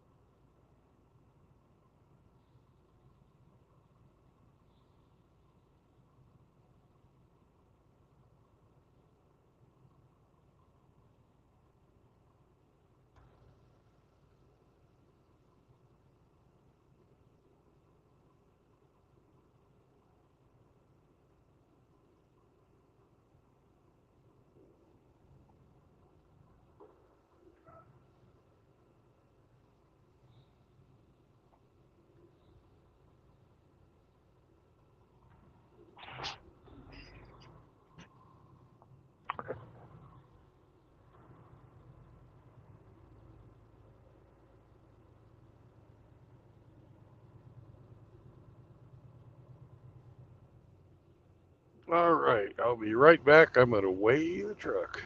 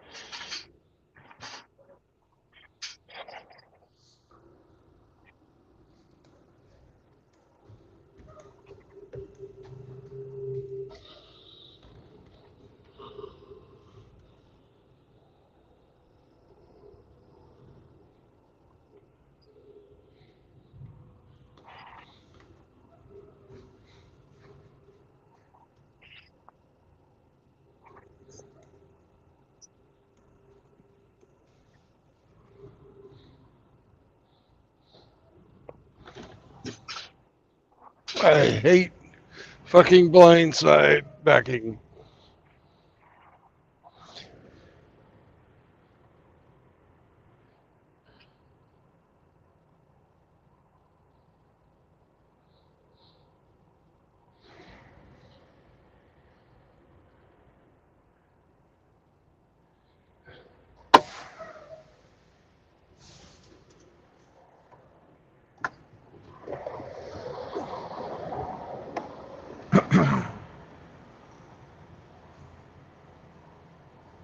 Okay.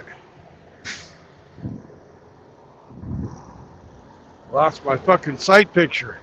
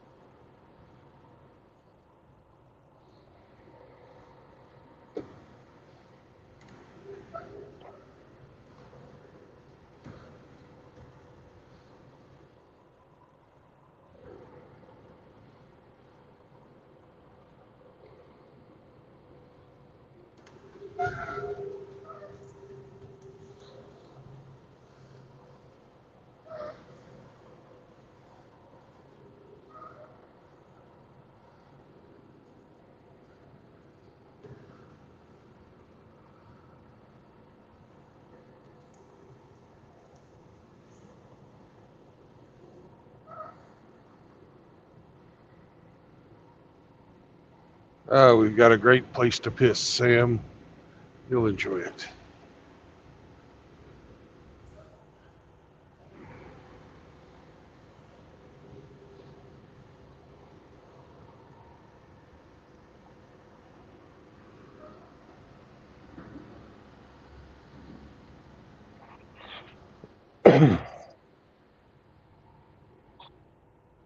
And we're here.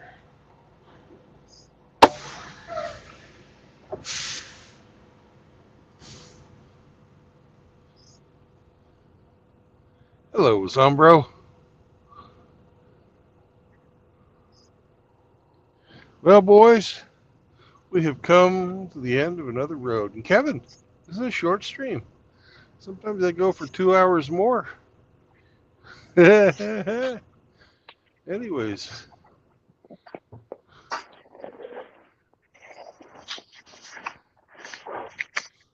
Yeah, 3 things that you guys need to remember. No marriage, no cohabitation, and no children. That's right. Protect yourself from usury. Protect yourself from indentured servitude. Remember, as Archangel always used to say, liberate the why.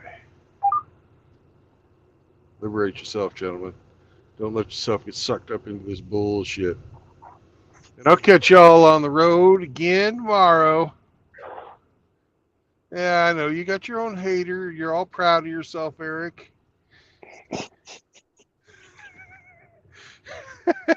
You have arrived. You have arrived.